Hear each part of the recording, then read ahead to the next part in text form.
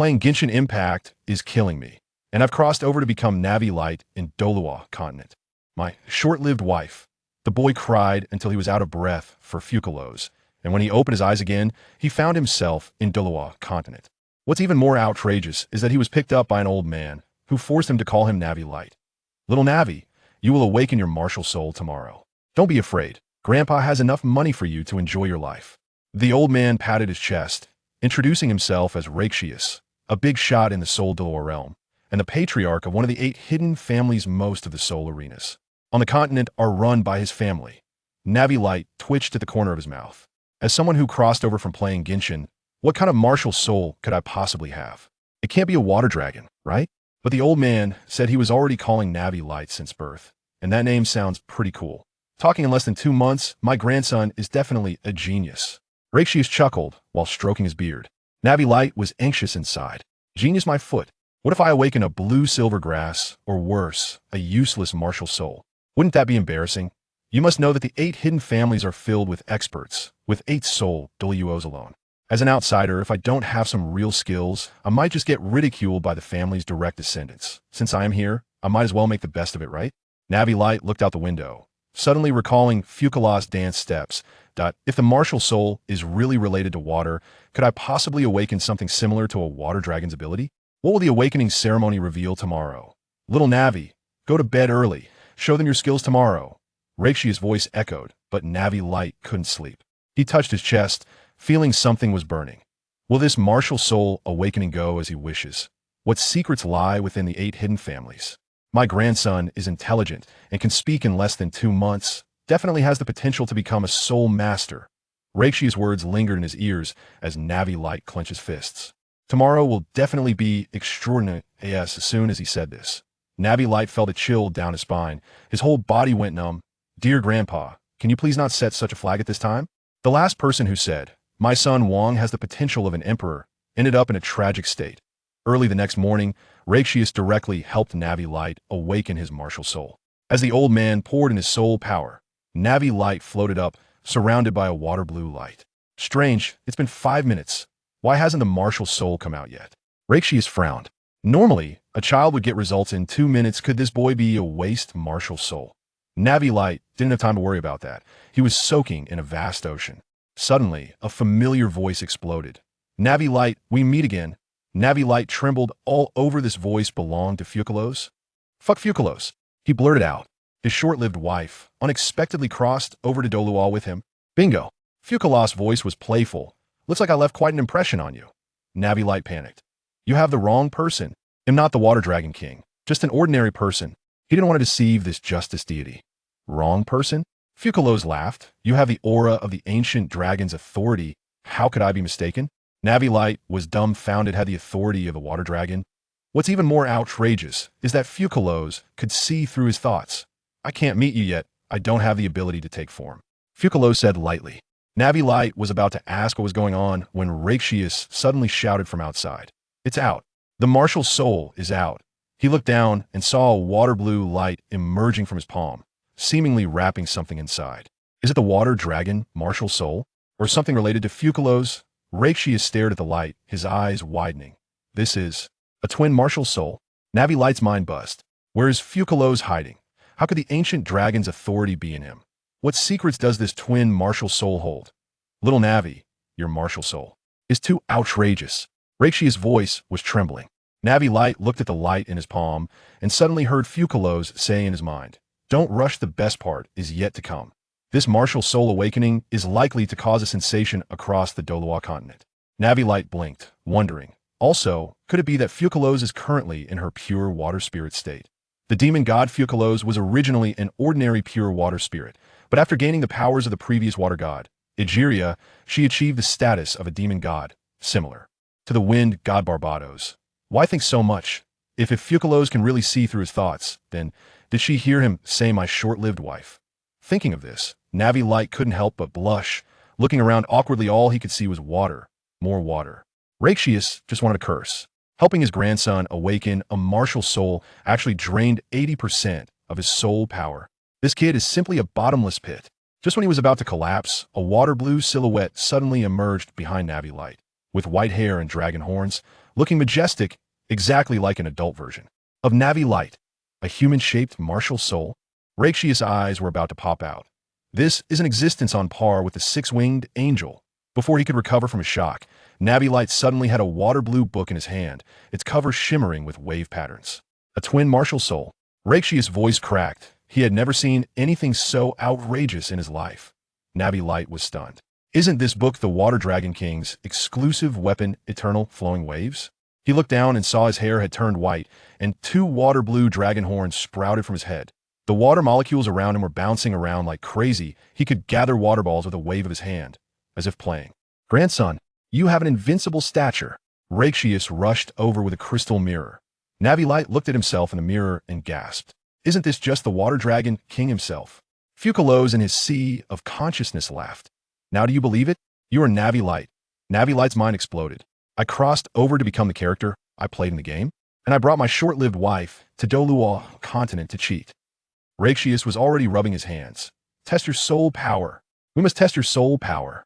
He pulled out a crystal ball, and as soon as Navilite touched it, the ball lit up like the sun.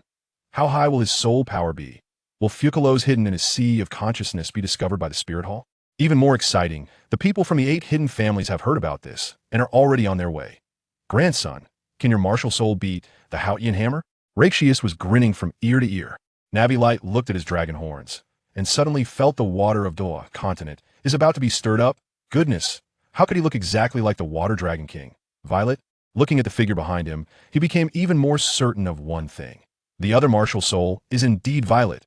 Lexus grabbed Violet's hand and his eyes sparkled. Listen, until you reach Tidal Douluo, your second martial soul must not be revealed. Violet was dumbfounded as a twin martial soul still need to be hidden. Think about it. If you wait until you're a soul Douluo to add a soul ring to your second martial soul, wouldn't that be starting from 100,000 years? Lexus said passionately, that's what you call invincible. Violet nodded, half understanding, but inwardly complained. This old man must want me to suffer from internal injuries. During the soul power testing, Violet looked at the crystal ball that only lit up halfway, and his face turned pale. Old man, I can't be a waste with innate spirit power below level 5, right? Lexus almost spat out a mouthful of old blood. This crystal ball can measure up to the Soul King level. What does it mean to light up halfway? It means innate level 20. In the entire Douluo Continent, innate full soul power is only level 10, and this kid directly doubles it. Lexus' hands trembled like he was sifting grain, and one thought filled his mind. This grandson has the potential to become a god. Violet was still puzzled. With such low innate soul power, will I be able to defeat Tang San in the future? Fucalos in his sea of consciousness laughed crazily. Silly dragon, your soul power can blow up the testing ball.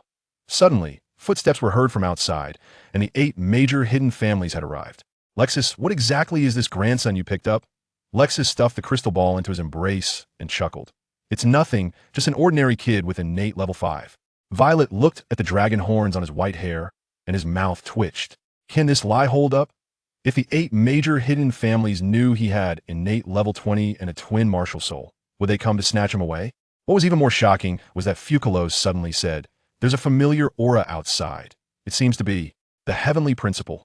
The Heavenly Principle has crossed over too? Violet's heart raced. What should he do next to hide from these old foxes? What kind of storm would the appearance of the Heavenly Principle cause? Little Violet, this is not a testing crystal for Soul Master soul power, but a testing crystal for those below level 50. Your innate soul power is level 20. Lexus pretended to be calm, but Violet almost jumped up. So I was just emo for nothing? This crystal ball is a high-end version? Remember, if others ask, just say innate full soul power, level 10. Lexus repeatedly emphasized, avoid conflict if possible. Your talent is too eye-catching. That night, Violet stared blankly at himself in the mirror. White hair and dragon horns, definitely the Water Dragon King. What was even more absurd was that this was actually his true martial soul, and his martial soul's appearance hadn't changed. Did I really cross over as Violet, or was I originally him? He tried to meditate and practice, but suddenly realized something was off. Isn't the rule of Douluo Continent that you need a soul ring to level up? But he felt no bottleneck, and his soul power was rising rapidly. Could it be that I don't need a soul ring? If this is true, then soul beasts and soul rings would be trash in his eyes. The body of a complete dragon. Using soul rings would be a desecration. Fucalos in his sea of consciousness suddenly said, tomorrow your grandpa will take you to hunt souls. It's best to pretend you need a soul ring. Otherwise you'll be treated as a Monster. Violet's mouth twitched. So I not only have to hide my twin martial soul and innate soul power, but also pretend that I need a soul ring. I can't live like this. Just as he thought of this, a few shadows flashed outside the window. The 8 major hidden families had indeed not left. What were they spying on? If they discover that Violet doesn't need a soul ring, how would they deal with him? Tomorrow, when hunting souls, should I intentionally act weak? Violet touched his dragon horns, calculating his mind. What was even more thrilling was that he found he could control water molecules within 100 meters. If he acted, he might flood the soul-hunting forest. Could he keep this secret? If the secret of not needing a soul ring were to be exposed, what kind of shock would it cause? Lexus said he would take him to hunt soul rings tomorrow, and Violet looked at his hands and suddenly smiled. How about putting on a show tomorrow? Exerting my own power while wearing a false mask to disguise myself is indeed quite unpleasant. Violet looked at the water blue soul ring phantom gathering in his palm, his mouth twitching for the past 6 years. He had been using this trick to fool the old man. 6 years later, on the streets of Soto City, Violet, dressed in a water blue luxurious outfit, his white hair reaching his waist, leaning on a cane, turned heads everywhere. This was his first time going out openly. He had just taken a few steps when he heard a delicate voice. Wow, third brother, look, there's such a handsome guy. Violet turned around to see a long-legged girl staring at him with infatuation, while a skinny boy beside her looked almost green with jealousy. The boy frowned, whispering, Xiao Wu, this person clearly looks like a young master from a big family. He's not a good person. Let's go. Violet was dumbfounded. What did I do to deserve this? I didn't even say a word and was labeled a bad person. If this were in Fengdan, I'd have to sue him for defamation. He's slandering me. Violet roared in his heart that in terms of justice. Who could be more just than him? The Water Dragon King? In terms of fairness, was the title of the Grand Judge of Fengdan just given for nothing? Third brother, you're wrong. He doesn't look like a bad person, just a bit aloof. Xiao Wu was still defending him. Tang San's face grew darker, and his gaze toward Violet carried a killing intent. This kid, he wouldn't have a death wish, would he? Violet, in just passing by, how did I jeopardize the protagonist's halo? He glanced at the hidden weapon in Tang San's sleeve, then touched his own dragon horns. If it came to a real fight, would he drown him with water or freeze him? After all, his soul power had already surpassed Soul Master, and he hadn't even brought a real soul ring. Suddenly, Fucalos laughed in his sea of consciousness. Be careful. This is the protagonist group. If you provoke them, you'll be in for it. Violet paused. Did he just make an enemy of Tang San on their first encounter? Would he be targeted when he goes to enroll in Shrek Academy next? What was even more thrilling was that he saw a masked figure standing on a roof not far away, staring at the cane in his hand. Who is this person? Are they coming for him? Or for Tang San? Violet tightened his grip on the cane, calculating in his mind. This trip to Soto City might not be peaceful. Navelette. After glancing at Xiao Wu and Tang San at this moment, Navelette suddenly realized, so it was these two. He was still wondering who it could be. After all, so many years have passed since he traveled through time, and it's completely normal not to remember them right away. After all, who would think about people they don't care about every day? Hello, I'm the highest judge of the Soul Arena in Soto City, and you can just call me by my surname, Navelette. Navelette said expressionlessly. Indeed, this so-called chief judge of Soto City was a position arranged for Navelette by the old man Lexion, which facilitated his travels across the continent. Whether Valite takes office or not, anyway, he holds the title of the chief judge of Soto City. The Soul Arena? The chief judge? Xiao Wu muttered in confusion. What is the Soul Arena? She knows what a judge is, but what is the chief judge? What nice name, Violet. At this moment, Tang San also came up, and he couldn't find any fault with Violet's performance. The expressionless demeanor seemed to keep others at a distance. He showed no interest in Xiao Wu at all. Instead, Tang San was underestimating Violet, as the saying goes, overthinking. The Soul Arena, a referee? It was Tang San's first time hearing about the Soul Arena and the position of a referee. Hello, my name is Tang San, and I am Xiao Wu's brother. May I ask what the Soul Arena is for? Tang San said calmly, not feeling inferior even when facing a young master from a prominent family. Ha ha, 2 country bumpkins. Before Violet could say anything, a passerby laughed. You don't even know about the Soul Arena. You must be from a really small place. The Soul Arena is one of the few entertainment venues on the Douluo Continent, spread throughout the entire continent. Not knowing about the Soul Arena, what else could someone from a small place be? Sorry, I just remembered some happy things. I didn't expect this young master to be the referee of the Soul Arena. It's an honor to meet you. The passerby cupped his hands towards Violet, flattering him. The Soto City Soul Arena is no ordinary force. This so-called referee should be related to the judging, right? The highest referee is also a judge, the most powerful one, the boss among referees. Hearing this, Violet's eyes twitched. He had just taken office, and someone was already saying it was an honor to meet him? Goodness, what a surprise. You're too polite, KingNavelite said indifferently. He didn't mind, but Xiao Wu and Tang San were both furious. They really didn't know, which is why they asked. Unexpectedly, they were told that they came from the countryside. Well, they really did come from the countryside. The Seoul Arena in Soto City is located right in the center of Soto City. If you two have time, you can go take a look. I have other matters to attend to, so I want to stay longer. After Violet finished speaking, he turned and left, leaving Tang San and Xiao Wu looking at each other in confusion. What is up with this guy? He is quite handsome, but why does he act like an ice block? Xiao Wu said with her hands on her hips, feeling indignant. She had thought Violet would explain what the Soul Fighting Arena was, but unexpectedly, he completely ignored them. Tang San glanced at Violet's back, deep in thought, then shook his head. He decided that he must learn about this so-called Soul Fighting Arena when he had the time. Seeing Violet leave just like that, Tang San felt a sense of relief in his heart. He truly had no interest in Xiao Wu, which was good. Xiao Wu, maybe he really had something to do. After the registration ends, let us go check out the Soul Fighting Arena. Tang San patted Xiao Wu's shoulder, trying to comfort her. Xiao Wu, what's going on? Why is Tang San defending Violet now? Didn't he say Violet was a bad person before? The staff of the Soul Fighting Arena must be earning hundreds or thousands of gold soul coins every minute. Who has the time to chat with you? Just a few words could cost them hundreds of gold soul coins. Who do you think you are? The passerby scoffed. As if thinking of something, the passerby continued. I didn't expect this young man to actually be a referee at the Soul Fighting Arena. I've never seen him before. He should be new. Probably here to gain some experience. The person who just said I've long admired you should also be you, right? Yes, new.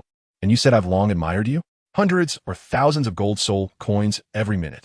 Xiao Wu and Tang San looked shocked. They had initially disliked this passerby, but unexpectedly, he said something like this. It's worth noting that Xiao Wu and Tang San were currently just great soul masters, and each could receive 10 gold soul coins from the Wuhuan Temple every month, which was 10 coins per person. In a year, that amounted to only 240 gold soul coins. Yet, this person claimed to earn hundreds or thousands of gold soul coins every minute. Uncle, are you kidding? Yes. Xiao didn't believe it at all. How can anyone earn so many gold soul coins? You guys are from the countryside, and you still want to admit it. You should go check out the Soul Fighting Arena yourself.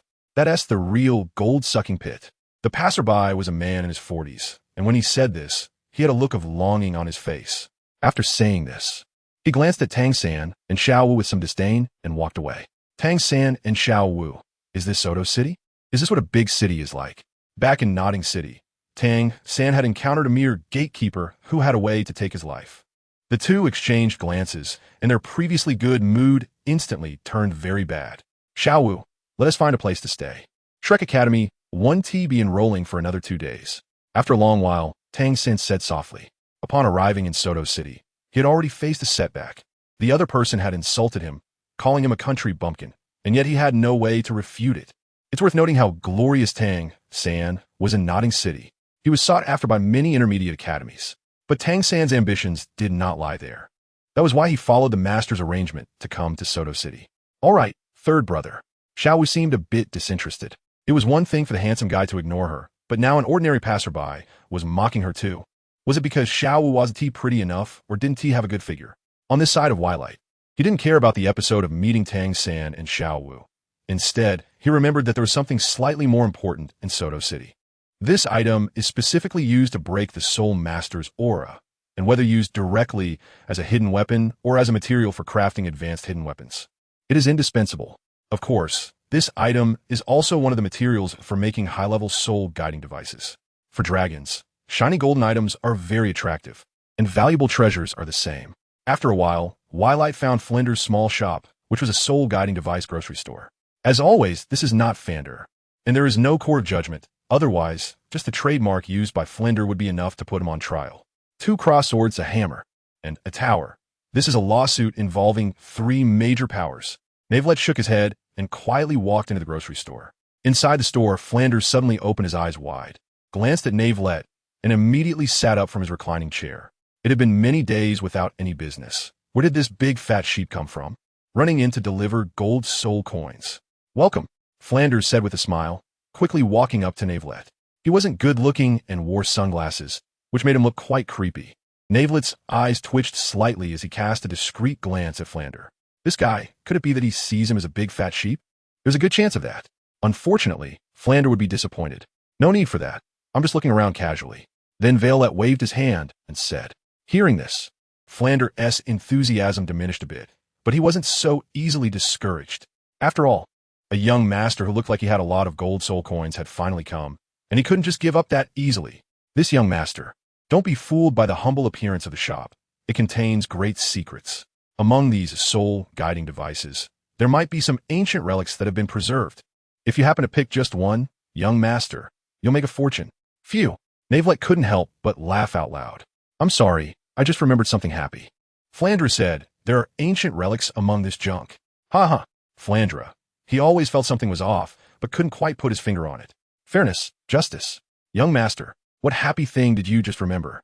Flandra said with a dark expression. He always felt that the laughter of the person in front of him was strange. As if he was mocking him. Navelite, that's right, I was mocking you. It's quite something for a soul saint to end up like this. Being mocked by a young nobleman. It's already impressive that Flander didn't explode in anger on the spot. My second uncle's third concubine's little nephew becoming a soul master today is truly a wonderful thing. Wailate said calmly, as if there really was such a thing. Flander was taken aback, blinking in confusion as he looked at Wailate. It's just becoming a soul master, and they're such distant relatives. Is that even considered relatives? Just as Flander was about to say something, Wailate pointed to a nearby impure crystal and asked, Boss, how much is this crystal? Upon hearing this, Flander didn't think much of it and followed Wailate's. After realizing it was the crystal filled with impurities, his previously happy mood instantly sank. This crystal was all impurities. Selling it for a gold soul coin would mean the buyer was blind. This young master clearly had a distinguished identity and status. Just his outfit alone must have cost at least 10 or 8,000 gold soul coins. Flander didn't believe that Wailate was unaware of the crystal's value. He must have been looking for an excuse to leave. Alas, what a pity for this young master. With that thought in mind, Flander waved his hand and said, If the young master likes it, just give me a gold soul coin. After saying this, Flander quietly walked back to the lounge chair, lying down again in a leisurely manner. Violet was not polite either. She picked up the crystal from the table, observed it briefly, and then placed it into the storage bracelet on her wrist, a storage soul guide. Boss, although you do not recognize the value of this crystal, I cannot pretend not to know. Justice and fairness are my lifelong pursuits. After saying this, Violet took out a golden card and placed it on the table, which was a savings card worth 10,000 gold soul coins. The value of the crystal, for someone useful, would not be less than 10,000 gold soul coins. And for someone useless, would not be more than 1 gold soul coin. Navelite offered 10,000 gold soul coins for the sake of fairness and equal trading. He didn't lack this 10,000 gold soul coins and had no need to hold onto a mindset of picking up bargains. After putting down the gold soul coin savings card, Navelite turned and left, leaving Flandra in a daze. After about 3 seconds, Flandra suddenly sprang up, causing the reclining chair beneath him to collapse. He quickly rushed to the table and picked up the golden savings card, examining it briefly before murmuring, Is this young man really foolish or just pretending to be foolish? Does that broken crystal really have a value of 10,000 gold soul coins? The savings card in his hand was real. After all, Flandra was a soul sage and had some discernment. He was not ordinary. Fairness and justice. Do they truly exist in the Douluo Continent? With a loud slap, Flandra gave himself a big smack on the face. As someone who had been through it all, he certainly knew that in the Douluo Continent, strength was paramount, and all talk of fairness and justice was a lie. But how could he mock a young man chasing dreams of fairness and justice? He truly deserved to die. Flandra. I actually don't have a child who sees things clearly. Flandra shook his head and carefully put away the savings card. He didn't know the true nature of that broken crystal, but the 10,000 gold soul coins were indeed real. If it weren't for being so poor, why would I need to open a small shop to deceive and swindle? After a long while, Flandra finally came back to his senses.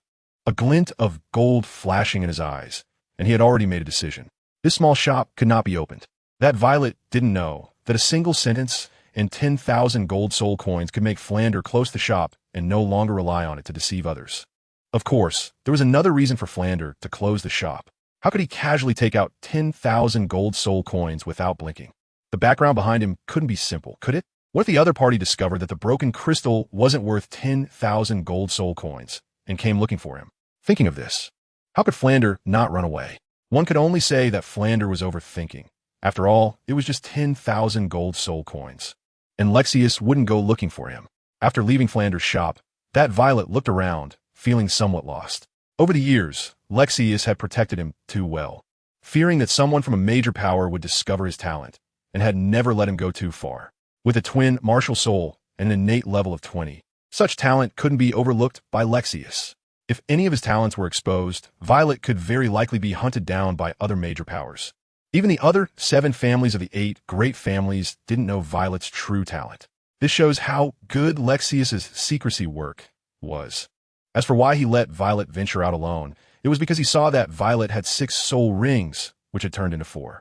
Goodness, the soul rings were still hidden. Lexius didn't blame Violet for hiding it. Instead, he patted Violet's shoulder with satisfaction, saying that the child had grown up. Being cautious is good. That's how one can live longer. Lexius also educated Violet that he shouldn't have 4 soul rings now, but rather 3. Upon hearing this, Violet twitched his mouth. Indeed, the older generation was sharper. Wasn't it said that the average intelligence of good people was negative? How come everyone he encountered was so cunning? Lexius was actually right to say this. At the age of 12, even with innate full soul power, having 3 soul rings was already quite good. Having 4 soul rings was too much of a genius. These soul rings were like fake glass beads, not real soul rings at all. If one wanted a few, one could just have a few. The true soul power level of Yue Na is currently around level 63. The longer the dragon lives, the stronger the buffs it gains, along with its diligent training, resulting in today's soul power level. Huh. Just then, Yue Na frowned.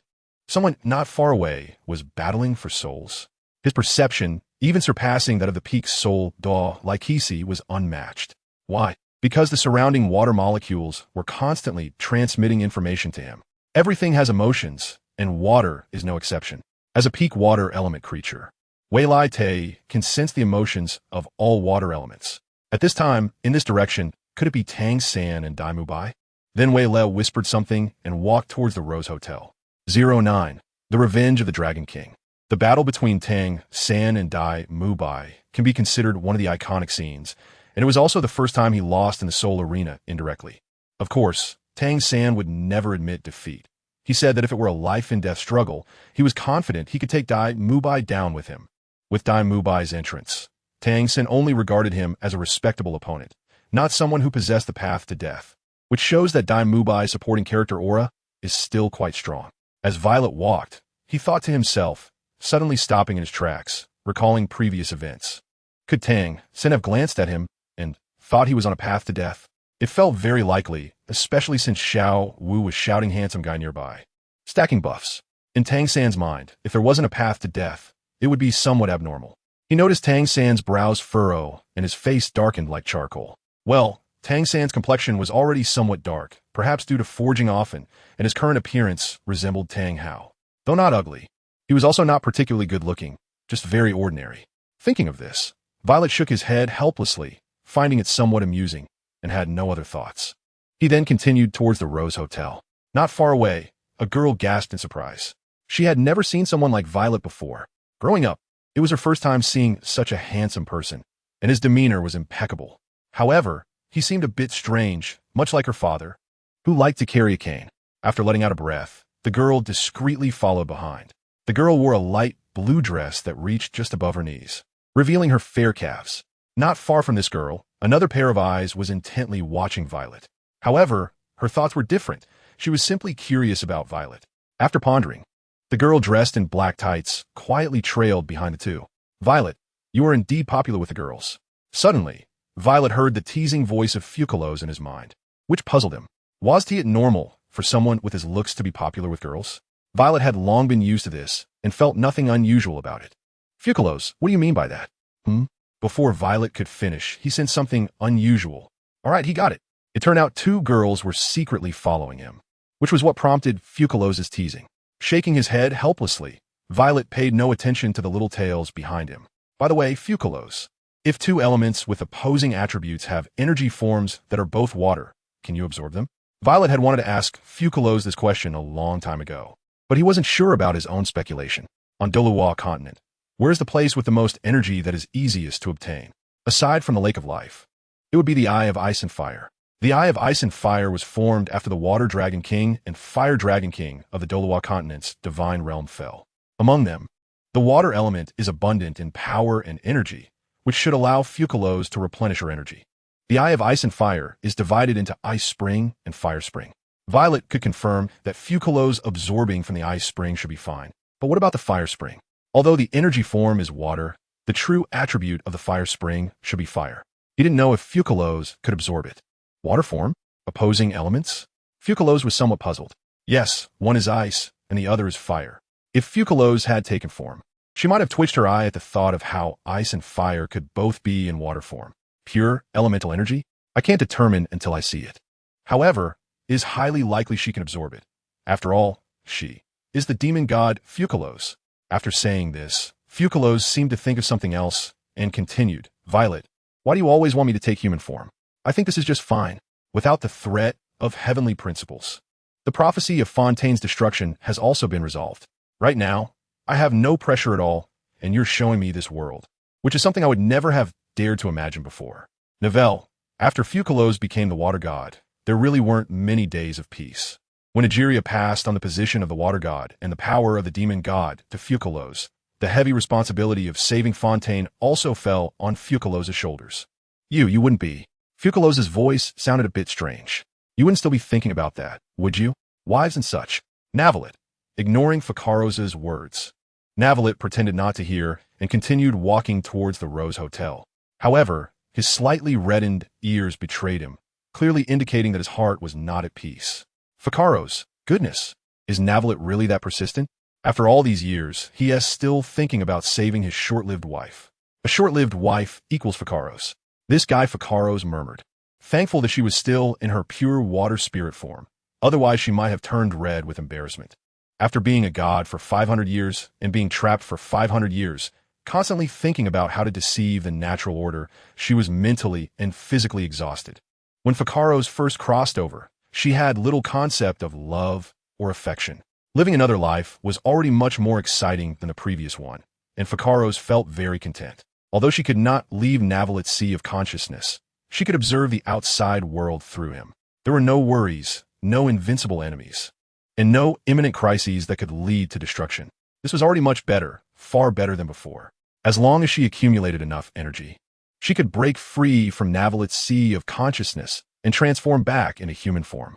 Gradually accumulating, it might take hundreds of years, but that time was nothing for her. With no sword hanging over her head, everything was fine, just a few hundred years.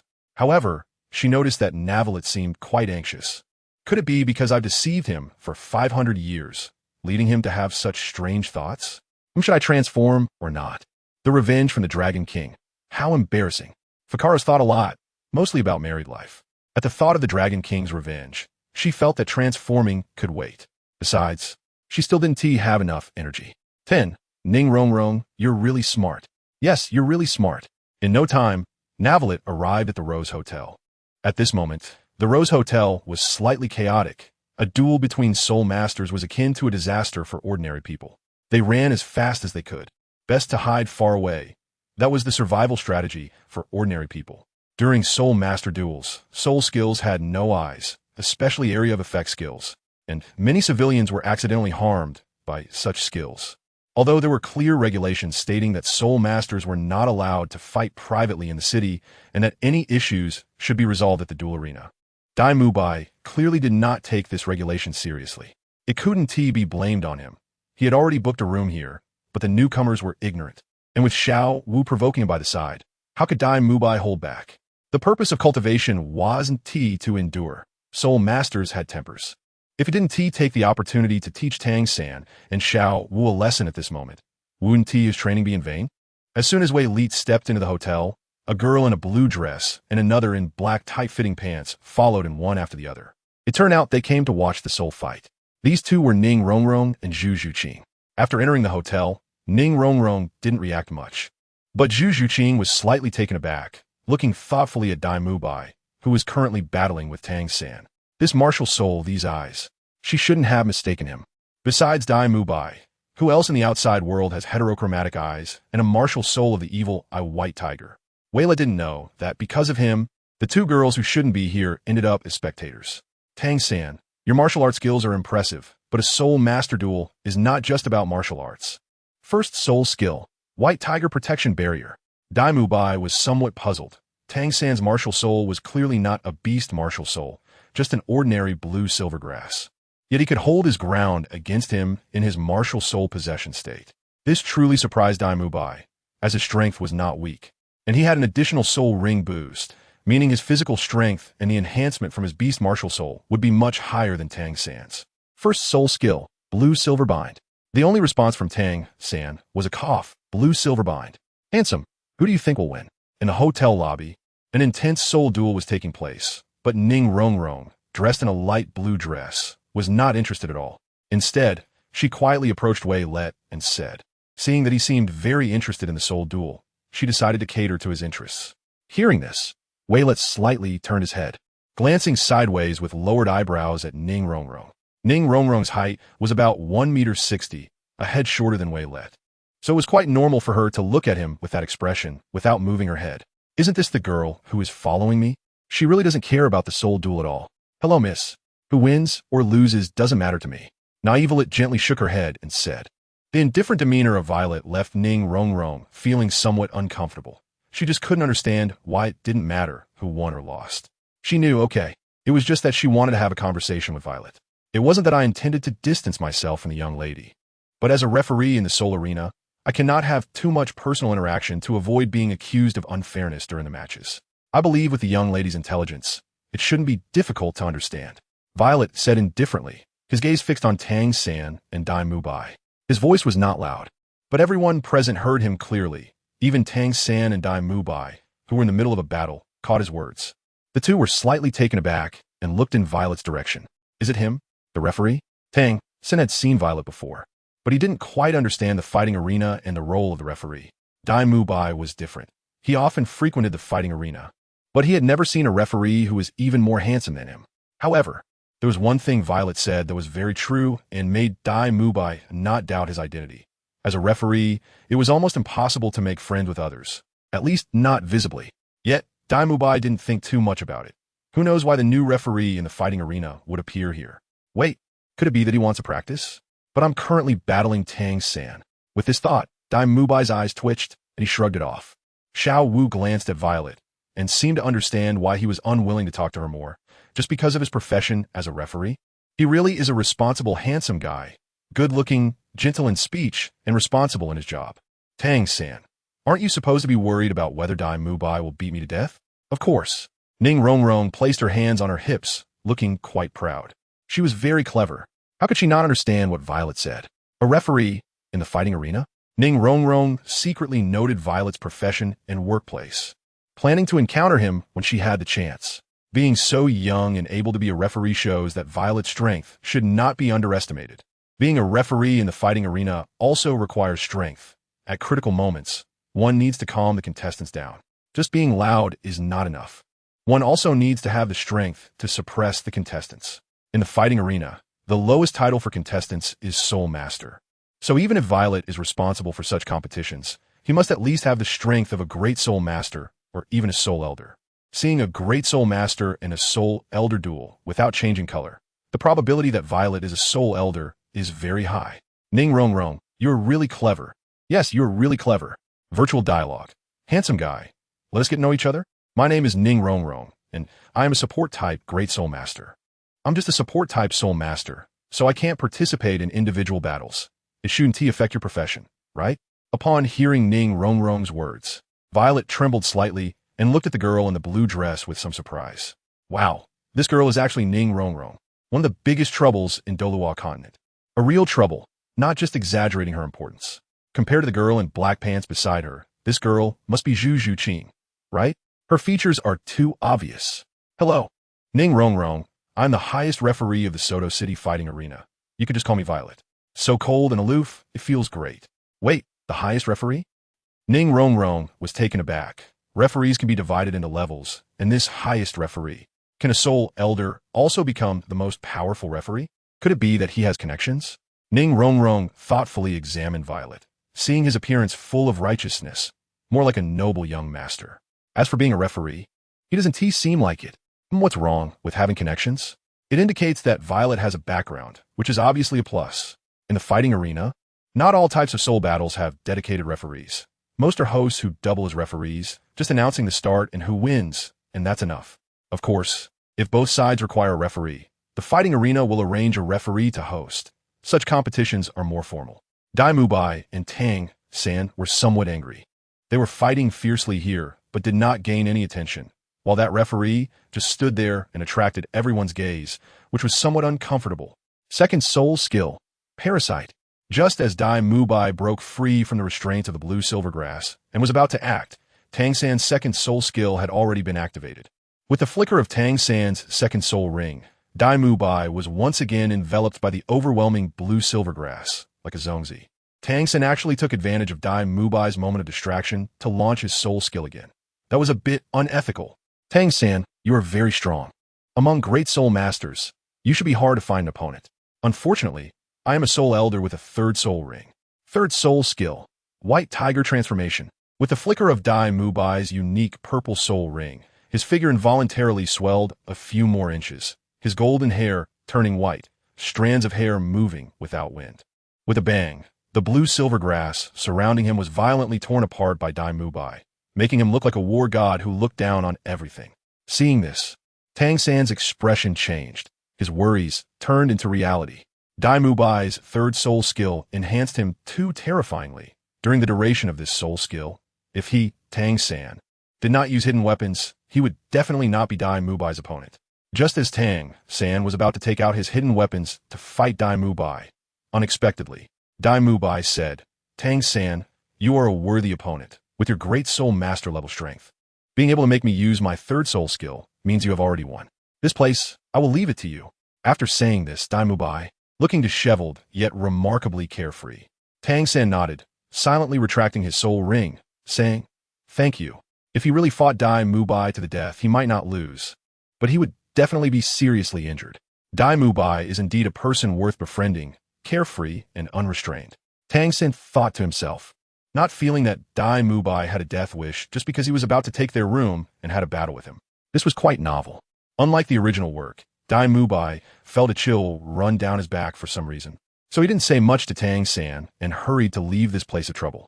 The twin sisters saw that Dai Mubai and Tang San had fought to a draw and did not react. Anyone with eyes could see that Tang San was not Dai Mubai's opponent. It was just that Dai Mubai had martial ethics and did not bully the weak. Young Master Dai, you were really mighty just now?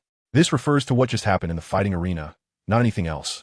The twin sisters linked arms with Dai Mubai on either side, their eyes sparkling with admiration, making people truly envious. Although the two girls were not soul masters, they were exceptionally beautiful, ranking among the best among ordinary people. Dai Mubai proudly embraced the two girls, casting a joyful glance around, enjoying the envious gazes. It was strange. Where did that chilly feeling on his back come from? Dai Mubai felt a bit confused. He looked around and didn't notice anything unusual. Even the referee at the Fighting Spirit Arena was only half-heartedly responding to the girl next to him. Wait, there were two girls beside and behind him just now, right? Where did the one in black pants go? Shaking his head, Dai Mubai didn't think much of it. Where others went was none of his business. He decided to leave this place first. Tang San, maybe we'll meet again in 2 or 3 days, Dai Mubai said as he walked away. Oh, Tang San was taken aback, not quite understanding what Dai Mubai meant. You and that young lady, being a great spirit master at such a young age, must be here in Soto City to enroll at Shrek Academy. I am one of the current students of Shrek Academy. Looking forward to your arrival. What? Tang San's mouth opened slightly, hesitating to speak. Shrek Academy truly lives up to being the school recommended by the teacher. Even a random student is a monster-level existence. Dai Xiao, put this on my tab. Yes, thank you, Dai Xiao. Thank you, Dai Xiao. Just when Tang San wanted to say something, he noticed that Dai Mubai had already walked far away with the two girls. What the heck, a student from Shrek Academy, just a lecher, Xiao Wu said with a hint of disdain on the surface, but deep down, she felt a bit worried. All the students are at the Soul Master level. Could there be Soul Luo level experts in this so-called Shrek Academy? Hearing this, Tang San waved his hand and said nonchalantly, Xiao Wu, Dai Mubai is just acting on impulse, a bit sentimental, but his character is still pretty good. I believe Shrek Academy can provide us with enough growth space. Seeing Tang San like this, Xiao Wu wanted to say something but couldn't bring herself to. They could only take it step by step. Fortunately, Soto City isn't far from the Stardew Forest. If she sensed something wrong, she could just run towards the Stardew Forest. Ningrongrong, who was chatting with Violet, brightened up when she heard about Shrek Academy. She didn't expect that the person from earlier was actually a student of Shrek Academy. Her anticipation for Shrek Academy increased. Causing trouble was what Ning Rongrong loved the most. As for the wooden block in front of her, Miss Ning had plenty of time to deal with him slowly. After all, he was still at the Fighting Spirit Arena and couldn't escape. Shrek truly is a monster academy. All those enrolling are monster-level Great Spirit Masters. Wait, something seems off. Since all those enrolling are monsters, what does it have to do with them being called monsters in the academy? Ning Rongrong wondered. It's not that the academy cultivated monsters, but rather that monsters joined the academy. 500 years, another 500 years. What's wrong with you? You look a bit disappointed, Ning Rongrong whispered in Violet's ear. Miss Ning, you misunderstood. I just habitually use this expression, Violet replied. Violet shook his head. How did Ning Rongrong notice that he was a bit disappointed? Why did Tang San not consider Dai Mubai as a path to death? Why not take out the Jugagod crossbow and give Dai Mubai a harsh blow? Fortunately, Ning Rongrong was unaware of Violet's peculiar thoughts. Seeing that Violet was calm and collected, she thought she might have misjudged him. By the way, Violet, you must have been in Soto City for a long time. Can you introduce me to Shrek Academy? Ning Rongrong said with her hands clasped together, her face full of anticipation. Hearing rumors from outsiders is not as good as listening to the local people's evaluations, and with Violet's righteous and fair face, he should provide an objective assessment, right? That Violet's honest appearance doesn't seem like someone who would lie. Ning Rongrong's words made Tang San and Xiao Wu, who were about to go upstairs to rest, stop in their tracks, pricking up their ears to listen carefully to the conversation. Miss Ning Rongrong, from a rational perspective, I shouldn't answer your question. Ning Rongrong was taken aback, blinking her big eyes. Why not? The Duhan Arena, as a neutral force, has never judged anyone, any force, or any academy. Ning Rongrong was stunned. She just wanted Violet to share his understanding, so why did it come across as judgment? Something was off, very off. Ning Rongrong, being exceptionally clever, naturally understood that Violet's words carried deeper meaning, and there must be something very wrong with Shrek Academy. Was it exactly as she imagined? Shrek Academy was a school of deception, where all the students were monsters, just that monsters had joined Shrek Academy. I understand. Ning Rongrong noted Tolkchuli, then revealed a look of sudden realization. Tang San and Xiao Wu. What did you understand? Violet didn't say anything, but seemed to say everything. Ning Rongrong understood, but they didn't. Could it be that they lacked the cleverness that Ning Rongrong possessed? No, it must be that Ning Rongrong was pretending to understand. The enrollment of Shrek Academy will be in 2 days. If you're interested, you can go and take a look then. I won't say more. Miss Ning Rongrong. I have other matters to attend to, so farewell. Newilet clasped his hands and, after saying this, walked towards the Rose Hotel, leaving Ning Rongrong alone and confused. As for Ning Rongrong being tricked by Ning Fengji to come to Shrek Academy, Newilet didn't have much to say. He could only say that Ning Fengji had his own considerations. He thought of everything, except for the character of the teachers and students at Shrek Academy. This led Ning Rongrong, who already lacked education, to completely embark on a path of no return. The sword-bone Douluo treated Ning Rongrong like a beloved granddaughter. Yet when the sword broke, Ning Rongrong didn't shed a tear, while she cried heart-wrenchingly when Tang San fell. It is said that Ning Rongrong has a princess temperament, but she is indeed the little princess of the 7-treasure glazed tile school, with a status even above that of the true Princess Shueka. Having a bit of temperament and personality is normal. She hasn't really done anything truly bad. Most of it was just pranks. The way she ended up is indeed hard to understand. Newilet, you are so heartless. That girl clearly has feelings for you, and you are so indifferent. It's not right. Upon hearing this, Newilet paused, his eyes twitching. This is the Love Continent, and it's normal for everyone to mature early. However, he is not a local. Some things are hard for him to accept. Besides, he already has someone he likes, that short-lived wife, who is still waiting for him to save her. Wait a minute. Wasn't that what his short-lived wife said? Fucalos, I don't want to talk about love right now. I just want you to restore your human form quickly. Clearly a very touching statement. But Fucalos was trembling. Goodness, is Newilet really planning to take revenge on her? Does he want to create a little pure water spirit with her? Oh, so embarrassing. Well, Newilet, actually, there's no need to rush. At most, in 500 years, I will be able to accumulate enough energy to transform. 500 years. Again, 500 years. Impossible. 500 years is too long. I only strive for the present. Why are you so anxious? Navelite was taken aback. What on earth was Fucalos talking about? Why was he so anxious? He hadn't done anything out of line. Wait, could it be that Fucalos had gone crazy? Fucalos, what exactly are you talking about? Navelite asked in confusion. He simply wanted to revive this poor god of justice after all, since she was once his favorite paper doll wife. Fucalos, did she misunderstand Navelite? Well, looking at Navelite's bewildered expression, she must have misunderstood. However, it was impossible to admit such a mistake.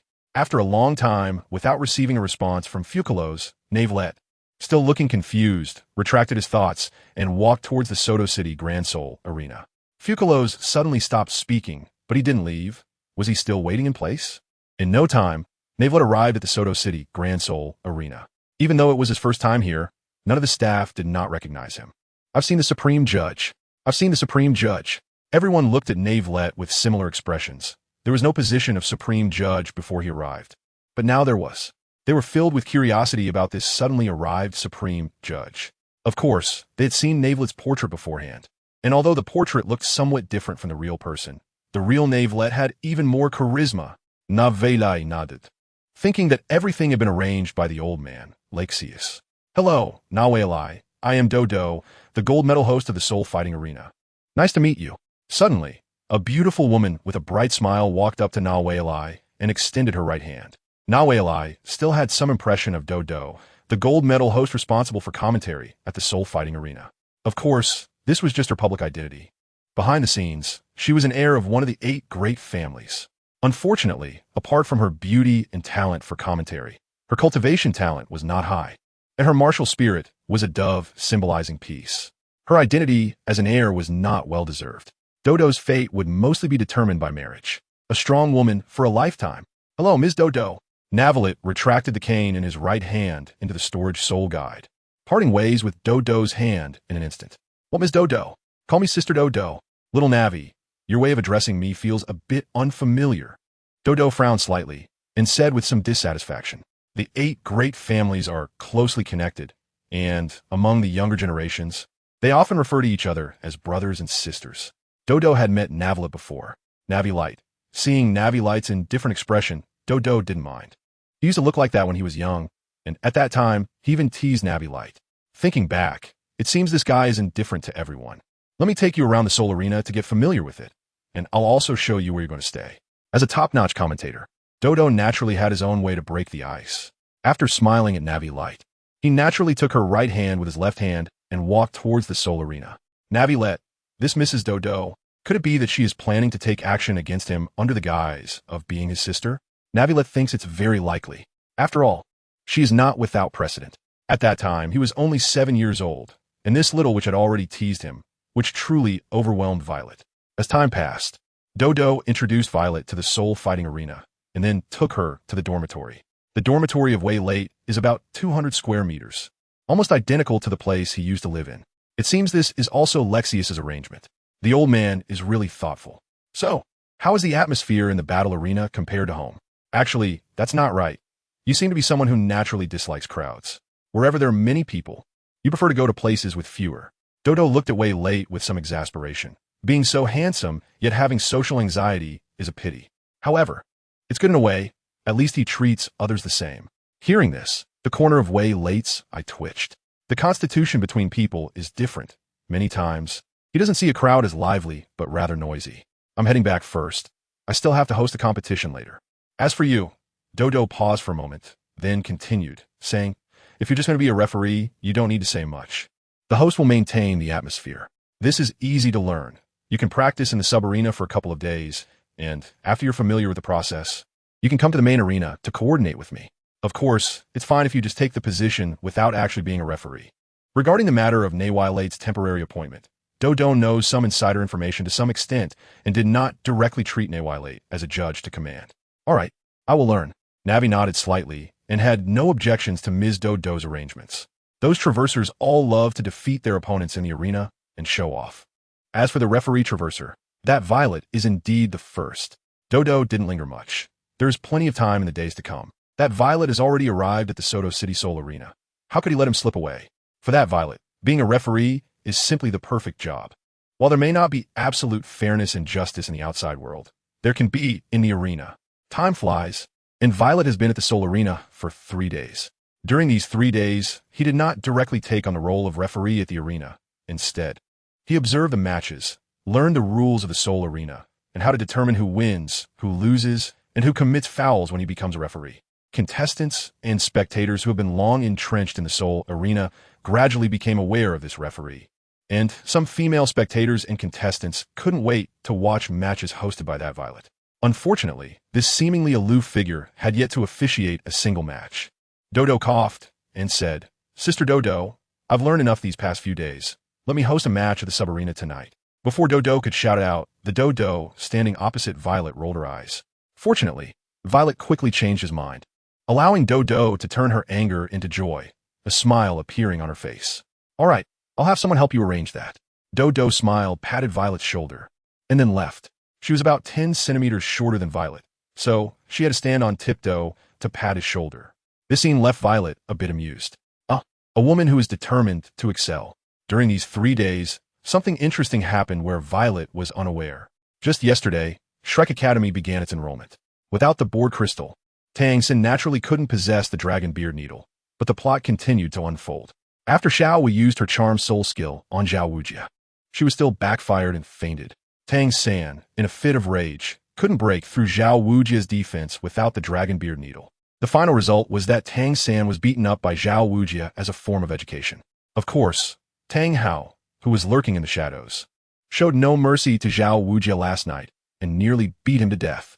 Fortunately, he thought Zhao Wujia still had some use, which is why he spared him.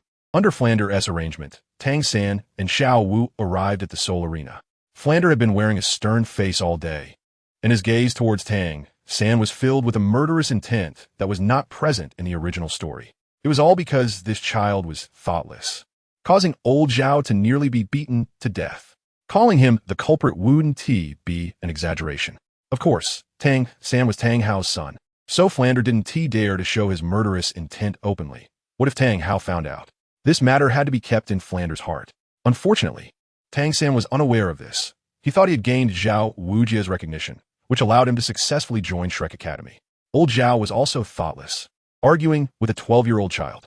After all, when encountering someone with a background, the person behind them could easily teach Zhao Wujia a lesson. At this moment, standing next to Xiao Wu, Tang San looked completely different. Even Xiao Wu almost didn't recognize him when she woke up. The soul battles were divided into 1v1, 2v2, and team battles with 5 or more people, with the most common team battles being the standard 7v7. Inside the Seoul Arena, there were gambling battles, life and death battles, and regular battles. I do not recommend you participate in gambling battles and life and death battles, as these two types usually result in injuries or deaths, whereas the regular battles might result in injuries but rarely lead to death. After all, soul skills have no eyes. After Dai Mubai explained the rules of the Seoul Arena matches, Tang San and Xiao Wu finally understood. So, this is what the Seoul Arena is like. What is the status of the referees in the Seoul Arena? Tang San asked in confusion, noticing that Violet's attire was not like that of an ordinary soul master. Could it be that referees earn a lot of money? Most referees have a status equivalent to that of hosts of the same level. Why do you suddenly ask this question? Dai Mubai asked in confusion. Tang San, Xiao Wu, this should be your first time encountering the Seoul Arena, right? How did you suddenly start asking about referees? The referee status is high on the arena, but low in general. After all, referees are just workers in the Seoul Arena. Tang San waved his hand and said, "It's nothing, just thinking of an old friend." He had been poor before turning 6, and life only slightly improved after awakening his martial soul and obtaining a soul ring to receive subsidies from the martial soul hall. He didn't expect that a referee in the Seoul Arena seemed to be much wealthier than him. This made Tang San feel somewhat unbalanced. Fortunately, his swollen face was a bit red, and the palm print was clearly visible, which prevented others from noticing the change in his expression. "Third brother, you're not thinking of that Violet, are you?" Xiao Wu blinked and asked. Hearing this, Tang San's face darkened. He only mentioned the referee without naming anyone. Yet Xiao Wu directly called out Violet's name. Tang San let out a sigh, thinking he must be overthinking it. How could Xiao Wu possibly be interested in someone she had only met once? It must be that he was overthinking. After arriving in Soto City, the only referee Xiao Wu got to know was Violet, so it was normal for her to think of him. Indeed, Violet gives me a strange feeling. I suspect he is a strong person. Of course, I just wanted to understand Violet's status in the Soul Arena, and I had no other intentions. Tang San explained a bit, saying that he truly thought this way. Although he felt a bit envious of the rich, he had no grievances against Violet, and didn't he think Violet had any intention of harming him? Moreover, judging by Violet's attitude towards Xiao Wu and Ning Rongrong, he indeed upheld a fair attitude and didn't want to have personal connections with anyone. Violet? Are you talking about that referee we met at the Rose Hotel? Dai Mubai asked in confusion, and only halfway through did he remember that Zhu Zhuqing was still beside him, completely ignoring the mention of the Rose Hotel. Didn't he know that the black-clad girl behind Violet that day was Zhu Zhuqing? Yes, it's that referee. After receiving their confirmation, Dai Mubai thought for a moment and said, to be honest, when I heard him say he was a referee, I was completely stunned. I hadn't seen him in the Soul Arena before, so he must have just recently come to the Soul Arena. With that attire of his. Do you know how many gold soul coins that costs? Even I. He paused for a moment before continuing, I can't casually wear such expensive clothing. I simply can't afford it. How much? The attire of Violet is magnificent yet solemn. As for its value, Tang San and Xiao Wu really have no concept. Not to mention other decorations, just the clothing alone is worth at least 10,000 gold soul coins. Dai Mubai clenched his right hand, extended his index finger, and said to Tang San and Xiao Wu, is he holding a light blue staff? Suddenly, Flander, who was drinking tea, spoke up. Oh, Dean, have you met him? Flander's eyes twitched. It's not just that he has met Violet. Because of Violet, he had connections with every grocery store in town. Yes, he came to my grocery store and bought a broken crystal, then paid me 10,000 gold soul coins. I originally planned to sell it to him for 1 gold soul coin, but he said I didn't know the value of that crystal, yet he couldn't pretend not to know. Fair, and that's why he paid me 10,000 gold soul coins. This child's character is the noblest I've seen among the people I've encountered in all my years in Douluo Continent. Unfortunately, he is backed by the Soul Arena. Otherwise, I would definitely invite him to Shrek Academy. Flanders said, with some disappointment.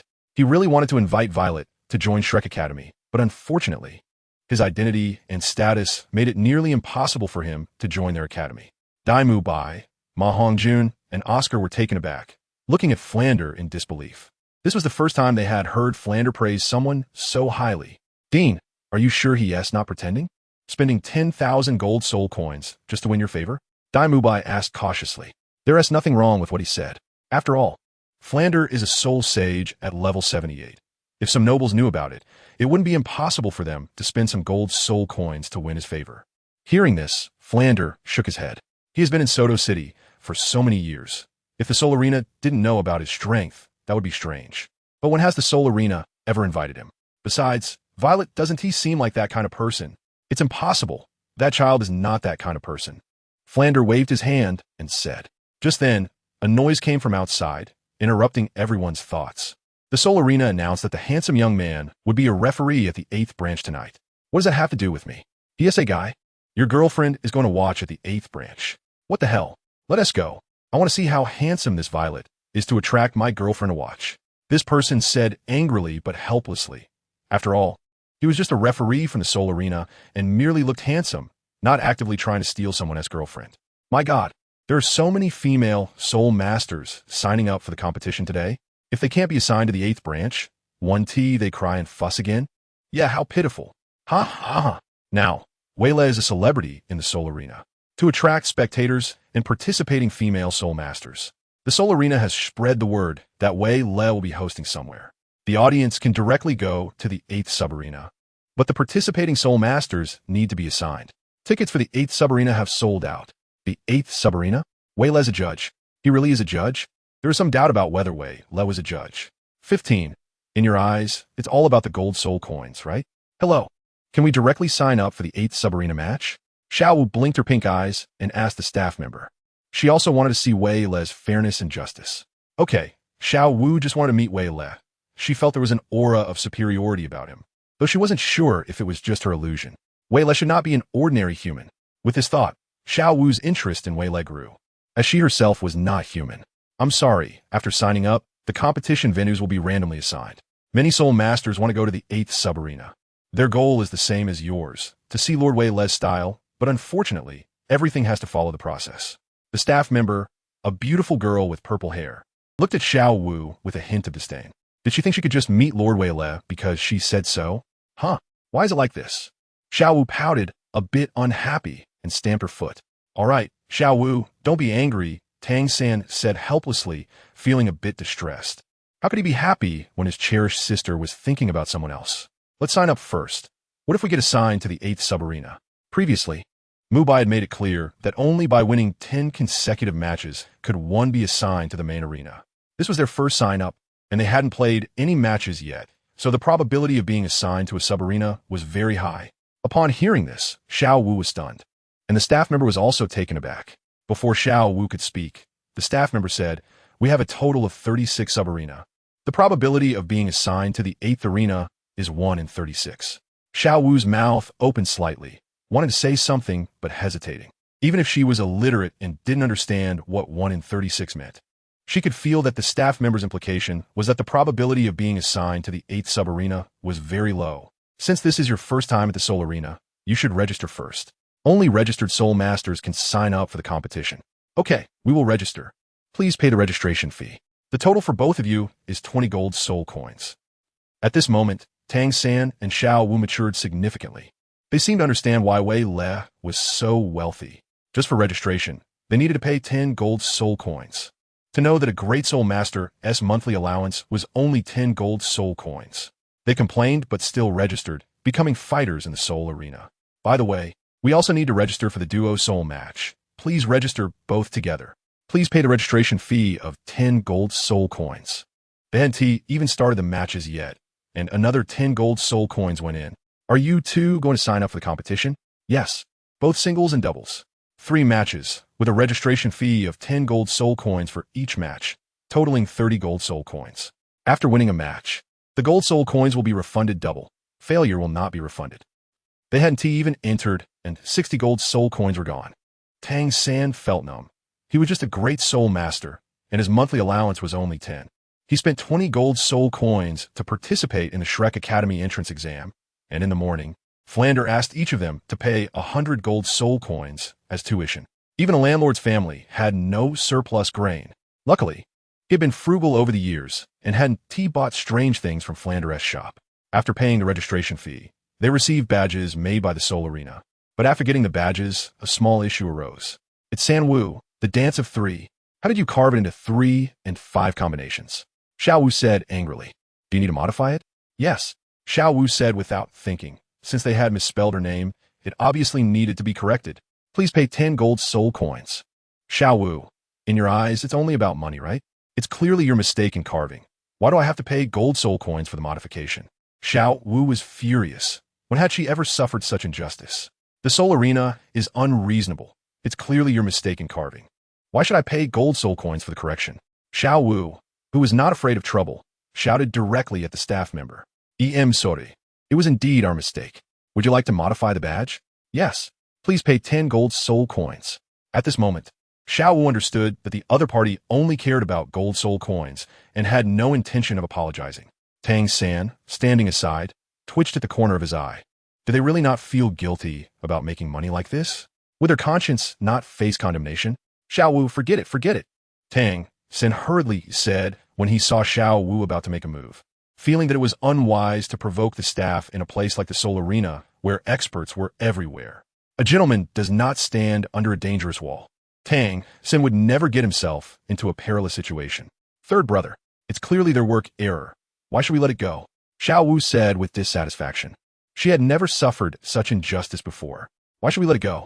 Xiao Wu, this is the Soul Arena, where experts gather. It's their home ground. If we continue to make a fuss, Tang San said quietly, his expression extremely serious. After coming to the big city, he realized that their strength was not enough to be taken seriously. After hearing this, Xiao Wu also came to her senses. She shot an angry glance at the staff member and then stopped talking, following Tang San to the side. Tang San, Xiao Wu, how's your registration going? At this moment, Dai Mubai walked over with a smile. Don't mention it. Tang San recounted what had just happened. After listening, Dai Mubai's expression became a bit grim. But he didn't dare to speak harshly. The Soul Arena was not simple, and they couldn't afford to offend easily. If it were in the Star Luo Empire, it would be one thing, but here in the Heaven Do Empire, It was not Dai Mubai's home ground. Forget it, it's just 10 gold soul coins. We can use the duo soul badge for now. Dai Mubai shrugged and said. What else could he do? He had no other solution. Of course, giving Tang San and Xiao Wu 10 gold soul coins to modify the badge was also possible, but a person with high emotional intelligence like him would never do that. Were Tang San and Xiao Wu angry because they didn't have gold soul coins? No, they were just angry over a matter of right and wrong. They said that the staff of the Soul Arena made a mistake, but Xiao Wu didn't mention dancing before. After the registration ended, everyone arrived at the competitors' lounge. It was much livelier than usual, especially with many more female soul masters present. I didn't expect that Valette would be so famous. Just the name attracted so many soul masters to compete, and they were willing to take a chance with a 1 in 36 probability. Dai Mubai whispered, feeling a bit jealous. He wasn't bad looking either, so why weren't there so many female soul masters going crazy for him? Then why didn't they buy tickets to the number 8 arena? Oscar asked in confusion. Wouldn't it be better to watch directly by buying a ticket? Competing requires allocation, and the probability of encountering Valette is too low. Dai Mubai shook his head and said, I asked earlier, the tickets for the No. 8 arena have long been sold out. The Soto City Soul Arena is one of the top venues in the entire Heaven Do Empire.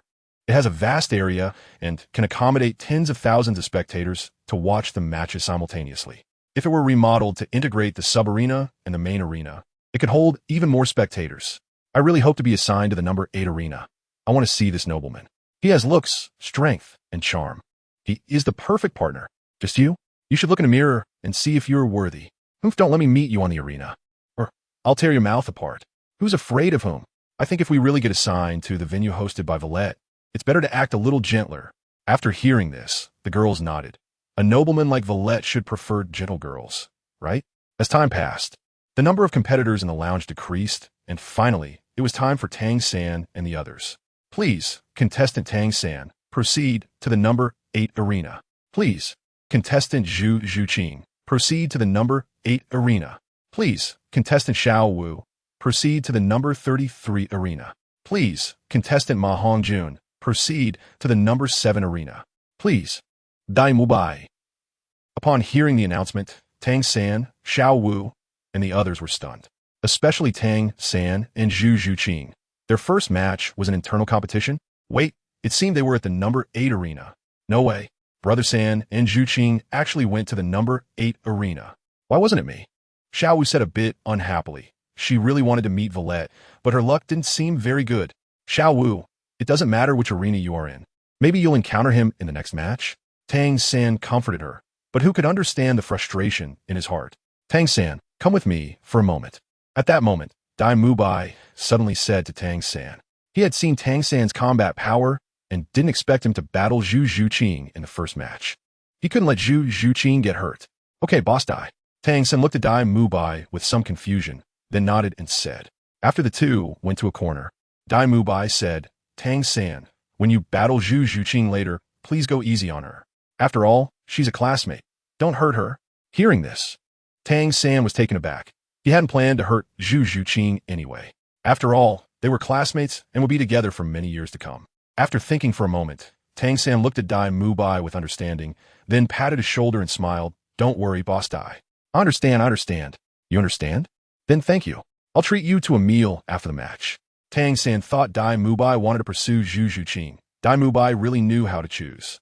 As for the pair of twin sisters that Dai Mubai had brought before, Tang San didn't care. What's wrong with a good brother being a bit flirtatious? Anyway, Tang San was pure and untouched by the mundane world.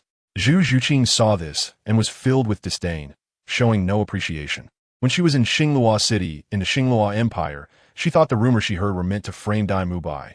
But unexpectedly, were they just rumors? They were even more conservative. How can one change their fate? Zhu Zhuqing pondered as she walked towards the arena. The scene shifted to Valette. At this moment, he was still dressed in his outfit, holding a light blue staff, scepter. The previous match between the two female contestants moved him. They were like hidden dragons and phoenix chicks, using such dangerous soul skills, yet appearing gentle as water. After the first match he hosted ended, Valette made a new discovery. The power within me has inexplicably increased a little. What is going on? Could it be that after hosting a match fairly and justly, my power would increase? Navelite fell into deep thought.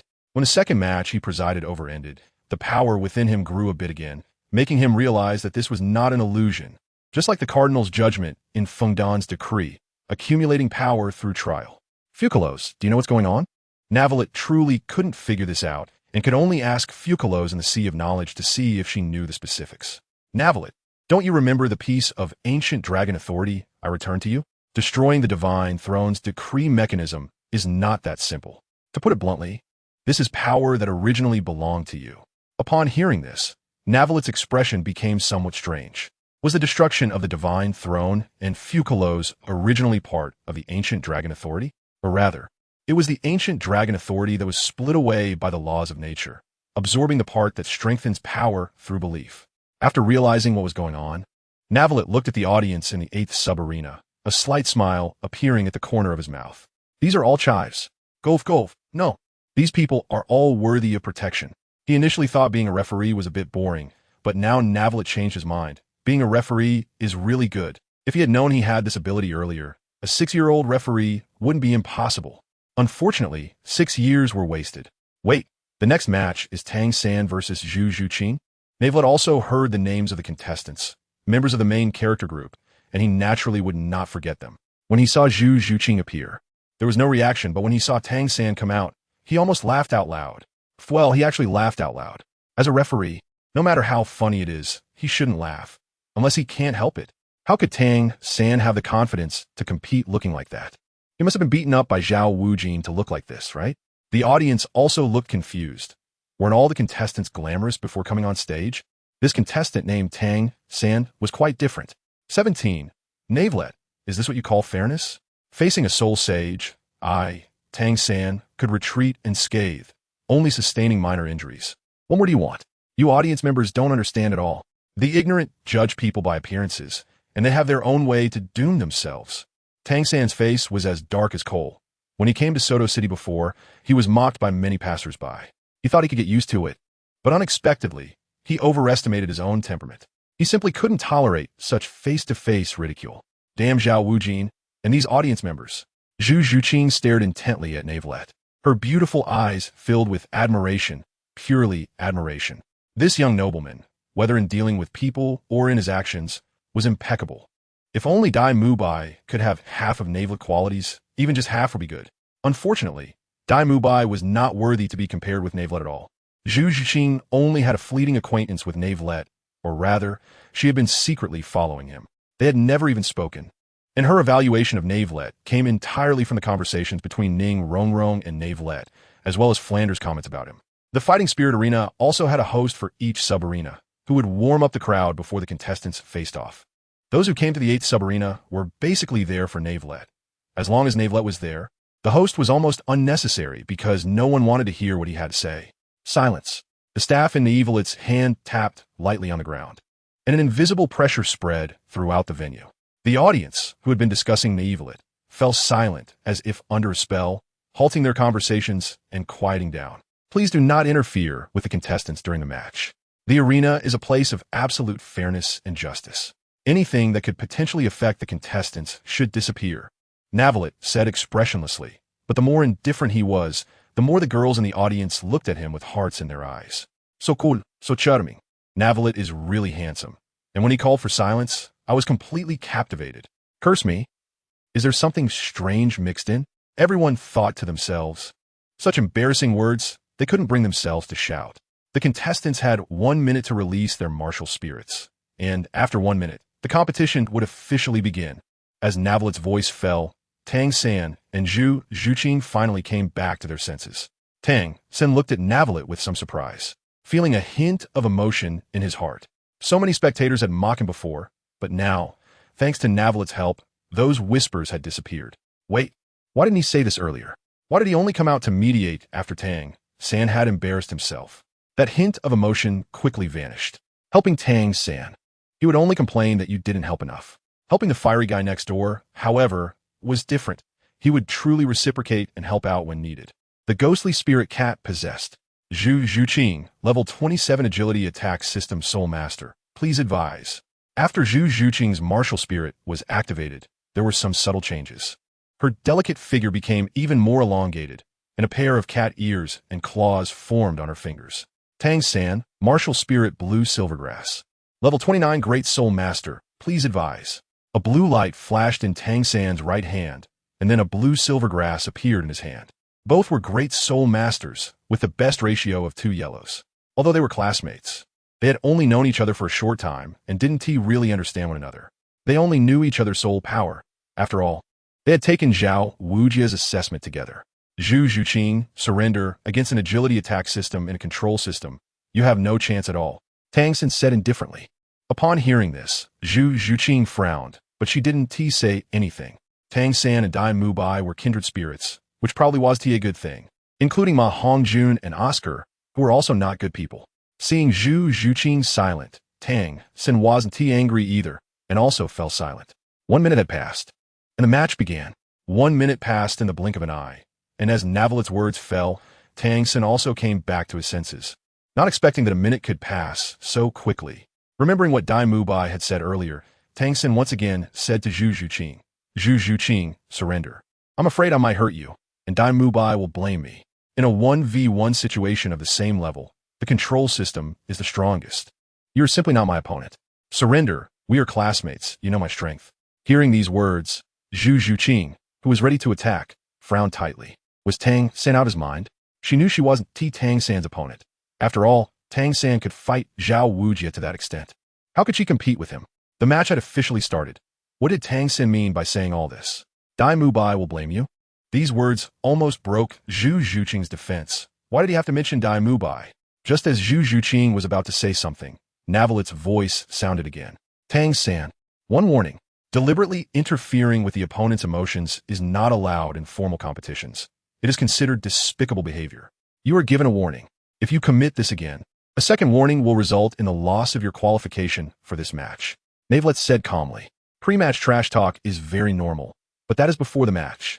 Giving a minute to release their martial souls is meant for both competitors to introduce themselves and then provoke each other, which is the time for trash talk. Once the official match starts, although such behavior is despicable, it does not violate the rules. However, as the highest referee of the Soul Arena, Navelite has the authority to add this rule. That's right. Tang San was taken aback. What was going on? He was just trying to persuade Zhu Zhuqing to admit defeat, and he ended up committing a foul? Navelite, is this what you call fairness? Which rule says that a competitor cannot persuade their opponent to admit defeat? Tang San almost shouted at Navelite. He had read the competition rules before the match, and there was no such clause. As the highest referee of the Soul Arena, I have the right to add this rule for absolute fairness. Furthermore, your behavior does not count as persuading your opponent to admit defeat, but rather as interfering with their emotions. While soul abilities that disrupt an opponent's emotions can be used, verbal attacks do not fall under the category of soul abilities. Soul abilities are not terrifying. Words can hurt the most. Navelite glanced slightly to the side and said calmly, Tang San. 18. Navelite, you have a way to bring about death. Goodness, this was just added. Are you sure this rule isn't aimed at me, Tang San? Tang San's mouth slightly opened, hesitating to speak. The chief judge can actually add such competition rules at will? The audience was also stunned. Upon reflection, Navelite was right. Mocking the opponent could be done before the match. During the official soul fight, it's better to see the true skill in action. Such despicable behavior has been met with disdain by the crowd. Soul skills are not terrifying, but words can be the most hurtful. That Judge Villette, he really made me want to cry. Tang San, isn't despicability also a part of strength? He wanted to say something, but couldn't bring himself to. Tang San was really a loss. He only wanted to advise Zhu Zhuqing not to struggle unnecessarily. But what happened? That Villette accused him of interfering with his opponent. The dead were even described as alive by him.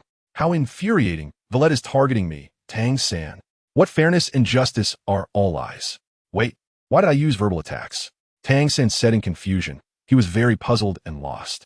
Did his words have any issues? Tang San, my eyes are the measure. Please do not doubt my judgment. When you mentioned Dai Mubai, Zhu Zhuqing's emotional fluctuations were filled with anger and confusion, which can be understood as extremely complex. There must be some grievances between them. Wei Le quietly said, providing an explanation for why he claimed Tang San was deliberately interfering with his opponent. Zhu Zhuqing was taken aback, her beautiful eyes filled with disbelief. She never expected Wei Le could sense her emotions. Tang San was also surprised. He glanced at Zhu Zhuqing and then at Wei Le. He was not a fool. Zhu Zhuqing's gaze was already so obvious, devoid of any pretense. Could it be that Zhu Zhuqing really had a grudge against Dai Mubai? Indeed, in the past 2 days, Zhu Zhuqing had gotten angry every time she saw Dai Mubai and completely ignored him. Previously, he thought Zhu Zhuqing was just aloof by nature, but it turned out they already knew each other. When Dai Mubai spoke earlier, he was hesitant. It seemed he had misunderstood. He truly didn't want him to hurt Zhu Zhuqing, but what was his dilemma? Tang San secretly thought his concern was not about Zhu Zhuqing, but whether Dai Mubai had any issues. Tang San, if I were your opponent and mentioned Xiao Wu in front of you, what would you think? Tang San. Wei Le truly had a way of provoking others. How dare he? Look, you're also getting angry. It's fine to say such things before the match. That 1 minute is for players to discuss, but saying this during the official match is quite inappropriate. Now, do you accept this new added rule? Upon hearing this, Tang San suddenly realized, I accept. Tang San finally nodded. He had no choice but to accept, although Wei Le's metaphor was indeed provocative. He wasn't wrong at all. This approach was indeed inappropriate. The audience saw that even the player Tang San had yielded and naturally had no objections. The match continued. As Wei Le's words fell, the battle spirit began. First spirit skill, blue silver bind. Tang San was only about 30 meters away from Zhu Zhuqing, but his first spirit skill could be controlled freely within 50 to 60 meters. As the first yellow spirit ring flickered, the blue silver grass in Tang San's hand instantly surged, leaping toward Zhu Zhuqing like a vine.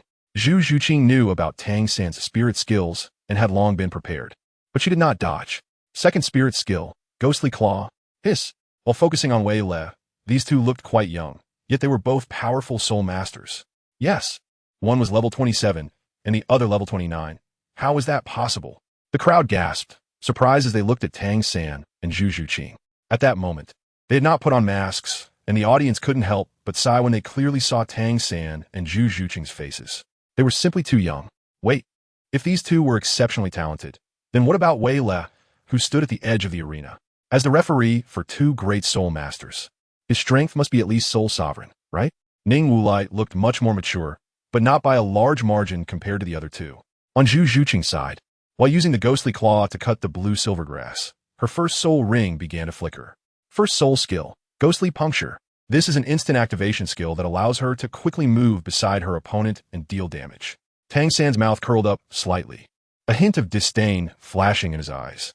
When Zhu Zhuqing was cutting the blue silver grass, she ultimately got contaminated by the seeds of the blue silver grass, which made it very convenient for him to use his second soul skill. He had already advised Zhu Zhuqing to admit defeat, but this girl wouldn't listen at all. There was no choice but to defeat her. Second soul skill, parasitism. In an instant, Zhu Zhuqing, in a charged state, was wrapped up by the blue silver grass. She wanted to cut the blue silver grass with her sharp claws, but both her hands and feet were bound, leaving her utterly helpless. Strength attribute was not a strong suit for agility-type soul masters. She couldn't break free from the bindings through brute force. After struggling in vain, although there was a hint of determination in Zhu Zhuqing's eyes, there was nothing she could do. When Tang San said this, it seemed like he thought of something, turned his head, and glanced at KingNavelite. Suddenly, he trembled all over, almost breaking the rules again. I admit defeat. Zhu Zhuqing's cold voice rang out just before Tang San was about to throw her out of the arena. She knew she was not Tang San's opponent, but she didn't expect the gap to be so large. Upon hearing this, Tang San quickly released the blue silver grass, giving Zhu Zhuqing her freedom back. Zhu Zhuqing admits defeat. Tang San wins. KingNavelite said expressionlessly. He did not feel disappointed by Tang San's victory. Zhu Zhuqing was never Tang San's opponent. Moreover, as an absolutely fair and impartial referee, he would not favor anyone. Even if it was against me, Tang San. How could someone with Zhu Zhuqing's combat power possibly win against me? Tang San thought to himself, believing that KingNavelite was targeting him. How could it be that, before the match, he wouldn't let anyone persuade the opponent to concede? The audience was somewhat uninterested. This match was just too quick. Both contestants used 2 soul skills, but they were executed in a very short time. The match had barely started when it ended. Just after the match ended, KingNavelite was slightly stunned. The power within him had actually surged significantly. The accumulation from the previous matches was not as much as this one. What could be the reason? 19. Zhu Zhuqing's disgust. KingNavelite pondered for a moment, then turned his gaze to Tang San and Zhu Zhuqing, already having a guess in his heart. Could it be because Tang San and Zhu Zhuqing are the main characters? Perhaps. The Judgment Arbiter collects power through factors like the emotions and beliefs of the audience. Tang San is the protagonist of the original work, and Zhu Zhuqing is the female supporting character, also a member of the main character group. The fortune they carry is immeasurable. Or maybe it's due to previous regulations and other factors. Further research is needed. If it really is because they're the main characters, then seeing Navelite look thoughtfully at him, Tang San felt somewhat puzzled. Does this guy want to target him? In the face of absolute power, I, Tang San, am not afraid of being targeted. Among soul masters, I, Tang San, have no rivals. How spirited Tang San is now. He will be even more so later. The match is over. Please return to the resting area, Wei Le said expressionlessly, while Tang San's smugness was almost spreading to his ears. What exactly was he so proud of? This left Wei Le quite confused. Why was Tang San always inexplicably confident? Tang San remained silent, the corners of his eyes twitching slightly. Are you sick? Can't you let me enjoy the glory of a victor for a moment? Why are you in such a hurry to chase me away? It's not like I asked you to treat me to tea. Tang San shook his head, casting aside the strange thoughts in his mind. He felt that Wei Le was odd. Though he claimed to dislike him, he couldn't seem to genuinely feel that way. Wei Le appeared to be handling things in a businesslike manner, not discussing any personal grudges. When Tang San returned to the resting area, Xiao Wu had also finished her battle. Although her opponent was also a great soul master, they were only at level 22, and she quickly resolved the fight. Dai Mubai was still in a fierce battle with a defensive soul venerable. After Zhu Zhuqing returned to the resting area, she remained silent, as if deep in thought.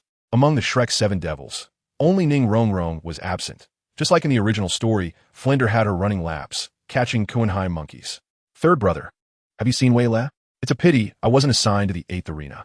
I wonder if I can get into the 8th arena for the doubles match.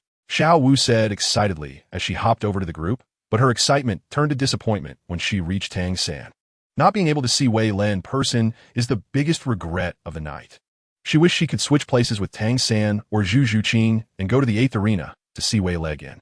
Hearing this, Tang San was slightly taken aback. Wei Le, that Valette. It's always that Valette. Xiao Wu, can't you think of something else? Like whether your dear third brother is injured, or if he has defeated his opponent.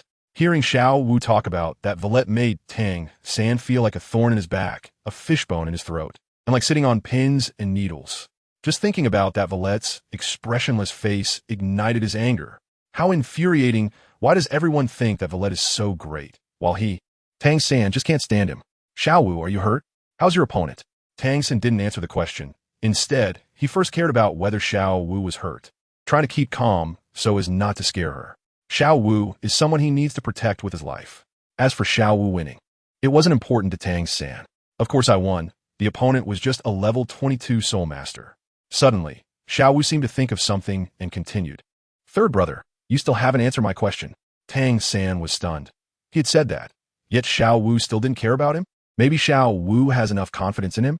After giving himself a mental pep talk, Tang San felt much better and finally spoke. I saw him.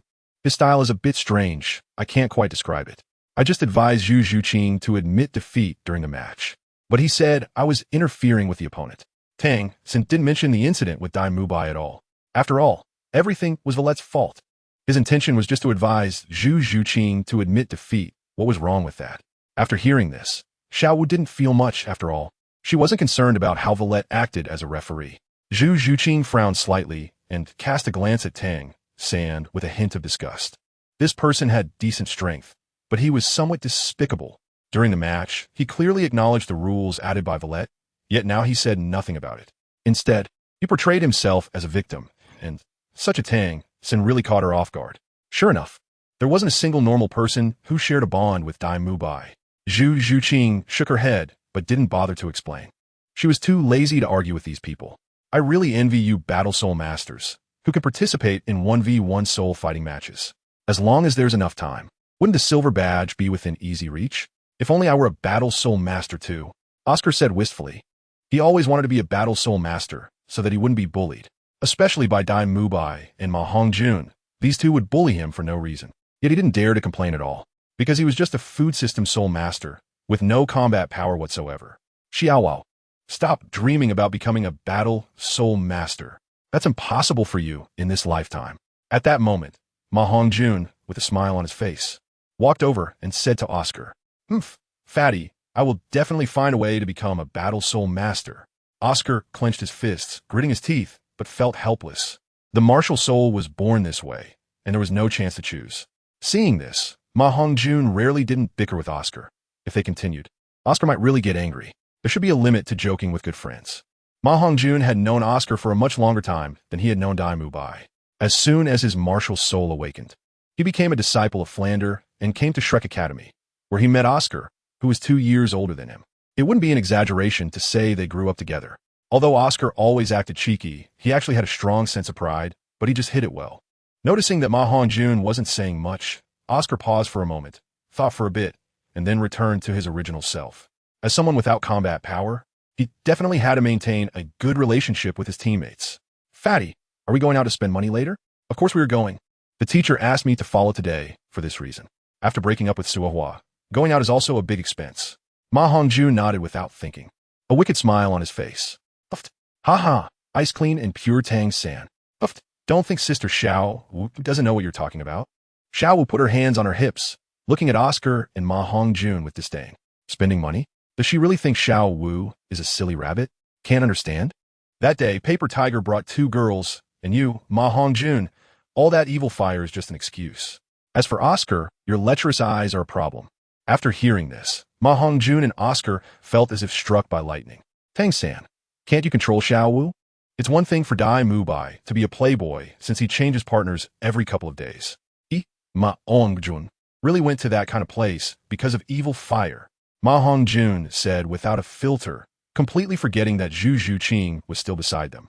"Yeah, Tang San, can't you control Xiao Wu? Dai Lauda is indeed a playboy. Fatty went because of evil fire, but I was born with these eyes." "What do you mean lecherous eyes? I can definitely count the girlfriends I've had on 2 hands. Oscar said defiantly. Why was he labeled as lecherous? Were his peach blossom eyes ugly or something? Only when Dai Mubai wasn't around could the 2 of them dare to pass the blame entirely on him. Zhu Zhuqing's face darkened, and she remained silent. Changing partners every few days? Dai Mubai really knows how to do it. "Oscar, Ma Hongjun, I think Xiao Wu is right. You should focus on your cultivation. Those things are harmful to your health, so it's better to do less of them." Tang San thought for a moment and said, "Is Xiao Wu more important, or the just acquainted Oscar and Ma Hongjun more important? Does this even need to be thought about? Of course, Xiao Wu is more important. Oomph. Third brother is different from you guys. He remains pure and is the ice clean and pure Tang San." Xiao Wu pouted and said, "Ice clean and pure? Remain pure?" Oscar and Ma Hongjun each chimed in, then exchanged glances.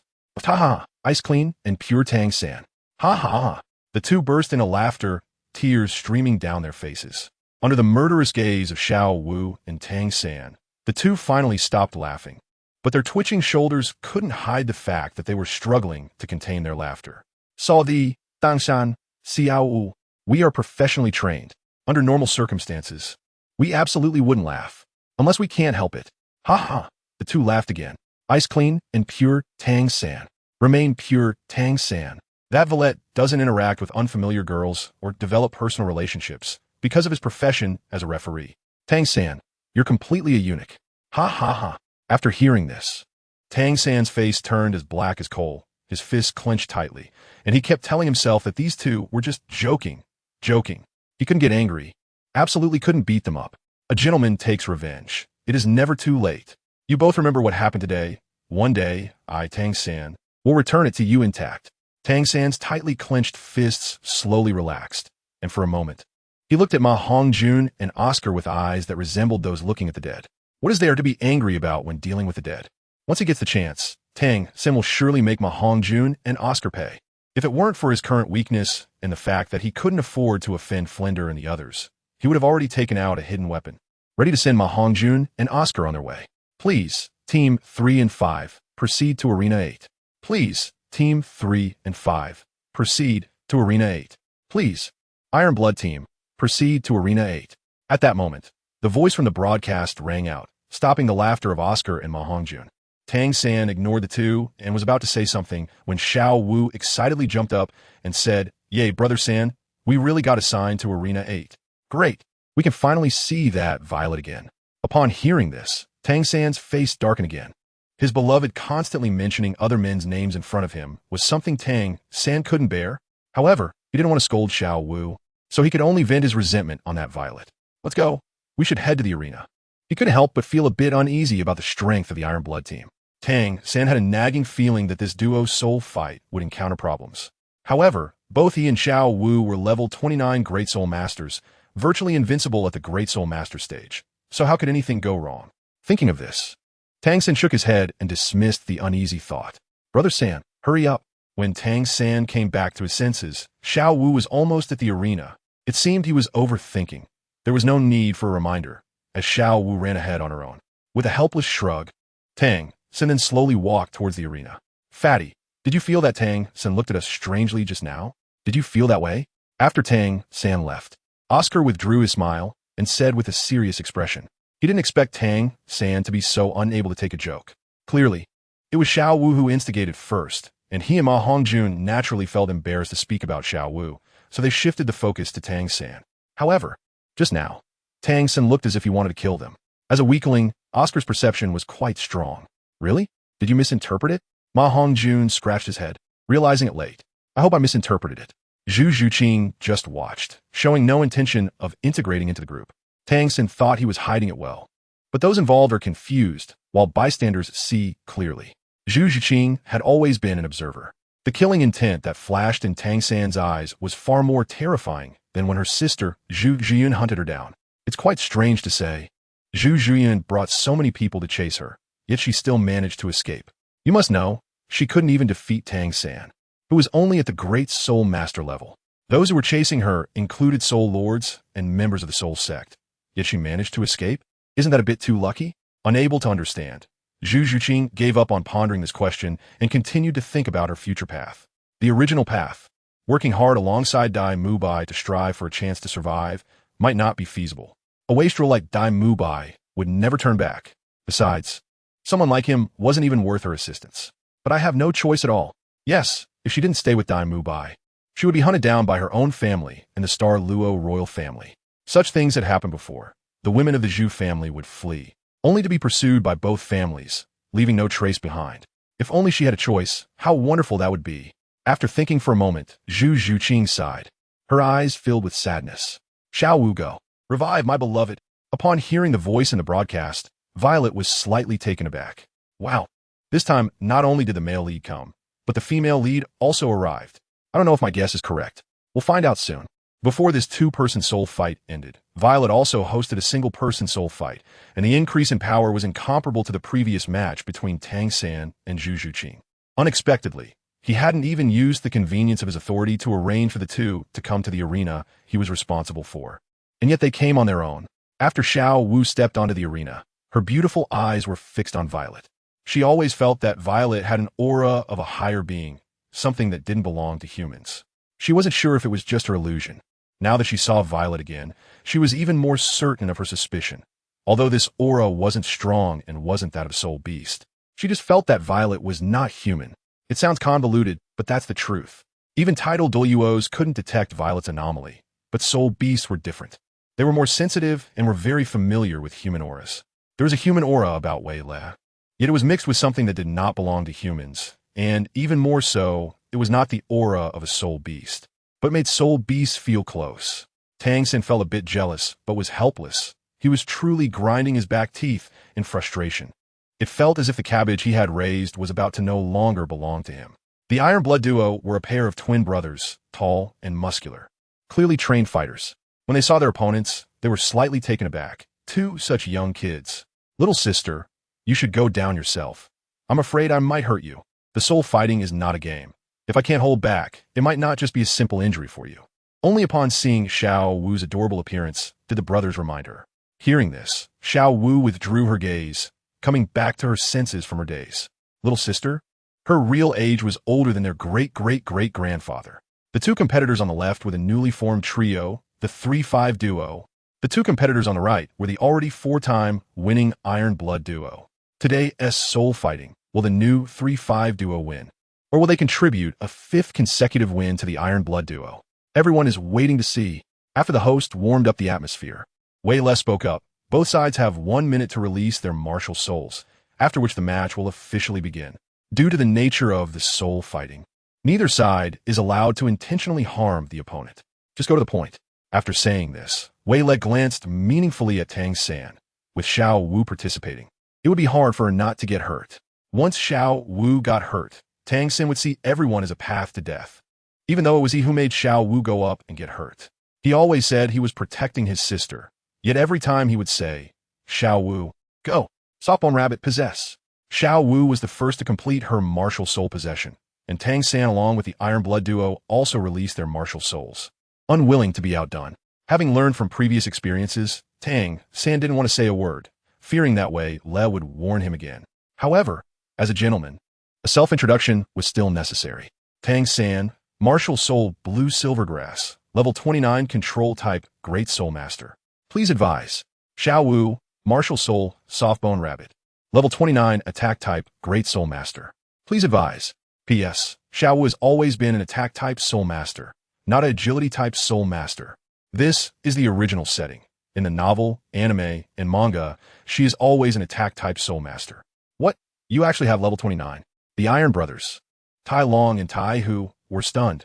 These two young kids had actually reached Level 29. Their soul power level was even higher than theirs.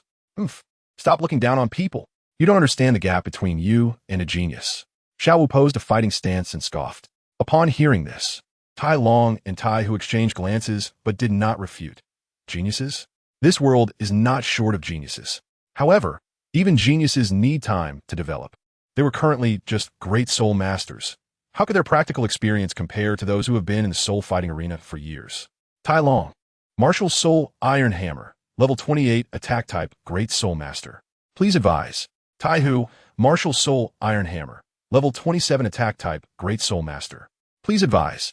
The Iron Brothers almost simultaneously released their martial souls, both being ordinary forging hammers.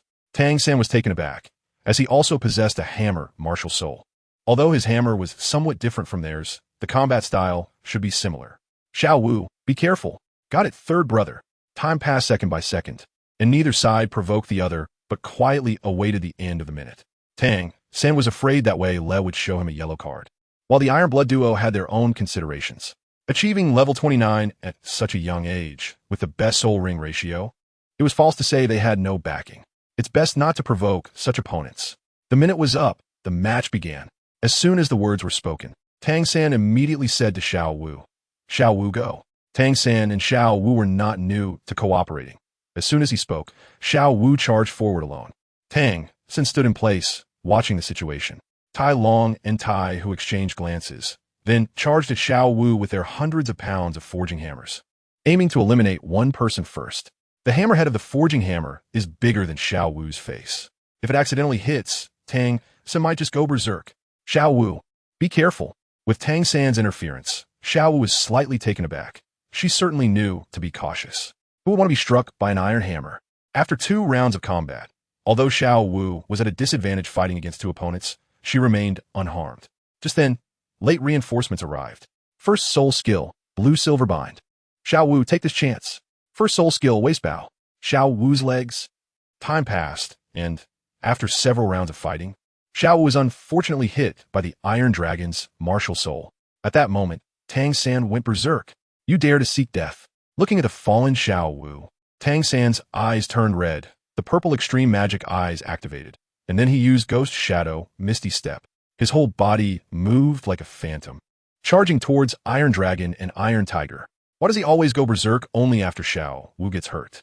Perhaps this kind of routine has been used too often, leading to Xiao Wu sacrificing herself and then reviving my beloved. Thinking of this, Violet couldn't help but laugh out loud. 22. No one can provoke justice on the arena.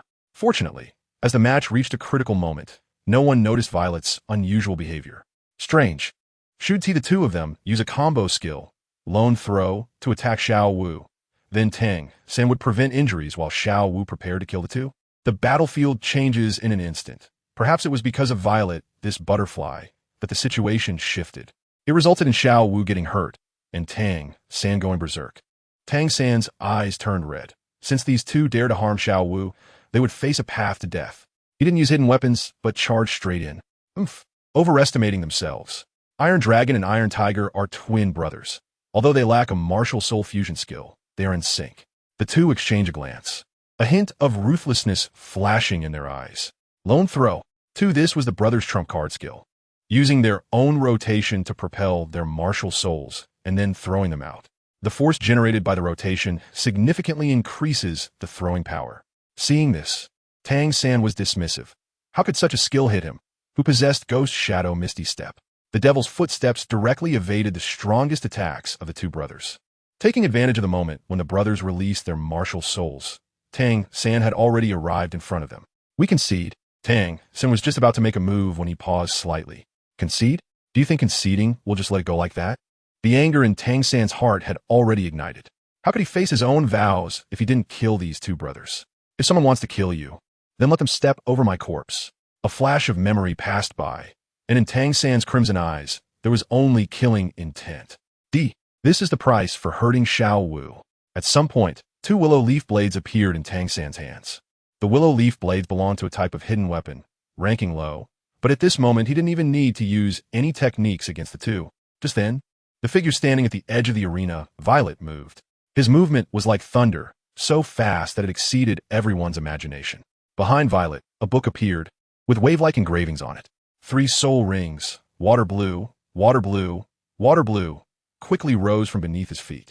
After his martial soul appeared, he didn't use any soul skills. Instead, he tapped his toes on the ground and then gently leaped up. By the time the audience had reacted, he had already crashed directly onto Tang San. Even Tang San, with the purple extreme demon eye and the ghost shadow perplexing track, had no reaction at all. He only felt an overwhelming pressure locking onto him, and then he knew nothing. Youth is great, just fall asleep. That Violet was just an ordinary strike, and Tang San was knocked unconscious. This was still him holding back. Otherwise, among the many children who awakened their martial souls 7 years later, he might have had a place. No one can challenge fairness on the arena. Navilite half squatted, then stood up and said, without even looking at Tang San, very calmly. The opponent had already admitted defeat, yet still harbored killing intent, ready to kill. Such things are not allowed to happen in the arena of competition. Contestant Tang San violated the rules and was directly disqualified, resulting in the Iron Blood duo winning the match. After Navilite finished speaking, the entire audience gasped. I guess that this referee is very strong, but I never expected him to be this strong. My husband is amazing. He covered that distance with just a light leap.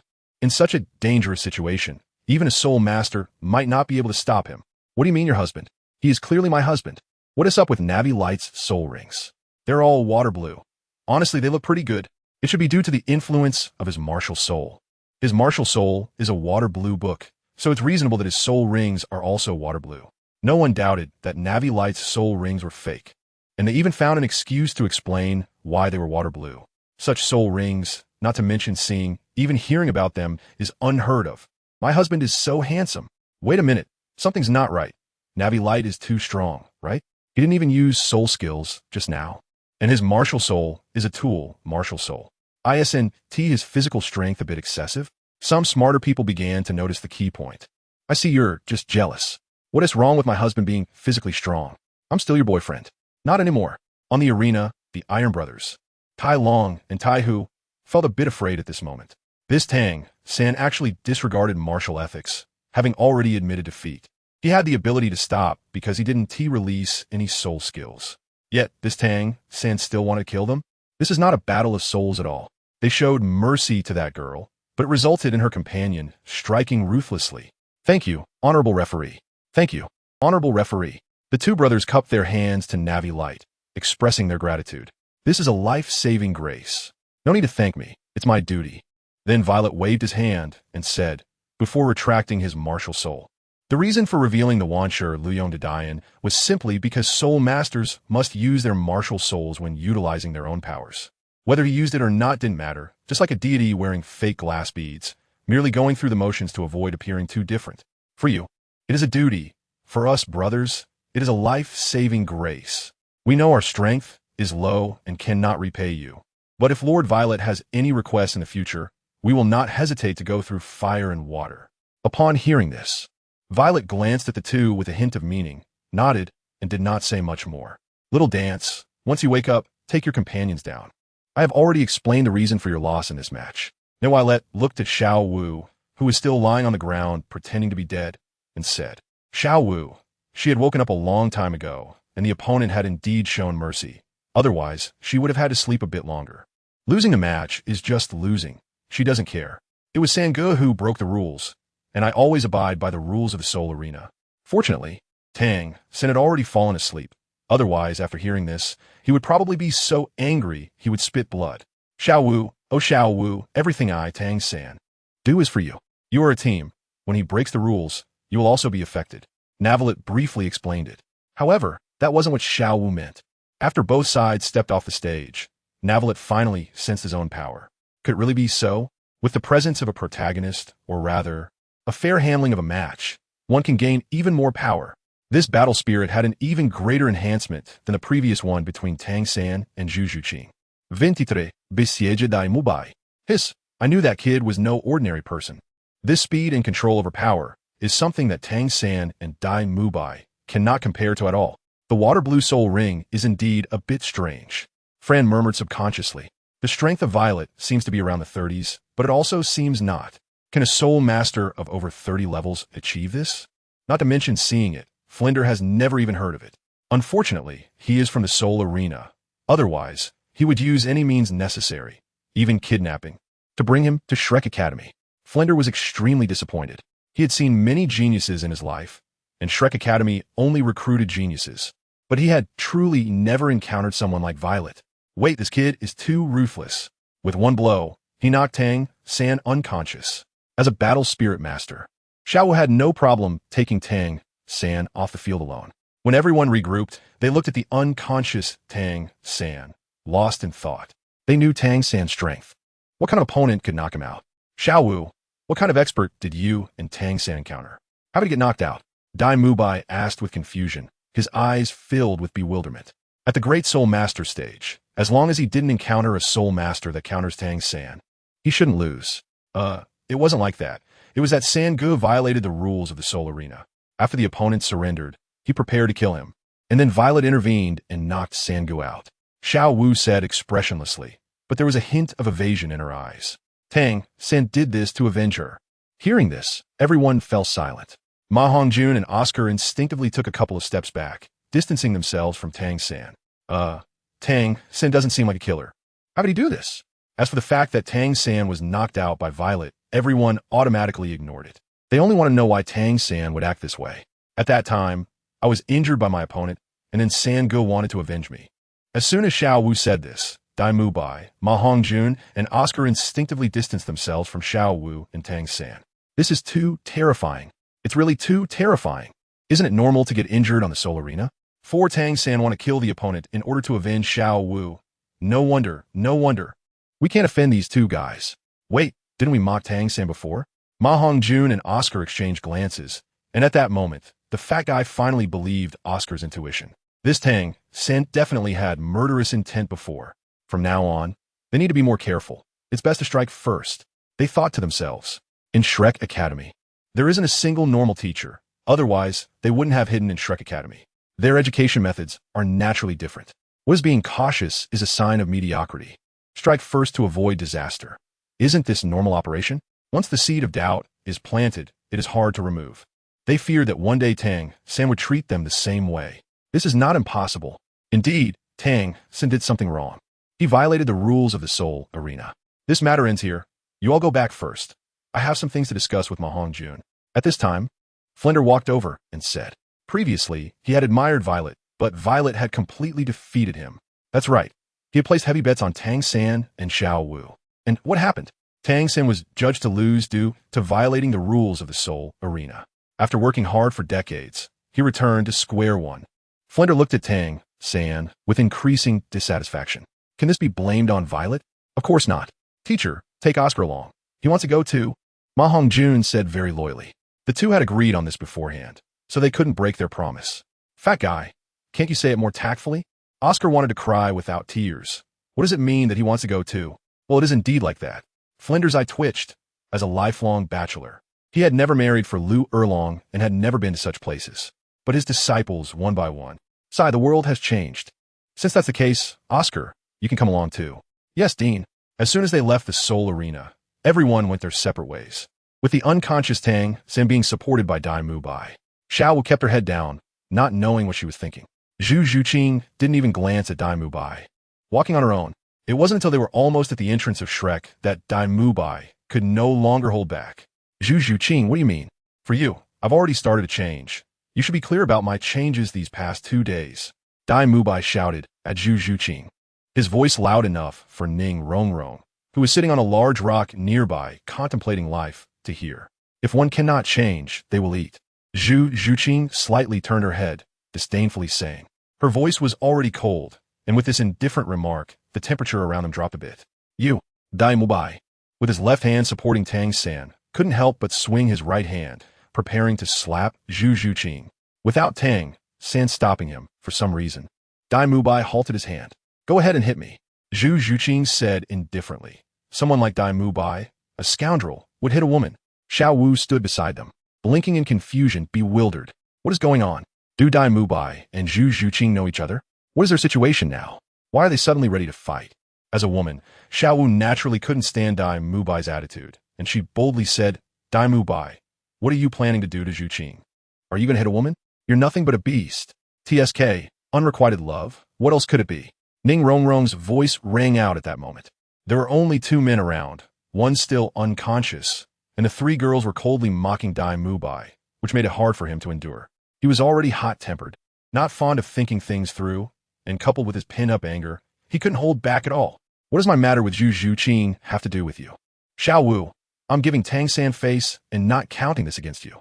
Ning Rongrong, don't think that just because you're from the 7 Treasure Glazed Tile School, Dai Mubai, will be afraid of you. Others might fear you, but I don't. If you dare to say more, I'll kill you. Dai Mubai shouted angrily, not considering that Ning Rongrong was anything more than just a direct descendant of the 7 Treasure Glazed Tile School. This is an irrational approach, but the environment in which Ning Rongrong lives has shaped her witch-like nature.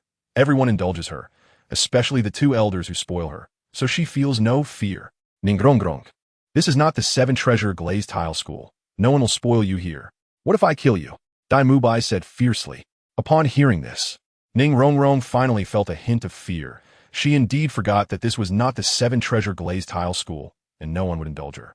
However, as a young lady of the 7 Treasure Glazed Tile School, she naturally couldn't back down. Come on, go ahead and kill me. Xiao Wu and Zhu Zhuqing were stunned to see such a tough Ning Rongrong. Just yesterday, she was a well-behaved girl, and today she has completely changed.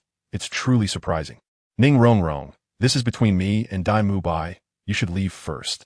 If Dai Mubai really wants to kill Ning Rongrong, Zhu Zhuqing can't stop him at all.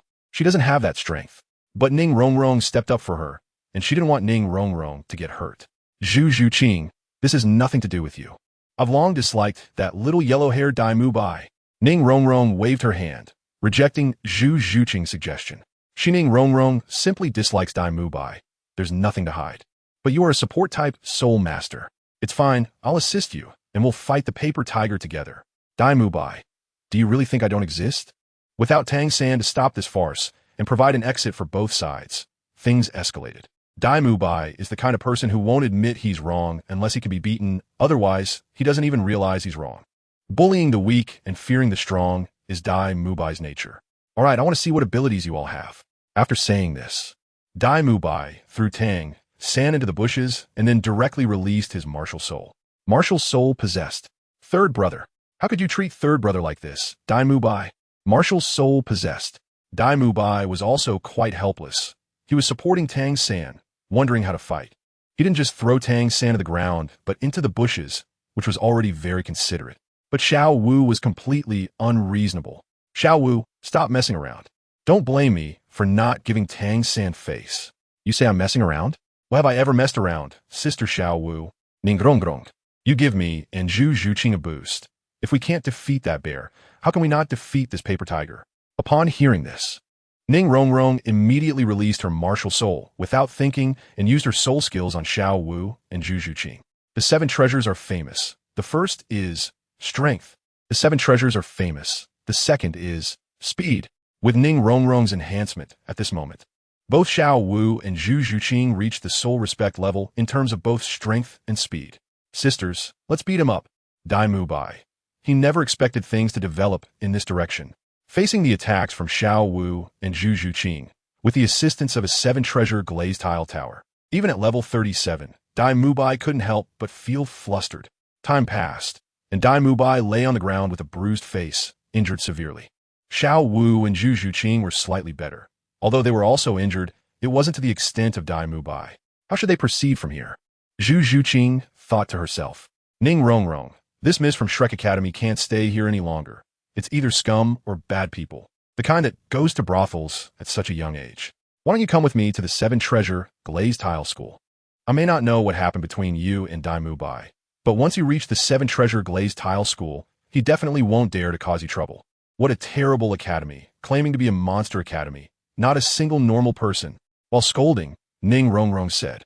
Suddenly, as if she thought of something, she said to Xiao Wu, Xiao Wu, why don't you come with me to the 7-treasure glazed tile school? What's so good about staying in this broken academy? It's a complete scam, and they produce monsters. If it weren't for us geniuses being deceived, what would they teach? It's not that the academy taught monsters, but that monsters were deceived into the academy.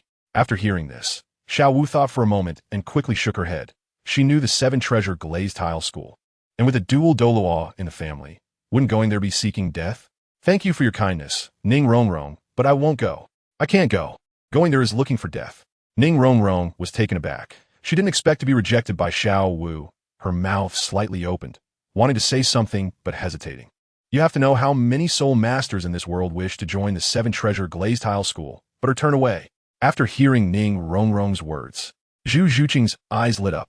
Ning Rongrong, can the 7-treasure glazed tile school really help me get rid of Dai Mubai?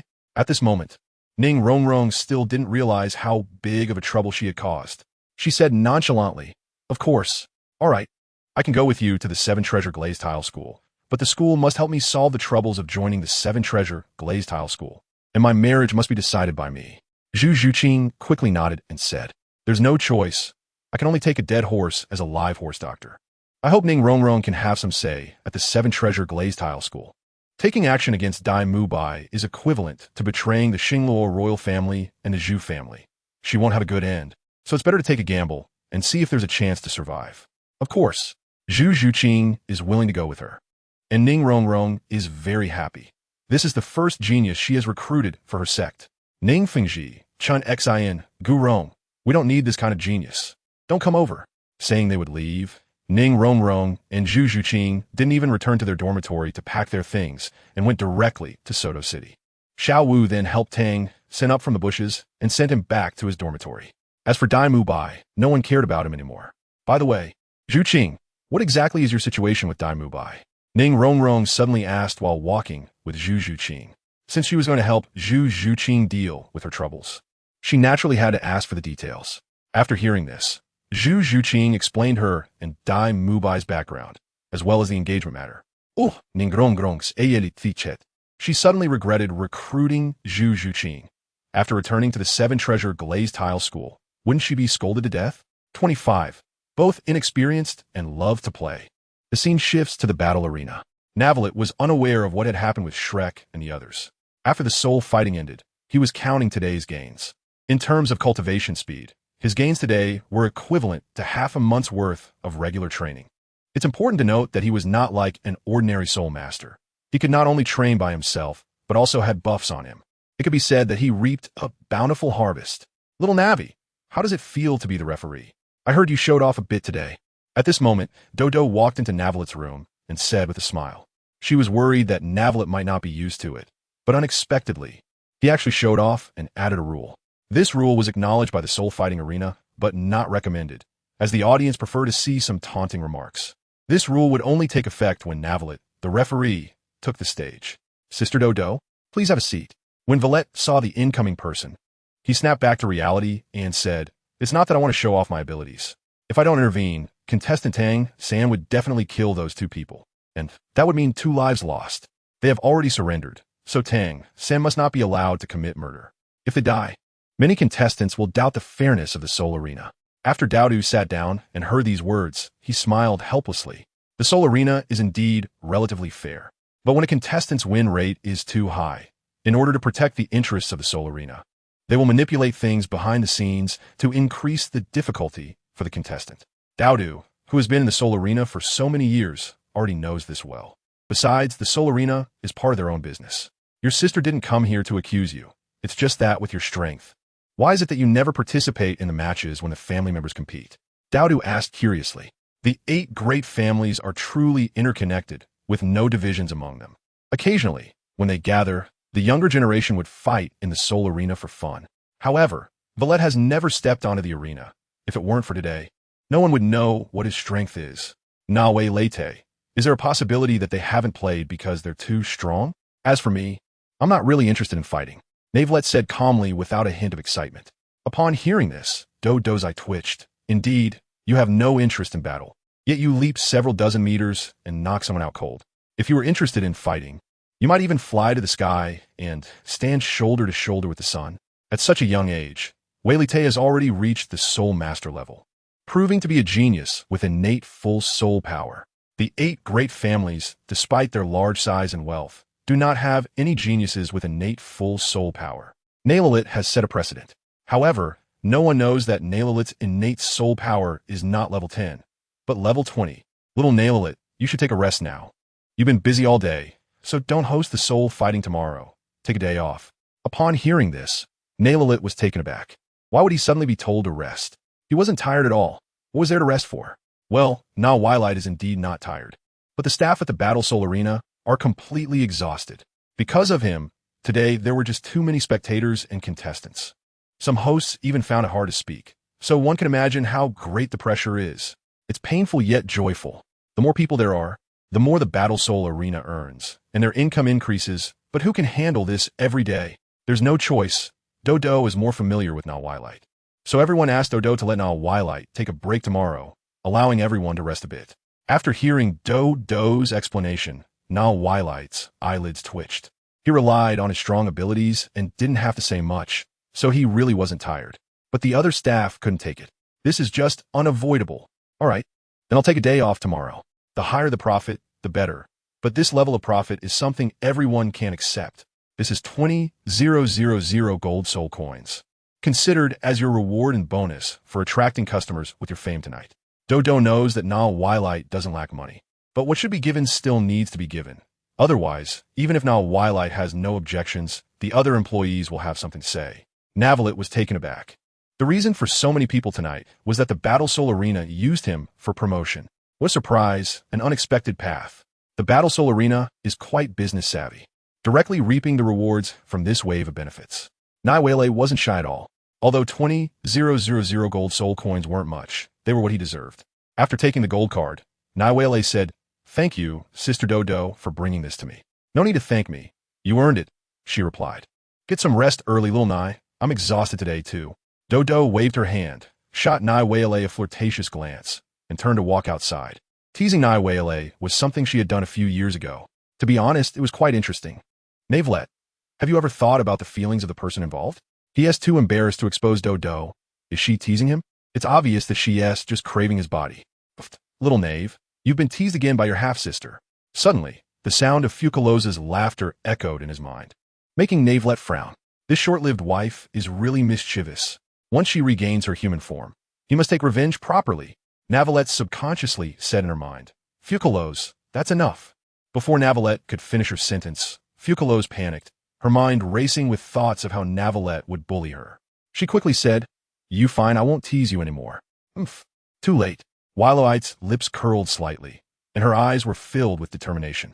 A mere Fucalos. Isn't that just a casual suppression? Oh my, Weilite has broken down. Fucalos thought to herself, not knowing when she had grown accustomed to this feeling, secretly feeling a bit pleased. Commonly known as being both inexperienced and playful, she had developed some aspects of humanity, which were characteristic of Funaina. After she became a deity, she separated her humanity from her divinity. Her humanity formed Funaina, while her divinity became Fucalos. Only Fucalos had perished, and it had little to do with Funaina.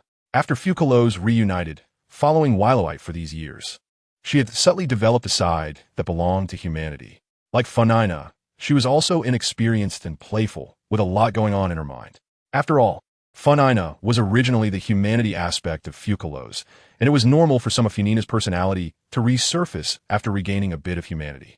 In an instant, It was the next day. Today was a day off, and Wilowite intended to stay in the soul fighting arena to watch the fights and learn how other judges conducted their duties. However, amid everyone's resentful gazes, she had no choice but to leave the arena and wander elsewhere. The entire Soto City was neither too big nor too small. Wilowite had become quite familiar with it over the past few days. The hustle and bustle of the city made her somewhat uncomfortable, so she naturally left Soto City and headed towards the outskirts where there was flowing water. Meanwhile, at Shrek Academy, Flander was stunned by Dai Mubai's miserable state. Dai Mubai was discovered by Ma Hongjun and Oscar when they returned from Soto City this morning, lying in a pool of blood, which shocked the two of them. Cough! Cough, cough! It was unclear how long it had been, but Dai Mubai finally woke up. Mubai, what happened to you? Who beat you up like this? Flander asked with a serious expression, a hint of malice flashing in his eyes. No one dared to cause trouble at Shrek Academy. What puzzled him was that although Dai Mubai was beaten so badly, Zhu Zhuqing and Ning Rongrong were nowhere to be found, while Tang San and Xiao Wu were still at the academy. What exactly happened last night? Principal Dai Mubai weakly said, "It's that damn Zhu Zhuqing, Ning Rongrong, and Xiao Wu. They surrounded and attacked me." Cough, cough, spit. After saying this, Dai Mubai spat out another mouthful of blood. Most of his injuries were due to Xiao Wu. What a brutal 8-section throw. It almost cost him his life. Upon hearing this, Flander fell silent, and the people around him were equally quiet. They were all filled with questions. Why did Zhu Zhuqing, Ning Rongrong, and Xiao Wu surround Dai Mubai? Wasn't this provoking public anger? Looking at Dai Mubai's miserable state, Flander thought for a moment and said, "Hongjun, go find Xiao Wu. I need to ask about the situation. If Zhu Zhuqing and Ning Rongrong are also there, call them over." "Yes, teacher," Ma Hongjun replied quickly, knowing that his teacher was very angry, as Shrek Academy prohibited students from harming each other, especially since Dai Mubai was almost beaten to death. But before Ma Hongjun could leave, Tang San stormed in with Xiao Wu. "Dai Mubai, why did you attack Xiao Wu?" Before they arrived, Tang San's voice was filled with killing intent, anger, and confusion. He couldn't understand why Dai Mubai would attack Xiao Wu. After waking up in a daze, he found Xiao Wu, and before he could ask anything, he noticed that she was injured. How could the wife-protecting Tang San tolerate this? After asking, he found out it was caused by Dai Mubai. How could this be acceptable? "This has nothing to do with you. Go find Zhu Zhuqing and Ning Rongrong." After hearing this, Ma Hongjun finally came to his senses and quickly said, "Okay, teacher." After saying this, he ran towards the girls' dormitory without looking back. At this moment, Tang San also arrived at Dai Mubai's room, his face full of killing intent, his eyes bloodshot, while Xiao Wu stood silently behind him. After entering the room, Tang San realized that the atmosphere was somewhat off when he noticed Dai Mubai spitting blood. He was filled with questions. What was going on? Dai Mubai's injuries seemed to be much more serious than Xiao Wu's. Xiao Wu was merely slightly injured, while Dai Mubai appeared gravely wounded and seemed like he would die if not treated promptly. "Tang San, do I look like I attacked her?" Dai Mubai was aggrieved and panicked. Clearly, he was the one being attacked. Yet Tang San was turning things upside down. Tears streamed down his cheeks. It is said that men do not easily shed tears, but they do so when they reach a sorrowful point. Surrounded by his fiancée, and 2 outsiders, Dai Mubai found it difficult to speak about such a humiliating situation. Tang San fell silent, turning to look at Xiao Wu behind him, then glancing at the tearful Dai Mubai. "Well, you shouldn't have injured Xiao Wu. She's so cute. She definitely wouldn't have attacked first. If you ended up like this, it must be your fault," Tang San tentatively said. Although his words were somewhat unreasonable, his tone had calmed down significantly, and he even dared not speak too loudly. "Am I fault?" Dai Mubai was dumbfounded, completely stunned. He had quarreled with his fiancée, and then Xiao Wu and Ning Rongrong came over to scold him without distinguishing right from wrong. How could he endure this? He couldn't stand it all. Also, on account of Tang San, he had forgiven Xiao Wu twice, but this woman was unreasonable, coming at him with that brutal 8-section throw. If it weren't for his strong power, sealing his heart veins with soul power, he might have already been finished. "Tang San, do you really want to hear what you're saying?" Dai Mubai roared in anger, causing him to spew another mouthful of blood. Even Flander and the others couldn't bear to watch. "Xiao Wu, tell me honestly what happened last night. Why'd you all beat Dai Mubai like this?" Flander pushed up his glasses and said with a serious expression. Then an invisible pressure descended upon Xiao Wu. Xiao Wu trembled all over. If it were before, a mere soul sage would be no threat to her, but now things were different. She couldn't even handle a soul zone or soul king.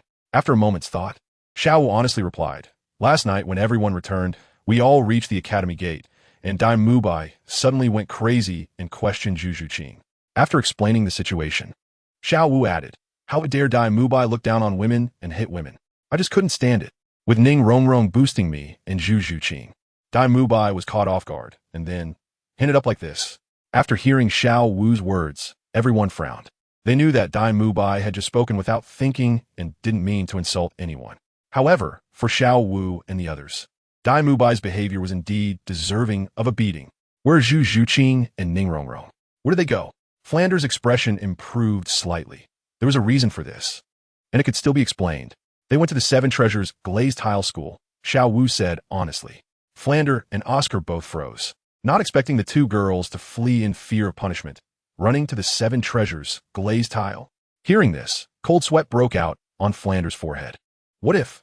He meant what if the Sword Boandol learned about what happened to Ning Rongrong at Shrek Academy, especially since Dai Mubai had threatened to kill her. Then would Shrek Academy still exist? Director, you're sweating profusely, Oscar quietly reminded. Others might not know Ning Rongrong's identity, but Flander did. Hearing Oscar's voice, Flander came back to his senses, secretly sighing. He could only hope they could reason things out. Wiping the sweat from his forehead discreetly, Flander's expression finally returned to normal. Xiao Wu, even if Dai Mubai isn't wrong, he is still your classmate. You shouldn't have beaten him up like this. Director, if I hadn't hit him, he would have slapped Zhu Zhuqing. Xiao Wu retorted. Flander opened his mouth slightly, wanting to say something, but hesitating. He wanted to educate Xiao Wu and give a slight punishment, then let the matter pass since Dai Mubai was indeed seriously injured. But Xiao Wu also had a point. After all, Dai Mubai was the one who first tried to hit Zhu Zhuqing, and as women, it was normal for them to help her. Xiao Wu, I was just arguing with my fiancé. What does that have to do with you? Dai Mubai shouted with all his strength. He was truly numb. None of them were being reasonable. Xiao Wu was taken aback, instinctively asking, Zhu Zhuqing is your fiancé? Yes. Everyone was stunned. They truly didn't know about this. Even Flander only realized it at this moment. The Star Luo Dai family, the Zhu family, the Evil Eye White Tiger, the Nether Cat. Goodness. Zhu Zhuqing really was Dai Mubai's fiancé. Oscar looked at Dai Mubai strangely. How could he not cherish such a beautiful fiancé and instead attract those frivolous women? Dai Mubai must be sick. He probably has some big issues. But you still can't hit her. It's clearly your fault. It's normal for her to be angry. I didn't even intend to hit her. I just wanted to scare her. Dai Mubai replied. Can girls be scared? Xiao Wu asked. He couldn't continue the conversation and simply closed his eyes. Zhu Zhuqing actually went to the Seven Treasure Glazed Tile School with Ning Rongrong. Didn't she fear being hunted by her family? Dai Mubai still felt somewhat guilty towards Zhu Zhuqing, but his temper was just like that. Coupled with Ning Rongrong and Xiao Wu adding fuel to the fire. That's how the conflict escalated and they went their separate ways. It was truly moving that she traveled such a long distance from the Star Luo Empire to the Heaven Do Empire. Dai Mubai was ready to turn over a new leaf and work hard with Zhu Zhuqing to see if they could defeat Davis and Zhu Zhuyun, but in the end, Zhu Zhuqing ran away.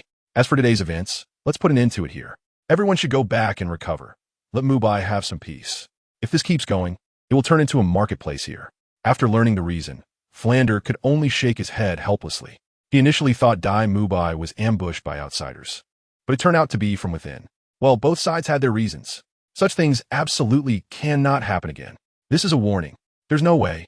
Zhu Zhuqing and Ning Rongrong have already left Shrek Academy, and even if Flander had a bit more courage, he wouldn't dare to chase after them.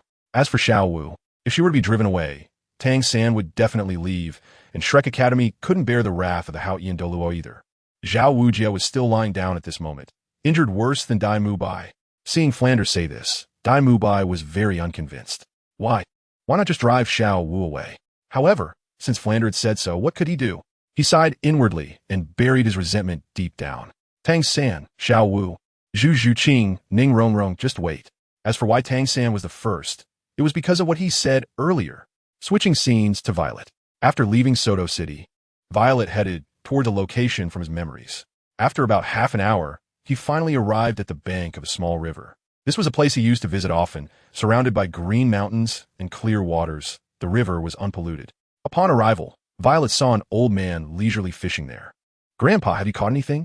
The old man in front of him was his adoptive guardian, Lyxius. Little way, you're here. Are you getting used to life in the city? Lexius smiled at Violet while holding the fishing rod. Of course I've caught something. You know my skills. Sitting down next to Lexius, there was an extra stool, which was obviously left for him by Lexius. It is a bit unfamiliar, but being a referee is quite nice. I really like this profession.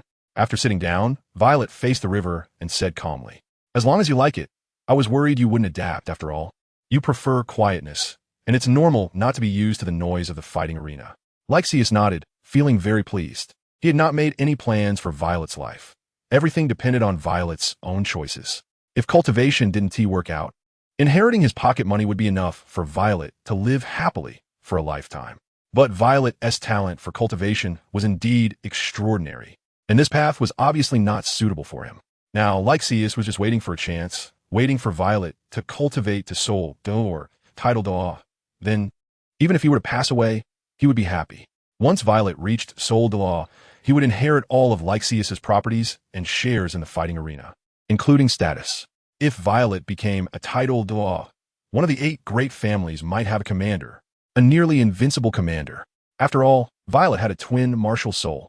As long as his second martial soul had 9 soul rings of over 50,000 years, he would be invincible in the world.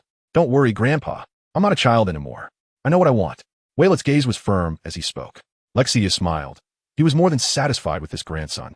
Perhaps this was heaven's compensation for him. Suddenly, Violet seemed to think of something and said to Lexius, Grandpa, do you have a way to contact Douluo, the poisoned Douluo? Upon hearing this, Lexius was momentarily taken aback, then put down his fishing rod and said seriously, Douluo is the openly recognized title Douluo in the Tiando Empire. Grandson, what do you plan to do by contacting him? This person has a strange personality and is hard to understand. He is not a reasonable person, and dealing with him could lead to more harm than good. After hearing Lexius's words, Violet understood that if he truly wanted to contact Douluo, Lexius would be able to do it. By the way, they really did run away. Grandpa, I need to discuss something privately with Douluo. That Violet didn't say what the matter was, and Rexus didn't ask, but instead stared intensely at that Violet. After a while, Rexus finally said, Is it absolutely necessary to go? Douluo is not an easy person to deal with. He is more like a venomous snake. I'm no longer a child. Douluo has something in his hands that can help you break through to the title Douluo level. Here, that Violet spoke a half-truth. As in the Eye of Ice and Fire, there indeed existed a divine herb that could help Rexus break through. Hearing this, Rexus was first taken aback, and then his peak soul Douluo aura erupted. For an ordinary soul venerable or soul sect, even just this aura would be unbearable for them. Soon, Rexus reacted and quickly retracted his aura. If there was danger, then it's better to give up on the title. Rexus did not doubt that Violet was joking. After all, a title Douluo, how many peak soul Douluos can't cross that barrier in their entire lives? How could Douluo easily take out something that could help one break through to the title level? While Douluo is indeed not considered a powerful presence among title Douluos, for forces without a title Douluo, Douluo poses a much greater threat than other title Douluos.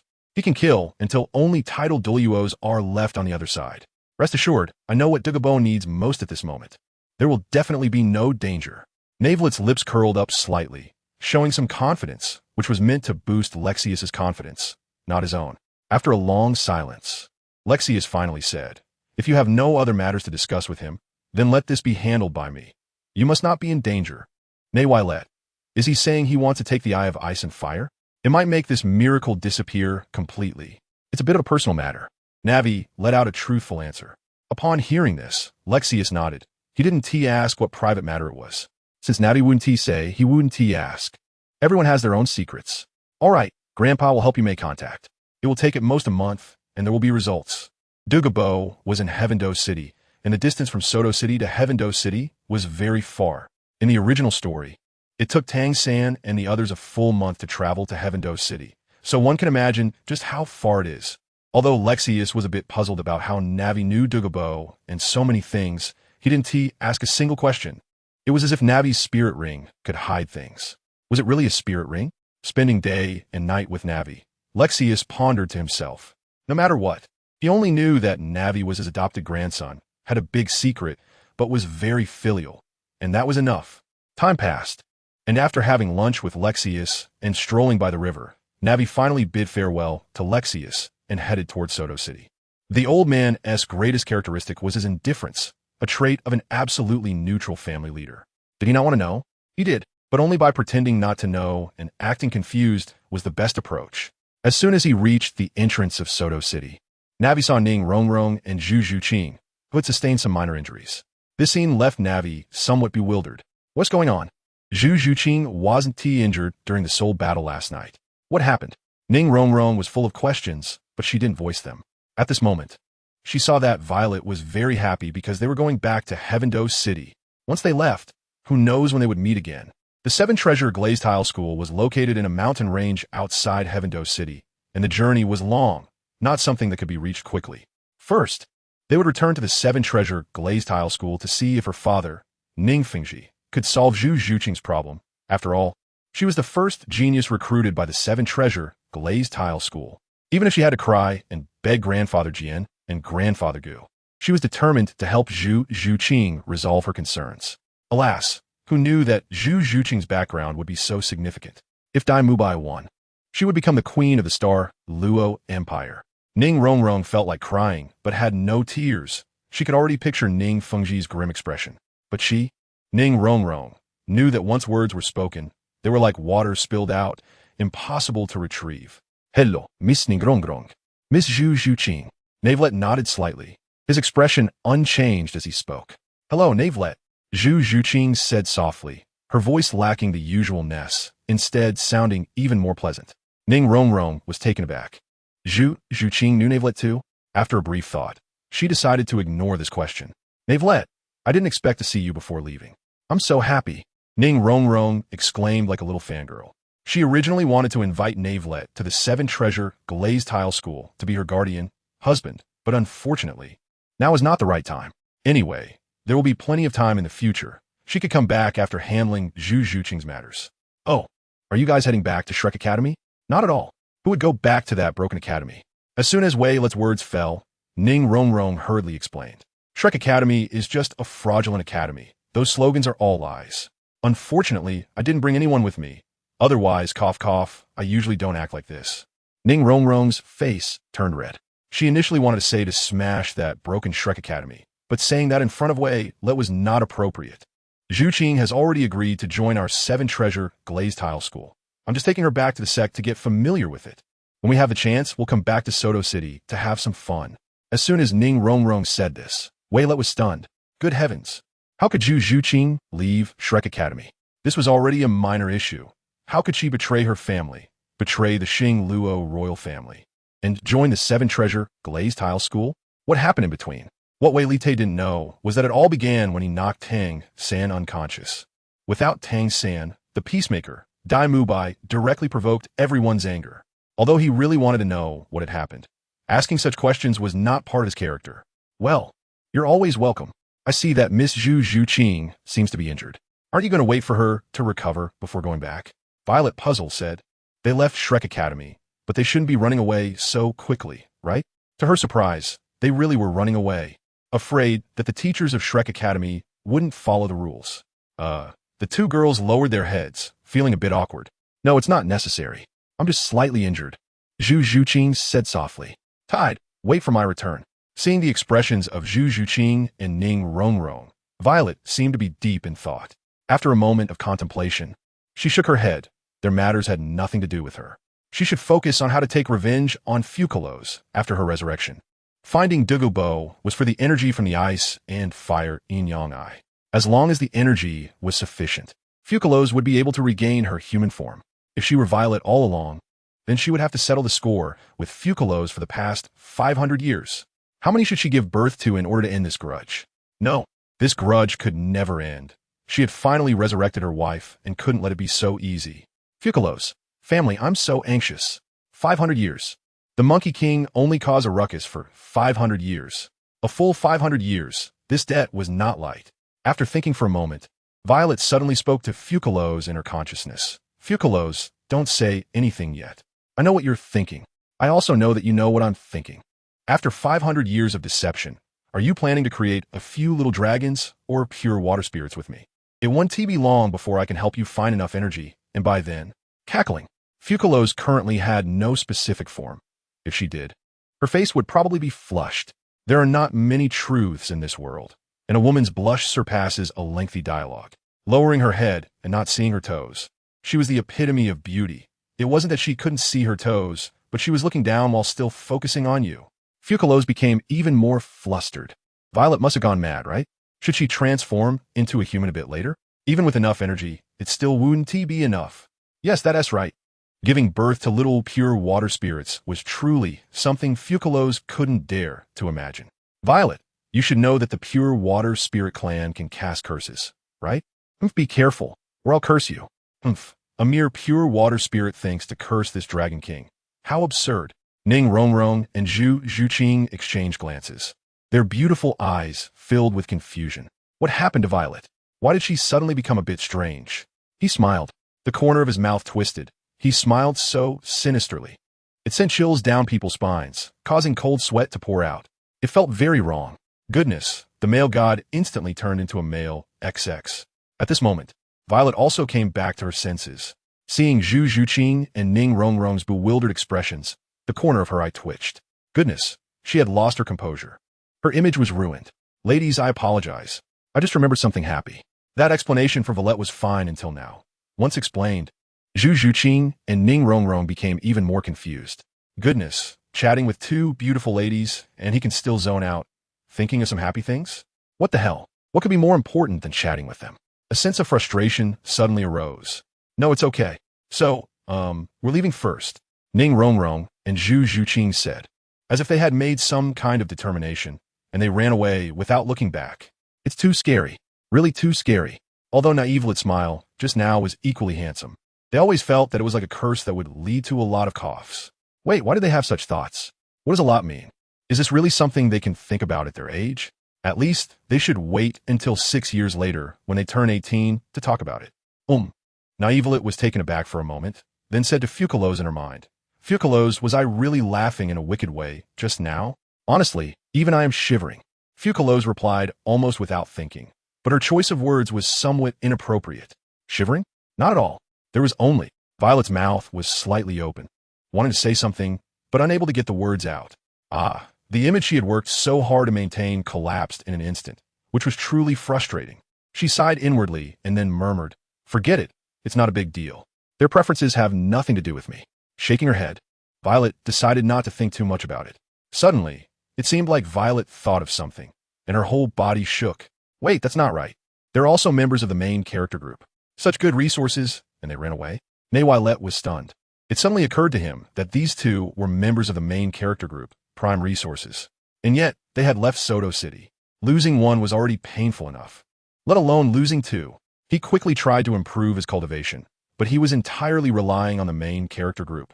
What a pity, what a pity. The remaining resources better not run away. Shrek Academy is perfect for you, Naivlet secretly thought to himself. Once he returned, he would contact the Soul Fighting Arena and ensure that as long as Tang San and the others signed up, they would all be sent to his branch venue. After 2 or 3 more matches, he would be able to break through his current spirit power level. Naivlet was a bit sad. 2 leaks had run away. As his mood changed, the sunny sky suddenly turned cloudy, as if it was about to rain. Even Fucalos was speechless, thinking that someone might assume Naivlet was heartbroken over the departure of a girl. But she knew. This crybaby was actually feeling down because the leaks had left. Was it really that important? Can't he just wait a few hundred years? After all, he is a dragon. His lifespan is endless. A few hundred years is nothing. If the leaks are gone, he could just find new ones. Besides, what is he working so hard to improve his strength for anyway? It didn't make sense. Before long, light rain began to fall from the sky, and passers-by hurried to seek shelter. Who would have thought it would rain on such a clear day? An old man selling umbrellas was overjoyed, thinking he wouldn't sell any today, but look, the rain came just in time. Naivlet did not avoid the rain. If given a choice, he would prefer to live in a place with water. He slightly raised his right hand, gently brushing the rain beside him, letting it glide past his fingertips. This rain is born from the sky and dies on the ground. The process in between is life. Water transforms into vapor, rises to the heavens, accumulates, and then falls to the earth, marking a new cycle. The eternally unchanging Douluo Continent should undergo some changes. Naivlet murmured to himself. Arriving at the Douluo Continent, as the highest judge of Fontaine, he should bring absolute fairness and justice to the people of Douluo Continent. However, His current strength was still insufficient to overturn the entire continent. He needed to accumulate more power. The tide, wait for my return. I won't allow you to speak ill of Navelite. Are you saying that I broke the rules? And then Navelite jumped up, landed beside me, and knocked me out. Tang San found it hard to believe. He had no memory of what happened after he fainted, including how he lost consciousness. Only Xiao Wu had explained the events on the stage to him, and that was when he understood why he had fainted. Even now, his head still hurt a bit. Xiao Wu blinked her beautiful pink eyes and nodded repeatedly. Tang San was stunned. He couldn't accept this outcome. He had indeed committed a foul, as his opponent had already admitted defeat, yet he felt that the other party had a path to death. But what he couldn't accept was that Navelite's ordinary punch had knocked him out on the ground. It was an ordinary punch without releasing a soul skill. The opponent's speed was so fast that even he, Tang San, couldn't react. One could imagine just how strong the opponent was. 3 rings, Soul Master. No, Dai Mubai was almost at the peak of the Soul Master level, and he could still hold his own against him, even fight to a draw. It was definitely Navelite who had ambushed him. Bah, and he still talks about fairness and justice. It was because Tang San didn't T-dodge that he succeeded. With this thought, Tang San instantly felt relieved. This grudge he deeply etched in his mind, and if he had the chance, he would definitely take revenge. Xiao Wu, Navelite is not a good person. He ambushed me and stopped me from helping you take revenge. In the future, avoid dealing with him. Tang San earnestly advised. These past few days, just hearing Navelite's name every day was already enough to make him irritated, especially when Xiao Wu mentioned the other party's name. He always felt a green aura on his head. Upon hearing this, Xiao Wu instantly became agitated. What do you mean Navelite is not a good person? He might not even be human at all. Ambushed you? Can you withstand a punch from someone who is openly fighting you? It's not that Xiao Wu looks down on Tang San, but that Violet is just too powerful. Humans may not be able to see through the essence of Violet's soul rings. But Xiao Wu can sense that there is no resentment from soul beasts within those soul rings at all. Those water blue soul rings are all fake. Third brother, I won't allow you to speak ill of Violet. Xiao Wu said with a serious face. Perhaps Violet is a stronger existence than her, just like she is. How could she not defend him? As soon as these words were spoken, Tang San was stunned, his eyes twitching. Not allowed to speak ill of Violet? Goodness. Are you still my sister, Tang San? Are you turning your elbow outwards? Tang San had heard such sayings before. A married daughter is like spilled water. A daughter's elbow turns outward. A girl should not be kept. However, he never expected that his recognized sister would say such things to him. More than 6 years of affection. Not as good as a stranger he had only met 3 times. Tang San's heart was bleeding, his fists clenched tightly. Then he looked at Xiao Wu's determined eyes and finally relaxed his fists. Almost gritting his teeth, he said, Xiao Wu, listen to your brother's advice. Not listening, not listening. A turtle reciting scriptures. Xiao Wu covered her ears and shook her head. Tang San took a deep breath. Is this the rebellious phase of a girl? Ultimately, he had protected Xiao Wu too well. She had no idea how treacherous people's hearts could be. Third brother, Violet is not what you think. He is only trying to maintain fairness in the arena. What is wrong with that? We will inevitably get hurt in the competition. Those 2 brothers have already gone easy on me, yet you want to kill them. Isn't that repaying kindness with enmity? Xiao Wu rarely showed her intelligence and said. Tang San's face turned from green to white and finally darkened. The elbow really is turning outwards.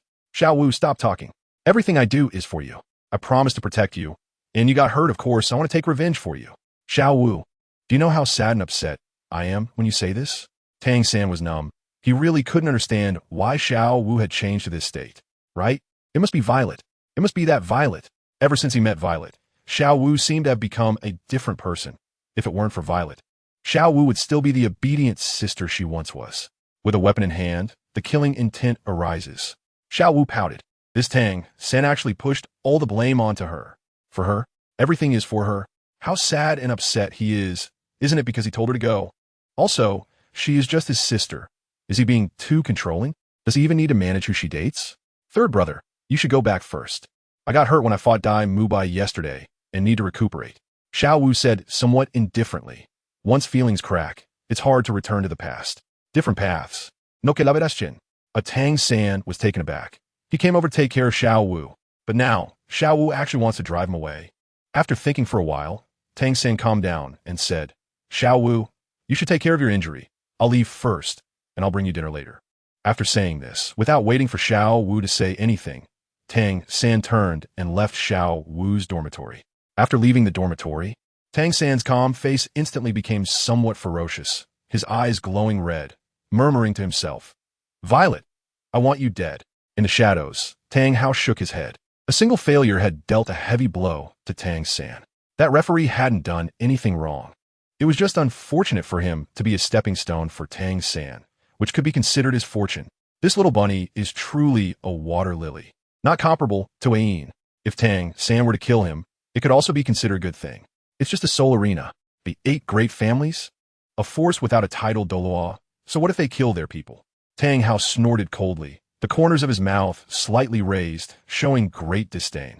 After a while, Tang Hao seemed to think of something and murmured, "There's nothing going on here for now. With Flinder and the others around, Tang San won't be in danger. I should go check on Ain." He didn't believe that with him in the shadows, Flinder and the others wouldn't protect Tang San well. Even Zhao Wuji's courage would be lacking if he was beaten to the point of only having one breath left. Tang Hao didn't follow Tang San every day. It was just that these days were more special. Tang San had just entered Shrek Academy, and he had already spoken to Flinder, so he didn't need to worry about the subsequent matters. He just waited for Tang San to grow up. If Xiao Wu had not fallen in love with someone else, he would design to have her sacrifice. If she no longer liked Tang San, then sorry, just kill her to take the soul ring and soul bone. Humans and soul beasts are irreconcilable. It is only natural to kill soul beasts. He believed that by that time, Tang San would understand as well. 31. Your death sentence will be executed by me personally. The rain came down suddenly and stopped just as suddenly, truly without any. However, the rainbow after the rain was so beautiful. Yes, who knew it would only rain for a while? If I had known this, I wouldn't have bought an umbrella. Listening to the discussions around him, Violet helplessly shrugged his shoulders, appreciating this moment of beauty. Wow, it's that Violet husband. I didn't expect to run into my husband. Is my makeup okay today? A woman said to her companion beside her. The companion's mouth twitched, glancing at her before saying, "It was raining earlier, and it got a bit smudged. By the way, I'm your husband." "What? My makeup smudged? I absolutely can't let my husband see me like this. I have to run." As for the last sentence from her companion, the woman automatically ignored it. Understand pure white lilies, become pure white lilies, surpass pure white lilies. Already married and still calling him that Violet husband. He belongs to us. Hearing such words, Violet felt numb. Being liked by people is a good thing. Or are these fans a bit too crazy? Seeing the strange looks from the crowd, Violet quickly turned and walked towards the outskirts of the city. If he didn't leave now, he might be surrounded later, surrounded by female fans. Thinking about it carefully, it was truly terrifying. Seeing Violet fleeing in a bit of a panic, the pure white lilies smiled even more, shouting excitedly, but they didn't chase after him, because Violet's combat power had already spread in Soto City. Young, with a 3-ring soul master, and his combat strength was quite good. Time passed, and night fell. Then Violet returned from outside Soto City. He casually found a place by the water to cultivate, and when he opened his eyes again, it was already late. Strolling slowly down the street, there were not many pedestrians left, and the Soul Arena had also closed for the day. Suddenly, Violet frowned. He heard a cry for help. The voice was somewhat trembling, sounding quite panicked. "No one will come to save you even if you shout your throat raw." Navelette. Without thinking, Navelette quickly walked towards the distant sound and saw a guy in a black trench coat with an ugly face, grinning wickedly at the girl in front of him. His eyes were filled with a red glow, and he was about to make a move on the girl when he noticed Navelette approaching. "Kid, don't meddle in other people's business. Some people are not someone you can offend," the man in black said with some displeasure. If Navelette left obediently, he had no intention of making a move. But if Navelette was clueless and intended to be a hero, saving the beauty, then he couldn't be blamed. "Young man, don't be too impulsive without understanding your opponent's strength. You're committing a crime," Navelette said calmly, as if he was not surprised at all. As his voice sounded, the previously panicked girl suddenly widened her eyes in shock. She never expected that the person who had come was actually Navelette. "Lord Navelette, you don't need to say much. Such criminals need to be judged." Then Waylette waved his hand, recognizing who the girl was. He didn't expect that this man in black would dare to attack a staff member of the Soul Fighting Arena. "I didn't expect you to know each other. Kid, don't be ungrateful. I was only kindly advising you to leave." "Cream? Everyone has different purposes for cultivation. This is just my hobby. What's wrong with that? She's just an ordinary person. Life and death are ruled by the strong. Kid, you may have some strength, but you are definitely not my opponent." The man in black said calmly. As a soul master, and a reasonably high-ranked one at that. He had the capital to be proud. Having strong soul power is not an excuse for you to commit wrongdoings. I say you are guilty, Navelite said calmly, with a hint of anger in his words. This guy has no idea that he is the most despicable kind of person. Such people, even when locked in prison, are the least liked. They are the ones who are beaten and oppressed. Criminals can be divided into ranks, and those who violate a girl's will and prepare to forcefully act belong to the lowest class. Upon hearing this, the man in black twisted his face, which was already very distorted, becoming even uglier. Kid, even if I am guilty, what can you do? Killing you would be a piece of cake for me. Oh, you still don't know my name, do you? Listen well, my name's Douluo Navilette. Who else could it be, if not the unhappy one?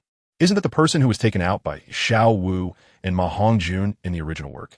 I didn't expect to run into him here. So what if he's guilty? Since you're not leaving, then don't. Douluo let out a sinister smile and was about to release his martial soul to beat up this clueless kid, then see how he felt about letting him go. The girl was in a panic. That Lord Violet was only a soul master, and this evil person's soul power level was probably not low. They couldn't really die here, could they? There was no court here, so they couldn't follow the process for now. Bude. In that case, let's proceed with the judgment directly. Douluo, death penalty. With the moonlight, seeing Lord Violet's serious expression, Douluo almost laughed out loud. This brat actually sentenced him to death. Haha, I'm in a good mood, and we'll play along with your little courtroom game. You really are quite funny. Kid, the game is over, Douluo said with a sinister smile. Then his whole body was enveloped in dark energy. Yes, the game is over. Mayday Bude. Your death penalty will be personally executed by me. Nawe nodded slightly and said without changing his expression. Douluo, in the original work, harmed quite a few girls. Such a lowly person deserves to die. It's laughable that he's still playing this kind of make-believe game, even when death is imminent. Look at me. Douluo's eyes widened in disbelief, and with his squinting eyes, he had a look of incredulity on his face. He lowered his head to look at his heart, and he noticed that a hand had pierced through his heart without him realizing it. Then Violet reached out his hand, holding a heart, and murmured, I originally thought a criminal's heart should be black, yet yours is still red. It doesn't match you, better to destroy it. Bang! Douluo's mouth opened slightly, wanting to say something, but unable to speak. He witnessed with his own eyes as the other crushed his heart. With a casual move, Wei Li created a stream of water in the air, washing away the blood on his hands. As the highest judge of Fontaine, although he could not provide absolute fairness to the world, he could offer a justice that more people would recognize. Mayday Bude. Your death deserves to be remembered by more people. Those who dare to do such things should die. 32. Kill Kuin and Haima. The next morning, a huge uproar broke out in Soto City. Indeed, the death of Douluo brought joy to many while also serving as a warning.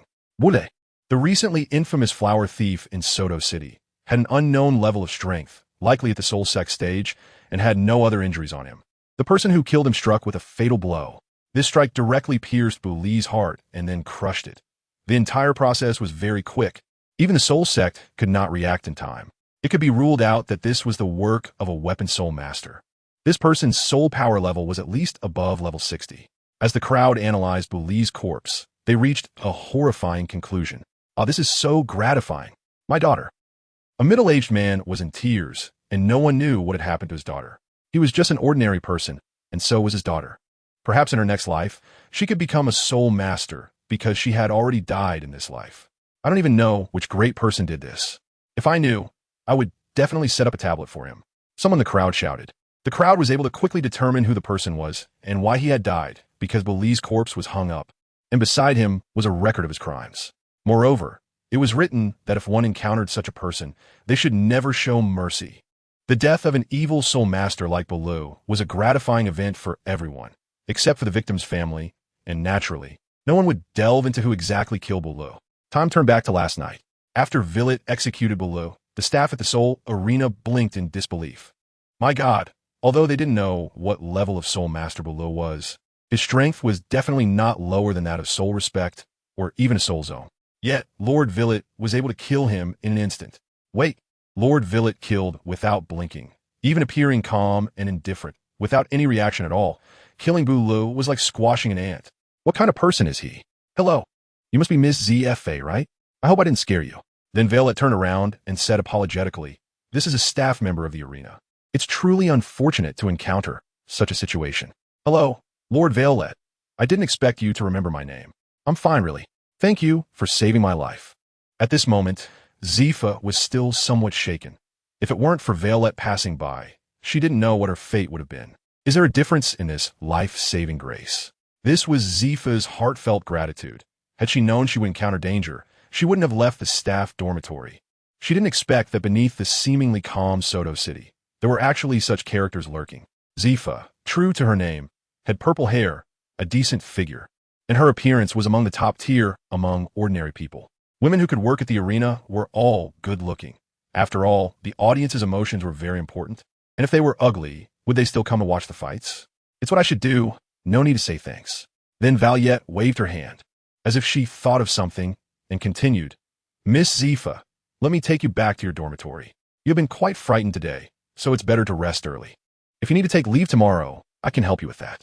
This girl had also suffered an undeserved disaster, being targeted by such a ruthless soul master as Douluo. Her luck was truly unfortunate. However, Valiette's passing indicated that her luck was not as bad as she imagined. No, that's not necessary, Lord Valiette. I just need a rest today. Zifa quickly shook her head and waved her hand, rejecting the proposal, as Valiette would be busy hosting the matches again tomorrow. Since Zifa declined, Valiette did not insist, nodded, and continued. In that case, let me escort you back. Thank you. Lord Valiette. After escorting Zifa back to the Seoul Arena dormitory, Valiette then found the person in charge of the arena.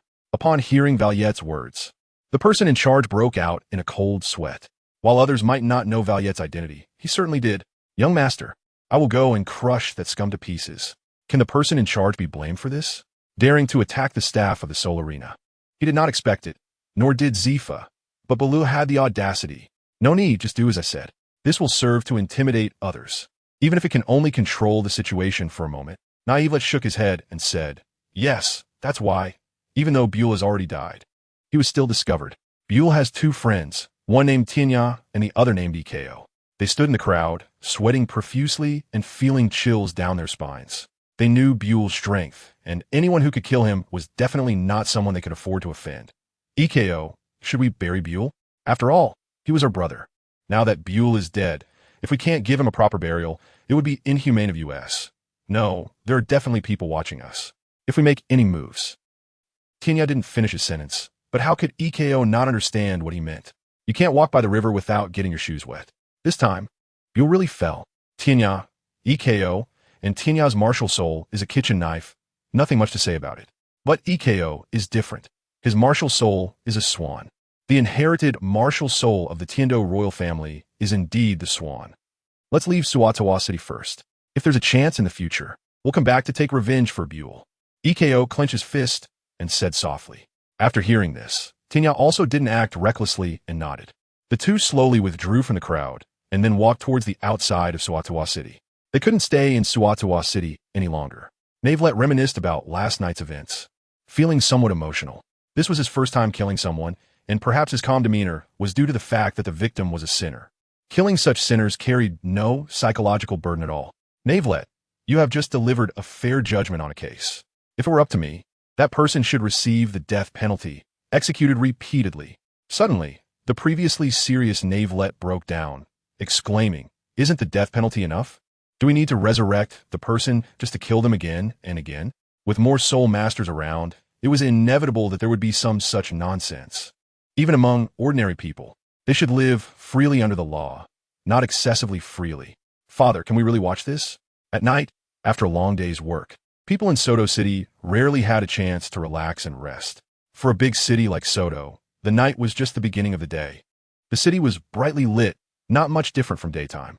There weren't many entertainment options on the Douluo Continent, and the most famous nighttime activity was undoubtedly the Soul Arena battles.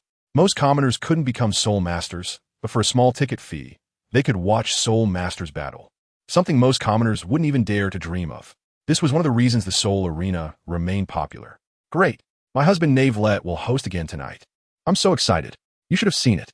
The night before last, a contestant named Tang San committed a foul, and my husband jumped up and punched him.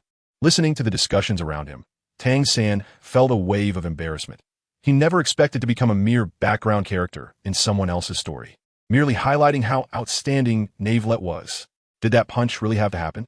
That damn Navelet had a way of seeking death. And those damn spectators. Tang San was already upset about Xiao Wu's situation, and now he was being mocked by the audience. Could he tolerate this? Even when mocked by the doorman. Tang San believed the person was seeking death. How could he endure this humiliation? However, right now he probably wasn't a match for Navelite. And given the background of the Seoul Arena, Tang San didn't dare act recklessly. There were two reasons why he disliked the Seoul Arena, but still came.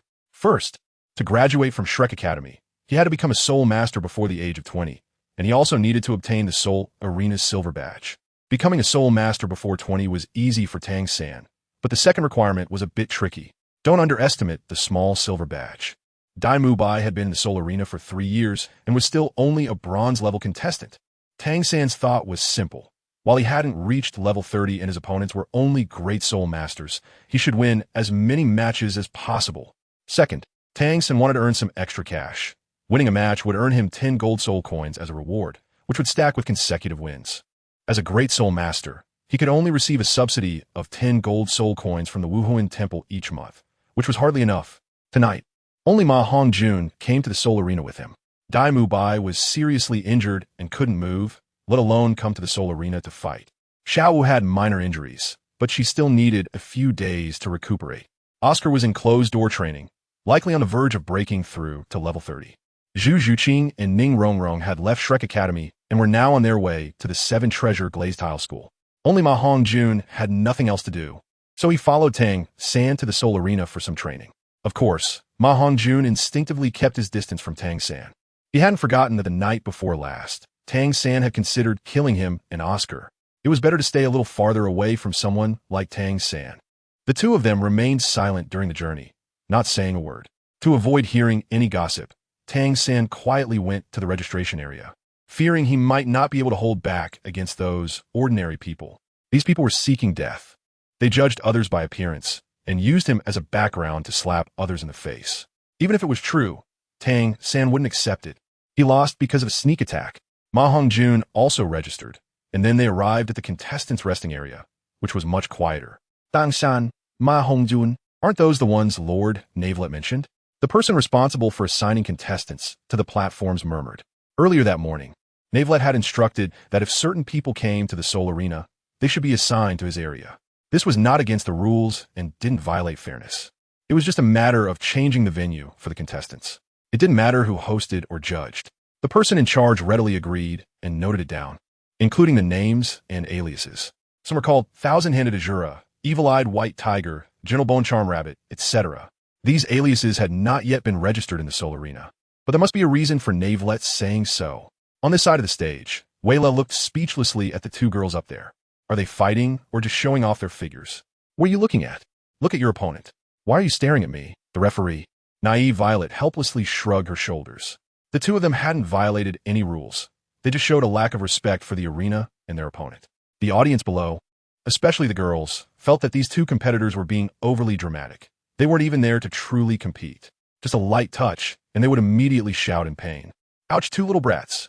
The male spectators, however, remained silent, their throats constantly moving.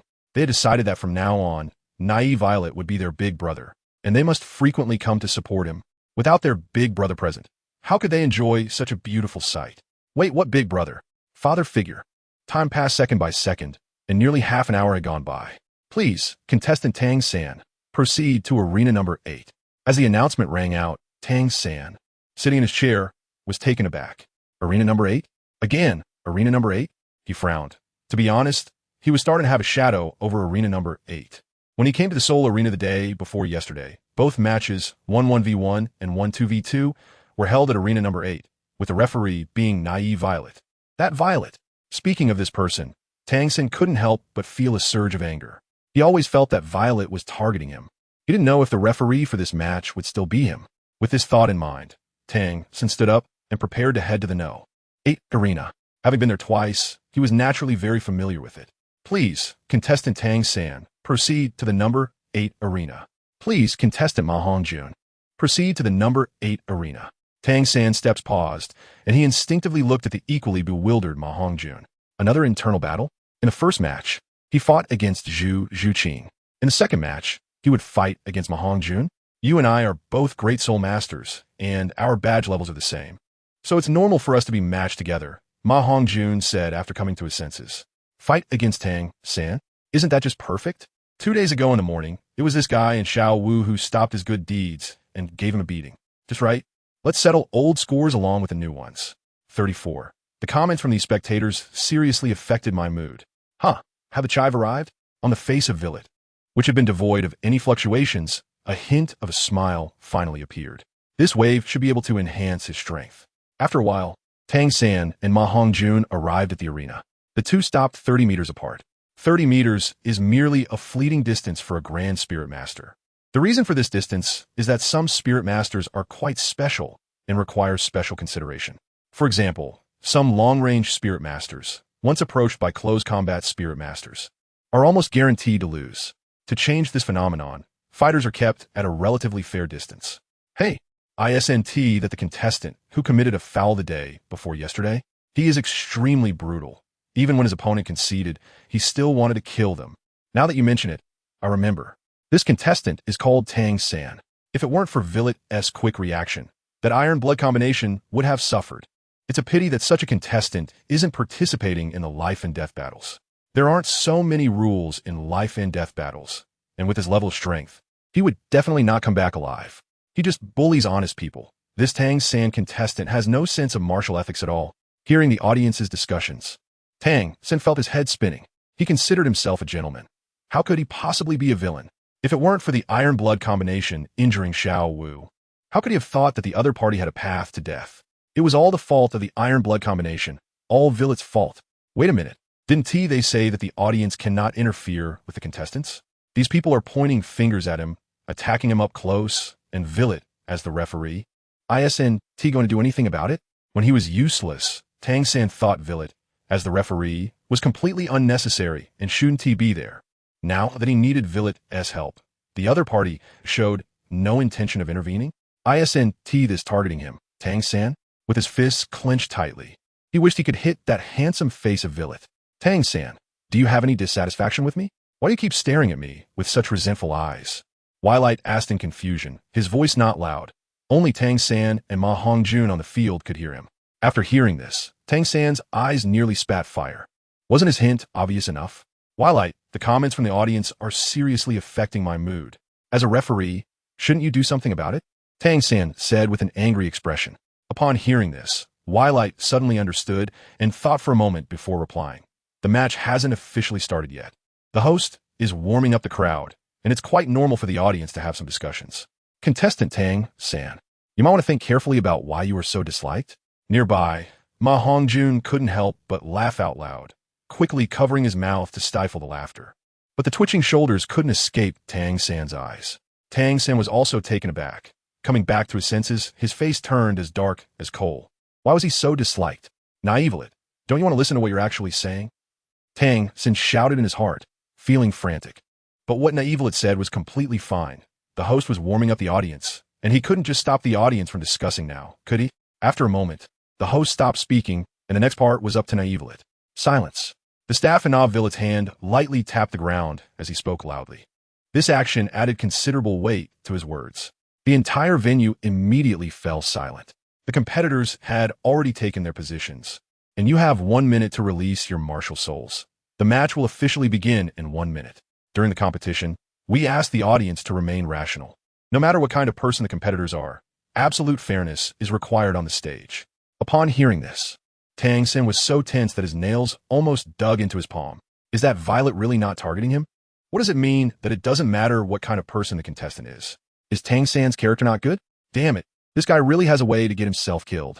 The audience nodded repeatedly. They had already memorized Violet's hosting style, and during the competition, they were careful in their communications. Even if they wanted to curse, they would try to do it before or after the match at that time. Violet would have nothing to do with it.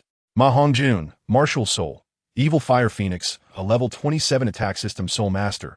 Please advise. Ma Hongjun was the first to complete his Martial Soul manifestation. A loud Kunming sound echoed in arena number 8, which stunned the audience. Evil Fire Phoenix. Doesn't this look like a Fire X? Is this the sound a Phoenix makes? Ma Hongjun's Martial Soul is a mutated Martial Soul. Not only does it have the side effects of Evil Fire, but it is also not completely mutated. Currently, it does not have the Phoenix form. Even at a distance of 30 meters, Tang San still felt a heat wave coming at him. One can imagine how high the temperature of Ma Hongjuan's martial soul flames is. Fire attribute, which restrains plant martial souls. This is well known. Tang San had fought with Ma Hongjun before, and although they didn't unleash real fire, he still knew how strong Ma Hongjun was. If it were just a martial soul clash, Tang San would likely be completely defeated because Ma Hongjun restrained him too much. Unfortunately, Tang San is not a traditional soul master.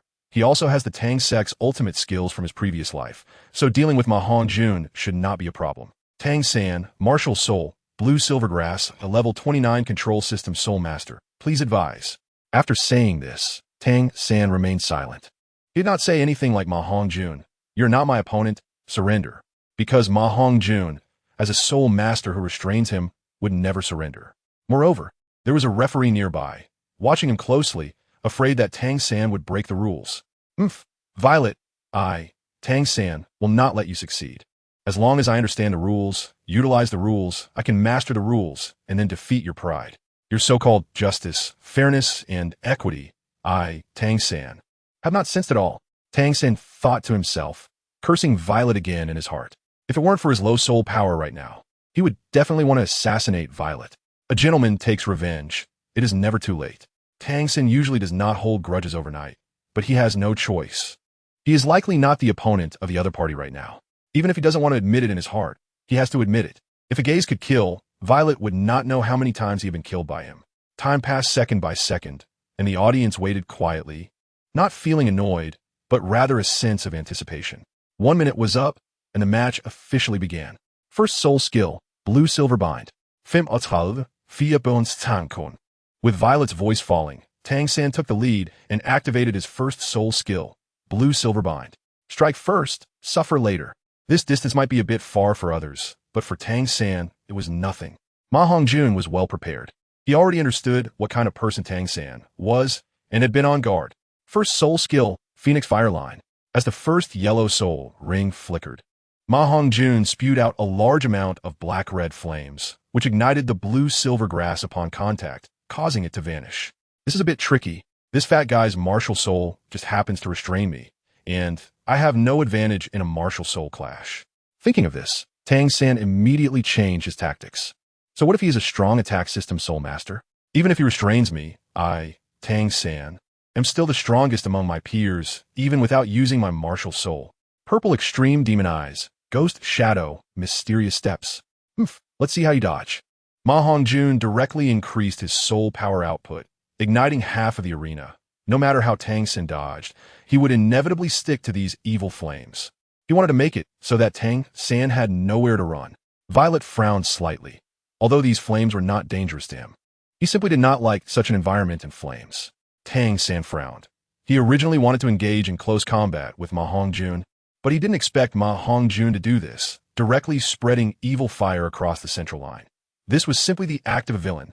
Damn it, once these flames stick, they are extremely difficult to extinguish, and their adhesion is very strong.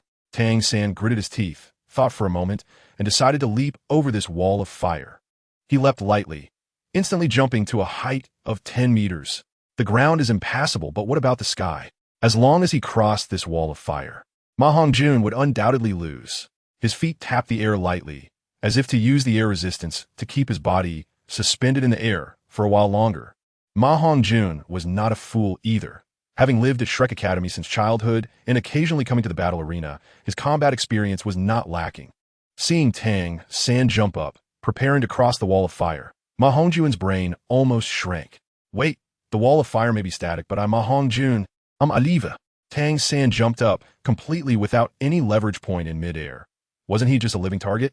First soul skill, Phoenix Fire Line. Without any hesitation, Ma Hongjun directly used his first soul skill on Tang San in midair, and he secretly increased his soul power output. This opportunity must not be missed. Tang San's pupils constricted. He was stunned. Here he was in midair. He couldn't fly. With no leverage points, he could only let his body fall toward the ground. However, Ma Hongjun was actually attacking him without any martial ethics at this time. At this moment, Tang San was no different from an unarmed person. With no time to think, Tang San once again cast blue silver bind, but this time the target was not Ma Hongjun, but himself. He He wanted to wrap himself up to at least block some damage. Tang San's idea was not problematic, but he underestimated Ma Hongjuan's flames. In an instant, Tang San's blue-silver grass was almost entirely burned away by the flames. Although the blue-silver grass was burned, Tang San's crisis was somewhat alleviated, as he was now only 2 meters away from hitting the ground. Whether it was Ma Hongjun controlling it intentionally or not, a wisp of flame fell perfectly between Tang San's legs. After landing, Tang San first breathed a sigh of relief, then a hint of disdain appeared on his face. Even if you don't follow martial ethics, so what? In the face of absolute strength and intelligence, you have no chance at all, Tang San thought to himself. However, he did not notice the strange expressions on Violet and Ma Hongjuan's faces. Tang San, don't you feel something is off? Ma Hongjun did not launch another attack, but stood there in a daze, tentatively asking. Violet's expression was equally strange. Tang San, being merely human and not having undergone the baptism of the ice and fire yin-yang, I, and the immortal herb, was not immune to the attributes of ice and fire. If the flames continued to burn like this, Tang San would likely be ruined before he even became a god, right? When Ma Hongjun spoke up, Tang San initially did not intend to respond because he had to be wary of Violet. However, seeing Violet's equally bizarre expression made Tang San feel puzzled. What was going on? Something was off? Would it be wrong? Was there anything wrong with him, Tang San, so handsomely dodging an inevitable defeat? Judge, Ma Hongjun is interfering with me. Tang San said this under Ma Hongjuan's astonished gaze. Ma Hongjun, I kindly reminded you, and you say I'm interfering with you? Then Wei Li was slightly silent for a moment before speaking. Contestant Tang San, Contestant Ma Hongjun is genuinely reminding you. However, the soul battle is not a life-and-death duel. It should be limited to a certain extent. Contestant Ma Hongjun has not violated any rules. Did you really not notice anything unusual? Upon hearing this, Tang San became even more confused. Suddenly, a burnt smell appeared, extremely strong, accompanied by a faint scent of roasted meat. This Tang San couldn't help but take a sharp breath in. He lowered his head and looked toward the source of the smell. Tears instantly filled his eyes. When did a flame appear here? Tang San had no time to think further, and he frantically tried to beat out the flames with his hands. But he forgot that Ma Hongjuan's flames had a very strong adhesion, and ordinary water was nearly impossible to extinguish. Unless he retracted the flames himself, or when his soul power was completely exhausted, this evil fire would only go out then. After hitting it many times, the evil fire showed no signs of being extinguished at all. This made Tang San even more anxious, as the sweat on his forehead mixed with the tears streaming down his face. Help me. Contestant Tang San, are you going to admit defeat? Violet almost laughed out loud. Ma Hongjun kindly reminded him, but instead of being grateful, he reported him. And what happened? He reminded him, but Tang San wouldn't listen. So what could he do? Originally, this evil fire was just a small wisp, but who knows if it was fueled by Ma Hongjuan's soul power. It grew fiercer and fiercer. Admit defeat? At this moment, Tang San almost forgot the pain. Lose? He couldn't accept that. But if this flame wasn't extinguished, it would really turn to charcoal. He hadn't even used his power yet. I admit defeat. Tang San gritted his teeth and finally admitted defeat. In that case, Ma Hongjun wins this match. After announcing Ma Hongjuan's victory, the audience erupted in roaring laughter. 36. Third brother? Third sister. Ha, Fia Sinkun. This is hilarious. This Tang San contestant is just here for entertainment, right? Such a performance. Tang San can only do it once in his life. Amazing, so amazing. The audience was going crazy, and most of them were girls who came for Violet. Some blushed, covering their eyes, but the gaps between their fingers were a bit wide, revealing their beautiful and charming big eyes. Ma Hongjun, Tang San shouted angrily, his eyes filled with killing intent as he looked at Ma Hongjun. What's wrong? Ma Hongjun was stunned, somewhat confused. He wanted to laugh, but couldn't, feeling uncomfortable. Was Tang San too miserable? He had originally planned to settle old scores with Tang San, but unexpectedly, Tang San had been thoroughly defeated. This could be considered revenge, right?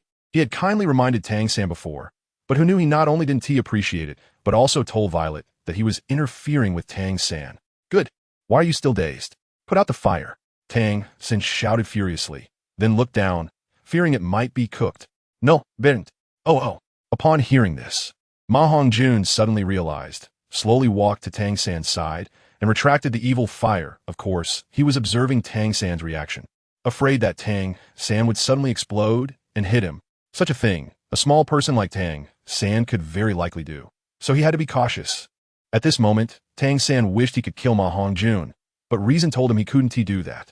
This fat guy was a disciple of a soul sage. If he died, he would definitely be hunted down by Flander. At this moment, he didn't even have the qualifications to challenge a soul sage. His tightly clenched fists slowly relaxed, and the anger and intense pain made Tang San's vision go black, collapsing straight onto the ring. The intense pain caused his adrenal hormones to secrete, numbing his brain, telling him it didn't hurt, allowing him to hold on until now. Once the source of trouble was removed, Tang San breathed a sigh of relief and relaxed a bit. His brain, in a self-protective response, was what caused him to faint. Ma Hongjun was stunned. Tonight, only he and Tang San came to Soto City. Originally, he didn't plan to go back tonight, intending to indulge a bit. But now that Tang San was like this, and they were the only two, should he take Tang San back? After a moment's thought, Ma Hongjun walked to Tang San's side, helped him up, then nodded to Violet before walking down from the ring. He decided not to go out tonight to save some expenses. This Ma Hongjun was quite interesting. Violet nodded silently in response, then prepared for the next arena match. As he had guessed, the energy gained from Tang San and Ma Hongjun's duel directly increased his soul power level from the peak of level 63 to level 64. This speed is indeed a bit fast. If the main characters have 8 to 10 duels every day, wouldn't his soul power level soar? Well, that's fine. One must learn to be content. So should the dragon. Violet thought to himself. He looked at the backs of Ma Hongjun and Tang San, the corners of his mouth slightly rising. With his professional demeanor, he didn't laugh out loud. This incident was purely accidental. Time passed, and when Ma Hongjun and Tang San returned to Shrek Academy, all the teachers and students were completely stunned. Tang San was lying beside Dai Mubai's injured bed, and at that moment, Dai Mubai was also dazed. He was so severely injured that he almost laughed himself to death. As a scumbag, he had been beaten up by girls, but he never ended up like Tang San was now. At least, Dai Koen was still around and uninjured. But Tang San's current appearance, he should be burnt out, right? Ha coughed. Even after spitting out a mouthful of blood, Dai Mubai couldn't stop laughing. Deserved it. Tang San, you finally have your day. It's fate. Fatty, you did a great job. No, Ma Hongjun, from now on you are my boss. Boss Ma, you did a great job. Dai Mubai was ecstatic. Yesterday, this Tang San actually came to question him about why he hit Xiao Wu, and despite being heavily injured, Tang San insisted that it was all his fault. He never expected that today Ma Hongjun would take revenge for him. Tang San truly deserved it. Dean, why are you sweating so much again? Oscar looked at Flander in confusion, not understanding why such a skilled person was sweating profusely, as if it were raining. After Ma Hongjun returned, he explained the situation to everyone. Tang San's incident was completely accidental. Others didn't know Tang San's identity, but Flander did. His disciple actually let Tang suffer such a fate. Just thinking about the anger of the Qian made Flander's back chill and cold sweat pour down. Although it was an accident, strong people wouldn't care whether it was accidental or not. This kind of hatred is as high as the sky and as deep as the sea. Flander swallowed hard. He still hadn't finished dealing with things on Ning Rongrong's side, and now he had offended another title Douluo. He felt like he wanted to die. Should he just take Hongjun and run away? He couldn't stay in Soto City any longer. This thought flashed through Flander's mind, but he shook his head again. Run away? How could he escape? If the other party really wanted to find you, it wouldn't take a minute. But that's the #1 sect in the world and the #2 sect in the world. Tomorrow, and accidents will always come one before the other. I've lived enough in this life, but Hongjun is still young. What should we do? Seeing that he was a bit embarrassed, still explaining to Dai Mubai that this was an accidental injury to Ma Hongjun, Flander was anxious but had no way out. He checked Tang San's injuries, and there was simply no hope. In Xiao Xian's words, he could only be cut. There was no choice but to let Oscar's master, Xiao Xian, take action. After all, if this injury was not dealt with, Tang San would be in danger of losing his life. Not dead and dead are just two concepts. With such an incident happening, Tang Hao has not come out yet, which means he is not paying attention to Tang San. This kind of thing is hard to speak. Even if Tang San's injuries recover, would he dare to say it out loud? This is the opportunity for Flinder, Ma Hongjun, and all the Shrek teachers and students. As long as Tang San does not speak and others keep silent, Tang Hao should not discover Tang San's changes in a short time. To live one more day is one more day. My little Shrek Academy is truly plagued with disasters. Flinder shook his head, secretly thinking. Third brother. Should I call him third brother or third sister from now on? My Kuan, where are you? Oh, A mournful roar echoed through the sky. My Kuan, where are you? Stop howling. It was thrown by teacher Xiao Xin. Tang San's roar directly woke Dai Mubai, who was beside him. Dai Mubai raised the corner of his mouth slightly and said disdainfully. He had laughed enough yesterday, but at this moment, he still felt a bit of an impulse to laugh. What? Tang San came back to his senses at this time, and after a little thought, he remembered what had happened. He panicked. Thinking of this, Tang San's vision darkened again, and he fainted. The body and skin are given by parents. How could he face the ancestors of the Tang family with such a thing? Seeing this, Dai Mubai shook his head. He planned to let Dean Flender transfer Tang San later. With Tang San being so noisy, it would disturb his recovery. Compared to Tang San, Dai Mubai suddenly realized that his injuries were still too light. Last night, seeing Xiao Wu's dazed look, he felt extremely pleased. Third brother has become third sister, and they said they were just siblings, laughing to death. Perhaps it will be even more interesting in the future, now that Tang San has become like this. Will Xiao Wu still like Tang San? As someone who has been through it, Dai Mubai understands women too well.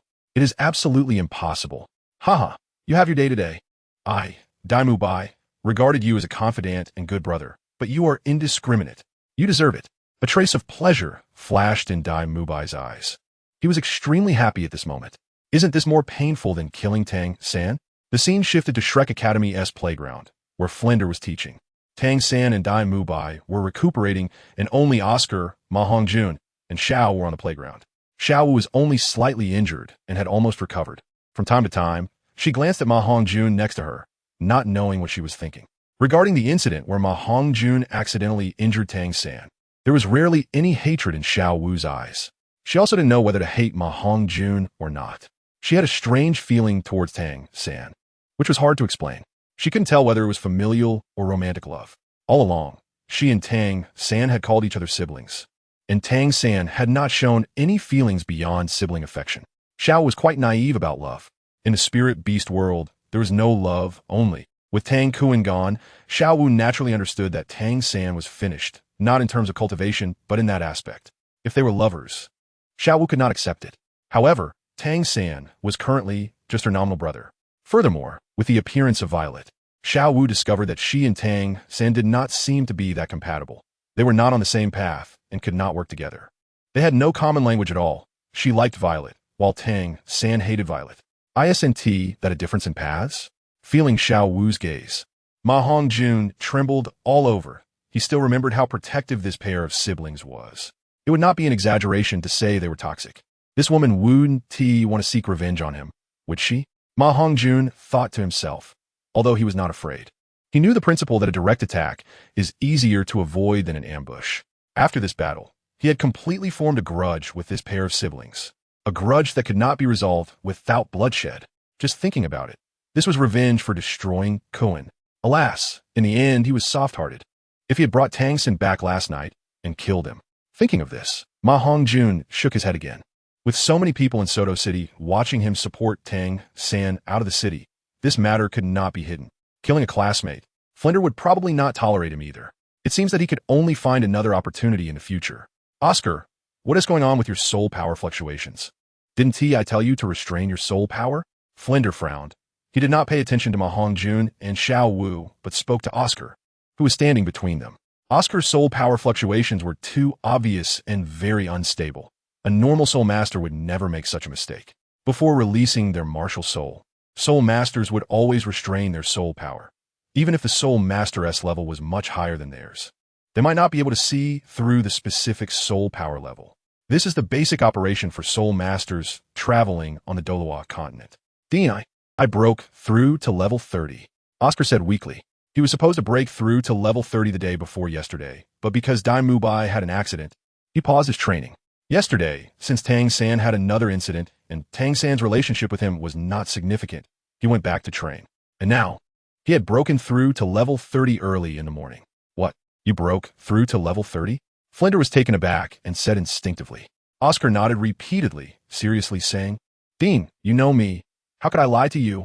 Hearing this, Flender smiled. This was the only good news in recent days.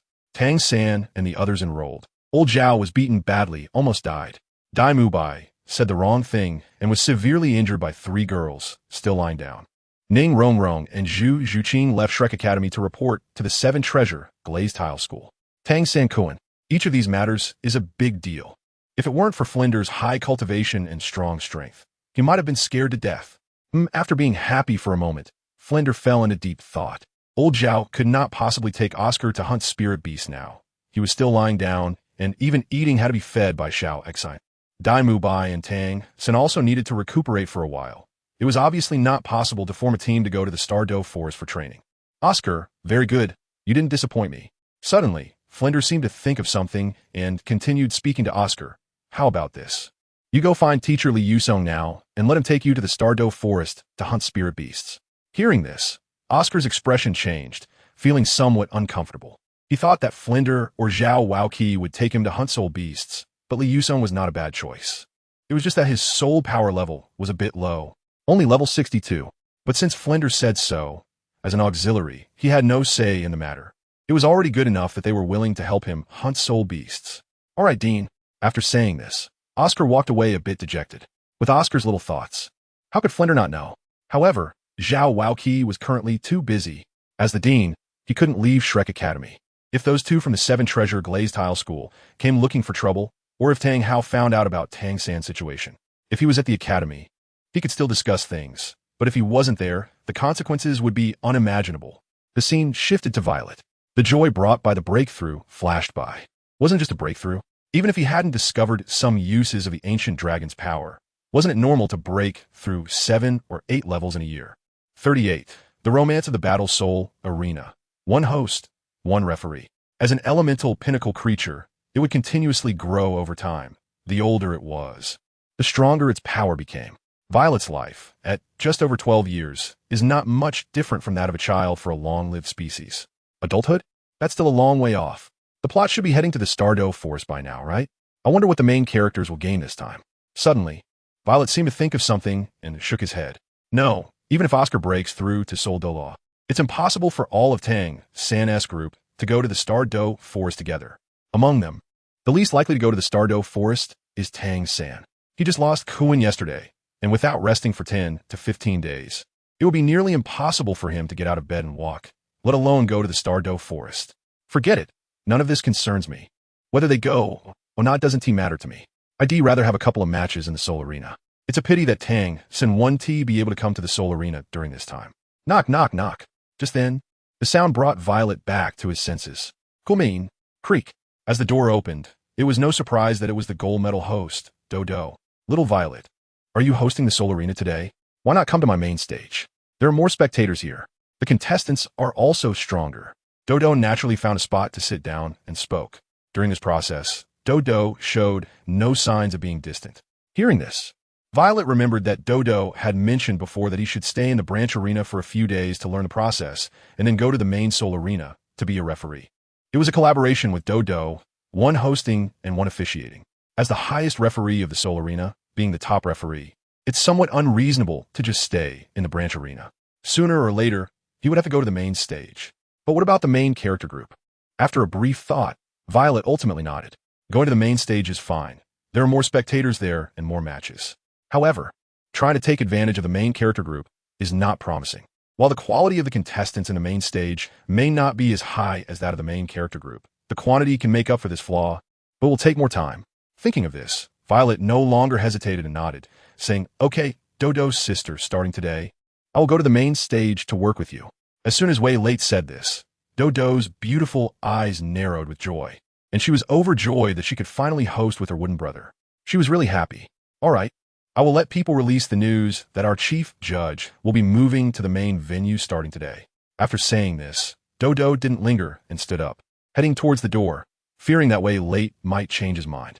Seeing this, Violet helplessly shrugged his shoulders and said, "Words once spoken are like water spilled. How could I possibly go back on them?" Time flew by in the blink of an eye, and a few days had passed in an instant. Nawilet has been diligently serving as a referee in the Soul Arena. The number of soul battles he has presided over is not in the hundreds, but certainly in the dozens. Although his soul power level has not broken through again, it has reached level 65, which is very close. This has only been a week's time. Nawilet discovered that in the process of accumulating energy, the more spectators there are, and the higher the quality of the contestants. the greater the improvement. This finding made him a bit relieved that he arrived at the main venue early. The scene shifted to Yu Xiaojiang, who was looking at Tang San lying in bed, lost in thought. How long has it been since Tang San arrived in Soto City? He is already injured and lying in bed to recover. Teacher. Tang San wanted to get up, but was pushed back down by Yu Xiaojiang. Xiao San, how did you get injured? Is it an internal or external injury? As long as Tang San had the heart to respect his teacher, he could put aside the formalities. He was injured after all, and it was better for him to rest properly. Seeing his beloved teacher, Tang San almost burst into tears. For Tang San, Yu Xiaojiang was like another father to him, and now he felt unfilial and like he had no descendants. Why are there often tears in Tang San's eyes? Because his heart hurts, it hurts too much. Recently, Tang San noticed that even his dear sister Xiao Wu seemed to be distancing herself from him, which made him even more miserable. Tang San, it's just a minor injury. It's nothing serious. Where's the injury? How could Tang San say that? He also has his pride. This is one of the reasons why Flander didn't run away. In Tang San's situation, as long as he doesn't mention it, over time, his injury will heal enough that no one will notice any problems. Who would have nothing to do and specifically check for that? After hearing this, seeing Tang San's difficult expression, Yu Xiaojiang didn't press further. It's probably because he was emotionally affected by the injury, making it hard for him to speak about it. Right? Well, as long as it's nothing serious, it's best to take care of the injury after being hurt, so as to avoid hidden injuries and sequelae. Hearing that Tang San said it was a minor injury, Yu Xiaojiang didn't pay much attention. This kid has always been different since he was young. He wouldn't lie to him. Tang San's eye twitched. He was just embarrassed to say it, but this was much more serious than any internal injury. He would rather be severely injured like Dai Mubai than have it like this. Suddenly, Tang San seemed to think of something and looked at Yu Xiaojiang with confusion. Teacher, why did you come to Shrek Academy? Shouldn't you be at Nodding Academy enjoying your retirement? This was something Yu Xiaojiang hadn't mentioned before, and when he saw Yu Xiaojiang, he almost thought he was hallucinating. Flander is a close friend of mine. He has always invited me to teach at Shrek Academy, but I declined in the past. Now that you are at Shrek Academy, to continue guiding you and help you with some of your cultivation problems, I agreed to come to Shrek Academy. Yu Xiaojiang said with his hands clasped behind his back, his expression unchanged.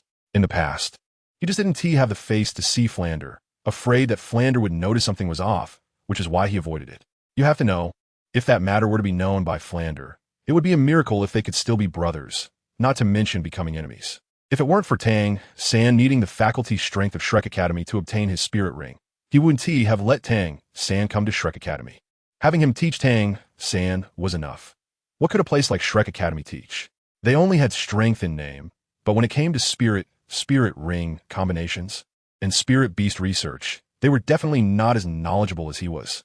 Even if the source of this knowledge was improper, obtained through deceiving BB Dong from the Spirit Hall, the fact remained that he possessed it. The materials from the Spirit Hall, combined with the Blue Lightning Tyrant Dragon Sex research on spirits and spirit beasts, as well as his own imagination, had made him a master of spirits, self-proclaimed. 39. That Violet went to Heavendo City, and Tang San laughed madly. Is there news? Hearing the visitor's words, Violet was taken aback. Was there news so soon after just a few days? It had barely been 10 days. Okay, I understand. Thank you. After thanking the messenger, Violet walked out of the fighting arena and headed towards the city outskirts. Soto City is quite far from Heavendo City, even for a great spirit master. It would take at least a month to travel. With such a distance, having news in 10 days is significant. What does this indicate? At least a Soul Sage level agile attack type, Soul Sage, must have traveled to make a round trip possible in 10 days. Wait, could it be that the old man went personally? If it was Lycesius who went to Heavendo City, then it would be no surprise. Because Lycesius himself is an agile attack type, Soul Douluo, at level 89, to make a round trip in 10 days and find Dugabo among the people Violet knows. Only Lycesius could achieve this. Time passed, and after about half an hour, Violet finally returned home, where only Lycesius and a few Soul Sage level old farmers were present. Little Violet, this trip almost cost me my old bones. I'm getting old. I can't fly anymore. Lycesius smiled and continued, but fortunately I found Dugabo. He was curious about what I wanted him for. Thank you, Grandpa. While it didn't disappoint by saying there's no need to rush, what's the difference from hindsight? He just didn't expect that Lexius would personally make the trip. You're still young. Living a few more decades is completely fine. Once you break through to the titled Douluo level, you'll have plenty of time ahead. Enough of this. I've arranged to meet Duke Dugu in Heavendo City half a month later. It seems that our grandfather-grandson duo can't afford a rest. Let's go, time is tight. Suddenly, Wallet seemed to think of something and said, Grandpa, how did you convince Dugubo? With his personality, he wouldn't easily agree to meet. Before Wallet could finish his sentence, Lexius waved his hand and smiled. It's just a 10,000-year-old soul bone, something that can be bought with gold soul coins. Ah, no wonder. No wonder someone like Dugubo would actually agree to meet. And even set a time. Grandson, in this Douluo Continent, strength is the most important. Among our 8 great families, each family has at least one soul Douluo in charge, which is also the reason why the 2 empires, the Spirit Hall, and other major forces do not want to offend us. Of course, the premise is that we maintain absolute neutrality and do not have any interest with any forces. Only then will they feel at ease. Secondly, it's about human relationships. Reciprocity is important. For example, this time, I directly paved the way with a soul bone. Even though the value of the soul bone is not high for a soul or title de law, it's almost worthless. But could Dugubo refuse it? He might not use it himself, but it would be useful for his descendants. As long as he accepts the soul bone, then everything will be much easier to negotiate. Lexius's mouth curled slightly. Such trivial human relationships are easily grasped. Hearing this, Wallet nodded knowingly, but remained silent. If one had absolute strength, there would be no need for such human relationships. Instead, others would seek you out. Unfortunately, there isn't absolute strength right now. Seeing Wallet's understanding expression, Lexius nodded. It's good that he understands. This is something to comprehend when one's strength is low. In the end, it still comes down to strength. Over in Soto City, Wallet's sudden departure saddened Dodo and left most of the audience equally heartbroken. They all came to see Wallet, whose beauty was said to be legendary. Yet, Wallet disappeared. When Tang San, Xiao Wu, Ma Hongjun, and Oscar returned to the soul fighting arena, they were already wearing their exclusive masks. They all re-registered their titles. Oscar had just returned from hunting souls, but his third soul skill was not the flying mushroom from the original work. The thousand-handed Azura, soft-boned rabbit. An evil fire phoenix really appeared. Lord Wallet is indeed a remarkable person. The staff responsible for arranging the contestants and distributing the platforms murmured. Unfortunately, at this moment, Wallet was not at the soul fighting arena. What? Wallet is not at the soul fighting arena right now. Upon hearing the staff's words, Xiao Wu exclaimed, Yes, Lord Wallet is currently not at the soul fighting arena. As for where he went, that's beyond our knowledge. Ah, why is this happening? Xiao Wu pouted and said somewhat dejectedly. Tang San, Ma Hongjun, and Oscar naturally heard this news. Among them, Tang San was the happiest. With Wallet gone, who in the soul fighting arena at the same level could be his opponent. However, Tang San had a faint sense of unease, as if something important was about to leave him. His heart felt empty. The happy smile that was originally on his face quickly froze and then slowly disappeared. He felt that something very important was drifting further away from him. This was an indescribable feeling. Was it an illusion? Tang San was puzzled and still couldn't understand why he felt this way amidst the mental storm. In the end, Tang San shook his head. If he couldn't figure it out, then he wouldn't think about it. Taking advantage of Wallet's absence, he wanted to rank up. San, you seem quite happy? Xiao Wu frowned, shot him a sideways glance, and said with a blank expression. She initially wanted to call him Sanjia, but after thinking for a moment, she ultimately called him Sange. After all, there were 6 years of feelings involved. The previous Tang San was pretty good to her.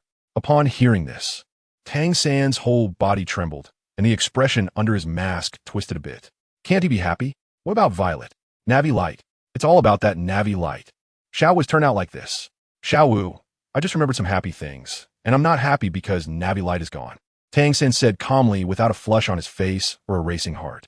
Ma Hongjun and Oscar were stunned. What a perfect case of not a trace of silver here. Did Xiao Wu say that Tang San was happy because of Navi-Light? Tang San is so pleased with himself that he inadvertently admitted it. Xiao Wu was so angry that she trembled all over. Her right index finger pointed at Tang San, her mouth slightly open, wanted to say something but hesitating. Indeed, Tang San's prejudice against Navi-Light was like a rolling stone on a mountain. Once it started to slide, it couldn't be stopped. Xiao Wu didn't like this side of Tang San. 40. Shuqingha? No. Qian Renxue. Tiando City is the imperial capital of the Tiando Empire. At the same time, it is also the most prosperous city in the Tiando Empire, not far from the Sunset Forest. After departing from the outskirts of Soto City, Navelite and Lexius did not stop much along the way and rushed straight to Heavendo City. After about 10 days, the two arrived at their destination. On the way, Navelite also encountered Ning Rongrong and Zhu Zhuqing, who were on their way back to the Seven Treasure Glazed Tile School. However, he only took a distant glance and did not pay much attention to them, given the pace at which the two women were traveling. They were naturally not as fast as Navelite and Lexius. They had set out about half a month earlier, but were still caught up by them. To reach Heavendo City, they would need at least another week. With 5 days left until the agreed time with Douluo, Navelite and Lexius temporarily settled down in Heavendo City. One day, Navelite walked alone on the streets of Heavendo City. It was his first time visiting, and taking a tour was quite necessary. The descriptions of Heavendo City in novels were only a partial perspective and could not be generalized. Lexius, on the other hand, was different. He was familiar with all the major cities in the entire Heavendo Empire. As the patriarch of one of the 8 great families and the operator of a major force like the Soul Arena, it was essential for him to understand all the major cities. There was no change in Nawe-Leite's attire, and as he walked down the street, passers-by occasionally cast their gaze upon him. However, Nawe-Leite paid no attention to this and instead observed the buildings within Tiando City. Unlike modern times, the architecture of Tiando City resembled that of the 17th century from the other side of Blue Star. Majestic, spectacular, and extraordinarily magnificent. Even the houses where the common people lived were not simple. Of course, could anyone live in such a precious piece of land as Tiando City? The city was indeed prosperous, but it lacked a lot of liveliness. There were almost no vendors in the city, and most of the pedestrians were dressed elegantly and splendidly, behaving in a very refined manner. Yet there was a significant absence of the warmth of human life. A random passerby could very well be a soul master or a noble, and even a large city like Soto City could not compare to it. As Wei Late walked, he couldn't help but sigh.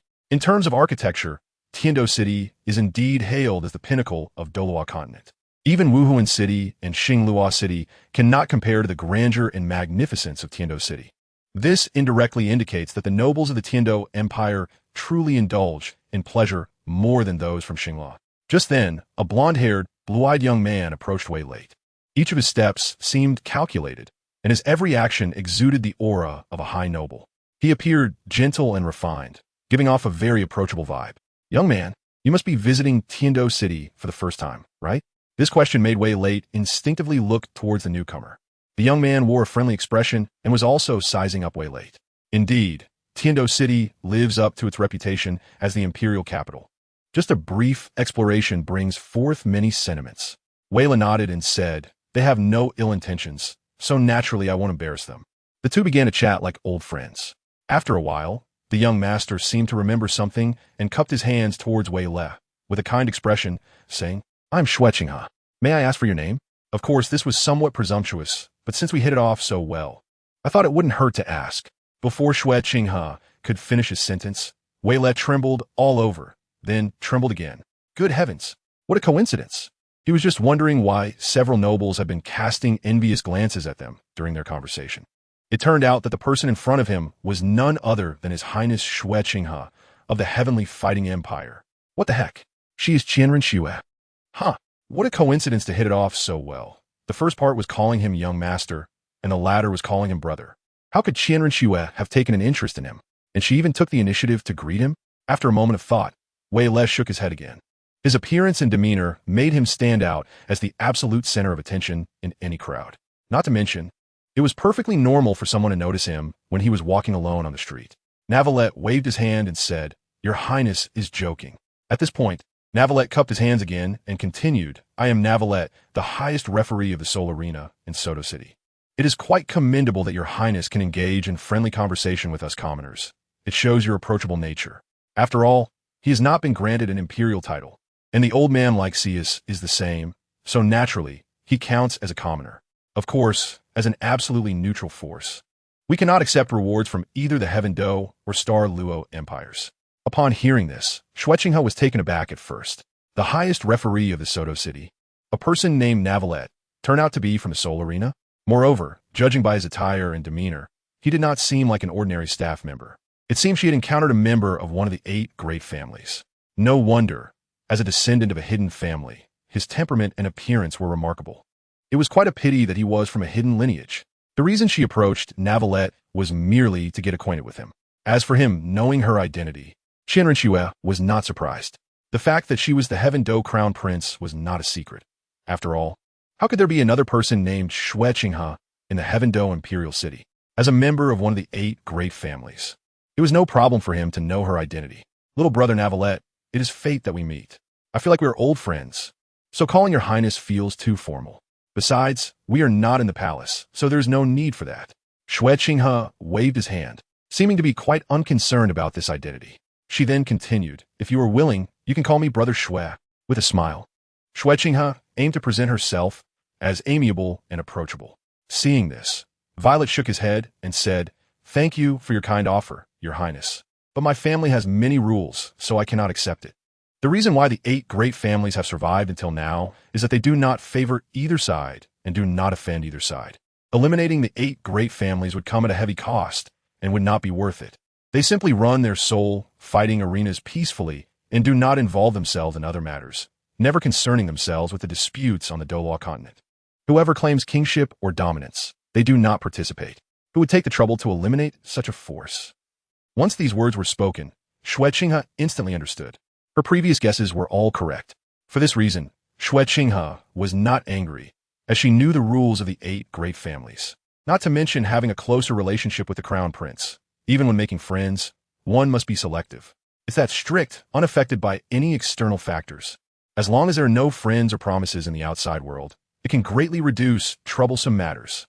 For example, if a close friend is preparing for revenge and their enemy is particularly powerful, should they help or not? What if it implicates their family later? A whole bunch of troublesome issues would arise. This is also why the 8 great families have such a code of conduct. A small mistake could lead to irreparable consequences. Bonds? The 8 great families are interconnected and have their own bonds. There is no need to form bonds with outsiders. Xue Qinghe looked at Violet again. This person's experience was so similar to hers. There were no playmates at all, and even making friends would be restricted. However, Violet's situation was much better than hers. At least he did not have to pretend to be someone else. Just a slight sigh of sympathy. Xue Qinghe had no other intentions. In her eyes, only talent and strength matter fundamentally. Appearance and temperament are merely embellishments. Just like when a man sees a beautiful woman, he feels happy. And the same goes for a woman seeing a handsome man. It is just nature, nothing more. Your Highness, if there is nothing else, I will take my leave. Navelite said calmly. After hearing this, Xue Qinghe's lips curled into a slight smile. She found the person in front of her increasingly interesting. There's nothing else, Navelite. If you have time, you can come to the Crown Prince's residence for a visit, Xue Qinghe said politely. Without her token, can one just enter the Crown Prince's residence? She had no intention of giving Navelite a token. Her words were merely polite. If there is an opportunity, I hope that when the time comes, His Royal Highness the Crown Prince won't mind my intrusion. The mountains remain unchanged, the rivers flow on, the road is long and winding, so let us part ways here. Farewell. Without waiting for Xue Qinghe's response, Navelite turned and left. If the person in front of him were truly Xue Qinghe, it wouldn't hurt to say a few more words, but unfortunately, he was not. Qian Renxue's ambition was too strong. Excessive communication with her could lead to significant problems if she developed an interest in recruiting him. One must understand that this woman's gaze when she wants to recruit someone cannot be hidden, even if it were the son of her father's enemy. If she took a liking to him, she could recruit him even at the cost of sacrificing loyal ministers from the past. One can imagine how terrifying she truly is. Seeing Navelite leave just like that, Xue Qinghe stood there for a moment, her smile frozen. The name Xue Qinghe, under her management, should have a very good reputation. Judging by the lack of further communication from the other party, the 8 great families really do uphold their principles. Indeed, these fellows would not become obstacles. As long as one changes their mindset, perspective, and identity, Navelite's actions are perfectly aligned with Qian Renxue's thoughts. Shaking her head, Qian Renxue no longer thought too much about it. She had no time to focus on a little man. Time passed, and soon it was time for the appointment with Douluo. On this day, Lexius brought Navelite directly to Douluo's residence. Although Douluo didn't want to accept the title from the Heaven Do Empire, he had a life-saving debt to Prince Xuexing. So he had no choice but to accept this so-called marquis title. In the city of Heaven Do, Douluo had a marquis residence granted by the Snow Knight Emperor, known as the Douluo Mansion. Today, the Douluo Mansion was different from usual. The main gate was wide open, as if welcoming some guests. Due to his reclusive nature, there were no servants in the Douluo mansion to greet guests, which naturally meant he couldn't personally welcome anyone, not even his life-saving benefactor, Prince Xuexing. This was also the reason why the Douluo mansion's gate stood wide open. After Lexius and KingNavelite arrived at the entrance of the Douluo mansion, they exchanged a glance and smiled, finding Douluo rather interesting. Nodding without speaking, the grandfather and grandson entered one after the other. Before long, they arrived at the reception hall, where Douluo had been waiting for some time. Douluo had a lean face, with dark green hair and eyes, especially his pupils, which resembled the eyes of a venomous snake capturing its prey. His gaze briefly swept over Lexius before settling on KingNavelite. Douluo was very curious to know what kind of person and what reason warranted the giving of a soul bone of over 10,000 years as a meeting gift. Even if the soul bone was just over 10,000 years old, its value was still considerable. It was shocking to realize this. For some reason, when Douluo looked at KingNavelite, he felt a bit of palpitations, a sense of submission. As a titled Douluo, he quickly found the reason. It was his martial spirit causing trouble. One must understand that since his martial spirit evolved into the Phosphor Snake Emperor, it had become one of the top martial spirits. Such a situation was almost impossible, yet it was happening now. Douluo couldn't help but look at KingNavelite a couple more times, his heart filled with even more confusion. "Please sit." Douluo gestured with his right hand, indicating for the two to take a seat. As the host, how could he let his guests stand to talk? After Lexius and KingNavelite sat down, Lexius finally spoke. "Your Excellency Douluo, this is my grandson KingNavelite. We have come this time regarding my grandson's matter. Oh, may I ask what it is?" At that moment, Douluo was quite interested in KingNavelite. If his martial spirit could instantly submit, if he were to become an enemy, he might not be able to unleash even 80% of his strength. This was incredibly strange. If he couldn't be a friend, then he could only. "Grandson, you speak." Lexius didn't know what KingNavelite sought from Douluo, so he naturally let KingNavelite speak. "All right, Grandpa." After responding to the old man, KingNavelite calmly said, "Your Excellency Douluo, we come this time to propose a transaction. Please don't rush to refuse. This transaction can help your Excellency, as well as your descendants, resolve issues regarding martial spirits." Upon hearing this, even Lexius was stunned. "Grandson, do you want to reconsider what you just said?" If he had known KingNavelite would say such a thing from the start, he would never have helped. Douluo was a titled Douluo. What issues could he possibly have with his martial spirit? The air in the room cooled a few degrees. The atmosphere became tense, and Douluo's mood was evidently unsettled. He knew his own family situation. Indeed, there were problems with their martial spirit, which would be inherited and poison the next generation. His son and daughter-in-law had left precisely because of this. Not only was it a hereditary issue, but with continued cultivation, he would also become toxic himself. "Your Excellency Douluo," this. Before Lexius could finish speaking, Douluo waved his hand and said expressionlessly, "Kid, continue speaking. If you cannot give me a satisfactory answer." Douluo sneered. As a titled Douluo, he was still a titled Douluo. If it weren't for his apprehension of KingNavelite's invisible pressure, he would have exploded by now. This involved the secrets of his Douluo family, even though only he and Douluo remained in the Douluo family. Lexius sighed and then focused his gaze, already prepared to escape with KingNavelite at the first sign of any strange movements from Douluo. "Your Excellency Douluo, my KingNavelite has always adhered to fairness and justice in his dealings. If it weren't for this, I wouldn't need to exchange for what I want with you. I would take it myself." After saying this, an invisible aura erupted from KingNavelite, pressing down on Douluo instantly. Douluo's eyes widened in shock. His gaze filled with horror. His martial spirit trembled in fear, even to the point of not wanting to reveal itself. It was as if an ordinary snake had encountered its king, filled with fear, reverence, and not daring to look directly.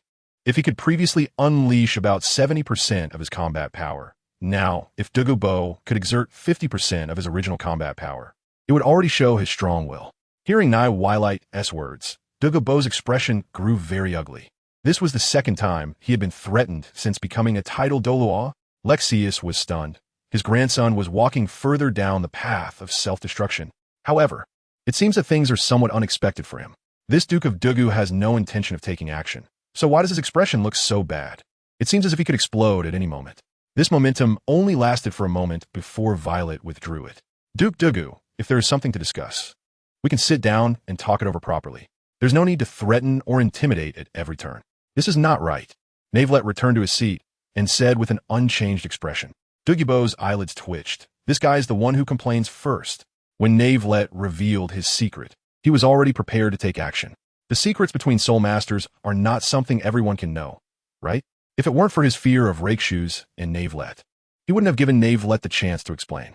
But this guy didn't explain at all. Instead, he was even more forceful than Dugubo, a titled Douluo. He went straight to threatening him. At this point, Dugubo thought for a moment and decided to lay his cards on the table. Kid, if you can really solve this problem, just say what you want, and I'll give it to you as long as I have it. The poison of the martial soul has always been a pain in Dugubo's heart. No matter how high his cultivation is, he cannot save his son and daughter-in-law. This poison is hereditary. It will harm future generations. Duguian's hair and pupils are the best proof. Since Navelette said this is a transaction, then he must have grasped some solution. And it just so happens that he has his eyes on something in Dugubo's hands. Your lineage's problem, Lord Dugumi, lies in the martial soul. It is the poison of the martial soul that grows continuously with cultivation. Every time it rains. After explaining Dugubo's situation and symptoms, Navelette finally picked up the nearby tea and took a light sip. Mopoison. Hearing this, Dugubo's eyes brightened. What Navelette said was exactly in line with the situation.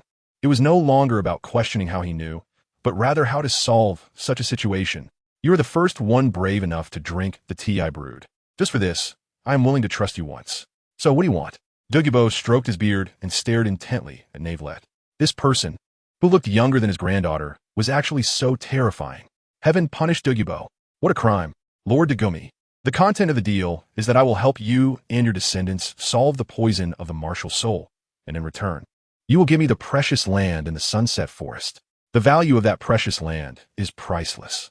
Do you think my life and my granddaughter's life have a price? Before Navelette could finish, Dugubo said softly. Navelette fell silent. The land was priceless, and so was life. As long as you can solve this problem, what harm is there in giving you that land? Dugubo did not ask Navelette why he knew about that place. It was only natural for him to know about the poisoning incident involving him and his granddaughter. Moreover, if it weren't for that piece of land, this guy might not have any connection with him, right? Of course, if you dare to deceive me, Dugubo thought. But Navelette did not take this to heart. Instead, he was pondering another question. This transaction was actually unfair in the Douluo Continent. There seemed to be nothing comparable to the ice and fire yin-yang eye. Even 100,000-year-old soul bone could not be compared to this precious land. However, saving Dugubo and Duguyan, as well as resolving the issue of martial soul inheritance, could not be done fairly and justly. Although both were priceless, this transaction was still not fair and just. Forget it. I'll think of a way to make up for it later. At worst, I'll pay more attention to Dugubo's descendants in the future, or try to help him increase his strength. With this thought, Navelette no longer felt conflicted. Special circumstances call for special measures. Lord Dugu, could you take my grandfather and me to your precious land first? I have several methods here that can solve the problems you and your granddaughter face, but they all require the use of this precious land. Navelette spoke frankly. The best solution is to allow Dugubo and Duguyan's martial souls to evolve, freeing them from the snake martial soul form. They are humans, not snakes, and do not have toxin sacs to store poison.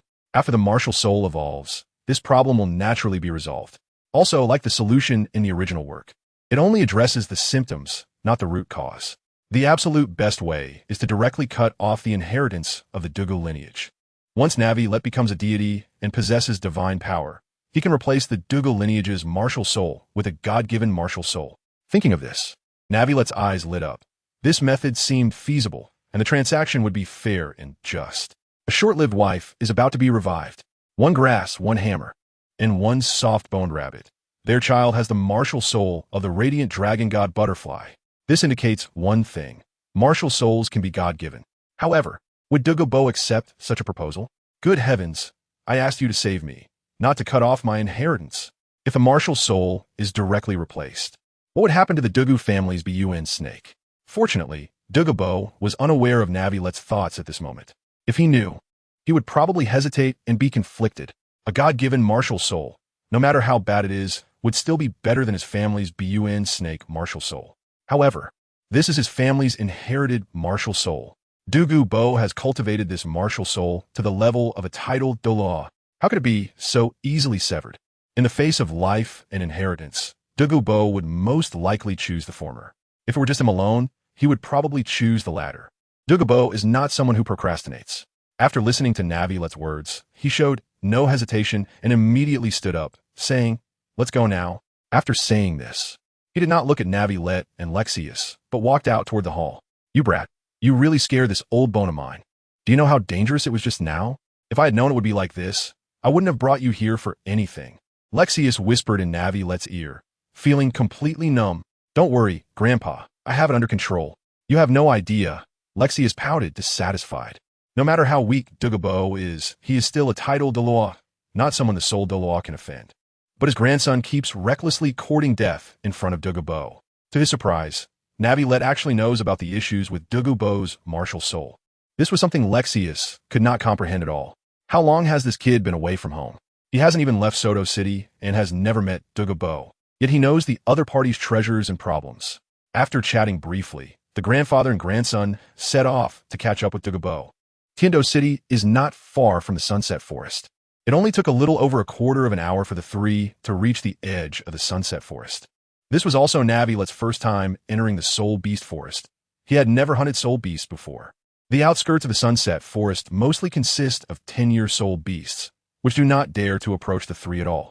After walking for another quarter of an hour, the three arrived at a place beneath a mountain, which was covered by a poison formation.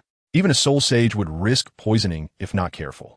This was set up by Douluo to prevent soul beasts from climbing the mountain and destroying the ecology of this treasure land. Even at the foot of the mountain, Navilete felt a strong aura of ice and fire. It seems Douluo was not playing tricks. It was indeed the true ice and fire yin-yang eye. "This is a detoxification pill. The poison here was laid by me. Without it, even a soul Douluo would be in trouble," Douluo said, pulling out 2 pill-like medicine from somewhere and handing them to Navilete and Lexius. The two exchanged glances. Lexius hesitated. Douluo's things should not be taken lightly. Then Weile couldn't think too much. Even if it was poison, so what? Without hesitation, he swallowed it directly. "Grandpa, you must trust Lord Douluo.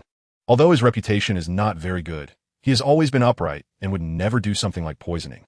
After hearing this, Douluo didn't know whether to laugh or cry. Was this kid praising him or mocking him? He simply chose not to speak, putting his hands behind his back, looking up at the sky at a 45-degree angle, pretending to be a master. His heart was calm and unperturbed. The detox pill was indeed a genuine detox pill, with no tricks involved. Lexius sighed. His grandson was still too young. One should never harbor malicious thoughts, but one should always be on guard against others. It was normal for him not to understand this principle at his current age. After a moment's thought, Lexius gritted his teeth and ultimately took the detox pill. Seeing this, Douluo said nothing and continued up the mountain. Soon, the three of them reached the top of the mountain, where the scenery suddenly changed dramatically. The once beautiful mountaintop seemed to have been struck by a meteor from the sky, creating a massive, deep pit. It formed a terrain surrounded by mountains with a basin at the center. Looking down, the water blue and fire-red springs caught the eye. Even Lexius, who had seen much of the world, couldn't help but exclaim, "This place is truly a treasure." Although he didn't understand the value of this place, the soul power energy here was far stronger than that in the outside world, by a long shot. "Wow, Weile, is this the energy-filled place you mentioned?" Fucalos also stopped pretending to be dead and exclaimed, "The energy here is so rich. It's more than enough for me to regain my human form. And I can recover most of my strength too."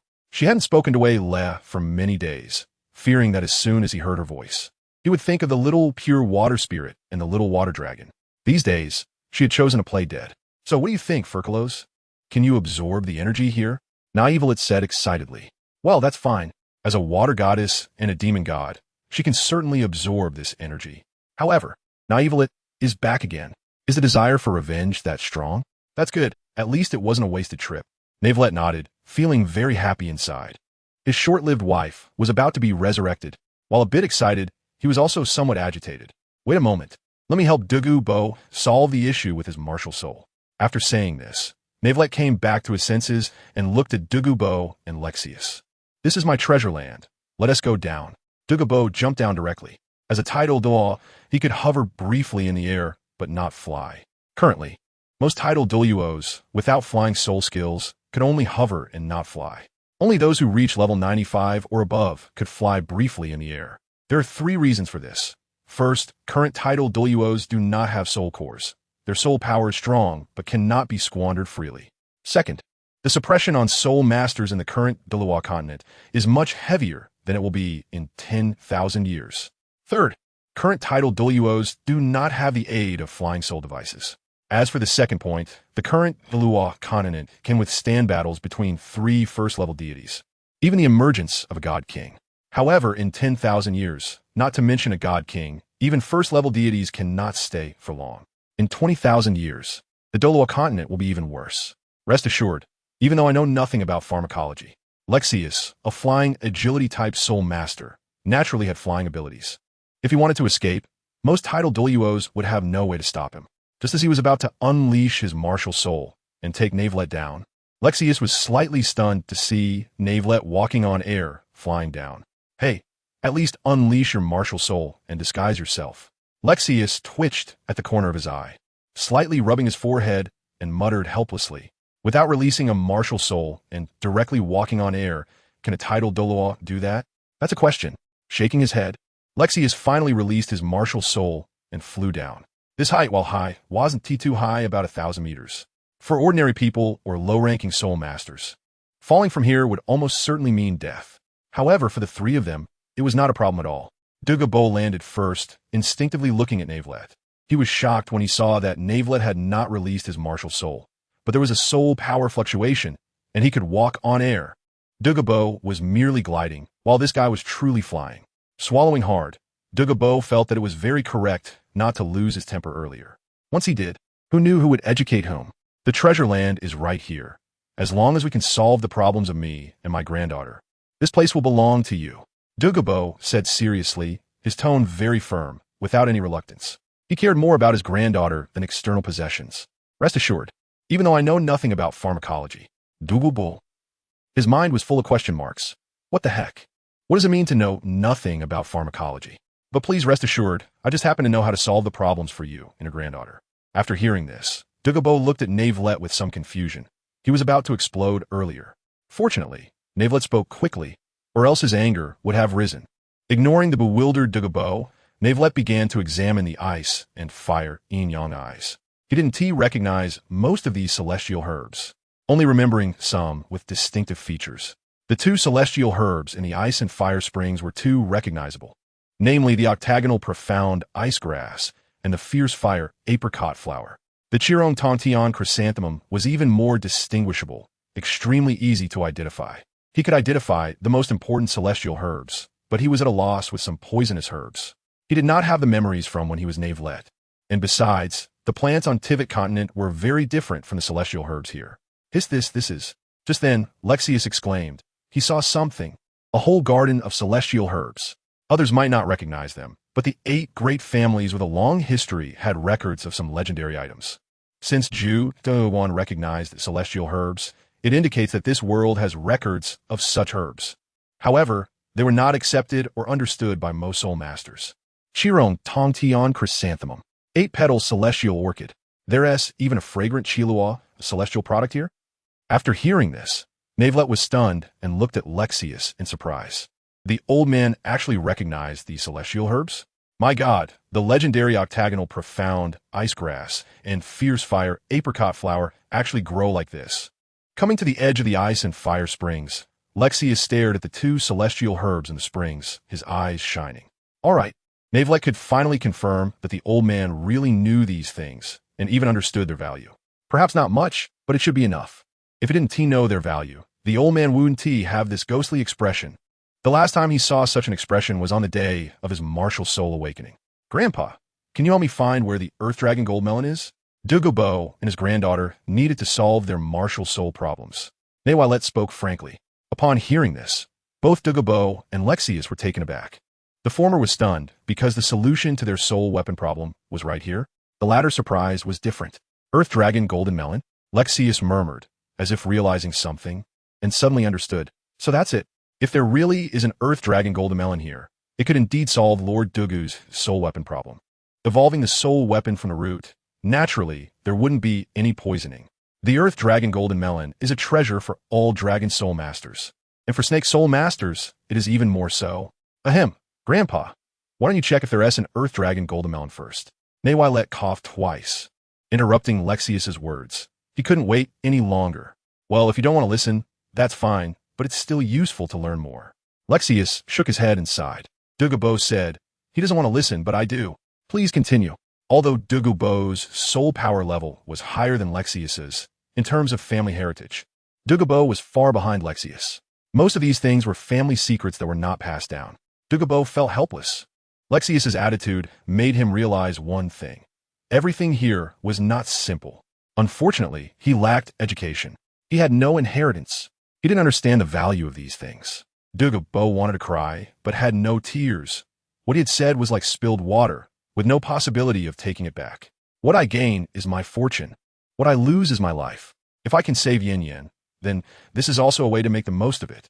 With this thought, although Douluo still felt heartbroken, it wasn't as unbearable as before. After a short while, there was movement from Lexius's side. Here, before Wei Lei could react. Douluo, like an arrow released from a bow, instantly appeared beside Lexius. What came into view were several golden sweet potato vines. The earth dragon golden melon, being a type of sweet potato, naturally grows underground. With the sweet potato vines present, it indicates that the earth dragon golden melon is in the soil below. These are the sweet potato vines of the earth dragon golden melon, but I don't know exactly how many earth dragon golden melons there are. Lexius shrugged his shoulders and said to Douluo, what are we waiting for? Douluo, panicking, immediately started digging. He didn't use any tools and went straight in with his hands. If he used tools, what if he accidentally injured this life-saving treasure? What would he do then? Navelite and Lake Xiao's exchanged glances, and neither of them disturbed the digging. Bo, aren't you going to consider yourself? After seeing the celestial herb in the ice and fire 2 eyes, Lake Xiao's finally understood what Navelite meant when he said that Douluo had something that could break through to the tidal Douluo. If used properly, the celestial herb here could create more than just a few tidal Douluo. Grandson, the most valuable thing here. I already calculated it while searching for the earth dragon golden melon. Follow me. Hearing this, Navelite instinctively followed Lake Xiao's to the edge of the ice and fire spring. This is the octagonal mysterious ice grass and the fierce fire apricot blossom. By consuming them together, you can become immune to ice and fire attributes. It will better forge your invincible potential. And these. Navelite followed Renxue's, walking and stopping as Renxue spoke the entire time, while he just listened. After Renxue's finished introducing the Heartbreak Red, Navelite finally said, Grandpa, you've always been thinking about how I could become stronger and invincible. Have you ever considered yourself? Upon hearing this, Renxue was taken aback, his mouth slightly open, wanting to say something but hesitating. How could he not have thought about himself? However, applying these things to Navelite was the most cost-effective. As for his old bones, using such divine objects would only be a waste. At my age, using such divine objects. Before Renxue could finish speaking, Navelite waved his hand and said, Grandpa, with my talent, even without these things, becoming invincible is only a matter of time. I don't really need these things. Violet exudes a strong sense of confidence all over, and Lexius believes this. He just wants to make Lexius even more invincible. Moreover, although you know the effects of these celestial herbs, you don't know that a person can only refine a limited number of celestial herbs in their lifetime. Testing medicines has its risks. Refining too many can actually be harmful. This statement is directed at people. That Violet is a dragon. This statement tricked Lexius. After Lexius made his selection, he chose some celestial herbs to consume, and then everything here would turn into nutrients for the resurrection of Fucalos. After hearing this, Lexius seemed to ponder. After a while, he sighed and thought, perhaps Violet was right. I don't know what celestial herbs are suitable for you, so you should choose for yourself. Navelite smiled and said, since the conversation has come to this point, Renxue is no longer hesitant. In just a moment, he has already made a decision in his heart. The miraculous sky-piercing chrysanthemum and the coxcomb phoenix sunflower. Dai Mubai and the others need to reach the soul saint level to completely refine the medicinal properties of the celestial herbs they consumed, as they cannot refine them all at once. At that time, their soul power levels were generally around the 2nd to 30th level, with only Dai Mubai reaching the 39th level, which naturally was not enough to refine the celestial herbs in one go. However, Renxue is different. He is an 89th level soul Douluo. Refining the celestial herbs is not as simple as eating and drinking, but it is not far from it. Renxue has made a decision in his heart, but has not directly picked the 2 celestial herbs because the issue with Douluo has not yet been resolved. and this precious land does not currently belong to Navelite. The previous narration was merely an arrangement for future ownership. Neither of them, the grandfather and grandson, would act rashly. There are 3 Earth Dragon golden melons. At that moment, Douluo laughed loudly, and as he laughed, he almost cried. If he had known earlier that the solution to their martial soul problem was here, his son would not have had to die. Fortunately, it is not too late. Hearing Douluo's voice, Rexus and Navelite walked over to him calmly. After a brief examination, Navelite said, "These 3 Earth Dragon golden melons are already mature. Becamethe has been poisoned too deeply, and the martial soul poison is much stronger than that of Miss Douluo. Taking 2 Earth Dragon golden melons should be enough to evolve his martial soul. As for Miss Douluo, she is still young, and her martial soul poison and strength are not as strong as Becamethe's. 1 Earth Dragon golden melon is sufficient to change her martial soul's form. 3 Earth Dragon golden melons, neither too many nor too few, is just right. This is fate." Douluo replied, "To hell with fate. If fate were such, why didn't he know earlier that this thing could save lives? He has been here for decades and had no idea at all. How should this be used? Eat it like a fruit and then refine it. There are really no special requirements for consuming the Earth Dragon golden melon. Just eat it directly, like eating fruit. It's quite strange. All dragon martial soul masters have a desire to devour the Earth Dragon golden melon, including dragon-type soul beasts. However, Navelite feels no attraction to it at all. He has no interest in the Earth Dragon golden melon. The Earth Dragon golden melon can purify the dragon bloodline and has a high probability of evolving dragon-type martial souls. But to Navelite, this thing would pollute his bloodline. That's right, it is like that. Is the Earth Dragon considered a dragon? The true dragons of Douluo Continent may not be much different. Facing the burial ground of the 2 great dragon kings of Douluo, Navelite does not feel oppressed at all. Douluo pondered for a moment and glanced at Navelite.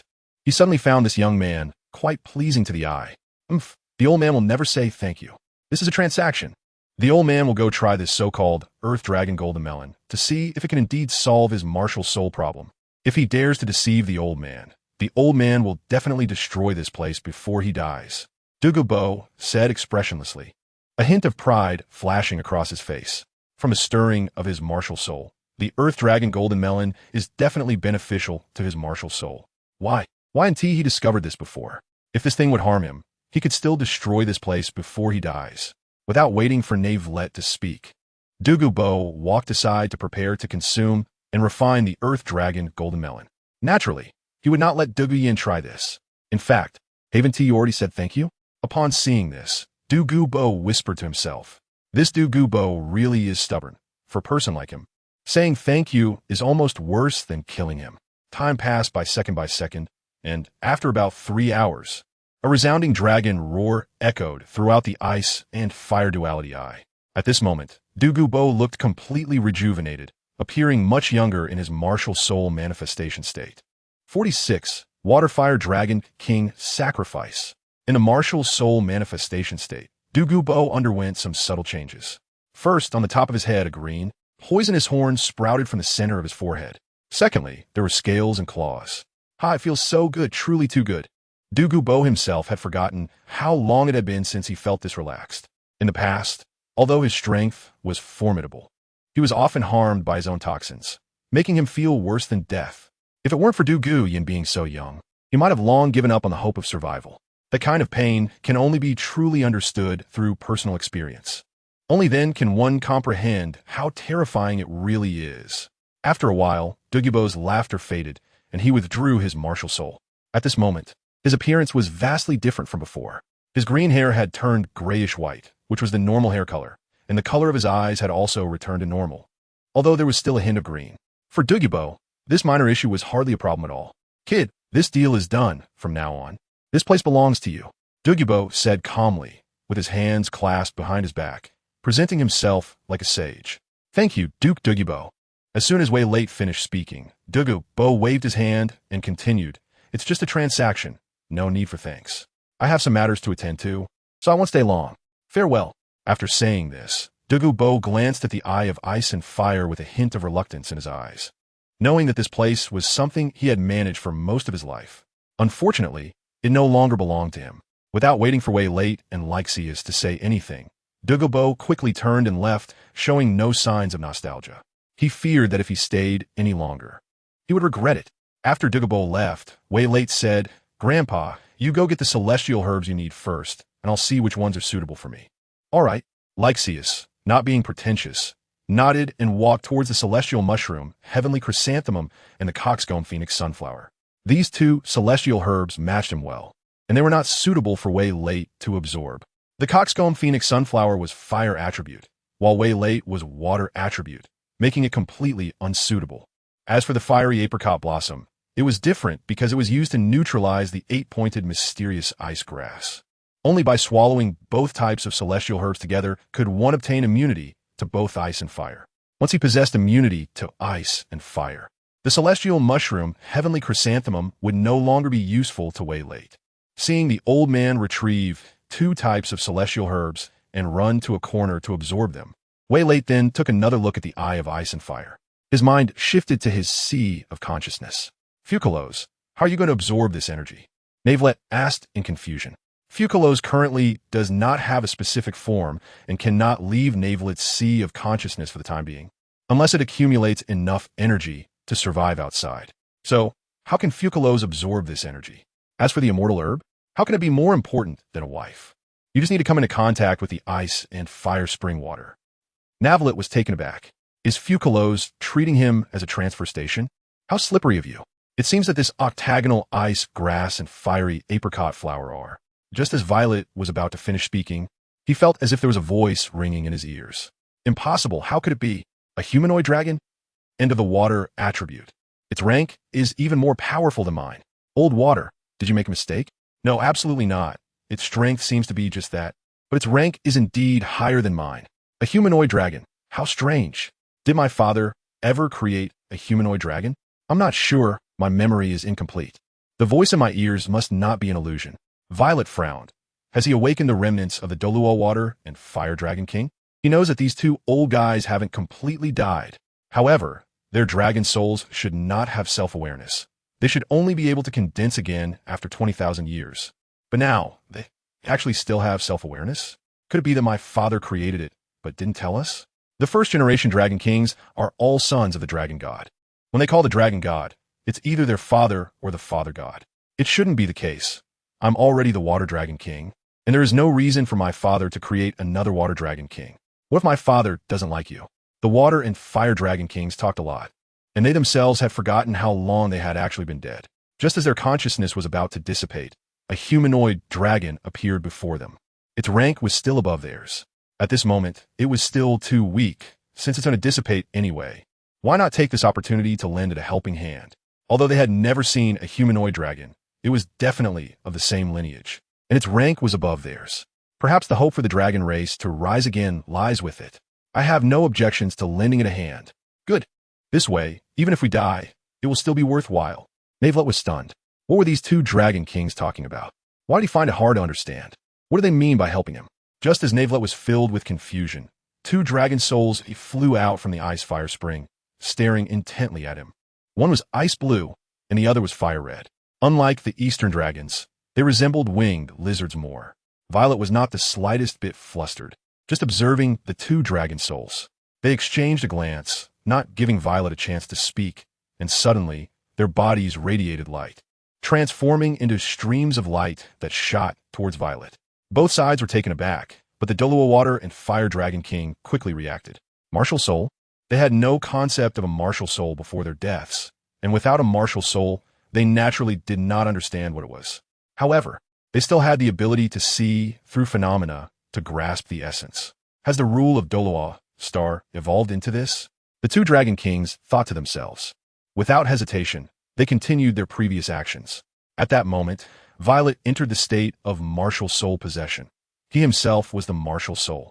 The so-called martial soul possession state was merely a state.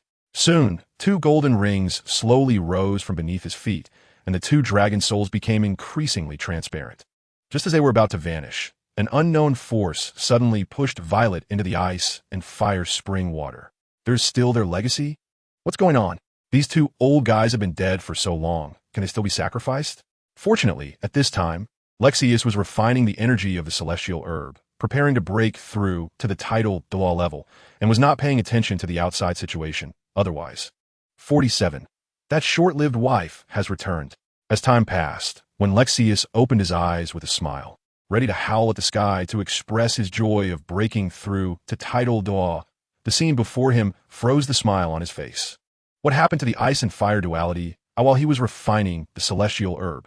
Did it get gnawed at, or was it? Lexius gasped. The place was barren. The previously vibrant ice and fire duality, I was now empty. Wait, there was still a stone left. That is the essence of the heartbroken red. Wait, where's my grandson?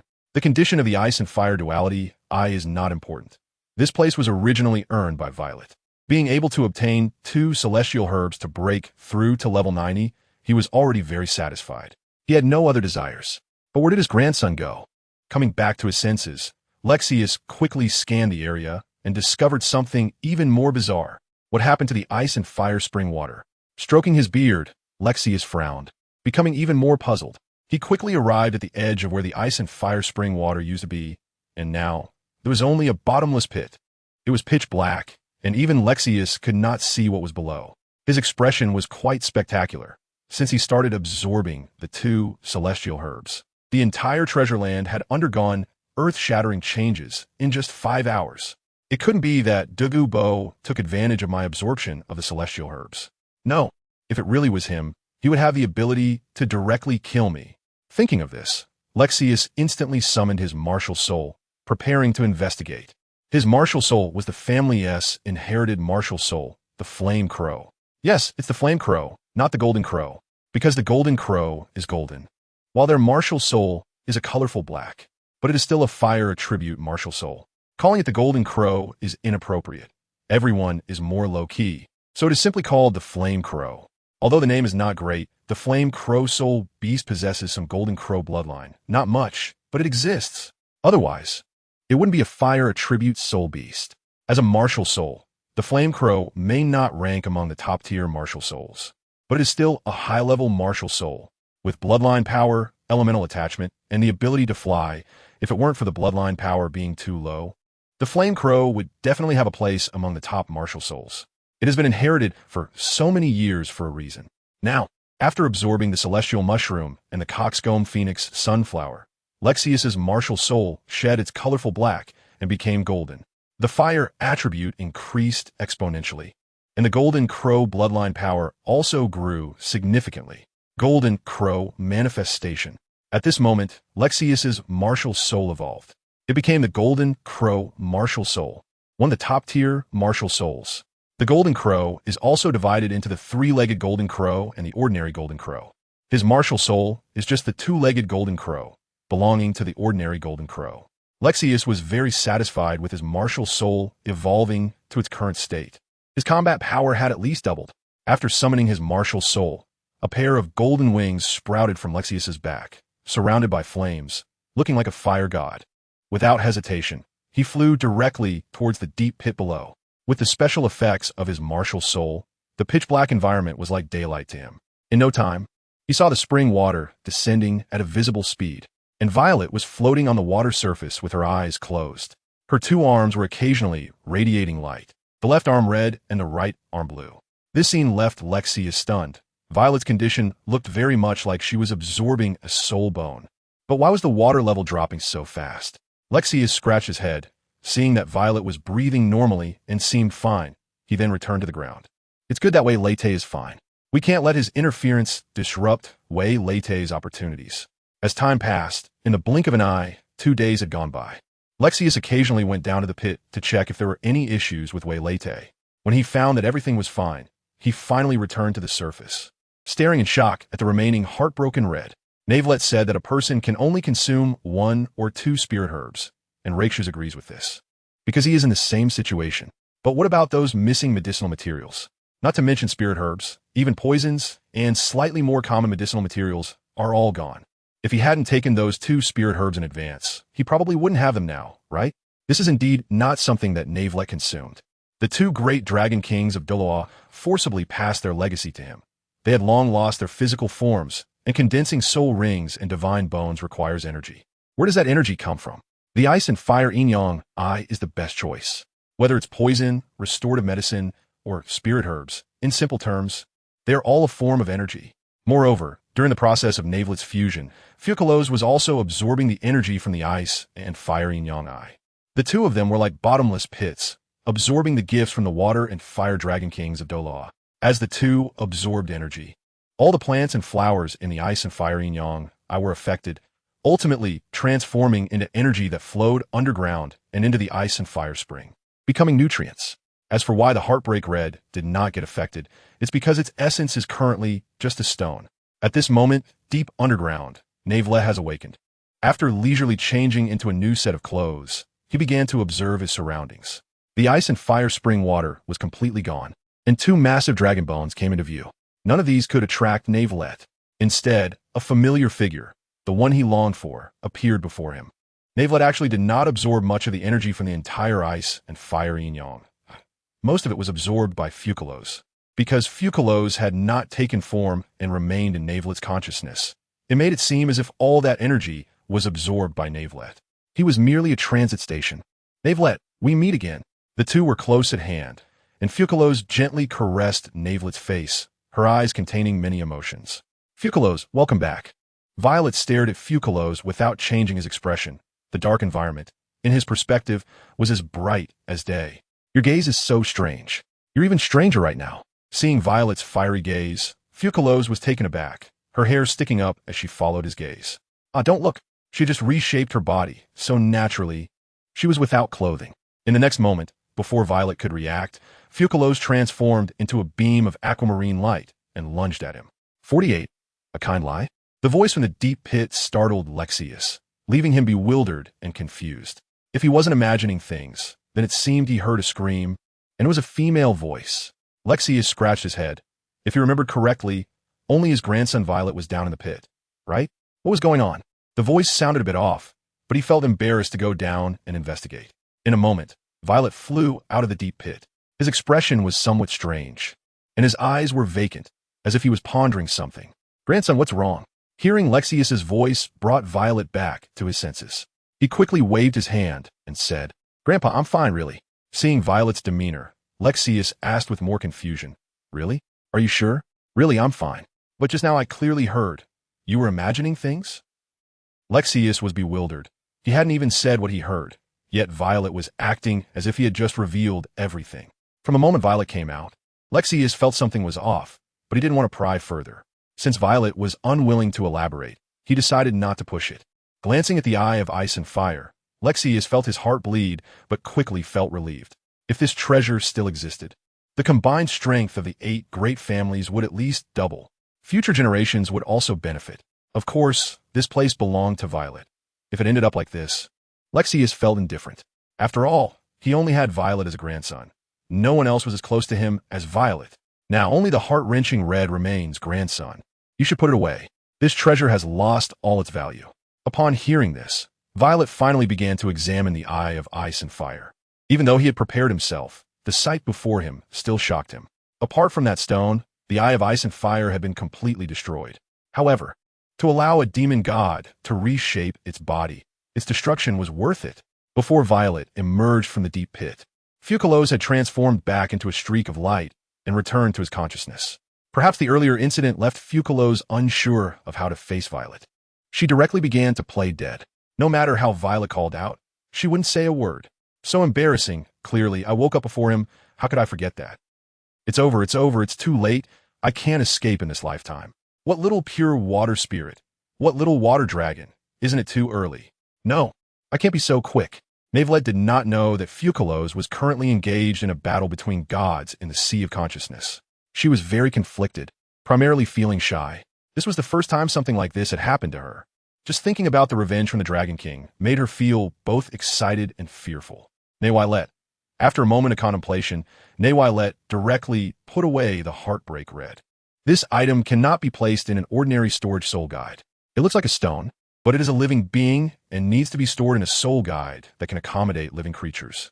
Such storage soul guides are extremely rare. For example, Douluo has a Rui Hunter treasure bag that can store living beings. Navelite doesn't have it, but Lexius does.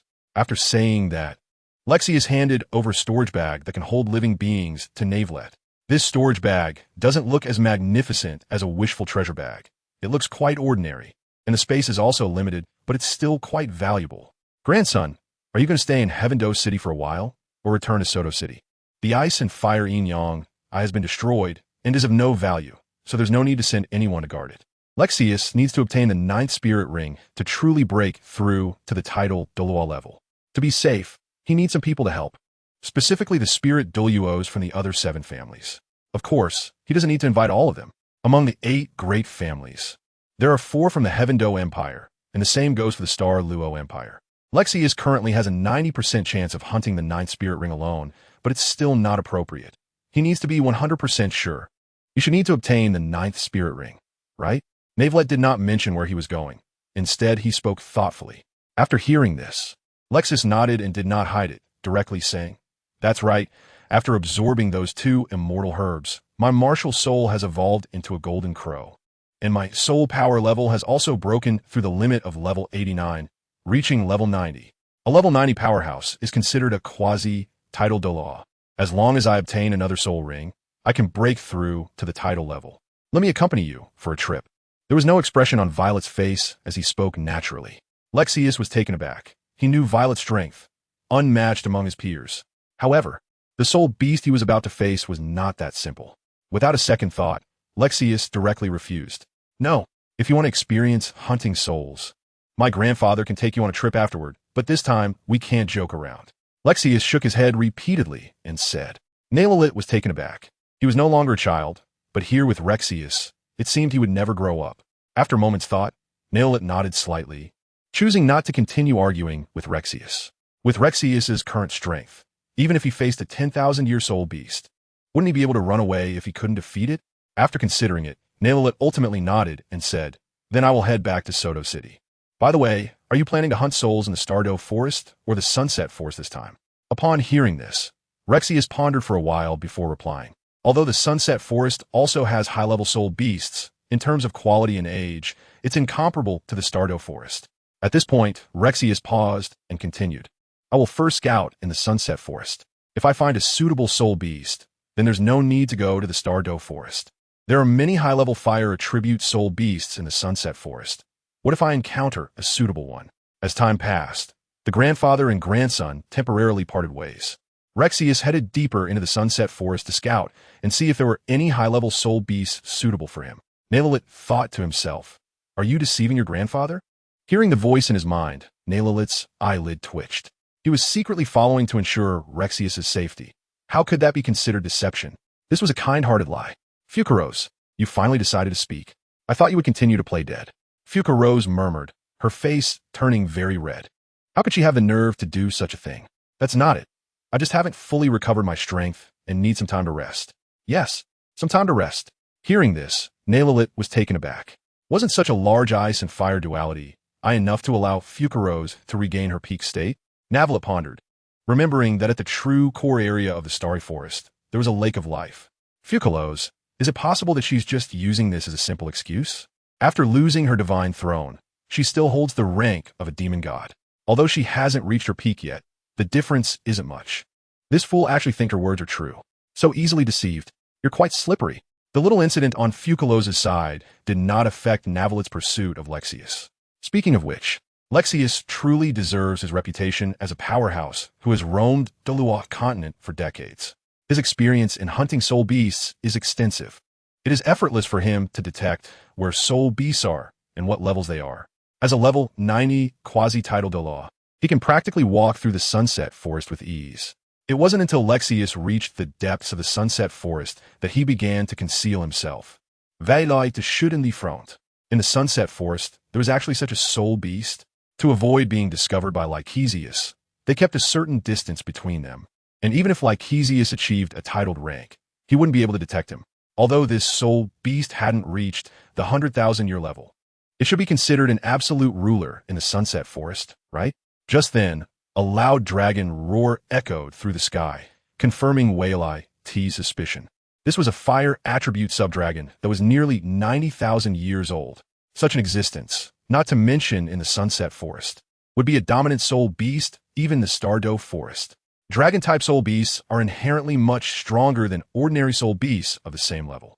And this subdragon was already close to 90,000 years old. At this moment, Lycesius looked completely bewildered. He was prepared to take his buddies to explore the Stardow Forest after returning, but instead, the Sunset Forest had given him a shock. Not a surprise, but a shock. A subdragon over 90,000 years old. Was this something he could face alone? This creature seemed to have noticed him. It was a fire dragon over 95,000 years old, and in its perception, a human dared to intrude into its territory, challenging its authority. Did it think the fire dragon wouldn't get angry, that it was just a decoration?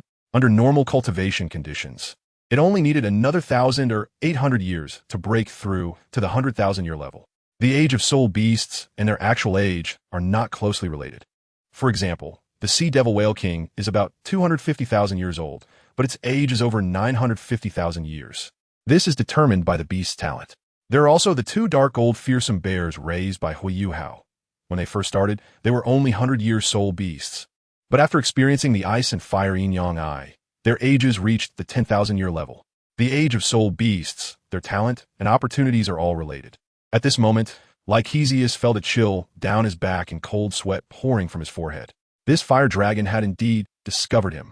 Fortunately, if he focused on escaping, this fire dragon would have no way to deal with him. Let's give it a try and see if there is a chance to hunt it. Lycesius thought to himself. He did not flee immediately, but prepared to test the waters. If there was a chance to hunt this subdragon, he would gather his brothers to come. The intelligence of soul masters is important, and the intelligence about soul beasts is equally important. After some probing, he could make fewer mistakes when formally hunting souls, thus increasing the success rate. Although it wasn't a flying fire attribute soul beast, its quality was much higher than that of most flying fire attribute soul beasts. Golden Crow Possession. 8 soul rings. Yellow, yellow, purple, purple, black, black, black, black, quickly rose from Lycesius's feet. A pair of golden wings spread out, his hands transformed into sharp claws, and golden flames faintly burst forth from his entire body. At this moment, Waylet was only about 100 meters away from Rexius. But Rexius was completely focused on the nearby fiery dragon, and had not noticed Waylet's arrival at all. Faced with the spirit-possessed Rexius, the fiery dragon showed a hint of human-like mockery. At its level, although it couldn't speak human language, its intelligence was not inferior to that of humans. This human before had only 8 soul rings, not even a title Douluo, yet dared to face a subdragon like it alone. This was simply seeking death. Roar. The fiery dragon let out a furious roar and charged towards Rexius with its massive body. The two quickly engaged in battle, starting with cautious probing from both sides before gradually unleashing their true power. Rexius's martial spirit had only recently evolved, and he did not yet have an accurate understanding of his combat strength. In this battle, he increasingly felt that the fiery dragon seemed to be nothing special. While he couldn't win, he also couldn't lose. The fiery dragon was equally astonished. This soul Douluo before was stronger than any title Douluo it had faced before. After testing each other's strength, both sides began to take the battle seriously. If it came down to a life-and-death struggle, Rexius would not be the fiery dragon's opponent. First, the fiery dragon was a subdragon, and a formidable one at that, with an age nearing 100,000 years. Secondly, Rexius currently had only 8 rings. Although he had broken through to level 90 and was considered a quasi-title Douluo, he had not undergone the baptism of the 9th soul ring and could not be considered a true title Douluo, facing a subdragon that was over 90,000 years old. Even an ordinary title Douluo, like the former Dugabo, would not dare to confront it directly. He would run as fast as he could. Fighting? There was no hope of victory at all. After the old man obtained the divine herb, his martial spirit evolved, and his strength surged, but facing a subdragon. What was this fire-breathing lizard compared to true dragon species? Then Violet shook his head, ready to help Lexius take down the fire dragon. If it were any other soul beast, he might have put in some effort, but it was a fire lizard. This made it even easier.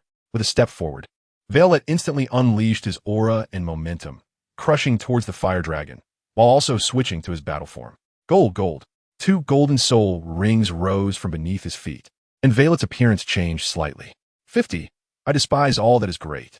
A terrifying wave of soul power erupted, and Violet's form underwent some changes. The pair of aquamarine dragon horns proved the identity of that Violet. Lexius was completely bewildered. If he couldn't sense such a powerful soul power fluctuation, then he would be unworthy of being a quasi-title Douluo. The blazing fire azure dragon also trembled. This was the aura of an absolute superior, rendering it A dragon of over 95,000 years, completely unable to move, shivering in fear. Among the dragon race, the hierarchy of bloodlines is extremely strict. True dragons exert absolute dominance over subdragons, while subdragons hold absolute dominance over ordinary soul beasts with dragon blood. The humans nearby, upon seeing it, felt as if they were witnessing the source of the bloodline. That feeling of oppression makes it unable to unleash even half of its full power. No, why does this one in front of it have hostility towards it? A dragon is still a dragon, right? Moreover, it is already so powerful, only a few thousand years away from being a 100,000-year soul beast. Besides, as fellow dragons, why would this human-shaped dragon harbor killing intent towards it? Shouldn't they first unite to deal with that fiery human? Roar! The fired Songlong let out a puzzled roar, confused and bewildered at the same time. This roar was also a way of communication, demanding to understand clearly. As a member of the same clan, why would that violet have the intention to kill it? Even if it wanted to kill it, shouldn't they first deal with the outsider before turning to kill it? Wei Li did not pay attention to the roar of the blazing dragon. He walked toward a person and a subdragon with a tall and imposing stature. Grandson? Lexius was stunned. He never expected Wei Li to appear here, even if Violet had gained a tremendous opportunity in the treasure land. His previous strength was only at the Soul Emperor level. No matter how strong he became, how much stronger could he possibly get? Lexius had completely overlooked this point. The fact that Violet could track him indicated that Violet's strength was not as weak as he had imagined. Once he came to his senses, Lexius prepared to escape with Violet. He was not a match for the fired Songlong to begin with. As long as the opponent was not serious, he could still fight back. However, if the opponent became serious, he would only have the option to run away. Now, with an additional burden, he was even less likely to be a match for the fired Songlong. Thinking of this, Lexius felt immense pressure. The child was being unreasonable, but he couldn't afford to be unreasonable himself. Just then, Lexius was left dumbfounded. Huh? Not to mention the golden soul rings on Violet's body. Why was the fired Songlong trembling? As Wei Li took a step forward, it took a step back, seemingly afraid to flee, instead appearing quite pitiful. The change in the fire dragon caught Lexius's attention. He noticed that the fire dragon seemed to be very fearful and respectful towards Wei Li. This was a dragon that had existed for about 95,000 years. Why would it exhibit such emotions toward a human? Even if a tidal Douluo were to arrive, it shouldn't evoke such feelings, right? Generally, a tidal Douluo might not even be its opponent.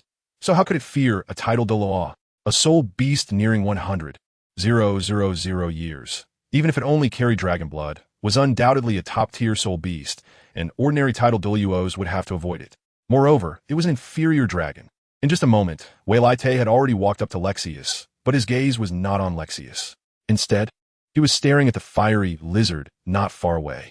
After a brief moment of thought, Wei Li finally spoke. Fiery lizard, let's see how my newly acquired ability works on you. Within the ice and fire duality eye, the two dragon kings of Douluo originally planned to pass on their bloodline and inheritance entirely to Wei Li, but they discovered that Wei Li's bloodline level seemed to be even higher than theirs. Merging their bloodlines would actually make Wei Li's bloodline less pure, which would harm this newly reborn water dragon king. Thinking of this, the water and fire dragon kings could only smile wryly, choosing to transform their most important bloodline power into divine bones. These divine components were then passed on to Wei Li, allowing him to inherit their authority and legacy without affecting his own bloodline power. Their bloodline power had become incomplete after so many years, but merging it could indeed create a new generation of Dragon King. However, Wei Li's bloodline power was simply too high, being of the dragon lineage. They could not harm this junior. As the recollection ended, Wei Li raised his right hand, holding a scepter, while his left hand was lifted towards the fire dragon. Under Lexius's astonished gaze, Wei Li's arm moved, and a strong fiery aura surged towards him. It should be noted that Lexius's martial soul had already evolved into the Golden Crow martial soul, yet he felt an intense heat. In the palm of Wei Li's hand, a red light gathered, and a ring of fire element quickly formed, appearing in front of Wei Li's left hand. I disdain all who are tall. The flames erupted like a swirling column of water, charging towards the fiery dragon. No, don't.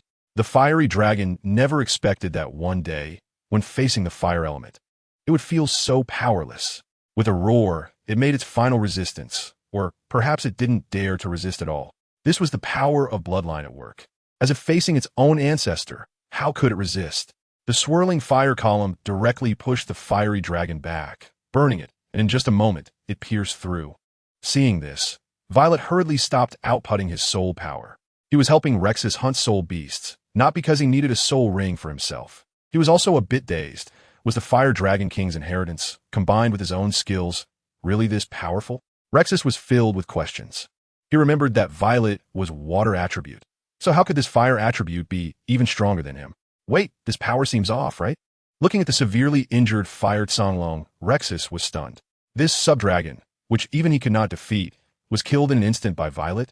Rexus gasped, feeling as if he were dreaming. Old man, it's about to die. What are you waiting for? Huh? Oh, hearing Violet's reminder.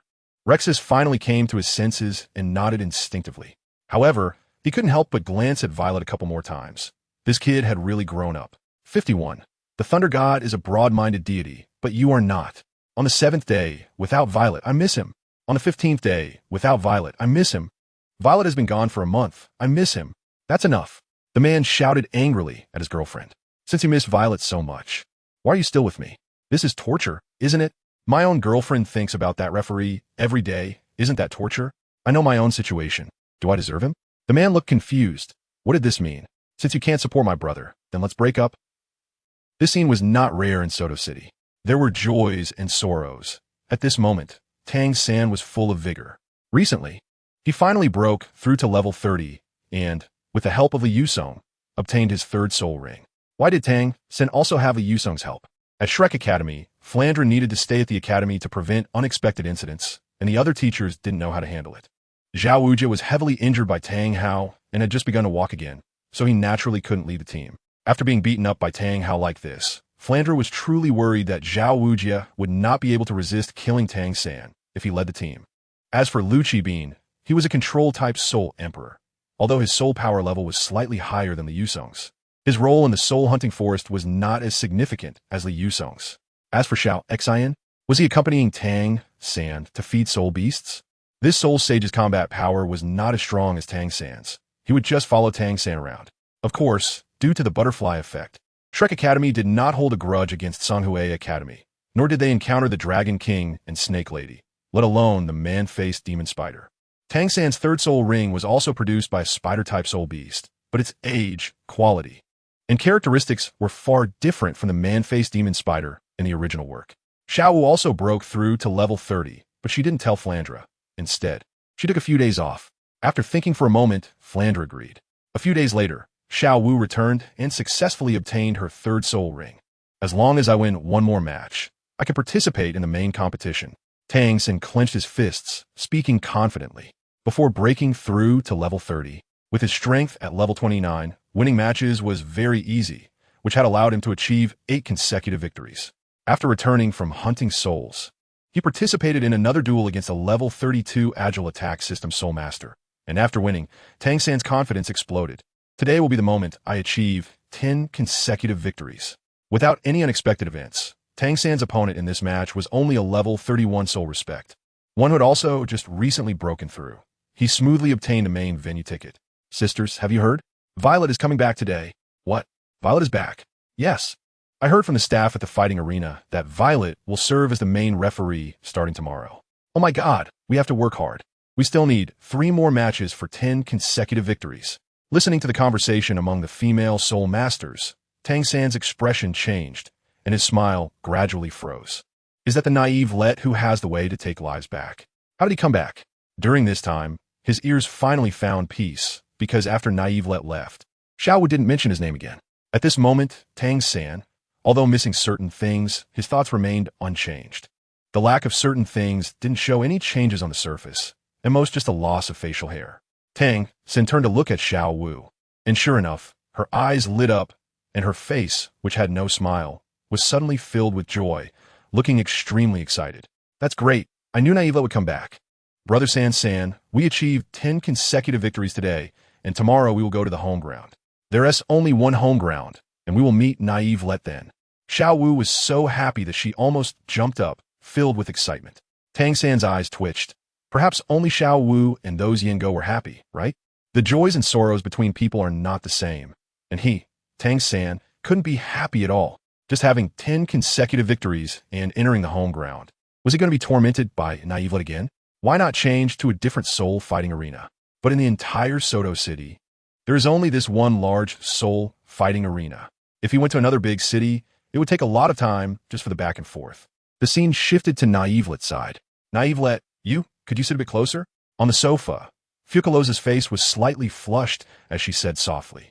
At this moment, she was wearing a white outfit paired with a light blue dress, gently pushing KingNavelite while sitting on the sofa. KingNavelite shook his head and subtly moved away a bit. In fact, it wasn't necessary. Just look at you after reshaping your body. Why not strengthen it a little? Your flat appearance really makes it difficult to support the little pure water spirit and the little water dragon. Waylate said without changing his expression or skipping a beat. His gaze fixed straight ahead, sitting perfectly upright. Fucalos was taken aback, her brows furrowed, her beautiful eyes filled with confusion as she lowered her head, leaving nothing to the imagination. You guy. Fucalos trembled in both heart and body, pointing at Waylate, wanting to say something but hesitating. What flat thing? How infuriating. Fucalos gritted her teeth, glaring fiercely at Waylate. If he hadn't said anything, she really wouldn't have noticed anything wrong. She had never seen Raiden Shogun, but she had heard that Raiden Shogun was a god with a broad mind. She absolutely couldn't see her toes while looking down. As a demon god, still in the juvenile stage, after 500 years, I will still grow up. Fucalos retorted. Violet curled her lip. This was clearly a matter of talent, and she refused to admit otherwise. Looking at Zhu Zhuqing, she was barely over 11 years old, and her aspirations were only slightly less than Raiden Shogun's, which was a sign of exceptional talent. As if recalling something, Violet turned to Fucalos and said, "Go out and experience the life of the people in Douluo Continent. Put on your shoes. It's not as clean here as the stage of the Fontaine Opera House. With your slippery feet, you'll pick up dust." She didn't continue discussing aspirations with Fucalos, but instead stood up, ready to take Fucalos out to see the world. Although she could previously view the world through his eyes, it was still vastly different from personal experience. Cunning? That was a necessity. How could such a pure and kind deity possibly be cunning? Help me. Fucalos extended her foot towards Violet and playfully shook it. Over 500 years old. She should be a bit more mature. Although KingNavelite said so, she still squatted down to help Fucalos put on her shoes. To be honest, this foot. 52. The tide on the Qian River comes in. Today, I finally know who I am. Little KingNavelite. Who is she? Just as KingNavelite and Fucalos stepped out of the door, they ran into Douluo, who had come to visit KingNavelite.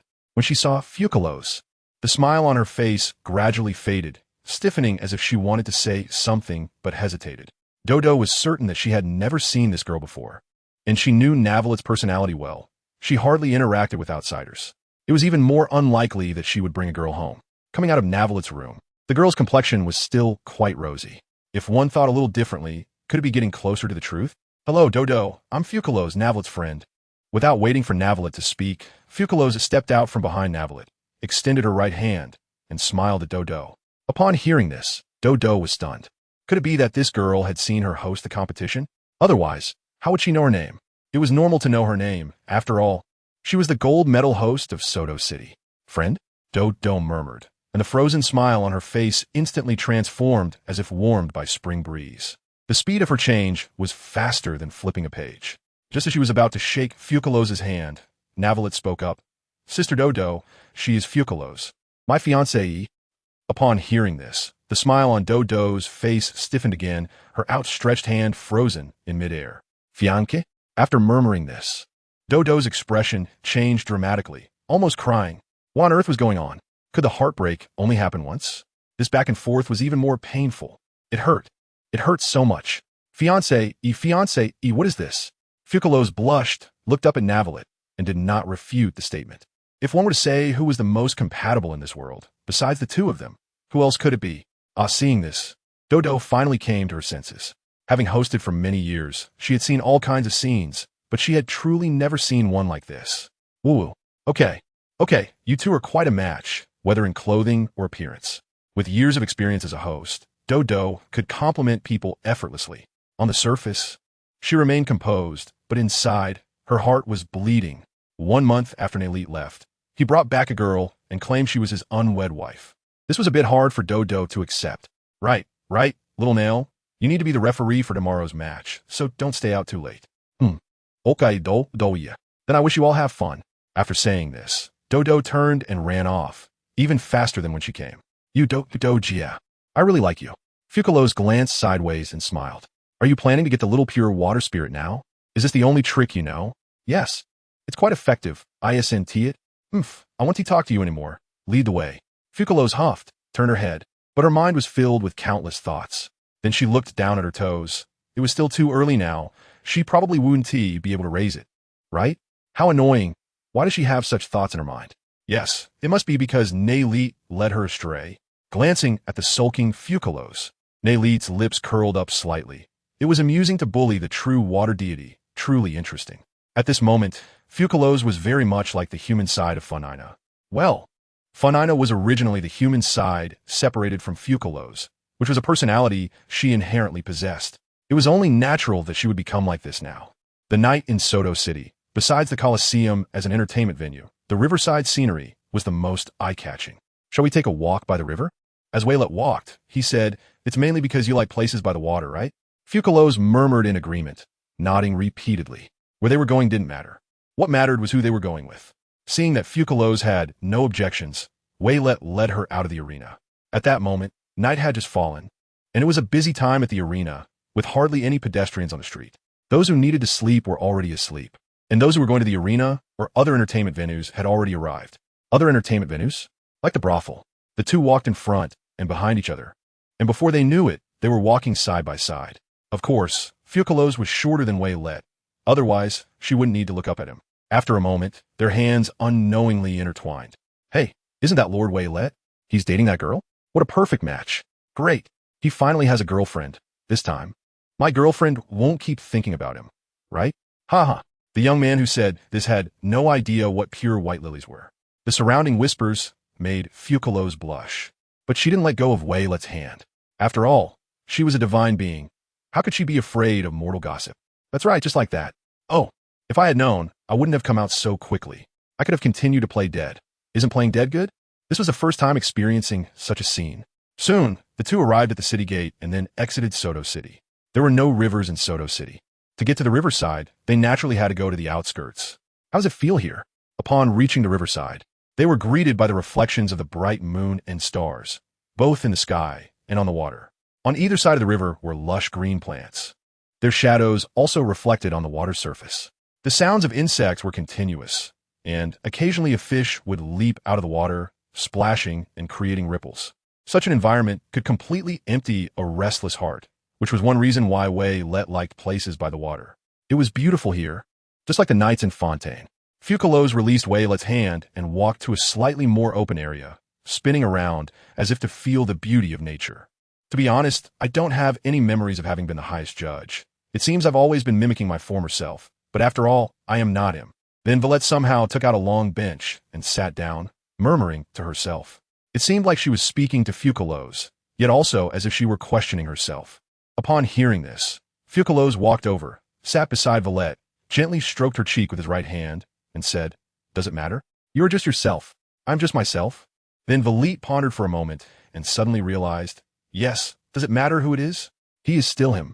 Dear water god, god of justice, thank you. 53. Tang San. Am I the clown? Under the moonlight, the two embraced, feeling each other's heartbeat. Gradually, the atmosphere seemed a bit ambiguous. Fucalos was just about to say something when a voice interrupted her words. Xiao Wu, I've told you that referee is not a good person. Will you believe me this time? Navelette and Fucalos exchanged a glance, and the corners of their eyes twitched. Was this really a face-to-face ultimate move? Tang San, how many times do I have to tell you that Navelette is not that kind of person? The girl said with righteous indignation. She originally wanted to call him third brother, but after thinking it over, it was better to keep a distance from Tang San.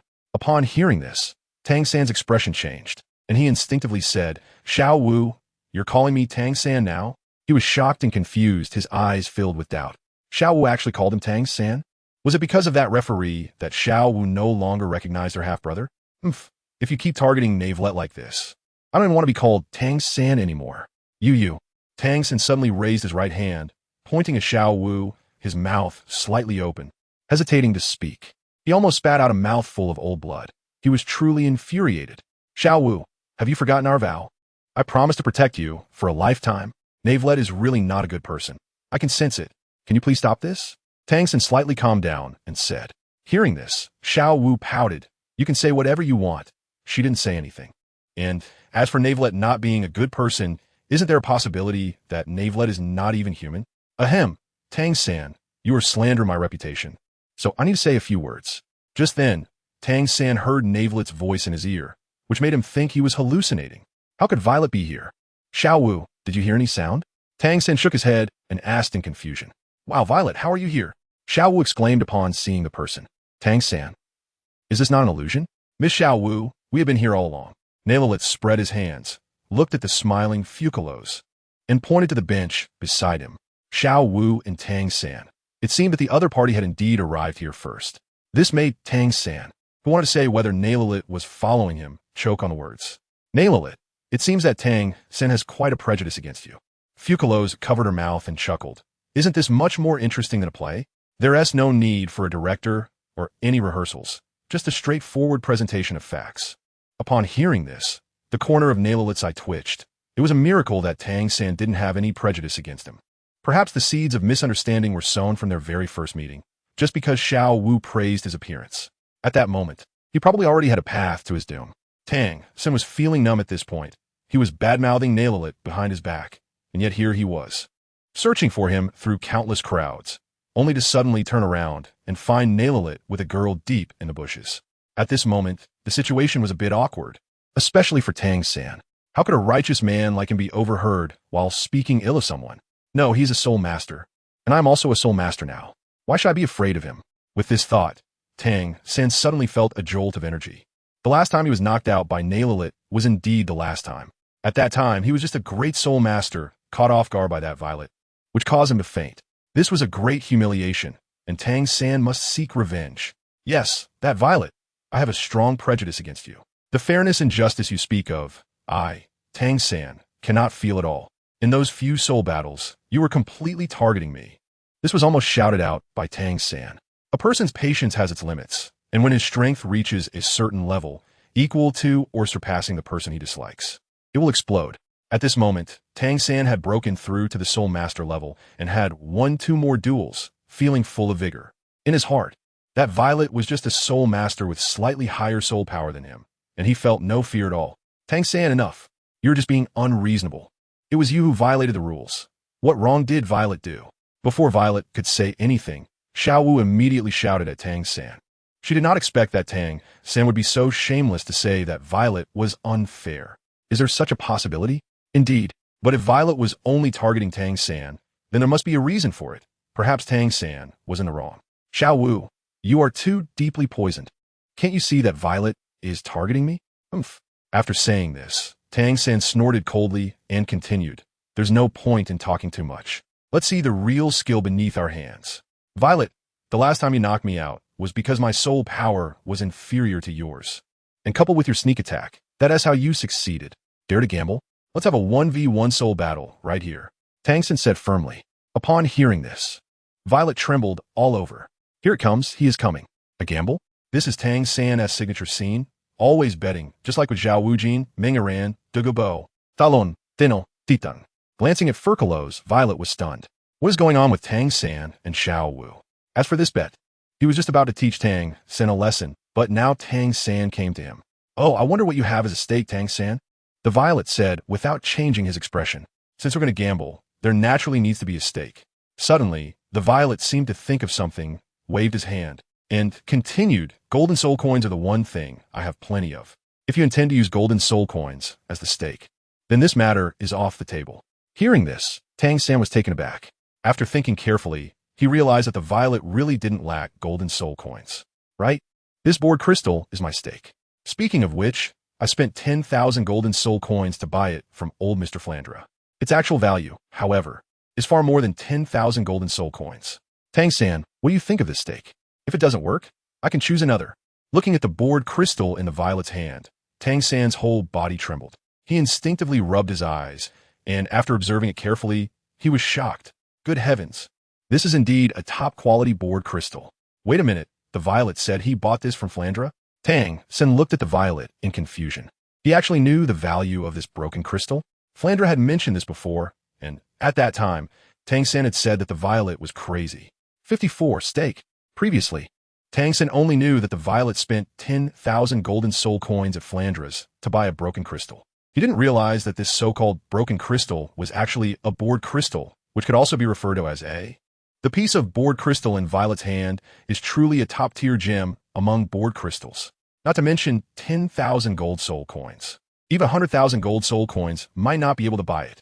At that time, Flanders seemed to say that he originally only intended to accept 1 gold soul coin, but Violet stubbornly gave him 10,000 gold soul coins. Damn it, why wasn't Tang San the one to find this treasure? This should have been my opportunity. To be honest, this opportunity really did belong to him. Flanders didn't recognize the bored crystal and thought it was just a broken crystal, which allowed Violet to take advantage of it. His four-eyed cat Eagle really is blind. Tang San's mindset was somewhat collapsing. This top-tier bored crystal is hard to come by, and the entire Douluo Continent might not have a second one. This one, he must have. He thought this way, but Tang San was also pondering another issue. What equivalent bet should he put forward? If Violet didn't know the specific value of the top-tier bored crystal, it would be fine, but the other party clearly knew, which made things difficult.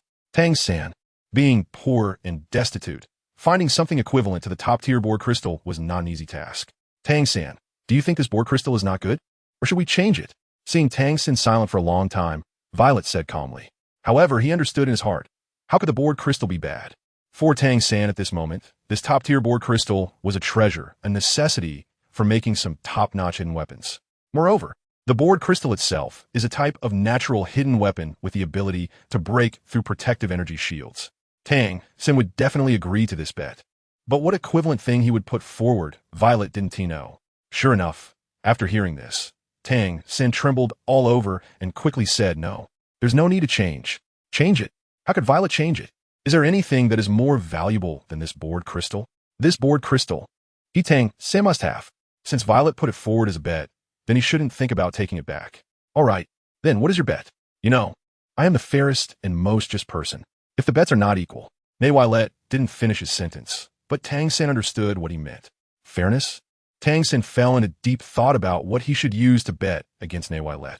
Besides the vast knowledge of Tang's sect, he realized he was truly empty-handed, with nothing but a few hundred gold soul coins, and gold soul coins are the one thing Qian had in abundance. Moreover, this little amount of gold soul coins couldn't even buy a top-tier bored crystal.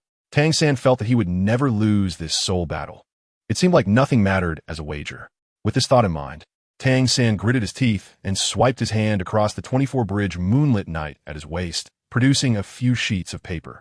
I bet the method to make the Storm Pear Blossom Needle against you. The Storm Pear Blossom Needle is a top-tier hidden weapon, and making it requires deep-sea sunken silver and, most importantly, a bored crystal. As for what a hidden weapon is, you can understand it as a weapon that can be activated without using soul power. Tang San explained briefly, but how could this native possibly know what a hidden weapon is? Moreover, even if he gave him the blueprint for the Storm Pear Blossom Needle, what would he do with it? Could he really make it? Impossible. Very few of Tang's sect's ancestors could create the Storm Pear Blossom Needle, let alone someone who was completely ignorant of hidden weapons. The Storm Pear Blossom Needle? Of course, Violet knows what the Rainstorm Pear Blossom Needle is. The value of this item, even just the blueprint, is far beyond that of a piece of top-grade crystal for some who need it. However, Violet doesn't need this blueprint. The Rainstorm Pear Blossom Needle cannot be mass-produced. At most, only a small quantity can be made. For the vast Douluo Continent, this item doesn't hold much significance and will only be fleeting.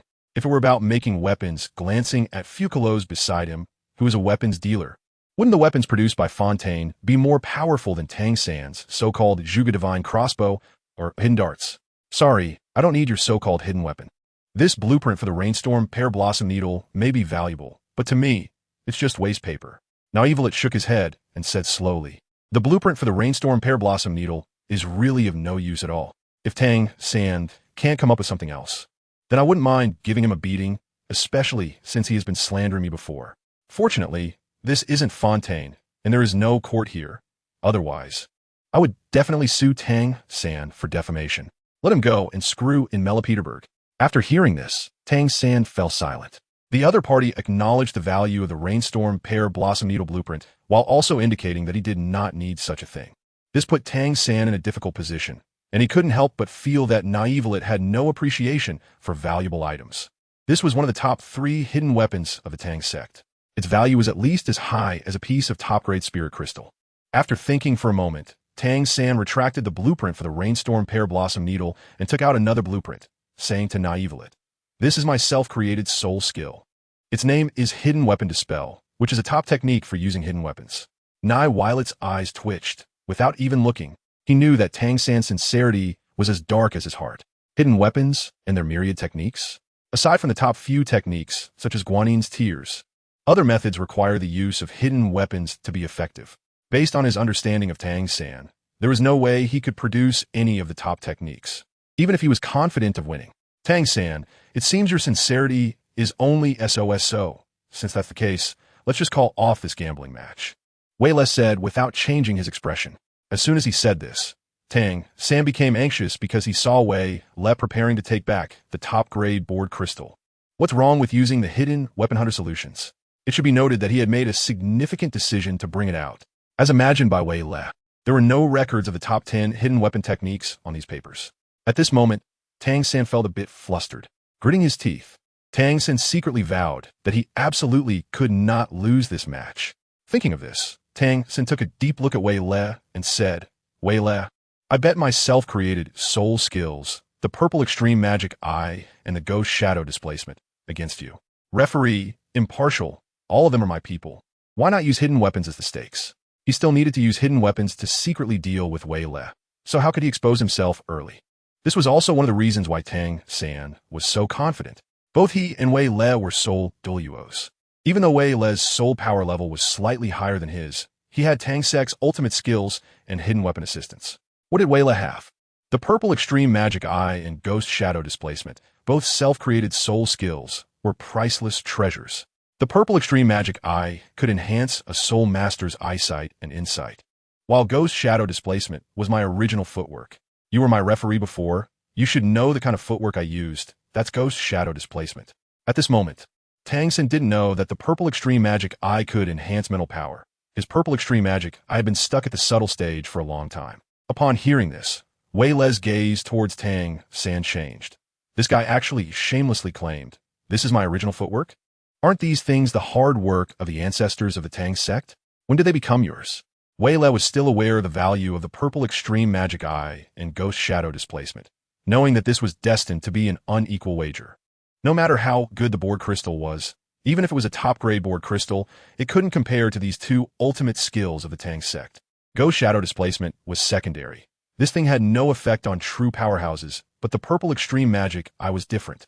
It could help soul masters cultivate mental power. On the Douluo Continent, even the methods for cultivating soul power were merely meditation, lacking a complete cultivation method, and there were even fewer methods for cultivating mental power. One could only slightly enhance their mental power during meditation, absorb head spirit bones, and gain an all-around enhancement from spirit rings. There was no complete cultivation method for either soul power or mental power. The Purple Extreme Magic Eye seemed to be a technique for enhancing eyesight, but it actually improved mental power, making it very valuable. Of course, for Yue Na, it held no value. The value of self-created soul skills was considerable, especially 2 of them. Just a board crystal as a wager would put you at a disadvantage. It doesn't matter, I don't care. Tang San waved his hand and said nonchalantly. He only wanted to teach Yue Na a lesson and conveniently take his board crystal. Let me be the impartial referee for this whole fight. How about that? Suddenly, Fucalos said with a smile. The impartiality here meant that both parties would temporarily place their stakes with her. Whoever won could come to her to claim them, which could also avoid one party refusing to acknowledge the loss. After hearing this, Tang San hesitated and glanced at Fucalos. This girl was with Yue Na, and he felt a bit uneasy about handing things over to her. Yue Na has no objections, mainly because he is not afraid that Tang San will go back on his word. I have no problem. After KingNavelite finished speaking, she placed the board crystal in Fucalos' palm. Of course, you have no problem. Tang San silently complained. This girl is on KingNavelite's side. How could KingNavelite have any issues? After briefly sizing up Fucalos, Tang San thought for a moment and ultimately decided to hand over the training methods for Ghost Shadow Mysterious Steps and Purple Extreme Demon Eye to Fucalos. She's just a girl. How high can her soul power be? Once KingNavelite is dealt with, would I still have to worry about her not acknowledging it? I have no problem either. Well then, I'll help you keep it safe for now. Fucalos, with a peach blossom-like complexion, cheerfully said, since it's a soul battle. Let me be your judge. Nivelite, Tang San. The two have different thoughts, yet both are somewhat silent. Justice and referees are all my people. Justice and referees are all his people. How about I, Sister Xiao Wu, be the referee? At this moment, Xiao Wu jumped out and said, well, it doesn't matter to Nivelite, but Tang San glanced at Xiao Wu and hesitated a bit. In the past, he unconditionally trusted Xiao Wu.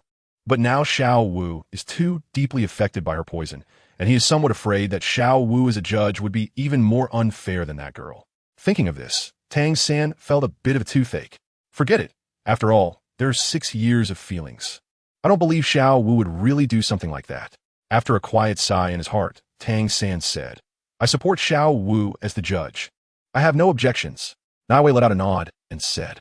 Fucalos curled her lips, as the goddess of justice acting as the referee. She was not appreciated by the other party. However, she wasn't too disappointed, as it was just for fun. With Nivelite's strength, did he really need her help to cheat? One dragon, one demon god, half a person, and one rabbit found a relatively open area as the battle arena. The two sides stood about 30 meters apart, staring at each other. Xiao Wu stood at the edge, looked at both of them, and then said, the fighters have 1 minute to release their martial souls, and the match will officially begin in 1 minute. Fighters refer to soul masters who engage in battle. Nivelite's eyes twitched. Xiao Wu hadn't watched the gambling battle, had she? Only in gambling battles with soul fights is there a minute for self-introduction, because many fighters' goals are not just the soul fight itself, but to attract the attention of powerful factions to gain investment or alliances. This is the helplessness of common soul masters, without resources, background, or connections. They can only use platforms like the soul fighting arena to showcase themselves, meet the influential, and reach the peak of their lives. This is also one of the reasons why fighters in the soul fighting arena are so talkative. Gambling battles and life-and-death fights do not have this. They basically just start with the match begins.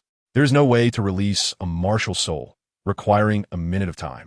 Shaking his head helplessly, since the referee said so, let's follow the procedure. Tang San, Martial Soul Blue Silvergrass, Level 31 Control System Battle Spirit Master. Please give me guidance. Tang San was the first to release his martial soul and made a gesture to Nivelite to invite him to proceed.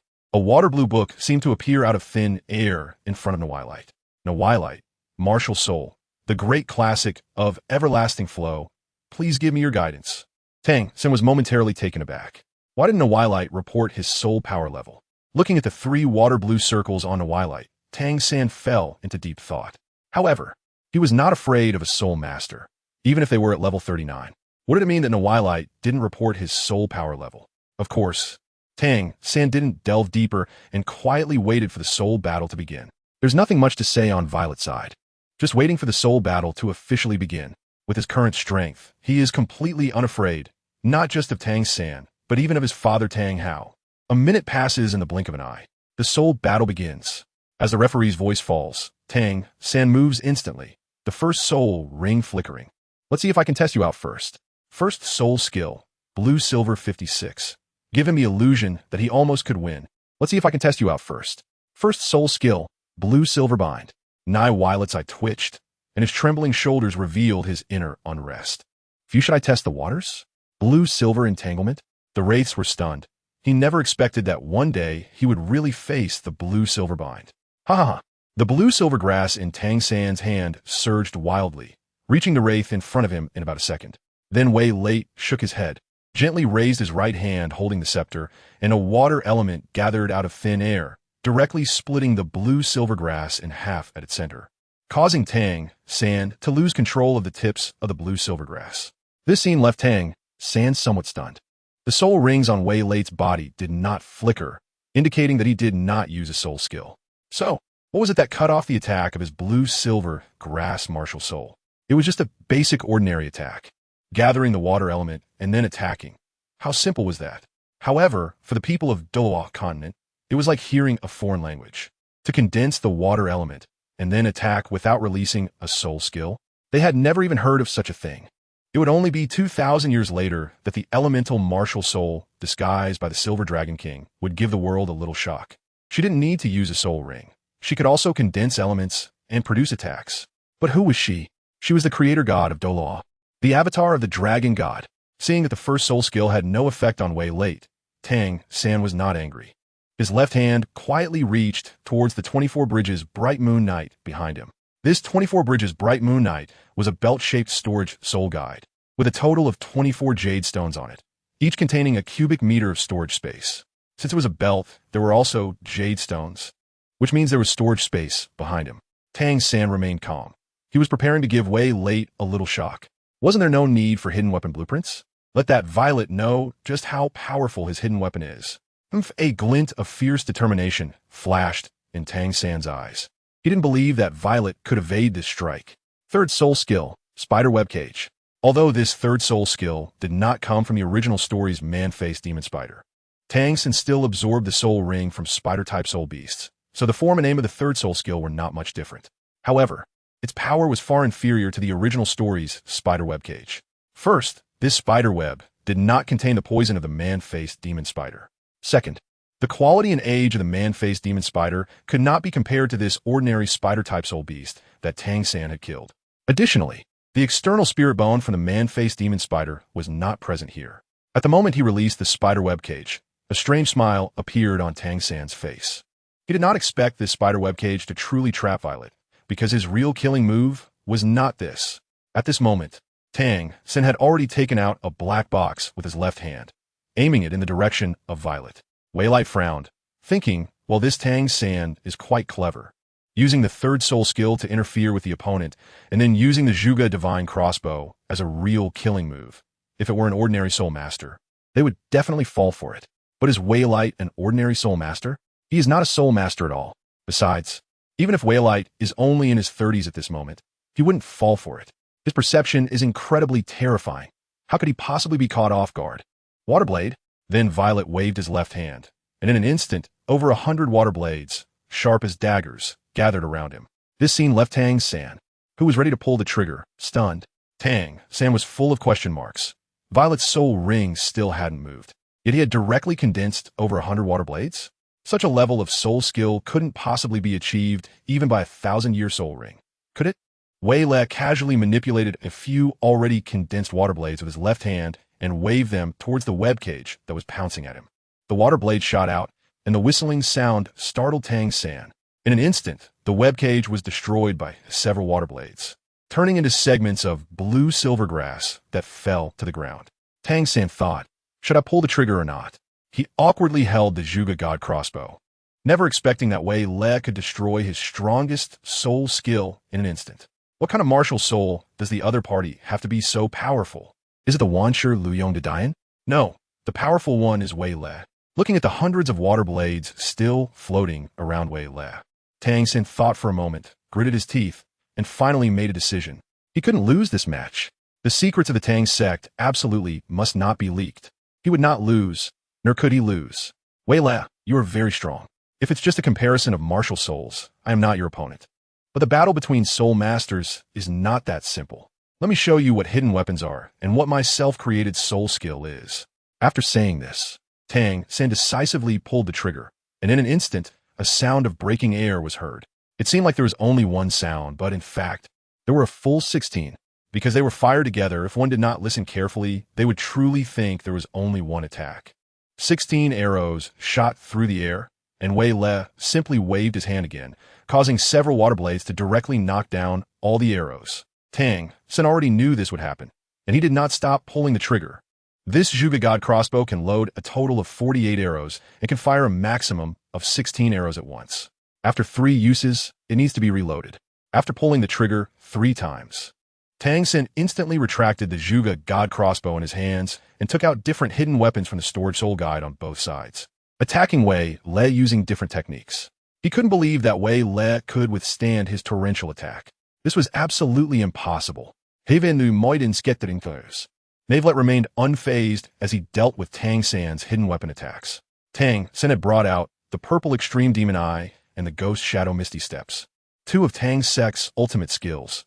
This whole fight should at least give him some sense of experience, right? It had to create an illusion for him. Just a little bit, just a tiny bit of the illusion that he could win. Only in this way could he possibly earn more gold coins in the future. Directly stealing wasn't Navelite style. His sense of justice wouldn't allow him to do that. However, since it was Tang San who had actively requested the bet, it was fine. At worst, he could use that Heartbreak Red as a wager next time, since he was sure he wouldn't lose anyway. At this moment, Tang San had no idea he had been set up. You sneaky bastard, you attacked me again. It was indeed perilous. When the crisis passed, Navelite muttered to himself and wiped away the non-existent cold sweat from his forehead. Upon hearing this, Fucalos' eyes twitched, and he slightly turned his head. His gaze towards Navelite changed. What a perilous situation. Can you be a little more serious in your expression? Who would believe this? Unexpectedly, your strength has reached such a level that you can withstand so many kinds of hidden weapon techniques. Fucalos thought. Did Tang San actually fall for it? No. Navelite has already acted convincingly enough, and you still believed it? Fucalos' eyes were filled with confusion as he looked at Tang San, as if he were looking at someone with just a bit of intelligence. Intelligent, but not much. The strength of Wei Leite has gained Tang San's recognition. This guy is really strong. His hidden weapons almost managed to injure Wei Leite every time, but in the end, it was always just a little short. I only took advantage of the geographical position. My martial soul is a water element martial soul, and this is right by the river. Nivelite pointed to the small river beside him, as if finding an excuse for his own powerful abilities. Upon hearing this, Tang San suddenly realized. He wondered what was going on, and Nivelite casually waved his hand, summoning over 100 water blades. Such a feat would not be easy to accomplish in a competition arena. However, this was a location by the water, and for water attribute soul masters. Fighting here provided a natural advantage. Damn, how could I have forgotten this? Tang San felt he had been tricked. He shouldn't have competed with Nivelite by the river. I can't lose. What should I do? What can I do? Tang San was anxious, and the hidden weapons he carried were already exhausted. Retrieving those hidden weapons would take a lot of time, and in the middle of the soul battle, there was no way to recover them. Using the blue-silver grass martial soul, he was not a match for Nivelite, and with the hidden weapons also used up, his chances of winning were minuscule. This time, he fell into defeat due to geographical reasons and insufficient hidden weapons, and Tang San was extremely unwilling but felt helpless. Was he really only left with the option to use his second martial soul? Thinking of this, a glint of determination flashed in Tang San's eyes. His father Tang Hao and teacher Yu Shaojing had once told him not to reveal his second martial soul unless absolutely necessary. Now, was it worth it to use his second martial soul for a soul battle? Just as Tang San was still contemplating, suddenly his vision went black, and he felt a heavy blow to the back of his head. Without time to think, he collapsed to the ground. At the moment he closed his eyes, his mind went blank, and only one phrase echoed. He originally thought he could dodge it. He didn't know what he was thinking during the soul battle. Tang San, you damn sneak attacked me. Youth is great. Just fall to the ground and sleep. Nivelite shook his head, wondering what Tang San was thinking. The speed he had just used wasn't fast at all. If Tang San wanted to dodge, it would have been completely fine. As a result, he looked quite conflicted, and Nivelite circled past him without him even realizing it. Wow, Nivelite, you won.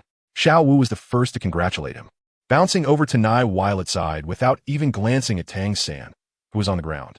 Xiao Wu, I just won by luck, Nivelite said calmly and without a change in expression. It's not luck. Your strength is definitely more than this. They say those involved are confused while bystanders see clearly. Xiao Wu, who had been observing the two, could easily tell that Navelite had been acting all along. Earlier, during the Soul Arena, the speed Navelite displayed was not as slow as today. Just from this point, Xiao Wu could confirm that Navelite had not used all his strength. Here, this is your trophy. At this moment, Fucalos stepped forward and handed over the item in her hand to Navelite. After receiving the trophy without showing any expression, Navelite placed it into his storage soul tool. By the way, who is this young lady? Xiao Wu blinked and instinctively asked, as she and T thought of this question before. For some reason, she felt that this girl was unusual. The human aura she possessed was exceedingly rare. Yet there was no hint of a soul beast aura, which was truly strange. Hello, my name is Fucalos, and I am Navelite's fiancé. Fucalos said, her face slightly flushed. After saying more, she felt no embarrassment and boldly admitted it. What? Xiao Wu was taken aback, feeling somewhat confused. This girl was actually Navelite's fiancé. It made sense. They both seemed quite unusual and were a perfect match. Xiao Wu had no feelings of affection for Navelite. She only felt a sense of kinship with a higher being, a kindred spirit, an involuntary feeling of empathy. It was a moment of being a stranger in a foreign land, suddenly touched by the sight of a fellow townsman. Hello, Fucalos, my name is Xiao, the one who dances. After greeting Xiaowu, Villette calmly took Fucalos' hand and said, Miss Xiaowu, we have some matters to attend to, so we must part ways here. As for these hidden weapons, we can only deal with them after Tang San wakes up. You must be careful. Most of these hidden weapons are poisonous. Huh? Are you leaving already? Xiaowu said somewhat dejectedly. She still had some questions she wanted to ask Villette and Fucalos, but she didn't expect them to be leaving so soon. She wondered when she would have such an opportunity again. Miss Xiaowu, there are no feasts that do not end. Goodbye. After hearing this, and looking at the figures of Villette and Fucalos, Xiaowu was momentarily at a loss for words. After a long while, she finally looked at Tang San lying on the ground, a hint of disgust flashing in her eyes. Should she leave him here? There were hidden weapons all around. It would be bad if someone got hurt, and these all needed to be handled by Tang San. With so many self-created soul skills and so many types of hidden weapons, why not teach me? Looking at the wrist crossbow on her wrist, Xiaowu discreetly took it off and placed it beside Tang San. Tang San always used her impulsive nature as an excuse not to teach her the techniques of hidden weapons and those strange self-created soul skills. Even slightly more powerful hidden weapons he had never given her. The only thing he gave her was the wrist crossbow, which was quite ordinary in power. What about the hidden weapons and the Zhuge crossbow? Which one is not more powerful than the sleeve arrow? Does Tang San really hope she has the strength to protect herself? Is his personality really that stable? Yet he can use it freely in the battle arena. 58. Meeting the parents. It was just a gambling fight, and Tang San could empty his own pockets, but he refused to give her powerful hidden weapons, citing her unstable personality as the reason. When you think about it, does that make his personality stable? Third brother, I'll call you third brother one last time. I return the sleeve arrow to you, and from now on, our sibling bond is severed. Perhaps you never really considered me as a sister. If you truly regarded me as your own sister, then your actions are too terrifying. To have powerful hidden weapons and not give them to your own sister for protection, but instead to give her the least powerful ones. Is that really what a brother should do? And those self-created soul skills, can't she learn them? How precious can something be if it can be used as a bet? After a moment of silence, Xiaowu didn't leave immediately. Instead, she walked to a distance and quietly waited for Tang San to wake up. She would leave as soon as he woke up. It could be seen as putting an end to this false sibling relationship. On this side of the valley, he held Fucalos' hand, not walking towards the city of Soto, but in the direction of home. Is he going to meet the parents? Fucalos' eyes widened in shock, her heart racing with anxiety. She wasn't ready yet. What's wrong with you? Navi let her head down, glancing sideways, and asked in a calm manner. She felt that Fucalos' heartbeat seemed to have accelerated significantly, and the temperature in his palms was continuously rising, which was very abnormal. After hearing this, Fucalos lowered his head and said softly, No, it's nothing. Are you going home? Fucalos' question made Navi realize that she was actually afraid of meeting the parents. Well, Navi hadn't thought of this at all before. Nivelite said calmly, Yes. What's wrong? Are you feeling flustered? Not at all. I just feel like this is happening too quickly. Fucalos had seen Lexius before, or rather, she had seen everyone and everything that Nivelite had encountered in her life. However, this was a different moment, and it was normal for her to feel a bit nervous. Navelite couldn't help but laugh. It was indeed rare to see Fucalos like this. He had gone to find Lexius today just to hand over the spoils he had obtained to strengthen the younger generation within the clan. He hadn't expected this to happen. What are you laughing at? Nothing, I just thought of something happy. Then Violet shook her head repeatedly and said, Fucalos snorted. She didn't believe Violet's nonsense. Anyway, they would meet sooner or later. She gritted her teeth and said, I'm not afraid, really. Let's hurry up. If it doesn't suit you, don't force yourself. Navelette shook her head and said seriously. This kind of thing was the first time for Fucalos, so it was normal for her to be nervous. How could I, the great god of water and god of justice, have such emotions? You're overthinking it, Fucalos said with a proud look, but inside she was very flustered.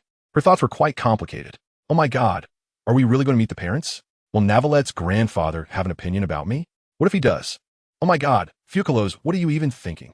Glancing at Fucalos' troubled little face, Navelette squatted down and, before Fucalos could react, directly picked her up in a princess carry. What are you doing? Dear Fucalos, since you're not afraid, let's move a bit faster. Naivelette's lips curled up slightly, and with a deep gaze, he looked down at Fucalos in his arms. What? I didn't hear you. Naivelette. Time passed, and when Naivelette and Fucalos returned home, it was already half an hour later.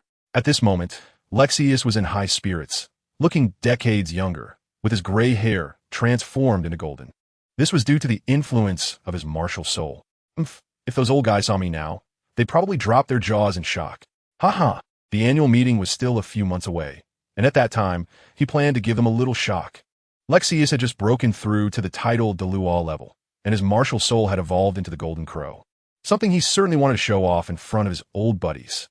However, with only a few months left until the annual meeting, he didn't need to run around telling everyone that Lexius, had broken through. At this moment, Lexius's soul power level had reached level 93. With a soul ring of over 95,000 years from the subdragon, and soul bones that allowed him to directly break through to level 93 after just reaching level 90, showing how formidable this subdragon was. Indeed, this blazing Songlong had also produced a soul bone, and it was the most important torso soul bone. Initially, Lexius planned not to absorb it, leaving it for KingNavelite to absorb. After all, this was a top-grade subdragon soul bone of over 95,000 years. At his age, wouldn't absorbing it be a waste? However, KingNavelite refused, claiming to be a water attribute soul master. Lexius, you say you're a water attribute soul master. But how did you release that flame more terrifying than the Golden Crow's fire? KingNavelite kept evading the issue, and with no other option, Lexius had to absorb it himself. After all, KingNavelite was still young. If he waited until Lexius was 100 years old, there might not be a suitable body and soul bone available. Finding KingNavelite back then was probably the greatest opportunity of his life. Just as Lexius was lamenting, a familiar aura appeared in the house, causing him to tremble. His grandson was back. He hurried out of the study and headed to the hall. Upon arriving in the hall, just as Lexius had guessed, it was indeed KingNavelite who had returned. However, the scene seemed a bit off. Who was this girl? As he entered the hall, he saw KingNavelite hugging a white-haired girl. Well, they weren't doing anything inappropriate. It was just that KingNavelite was holding the girl. Grandson, who is this? Lexius asked in confusion. There was no way this girl belonged to one of the 8 great families, as even his titled Douluo strength couldn't discern her power. Upon hearing this, KingNavelite finally set down the girl in his arms and smiled. Grandpa, this is my fiancée. I brought her to meet you today. Lexius was filled with question marks. How long had it been since he and KingNavelite returned from that treasure land? He already found a fiancé. Hello, I am Fucalos. Upon hearing Fucalos' voice, Lexius felt an inexplicable sense of familiarity, as if he had heard her voice somewhere before. Suddenly, Lexius's eyes lit up. He vaguely remembered hearing Fucalos' voice while in that treasure land. If it wasn't an illusion, that surprised female voice sounded just like Fucalos'. Since KingNavelite said this was his fiancée, who would be his future granddaughter-in-law, there was no need to discuss it openly. Lexius took a moment to examine Fucalos, and the more he looked, the more baffled and confused he became. Fucalos' hair color and clothing matched KingNavelite too closely. Standing next to KingNavelite, they truly looked like a perfect pair. Fucalos, what a lovely name. Lexius praised before quickly saying, please sit down and chat. This pair of golden boy and jade girl truly made him understand what a couple's resemblance meant. He had never seen such a fitting match. Seeing Lexius so warm and welcoming, Fucalos finally relaxed. Meeting the parents was really too embarrassing. It was their first time after all. KingNavelite smiled and said nothing. After Lexius sat down, he and Fucalos took a seat on a nearby chair. The three settled down, with Fucalos sitting beside KingNavelite. Her face smiling, but her heart very tense, not knowing what to say. Gradually, her face turned a bit rosy, and she subtly tugged at KingNavelite's clothing, as if to say, can't you say something? Not disappointing Fucalos' trust, KingNavelite broke the silence and said, Grandfather, the main reason for our return this time is to bring Fucalos to meet you and let her recognize the place. Upon hearing this, Lexius's face lit up with joy, his smile broadening. He was already pleased with himself, having made breakthroughs in both cultivation and martial soul. How could he not be happy with such a big surprise from his grandson? Before Lexius could say anything, KingNavelite continued. In addition, Fucalos and I have also developed 2 self-created soul skills, which might be of some use to the soul masters in the clan. After saying this, KingNavelite took out some papers from his storage soul guide. It was the cultivation methods for the Purple Extreme Magic Eye and Ghost Shadow Phantom.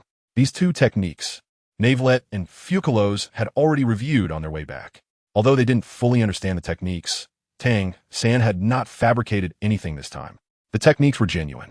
Looking at the self-created soul skills in KingNavelite's hands and then at the young couple, Lexius felt a bit dizzy. Wait, what did Navelite just say? Lexius was stunned. Aside from bringing Fucalos back, they had also obtained 2 self-created soul skills. Lexius took a breath of cold air. The value of self-created soul skills was much greater than that of some ordinary 10,000-year soul bones. Self-created soul skills, as long as the soul master's talent is high enough, can be learned. This can be considered a form of inheritance.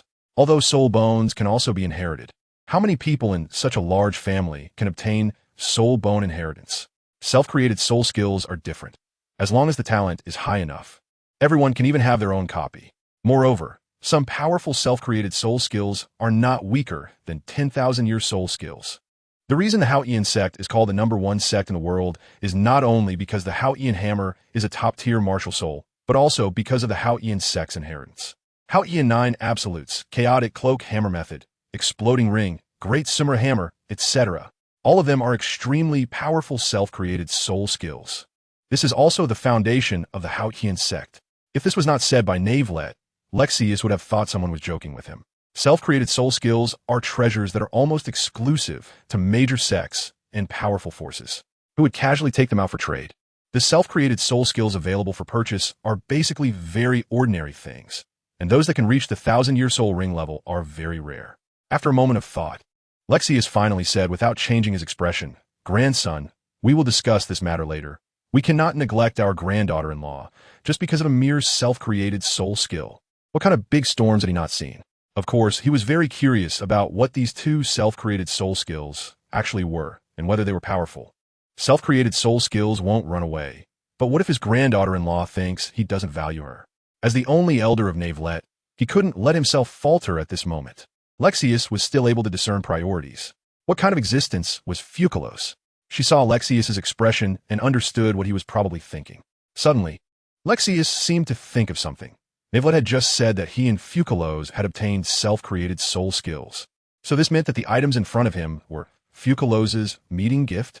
Thinking of this, Lexius hurriedly stood up and said to Fucalos, granddaughter-in-law, "You 2 sit first. I'll have someone prepare some tea and snacks." "No, it's not necessary to go to such trouble." Before Fucalos could finish her sentence, Lexius waved his hand and said, "How can this be considered trouble? I'll be back right away." After saying this, Lexius walked out of the hall directly to arrange for tea and snacks, while he himself headed to the storeroom to fetch 2 meeting gifts. This was his future granddaughter-in-law. If he didn't treat her well, what if she left? Would he let Navelite be single for a lifetime like him? Now you can rest assured, right? Grandfather really likes you. I'm not worried at all. Fucalos gave Navelite a somewhat proud glance and said. However, the smile on her face was unstoppable. Clearly, it was you who obtained them. Why do you say we obtained them together? Fucalos asked in confusion, not fully understanding Navelite's earlier words. Navelite smiled and said, "Is there any difference?"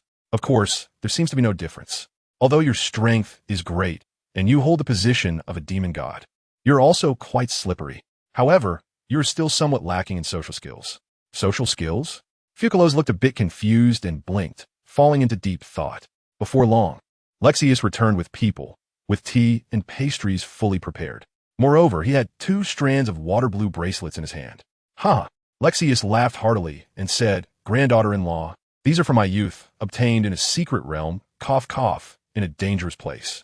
At that time, there was something written next to these 2 strands of bracelets. 60, Heart of the God of Love, God of Love. The 2 strands of bracelets were entirely water blue, each adorned with a slightly larger heart-shaped water blue crystal. Just by looking at the surface, one could tell that these things were quite valuable. Both strands of bracelets were storage soul guiding devices, but it seemed like there was some secret between them. When saying this, Lexius recalled a bit and continued. "When I obtained them, there were some ancient characters written beside them. Fortunately, I am well versed in knowledge." Navelite and Fucalos exchanged a glance, not interrupting Lexius's words. But the corners of their eyes twitched uncontrollably. It was written that only lovers with a deep connection could unleash their true power, even now. The old man still didn't quite understand this. They were merely storage soul guides. Could they really detect whether 2 people were in love? You might not believe it, but I even specially sought out many couples and passionate lovers to test this pair of soul guides. Yet the final result was always the same. They could only store items. By the way, this pair of bracelets is called the Heart of the God of Love.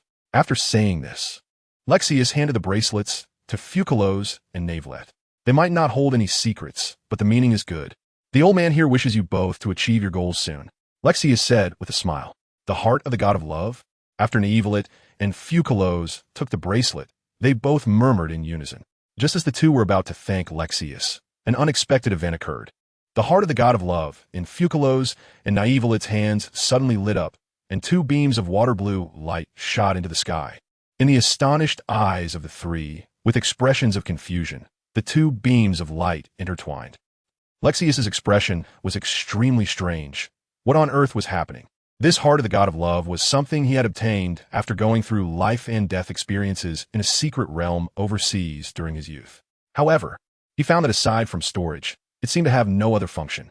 Because of this, he had specially sought out many lovers and couples to wear it and see if they could uncover the hidden secrets of the heart of the god of love. It was introduced with such terrifying significance, yet it turned out to be useless except for storage.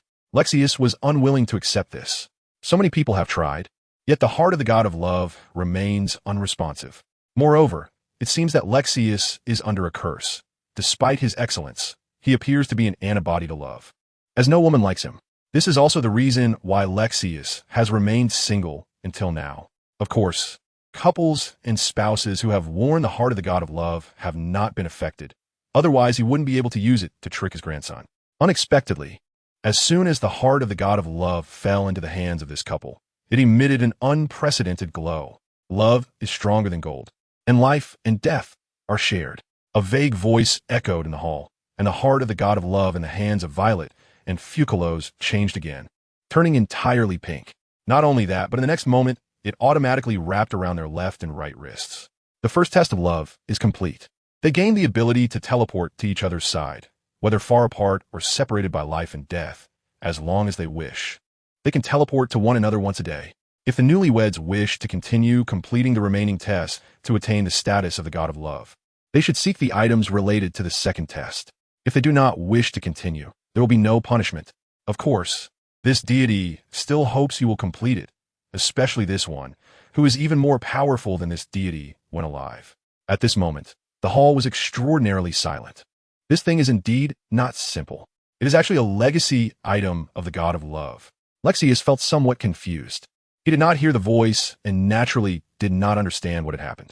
Fucalos and Violet exchanged a glance, clearly perceiving each other's presence. It seems this test of the god of love is no joke. With this ability, as long as they are in the same world, they can directly teleport to each other, with the only limitation being that it can only be used once a day. As for the god of love, they are not interested. However, this ability is quite useful. Fucalos' strength may surpass that of the god of love, but she does not possess such a broken ability. Grandfather, do you know about deities? I know a little. I heard that the Martial Soul Hall enshrines a deity. Lexius thought for a moment and replied honestly. This pair of bracelets is one of the legacy items of the god of love. Obtaining it is equivalent to completing a test. Of course, this requires a couple or spouses to reach a level of love stronger than gold and share life and death to pass this test. As soon as Violet spoke, Lexius was stunned. He didn't care about the heart of the love god, as it was of no use to him anyway. Lexius glanced at Violet and then at Fucalos, thinking to himself, these two shouldn't have known each other for long, right? Yet they could complete a test of love as strong as steel and life and death together. It seems that his granddaughter-in-law, Fucalos, is not going to escape. As for the inheritance of the love god, his grandson Violet has the potential to become a god, which is no joke. What kind of love god is this? It's clear that he is not a powerful deity. Does his inheritance even befit his grandson? This question is worth pondering. Then, as for the inheritance, Lexius thought to himself, but the love god is still a deity, ISNTE. However, before he could finish his thought, he saw Violet and Fucalos shake their heads. Violet spoke up. His inheritance requires finding the remaining items of inheritance. With the Douluo Continent being so vast, how could that be accomplished? Let's just treat the love god's inheritance as if it never existed. Hearing this, Lexius suddenly understood, instinctively nodding his head. Suddenly, he seemed to think of something and looked at the storage bag at Violet's waist. He remembered that in that treasure land, Violet had obtained a heartbroken red flower, right? The heartbroken red is said to be related to the love god. With this in mind, Lexius hesitated to speak. His grandson's intelligence should have already led him to consider this, right? Since that is the case, he decided not to say much more. KingNavelite, Is it possible that he didn't even think of this? Besides, he and Fucalos really don't need divine inheritance. Grandpa, we are still young. This is not the time to consider these things. You should first take a look at these two. Fucalos, who was beside him, poked KingNavelite and whispered, "Navelite, say thank you." Navelite. 61. Next time? You say that every time. Time flies. Under the first rays of the morning sun, there are a few strangers looking directly at the sun. Previously, there was only Tang San, but now it has turned into several people. The cultivation of the purple extreme demon eye requires accumulation over time. It cannot be completed in a day. Although its enhancement of mental power is minimal over time, it will definitely have great benefits. Lexius objectively evaluated the purple extreme demon eye. He never expected that the self-created soul skill mentioned by his grandson could actually be cultivated directly and also has the effect of enhancing eyesight and mental power. This is not just a self-created soul skill. It is simply a treasure, an invaluable treasure. Just this purple extreme demon eye alone could potentially create a major force, with the purple extreme demon eye being the foundation of this major force. A true foundation. Nowadays, the methods for enhancing mental power are nothing more than regular meditation, which slightly increases it, and breakthroughs in soul power, absorbing soul rings, and head soul bones, etc.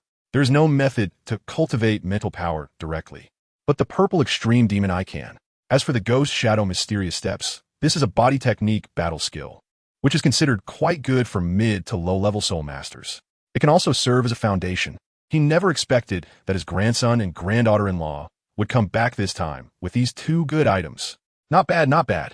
As for the heart of the love god he sent out, that thing is just a souvenir to him. 100 years later, those things will also be inherited by Navelite. Giving it to his granddaughter-in-law now is just a bit early. No, I have to think of a way to check my old brother's treasure vaults to see if there are any legacy items related to the love god. Those guys must have some private collections. Coincidentally, this ghost shadow mysterious steps can be shared with them. As for the purple extreme demon eye, at this point, Lexius hesitated slightly. The 8 major families are indeed connected by blood, and over the years, there have never been any conflicts among brothers. However, as soul masters, everyone has their own secrets to some extent. The purple extreme demon eye's technique could completely allow his clansmen to improve, even surpassing other families. Shaking his head, Lexius ultimately decided to listen to Navelite and Fucalos' opinions before making a decision. After all, these two items were brought back by Fucalos and Navelite. They have the right to decide their ownership. Unfortunately, the two left early in the morning. Otherwise, Lexius wouldn't have to be so conflicted. Anyway, the annual meeting is still a few months away, so there's no rush. The scene shifts to the riverside. Tang San groggily opens his eyes, rubbing his slightly swollen head as memories flood back. No, it can't be I lost. I actually lost the Tang Sek's ultimate skill? Tang San's eyes widened. He remembered everything. That's right, Navelite ambushed him, which caused him to lose this match, and due to geographical reasons, Navelite had a natural advantage. Fighting here, the opponent had an innate edge. However, if it weren't for Navelite's ambush while he was thinking, he might not have lost. Tang San clenched his fists, his eyes turning red. The former Navelite only slightly dabbled in the path of death, but now he has completely embraced it. Is the ultimate skill of the Tang sect so easy to take away?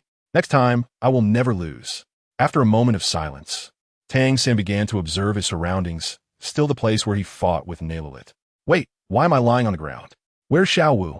Why didn't Xiao Wu take him back to the academy? At this moment, Tang San felt a bit lost and confused. Beside him, an unused hidden arrow lay quietly, with a rabbit pattern and the character for dance on it. Seeing this hidden arrow, Tang San's expression changed dramatically. This is the hidden arrow he gave to Xiao Wu for self-defense. How could it be here? Where's Xiao Wu? Suddenly, a rustling sound from the grass nearby snapped Tang San back to reality.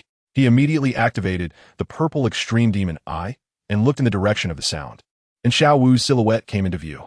At that moment, Tang San froze. That figure must be Xiao Wu's. He could not be mistaken. But why did Xiao Wu run away and leave him? She stayed with him all night and left the hidden arrow he gave her when they became siblings. Xiao Wu is cutting ties with him. After a long silence, Tang San finally stood up, slightly trembling. The night's wind and cold made him a bit unwell. It probably took him more than half an hour to retract his hidden weapon and head toward Shrek Academy. He needed to go back and ask Xiao Wu what was going on. Looking at the hidden arrow in his hand, Tang San's heart gradually grew cold. When Tang San returned to Shrek Academy, He immediately went to Xiao Wu's dormitory. In the entire Shrek Academy, Xiao Wu was the only girl, and she had a separate room. Unfortunately, to Tang San's disappointment, Xiao Wu was indeed in the dormitory, but refused to see him.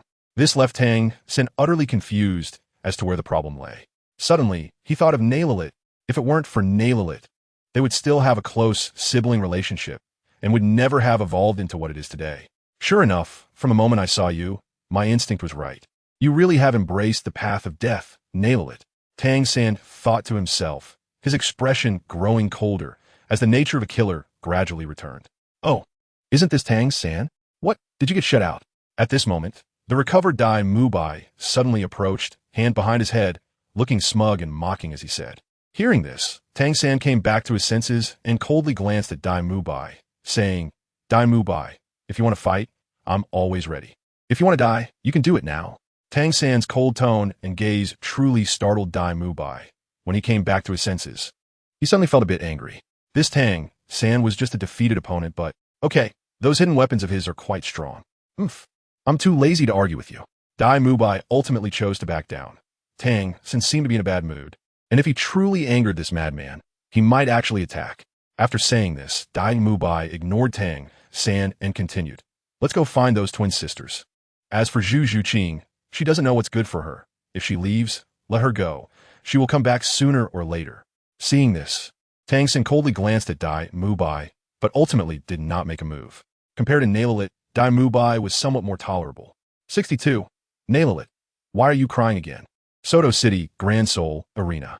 In KingNavelite's room, Fucalos' figure suddenly appeared and pounced on KingNavelite. The transmission of the heart of the love god is even more useful than the transmission anchor points left on Teyvat. Fucalos said with a smile as he left Violet's arms. On the Teyvat continent, there are many teleportation anchor points, but very few people can use these anchor points. Unlike these fixed teleportation anchor points, the love god's teleportation ability allows Violet or Fucalos to teleport directly to each other's side. Just now, Fucalos waited for Violet to enter the city and, upon reaching the arena, teleported from outside the city to Violet's side. The newly acquired ability always needs to be tested. Hey Violet, what are you thinking? Why aren't you talking? Hearing Fucalos' voice, Violet snapped back to reality, thought for a moment, and then said, I was thinking, what if I throw you into the sky, and then we both use teleportation? Will we get stuck in the middle? Fucalos. This makes a lot of sense, but isn't that metaphor a bit inappropriate? What do you mean by throwing her into the sky? However, what would happen if we use teleportation at the same time? That is a question worth pondering. By the way, Fucalos, do you have a martial soul? KingNavelite changed the topic without altering his expression, looking at Fucalos and speaking. His eyes were so clear and filled with wisdom. Martial soul? Fucalos was taken aback. Martial souls are a specialty of the Douluo Continent, and every child who reaches the age of 6 can awaken one. After Wei-Let crossed over, for some unknown reason, this led to the birth of a martial soul.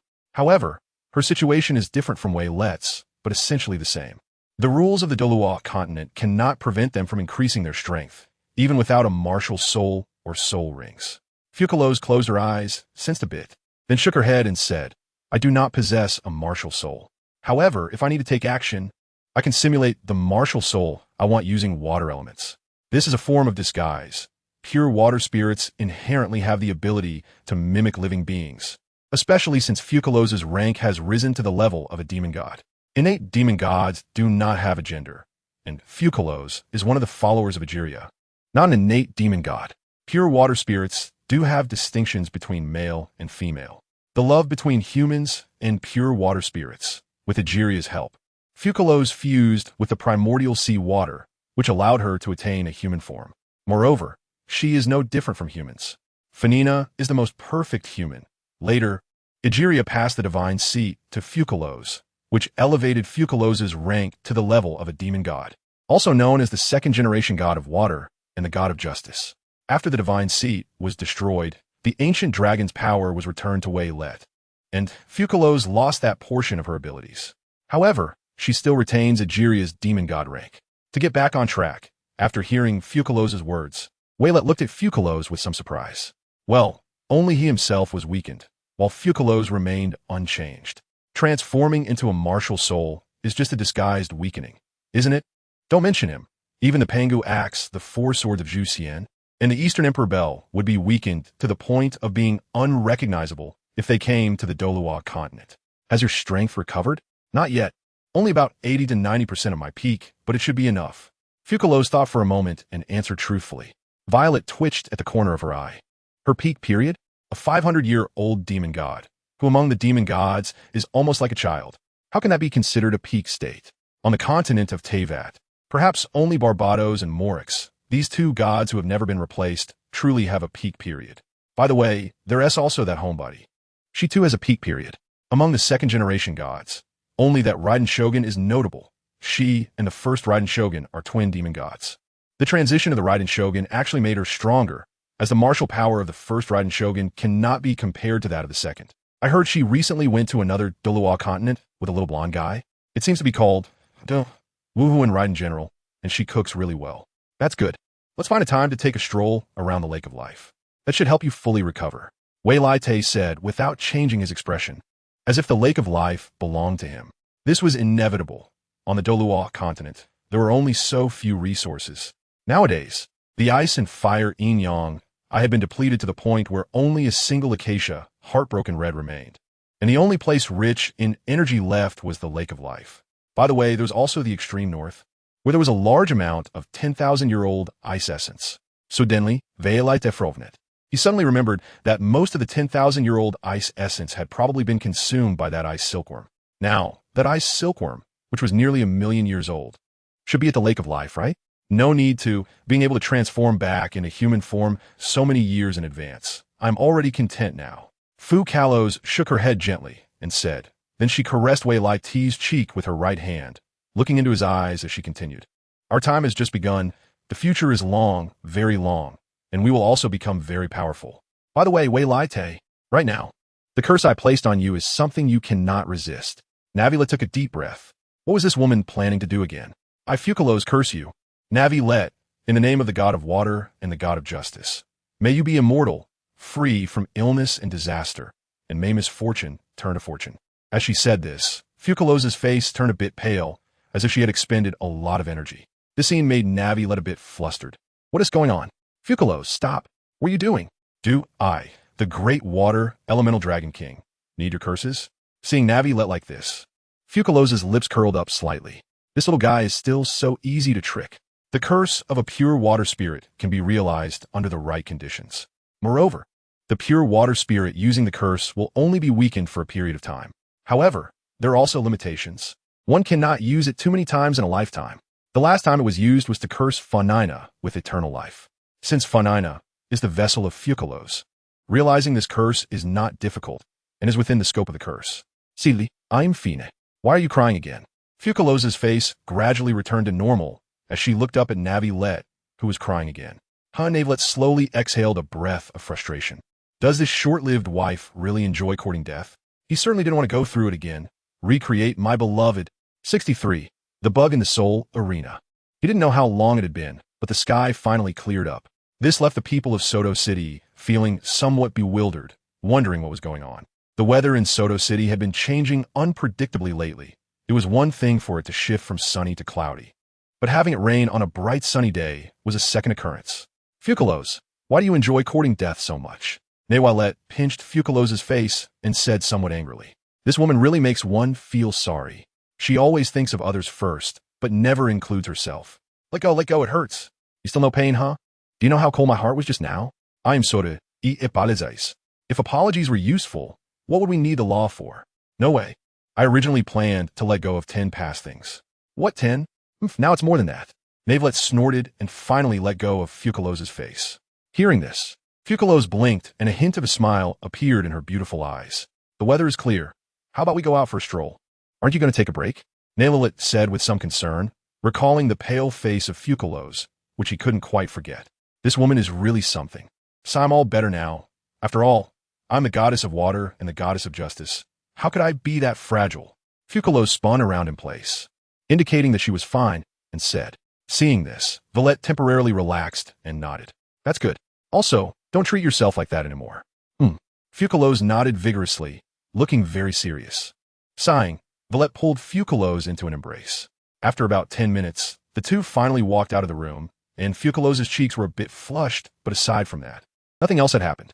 In the Colosseum, Violet is highly respected, and ordinary employees greet him kindly when they see him. "Hello, Lord Violet." "Hello." At this time, Violet also responds kindly. Although everyone is curious about the Fucalos that Violet is holding, they do not ask about it. The higher-ups of the Colosseum are somewhat puzzled, as this person does not seem to be a lady from any other family. However, this matter has nothing to do with them, so they naturally won't ask unless the person brings it up themselves.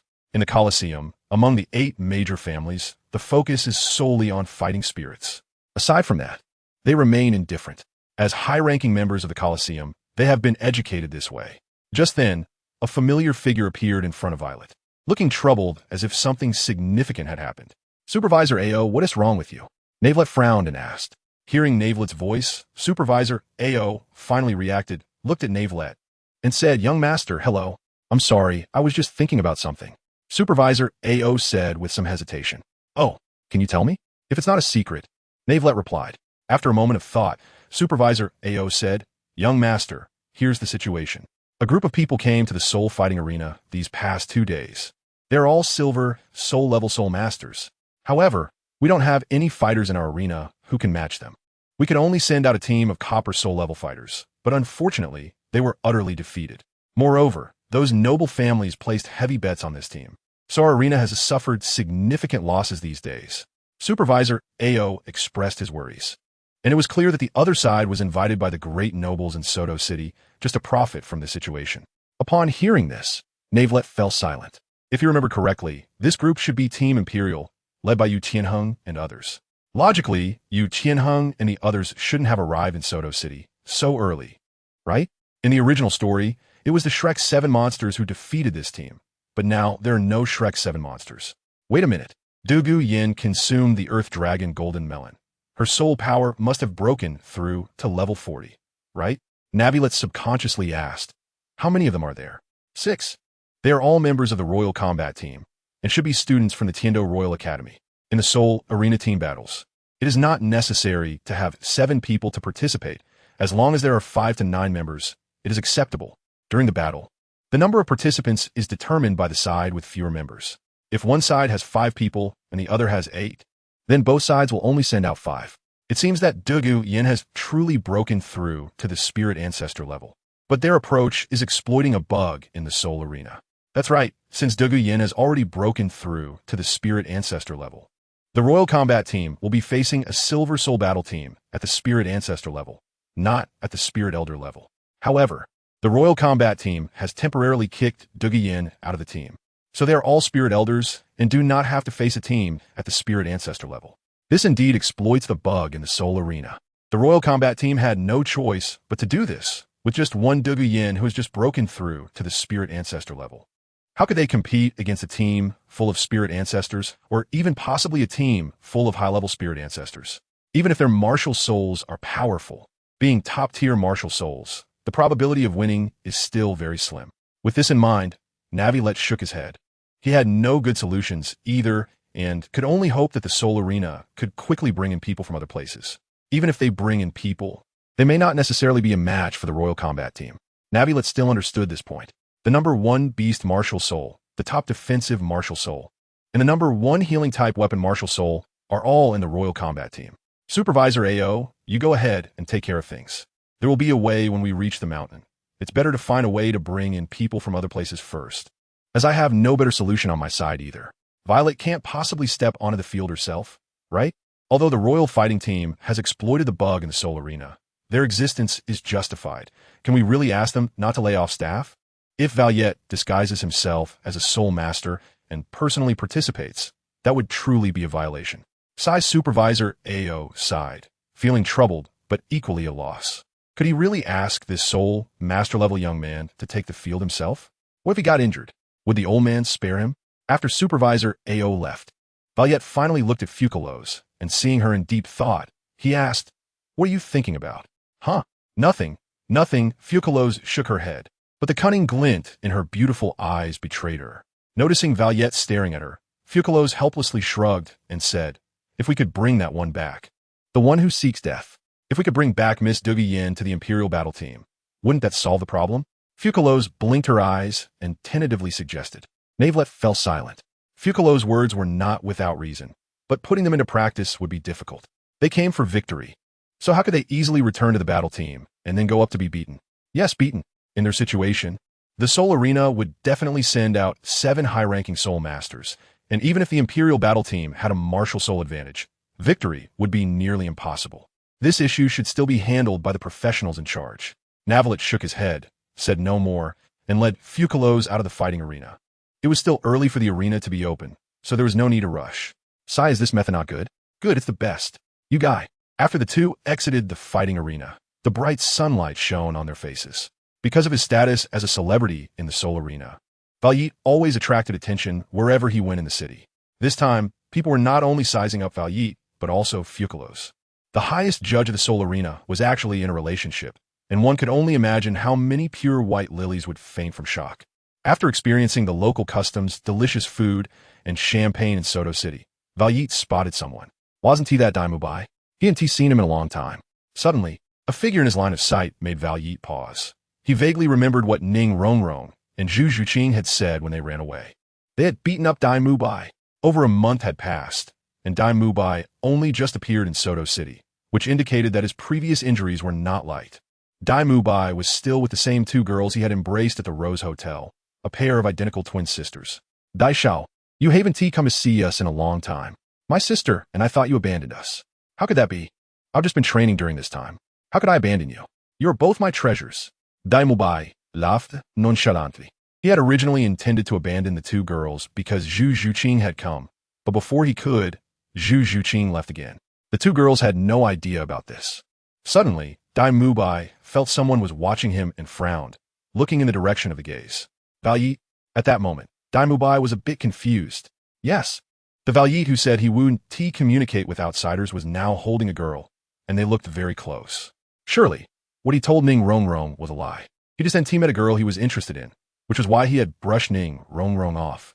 Are there any men who are not lecherous? Wait. This girl looked at Fucalos, then at the twin sisters he was holding, and a hint of jealousy flashed in Daimubai's eyes. The twin sisters had too much of a worldly vibe, and their temperament couldn't be compared to that girl's. She looked like a fairy descending from the heavens, while they looked like wild fish from a fishery. Why should that be? Just because Valyet had a face that was 7 or 8 points handsome. Daimubai refused to accept that. Daimubai knew that Valyet was a soul ancestor level powerhouse, but he wasn't scared at all. Soul ancestor? Who isn't a soul ancestor? I, Daimubai, am a 37th level soul ancestor. There are very few people who can surpass me at this stage. You all go back first. I have some things to do. Daimubai released the 2 girls and said seriously. The twin sisters were taken aback, looking at each other in confusion. What was going on? Daimubai had just invited them out, so why was he sending them back? They were 2 beauties in Soto City, and being called and dismissed like this by Daimubai made them wonder how others would view them. Soul ancestor? As long as they were willing. It wasn't impossible to curry favor with the soul sect. However, seeing Daimubai's serious expression, they ultimately decided to give him a chance. There wouldn't be another opportunity like this. The main reason was that Daimubai had money, gold soul coins, and didn't look bad, so they followed him. Otherwise, if they sought to curry favor with higher-level soul masters, the sisters could manage that too. Alright, Daishao. 2 after the 2 girls left. Daimubai walked toward Valyet and Fucalos, tidying up his clothes along the way. With a carefree smile on his face and a radiant look in his eyes, he appeared very sunny. In terms of appearance, Daimubai believed he was not inferior to Valyet, but in terms of taste he fell short. If Zhu Zhuqing hadn't left, he wouldn't have returned to the twin sisters. Even Zhu Zhuqing had a disparity in temperament compared to this girl. As for the flat terrain, Zhu Zhuqing had the advantage there. Heaven is fair. While it gave her unparalleled beauty, it also closed a window for her. Seeing Daimubai approaching, Valyet frowned. He always felt that Daimubai was coming to provoke him. Indeed, one could tell from his gaze and smile. Moments later, Daimubai arrived a few meters away from Valyet and Fucalos. Excuse me, beautiful lady, may I know your name? Daimubai performed a noble gesture, slightly bowing. His right fist placed on his heart, looking quite proper. Fucalos and Valyet were taken aback, exchanging glances. Fucalos smiled. She really hadn't expected Daimubai to be so interesting. Fucalos, Valyet's fiancé. Fucalos smiled and said. As for the latter part, Dai Mubai selectively forgot it. Fiancé? You haven't even married yet. Haha, I forgot to introduce myself. My name is Dai Mubai, a 37th level soul ancestor of the attack system. I wonder if I have the qualifications to have dinner with Miss Fucalos. Upon hearing this, Valyet couldn't hold back any longer and prepared to teach this playboy a lesson, but he realized that his hand had been tugged by Fucalos, as if telling him not to rush. Mr. Dai Mubai, if you want to invite me to dinner, there's a condition you need to fulfill. Fucalos smiled and said, a hint of sharpness flashing in her eyes. God loves the world. Loving one's own people is correct, but unfortunately, there are no subjects of hers on the Douluo Continent. God can also be angry. Oh, what condition needs to be fulfilled? Dai Mubai. I'm willing to give a try. Dai Mubai said modestly, but in reality, he was overjoyed, excitement evident on his face. Condition? It was probably something like gold soul coins or displaying his strength. These were trivial matters for Dai Mubai. He had no idea he was getting into trouble. It's a very simple condition. You just need to hold out for the time it takes to burn an incense stick. Fucalos said with a smile, her smile devoid of warmth. There was plenty of time to deal with this guy. Hold out for the time it takes to burn an incense stick? Dai Mubai was a bit confused. He felt like he had heard this somewhere before. He remembered that when Tang San and the others entered school, Zhao Wujing had said something similar to them. They? No, it should be she now, right? Ha ha ha. Just thinking about Tang San's current situation made Dai Mubai want to laugh, but of course, the matter at hand was more important. As for Valyet, he was just a judge. I don't know what Miss Fucalos is referring to. How am I supposed to hold out for the time it takes to burn an incense stick? If it's a battle with this Valyet beside you, not to mention the time it takes to burn an incense stick, defeating him would be no difficulty. As soon as Dai Mubai spoke, Violet and Fucalos fell silent, looking at him with expressions as if he were a fool. What happened to this guy's brain? In fact, it wasn't entirely Dai Mubai's fault. He thought that Violet was merely a connection in the soul arena and didn't know the specifics of her situation. Flinder had said, not daring to provoke trouble is the mark of a mediocre talent. What does it matter to have a mere connection in the soul arena? He knew that Violet had ambushed Tang San and knocked him out, but that was about it. At that time, Tang San was only at level 29, and Dai Mubai could do the same. There was no need to defeat Violet. He just needed to last through a stick of incense. Fucalos shook her head and said indifferently. Upon hearing this, Dai Mubai was taken aback and looked at Fucalos again. This girl seemed young, but her tone was quite bold. Could it be that she was saying this on purpose? Thinking of this, Dai Mubai became even more excited. All right, don't say one stick of incense. Even 2 sticks would be no problem. Dai Mubai quickly agreed. No matter how strong or talented Fucalos was, at most she was just a soul sovereign. She couldn't possibly defeat him in such a short time. Well, since it's your request, young Master Dai Mubai, then let's do 2 sticks of incense. Fucalos did not refuse and nodded in agreement. Violet, who was watching from the side, twitched the corner of her eye, and the look she gave Dai Mubai transformed from one of hostility to sympathy. Currently, he wasn't even a match for Fucalos if they really fought. He might not last half a stick of incense. This soul, sovereign-level Dai Mubai, was truly brave. Calling him foolish was an understatement. This wasn't a good place to make a move. Going to the soul arena would only trouble the staff who were preparing. Better to leave the city. After saying this, Fucalos thought for a moment and remembered that there was a place selling incense not far away. Violet, help me buy 2 sticks of incense to test Mr. Dai Mubai's temperament. No problem. Navelite took a deep look at Dai Mubai, then walked toward the place selling incense. Dai Mubai. For some reason, he always felt something was off. Which part had gone wrong? Dai Mubai couldn't pinpoint it. In any case, he always had a feeling of being tricked.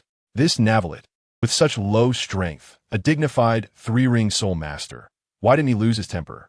The more Dai Mubai thought about it, the more uneasy he felt. But he couldn't articulate it. Damn it, what was going on? Just then, Navelite returned with the incense. Dai Mubai looked at the incense in Navelite's hand, which was taller than a person, and fell into deep thought.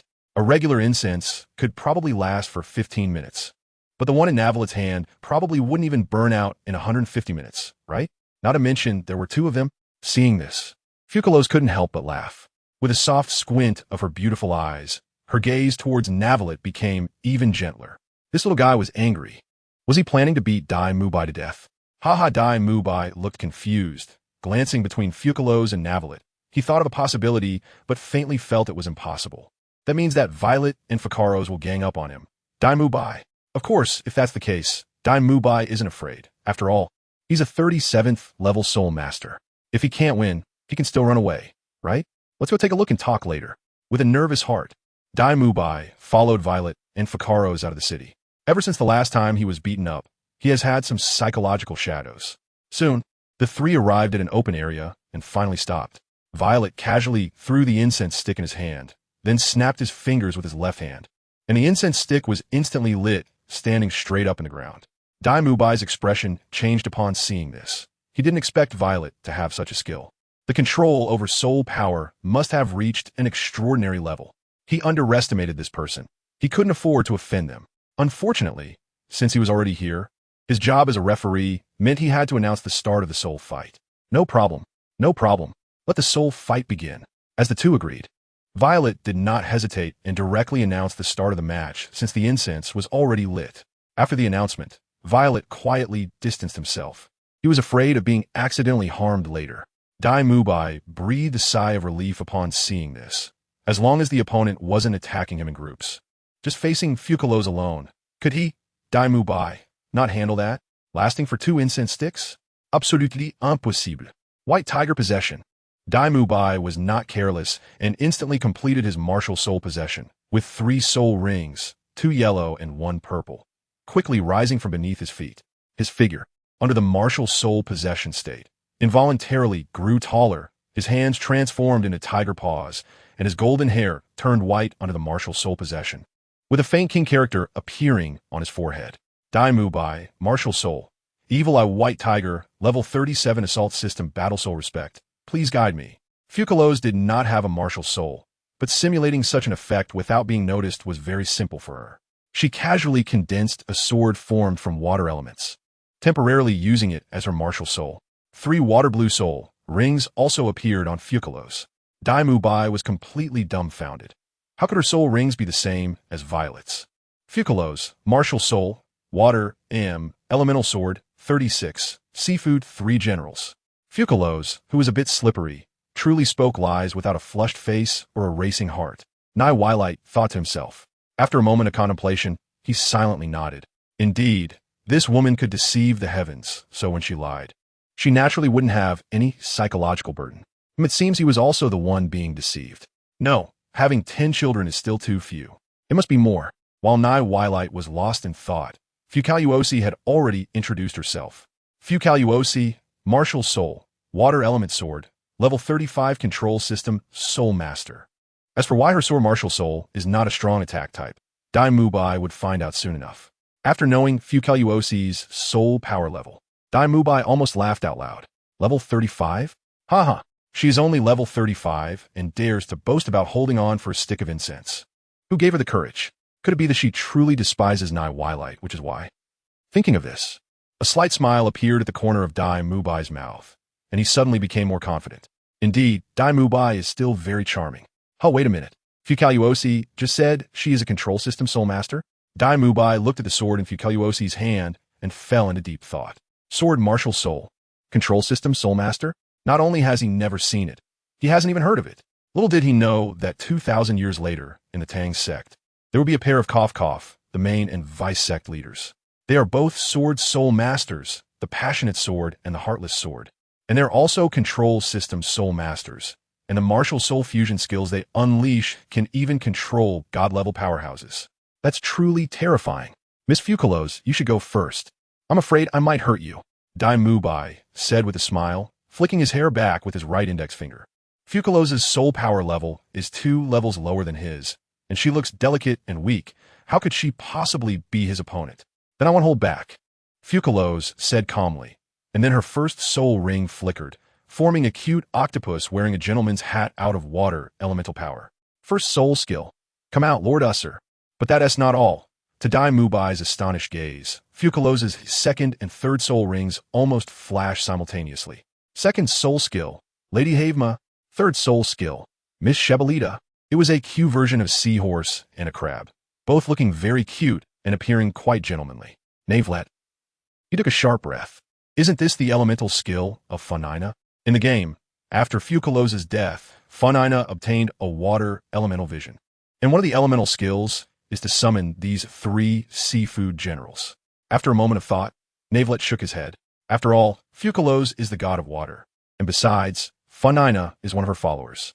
If she can do it, Fucalos naturally can too. However, just because Fucalos can do it, it doesn't mean Funina can. That said, whether as a pure water spirit or as the god of water, pure water transformation is incredibly simple. At this moment, Dai Mubai felt somewhat confused. He looked at the 3 adorable seafood floating in the air, feeling even more bewildered. Is this really Fucalos' soul skill? It looks just okay. Well, it seems that girls like such creatures, but wouldn't this be a waste of a soul ring position? These creatures don't seem to have any combat power at all. Upon seeing this, Villet's eyes twitched. These 3 seafood generals are notorious for being unreasonable street thugs. They even slap passing fishermen. In my name. Fucalos smiled faintly at this and didn't say much. As her words fell, the 3 seafood generals seemed to teleport and surrounded Dai Mubai. This scene left Dai Mubai bewildered, wondering what was happening. They can actually teleport? They look so cute. Why can they teleport? Young Master Dai Mubai, you must hold on for 2 incense sticks. After saying this, Fucalos had no intention of staying in place and instead moved to Villet's side, casually waving her hand to create 2 bubbles. Don't be fooled by the bubbles. When the 2 of them sit on top, they show no signs of breaking. Villet, how long do you think you can hold on? Almost 2 incense sticks. The little guy has gotten smarter. Funaiwei let out a breath of foul air and hugged Fucalos tightly, their eyes meeting. Fucalos, you're just a little older than me. 1,000,000 years later. 100,000 years later, we won't differ much. Isn't that still just a little bit? At this moment, Dai Mubai had no interest in watching this couple show their affection. He was completely stunned. These 3 adorable seafood creatures not only could teleport, but also spit bubbles to attack. At first, Dai Mubai thought the power of these bubbles wasn't significant until he was hit and nearly broke a rib. Only then did he realize how terrifying the strength of these 3 seafood creatures was. They were the 3 great generals of seafood, condensed by Fucalos based on Dai Mubai's strength. Individually, they were just slightly stronger than Dai Mubai, and together, Dai Mubai was naturally no match for them. Miss Siabeleda charged in, her crab claw infused with water elements, directly targeting Dai Mubai's waist. This strike turned Dai Mubai's face the color of pig liver. This crab had no sense of martial ethics, attacking such a place. With a roar, Dai Mubai shouted, and the 1st and 3rd soul rings flashed almost simultaneously. 1st soul skill, White Tiger Shield. 3rd soul skill, White Tiger Diamond Transformation. By using 2 enhancement-type soul skills at once, Dai Mubai's stature rose again, reaching his peak state in both strength and defense. A mere summoned creature, could it possibly defy the heavens? Dai Mubai gritted his teeth and murmured, then waved his hand towards Miss Siabeleda. In the next moment, he was shocked. A crab claw clamped onto his wrist with such force that he couldn't move. Dai Mubai understood that he had underestimated these summoned creatures. With ample combat experience, he quickly used his left hand to strike at Miss Siabeleda's head. But as soon as he thought of it, his left hand was also caught. Lord Uther and Lady Heiwima were not idle either, launching bubble attacks at Dai Mubai, targeting a particularly tricky spot, his lower back. It should be noted that this bubble attack had nearly broken one of Dai Mubai's ribs with just 1 hit. 67. If there's no reasoning, then let's talk physics. Hiss Noilette gasped, his gaze fixed on the 3 seafood generals. Their attack positions were truly too cunning. After this battle, Dai Mubai would probably be finished, right? All with a cry of anguish. Dai Mubai was fortunate to have released his 1st and 3rd soul skills to enhance himself in advance. Otherwise, those 2 attacks just now would have knocked him out cold. Damn it, why is there such a soul skill? Dai Mubai felt numb, his hands trapped by Miss Siabeleda, and he wanted to kick her with his feet. But she was floating in the air, leaving him completely helpless. There was no way out. 2nd soul skill, White Tiger's Fierce Light Wave. This was Dai Mubai's only ranged skill up to this point. With his hands trapped, wasn't the opponent also bound by him? At this moment, releasing the White Tiger's Fierce Light Wave, could she still dodge it? A white light wave shot out from Dai Mubai's mouth. He didn't believe that Miss Siabeleda could evade it at such a close distance. Indeed, Miss Siabeleda did not dodge, but to Dai Mubai's disappointment, his White Tiger's Fierce Light Wave seemed to have no effect on her at all. A thin layer of water blue shield on her body completely blocked this soul skill. Dai Mubai turned his head to see the barely burnt incense and felt numb. Was it too late to admit defeat now? He had originally thought he would be besieged by Fucalos and Noilette, but unexpectedly, the 2 of them didn't even make a move, instead sitting aside to watch the show. Of course, Dai Mubai was still being beaten up, surrounded by 3 seafood creatures. These 2 guys were really ruthless. Here, the seafood referred to were Lady Highway and Lord Uther, who launched another attack on Dai Mubai. In a moment, a bruised and battered Dai Mubai appeared in view. Looking utterly despondent, his hands bound and unable to move, and he could only endure the attacks from the 2 seafood creatures.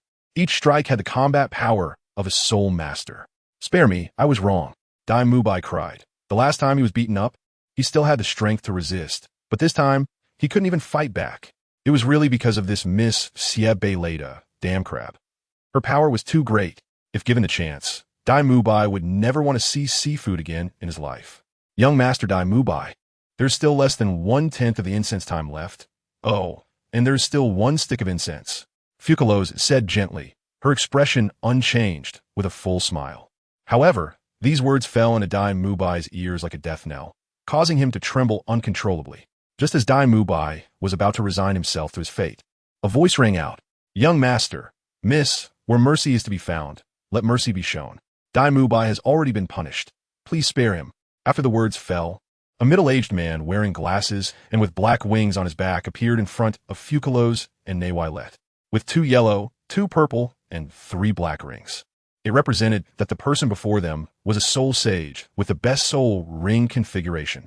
Seeing the newcomer, Dai Mubai cried. This was the arrival of the savior. "The Dean, how touching."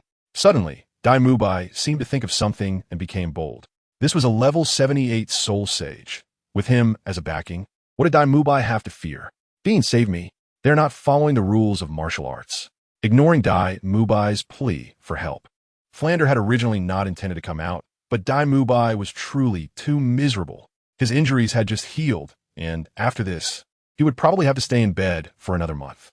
"Old man Flander, are you finally willing to come out?" Navelite said without changing his expression that he and Fucalos had long discovered Flander's presence, but had just not pointed it out. Ever since they left Soto City, Flander had been following the 3 of them, probably out of concern for Dai Mubai. Upon hearing this, Flander looked at Navelite in surprise, his expression changing drastically. Although Flander had only met Navelite once, he knew that this person was not one to boast. Since he said so, it must mean he had already noticed him. It should be known that Flander was a 78th level agility attack system battle spirit saint, and with his cultivation, even a mere soul master or even a soul saint of the same rank might not be able to detect him. Something was off, very off. Suddenly, a terrifying pressure emerged, and the scorching aura made the air slightly distort. Flander was drenched in sweat, cold sweat pouring down, nearly collapsing to the ground. Fortunately, his willpower was strong, and after realizing it, he managed to avoid embarrassment, having made a mistake and still being outmatched. Then, if one is wrong, one must correct it. If one gets beaten, one must stand straight. Right? Flander, the Dean of Shrek Academy? Laxius, with a dark face, stepped out from the side. It wasn't far from where he lived, so he knew what had happened. Of course, why such a thing happened wasn't important, because his grandson and granddaughter-in-law were definitely not the type to cause trouble. Besides, what if they did cause trouble? Seeing the newcomer, Flander's eyes widened. Instinctively taking 3 steps back, his eyelids twitching as he stammered, "T-title Douluo." When he saw Laxius's 9th spirit ring, Flander was even more terrified. The black color reveals red, which clearly indicates that this soul ring is very close to 100,000 years. Is it something that a mere soul saint like him can provoke? To hunt such a powerful soul beast? Grandpa! At this moment, Navelite and Fucalos got up from the bubble. The old man must have arrived about a minute ago, but had not shown himself. Dai Mubai and Flander. Flander glanced at Dai Mubai, who was still getting beaten, and his eyelids twitched. Why does this guy keep offending people with title Douluo backgrounds lately? He is indeed the Prince of Xingluo, but he is just a discarded pawn. Even his father, the Xingluo Emperor, cannot easily offend a title Douluo. First, he had a quarrel with Ning Rongrong, indirectly offending the sword and bone Douluo. This time, it's still unknown which title Douluo he has offended. Dai Mubai's mouth was slightly open, wanting to say something but hesitating. At this moment, he had already forgotten the pain on his body. Grandson, granddaughter-in-law, don't worry, with me here, this old sage will reason with you. At this point, Laxius glanced at Flander and continued, right, Flander? Ah, yes, reasoning. What could Flander do? Should he reason with physics instead? Navelite and Fucalos twitched at the corners of their eyes. Flander really was fast. What happened to his previous arrogance and senior demeanor? 68. Injured, healed, continue to beat. Flinder was genuinely fast, just like the last time Zhao Wujin was beaten by Tang Hao. The opponent had no intention of killing Mu Bai. After all, this was instigated by Mu Bai himself, so a little physical suffering was deserved. If the three of them had intended to kill Dai Mu Bai, then he wouldn't have been beaten at all, but would have been dead by now. Flinder cautiously observed Navelite. This young master had once bought a broken crystal from him, which he still remembered vividly. Initially, Flinder thought Navelite might just have some status within the Soul Arena, but he never expected that there was a title level powerhouse behind him. Once title Douluos were rare to see, there were hardly a few on the entire Douluo Continent. And now, in less than 2 months, Flinder had seen 2, and both were incredibly powerful title Douluos. Not to mention Tang Hao, who had a 100,000 year spirit ring and was well known. The one in front of him was definitely not much weaker than Tang Hao, and Flinder felt even more pressure facing Lexaeus than he did facing Tang Hao. This was understandable. Flinder's martial soul was the four-eyed cat eagle, while Lexaeus's martial soul was the golden crow, so he was inherently at a disadvantage. It was no surprise that he felt this way, especially since his spirit power level was 2 major ranks lower than Lexaeus's. Flinder had this feeling, which was completely normal. "I heard your Shrek Academy is unreasonable," Lexaeus said, causing cold sweat to continuously slide down Flinder's forehead. That bastard was talking nonsense. Flinder, was the most reasonable person. "Your Highness, this must be—" Before Flinder could finish his sentence, Lexaeus waved his hand, interrupting him, and continued, "Today's encounter proves that the rumors are unfounded. Shrek Academy is actually quite reasonable." "Huh? Yes. Yes. Your Highness, our Shrek Academy is the most reasonable," Flinder said, wanting to cry but having no tears. Under the eaves, one has to bow their head. The old man, who looked like a middle-aged person, had strength as deep as the sea. Even 10 Flinders wouldn't be able to defeat him. If reason is to be discussed, then let us first fulfill their agreement. Yes. What else could Flinder say? He could only nod and bow. Dai Mu Bai had already resigned himself upon seeing the 9 spirit rings on Lexaeus. "You said you have such a powerful backing. Why didn't you say it earlier? Can't I just avoid trouble?" As time passed, Flinder watched helplessly as Dai Mu Bai took a beating, feeling anxious yet powerless. Today, Dai Mu Bai was really in trouble. What puzzled him was that, logically speaking, each attack from the 3 seafood generals reached the Soul Master level. And with Dai Mu Bai's strength, he shouldn't be able to endure for long. However, Dai Mu Bai kept screaming, full of energy, and never stopped. Suddenly, Flinder realized, whenever Dai Mu Bai seemed about to collapse, a green light would flash in the arena. And then it seemed Dai Mu Bai regained some strength and continued the next round of beatings. Flinder glanced sideways at Fucalos, who had a smile on her face. This girl was a devil. Not only was she beating Dai Mu Bai, but she was also healing him after each beating to continue. This was truly tormenting the heart. Moreover, hadn't it been over an hour? How could her spirit power last so long? Flinder fell into deep thought. "I was wrong. Let me go." Dai Mu Bai was completely overwhelmed, truly overwhelmed. Every time he could barely hold on, he suddenly felt as if a force was healing him. And just as his injuries were almost healed, the beatings would continue. This cycle had repeated several times. This girl's heart was darker than Ning Rongrong's. However, no matter how much Dai Mu Bai shouted, no one paid him any attention, and Flinder painfully closed his eyes.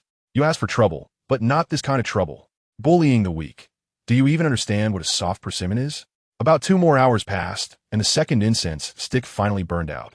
The 3 seafood generals quickly dissipated at this time, as if they had never appeared. Flinder's face showed fear. It had been over 3 hours, and she had continuously used her spirit abilities for so long, yet she seemed completely unharmed. Those summoned beings, with each attack, are equivalent to a strike from Soul Master. She didn't just release 1 soul skill, but 3. In this situation, there was no sign of insufficient soul power at all. Even he, a soul sage, felt his scalp tingle. "Time's up, Dai Mu Bai. Do you want to say something?" Fucalos said with a smile as he stepped forward. Upon hearing this, Dai Mu Bai trembled all over, and a glimmer of light suddenly appeared in his otherwise dull eyes. He felt that if he didn't answer well, today's events might not come to an end. "I was wrong, truly wrong. There will absolutely be no next time." After saying this, Dai Mu Bai felt darkness before his eyes and fainted. There was a force healing him before, but during the last period, that force had not appeared again. Upon seeing this, Waylet felt that what Fucalos had previously said about resurrecting that unpleased person only to kill him again did not seem like a joke. Lexius nodded in satisfaction. This granddaughter-in-law was much stronger than he had imagined, with the same soul ring and attributes as Waylet. Lexius could not believe they had no connection before. Your Majesty, young master, Miss Mubai has already become like this. How about, Flander tentatively asked. Since the other party did not speak, he didn't dare to take Dai Mubai away at all. Unfortunately, young Master Dai Mubai couldn't hold on for even 2 incense sticks. Old sir, you can take him away. By the way, if this Mr. Dai Mubai has such thoughts, he can come and tell me. Next time, as long as he can hold on for 1 incense stick, that would be good. Fucalos said without changing his expression, his voice gentle. However, after hearing this, Flander trembled all over. This was a hint at him, implying he hadn't disciplined Dai Mubai well. Next time, Dai Mubai would definitely not survive. Letting Dai Mubai and him go this time was already a sign of kindness from the other party. The Soul Master world is inherently a place where the weak are preyed upon by the strong.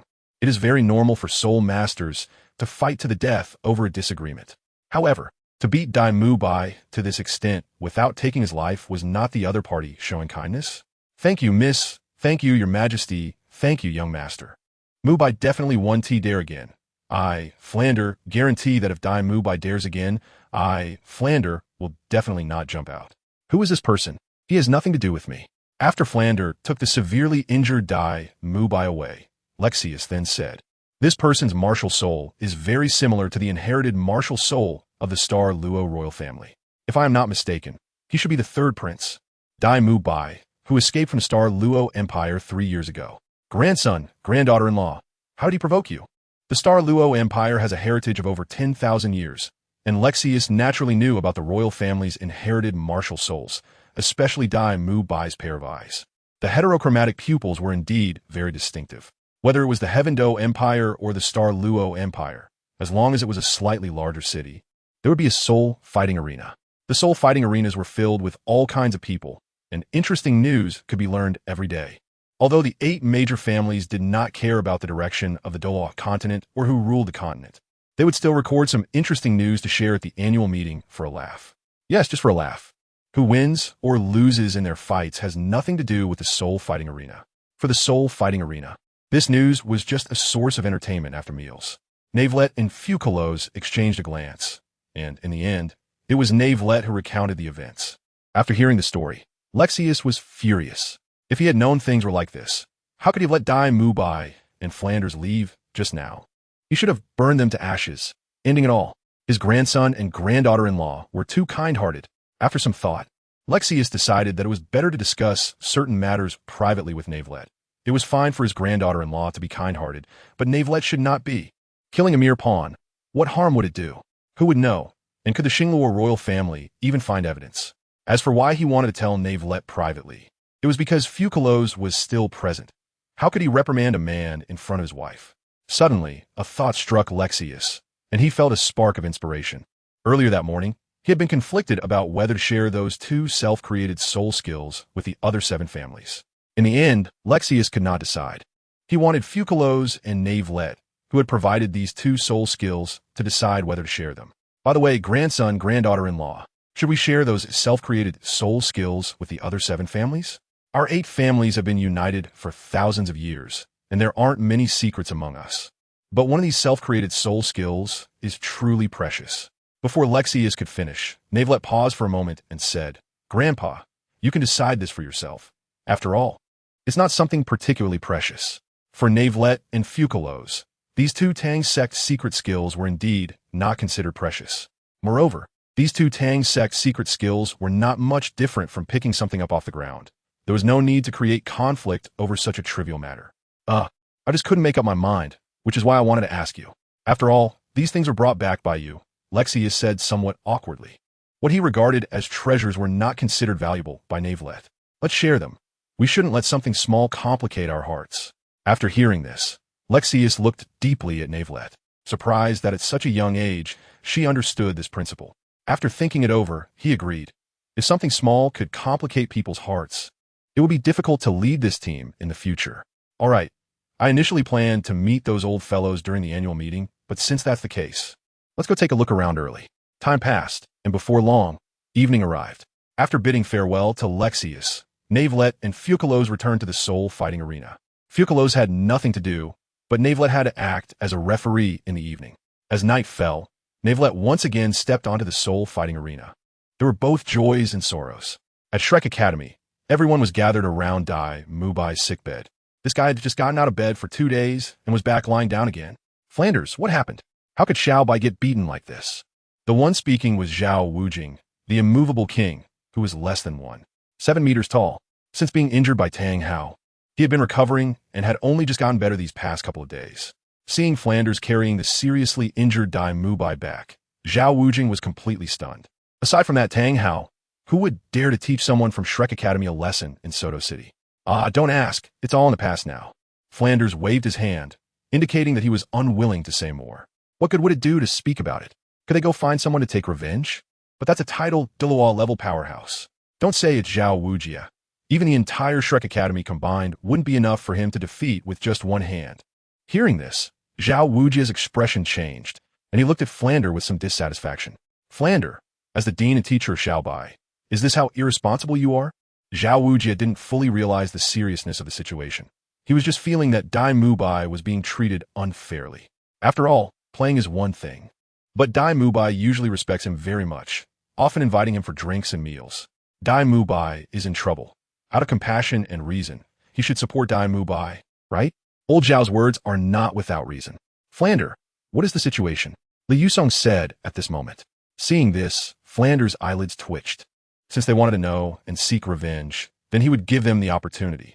By the way, when you guys go for revenge, be sure not to say you know me, Flander. As soon as you step out of Shrek Academy, I will immediately flee from Shrek Academy. Flander said expressionlessly, leaving Zhao Wujia, Li Yusong, and the others dumbfounded. What's going on? The situation is like this. Flander recounted the whole process, having witnessed everything completely. He spoke without embellishment, laying it all out as it was. When they heard that there was a title law behind Violet and Fucalos, the expressions of everyone present changed, especially Zhao Wujia, whose face turned as dark as coal. If the other party had any killing intent, what you see now as Flander and Dai Mubai might have already turned to ashes. No, perhaps there wouldn't even be any ashes left. Everyone gasped in shock, then looked at each other. By the way, my injuries haven't healed yet. 70. Demon God. Kindness and destruction coexist. My injuries haven't healed yet. I need to recuperate, so I'll head back first. Well, in this situation, there's nothing I can do. Zhao Wujia scratched his head, still present. After saying this, he gave Flander a deep look, as if making a certain decision, and walked towards the dormitory without looking back. No wonder Flander would make such a decision. Damn it, why provoke someone you can't afford to offend? Dai Mubai? Who is that? Zhao Wujia doesn't even know him. Of course, if something really happens, Zhao Wujia won't back down, but nothing happened, right? As long as Dai Mubai is alive, that's fine. He would never do something that leads to death. Cough. It feels like it's going to rain. My rheumatic joints can't take it anymore. By the way, I still need to collect my clothes. Li Yusong was talking to himself, but his body unconsciously moved towards the door, and as soon as he stepped out, he ran away without looking back. The food is still cooking. Where did I put my chessboard? Seeing everyone leave, Flander's forehead was covered with black lines. Can these guys be a bit more reliable? It's this late, and they're still joking. I've said not to ask, yet they insist, making it seem like Flander, lack the responsibility of a dean. And what good does it do to say it? These guys ran off faster than anyone. Flander, you just mentioned that title de law. The flames on him distorted the air? Yu Xiaojiang said calmly. Unlike others who were concerned about different things, he was more concerned about this suddenly appearing title de law. Xiaojiang, what is this? It's nothing. Can you describe the characteristics of that title de law, martial spirit after it manifested? I have a feeling this lord is quite extraordinary. Yu Xiaojiang said without changing his expression. Flander's eye twitched. How many people who can cultivate the title de law are simple, and you feel he is quite extraordinary? Facing his good friend's question, Flanders still spoke up. Although Yu Xiaojiang's strength is not as strong as his, Yu Xiaojiang's knowledge is something Flander cannot compare to. Yu Xiaojiang is the son of the Blue Lightning Tyrant Dragon sect's master and the current pope. This title, just in the martial spirit manifestation state, has flames that could distort the air, and the golden wings on his back also emit golden flames. No, how should I say it? Right, the color of the sun. Moreover, after listening to Flander's account, Yu Shaojing's gaze sharpened, and he shuddered, instinctively saying, I think I know what this Lord's martial spirit is. This kind of martial spirit hasn't appeared on the Douluo Continent for many years. If I'm not mistaken, this Lord's martial spirit is either the Jinwu martial spirit that can rival the purebred fire phoenix or the legendary sun incarnation, the three-legged golden crow martial spirit. Based on my estimation, this Lord's martial spirit should be one of the top-tier martial spirits, the Jinwu, not the three-legged golden crow, because the human body cannot possibly carry the three-legged golden crow martial spirit. Seeing Yu Shaojing speak so impressively, Flander was taken aback. So, that lord is that powerful? Shaojing, do you know the other party's title? I don't know. Yu Shaojing shook his head and said directly, if it weren't for the Spirit Hall's library, he wouldn't even know what the Jinwu martial spirit is, let alone the title Douluo of the Jinwu martial spirit. Wait, something is off. Flander, you said the other party is from the Soul Arena? Yu Shaojing asked in confusion. He still knows a bit about the intelligence of the 8 great families. There shouldn't be any title Douluo among those forces. If the other party is really from the 8 great families, why hide the fact that they have a title Douluo? Not quite sure, but that Violet is indeed a referee from the Soul Arena, and that lord is his grandfather, so he should be from the Soul Arena. Flander thought for a moment and said, is that so?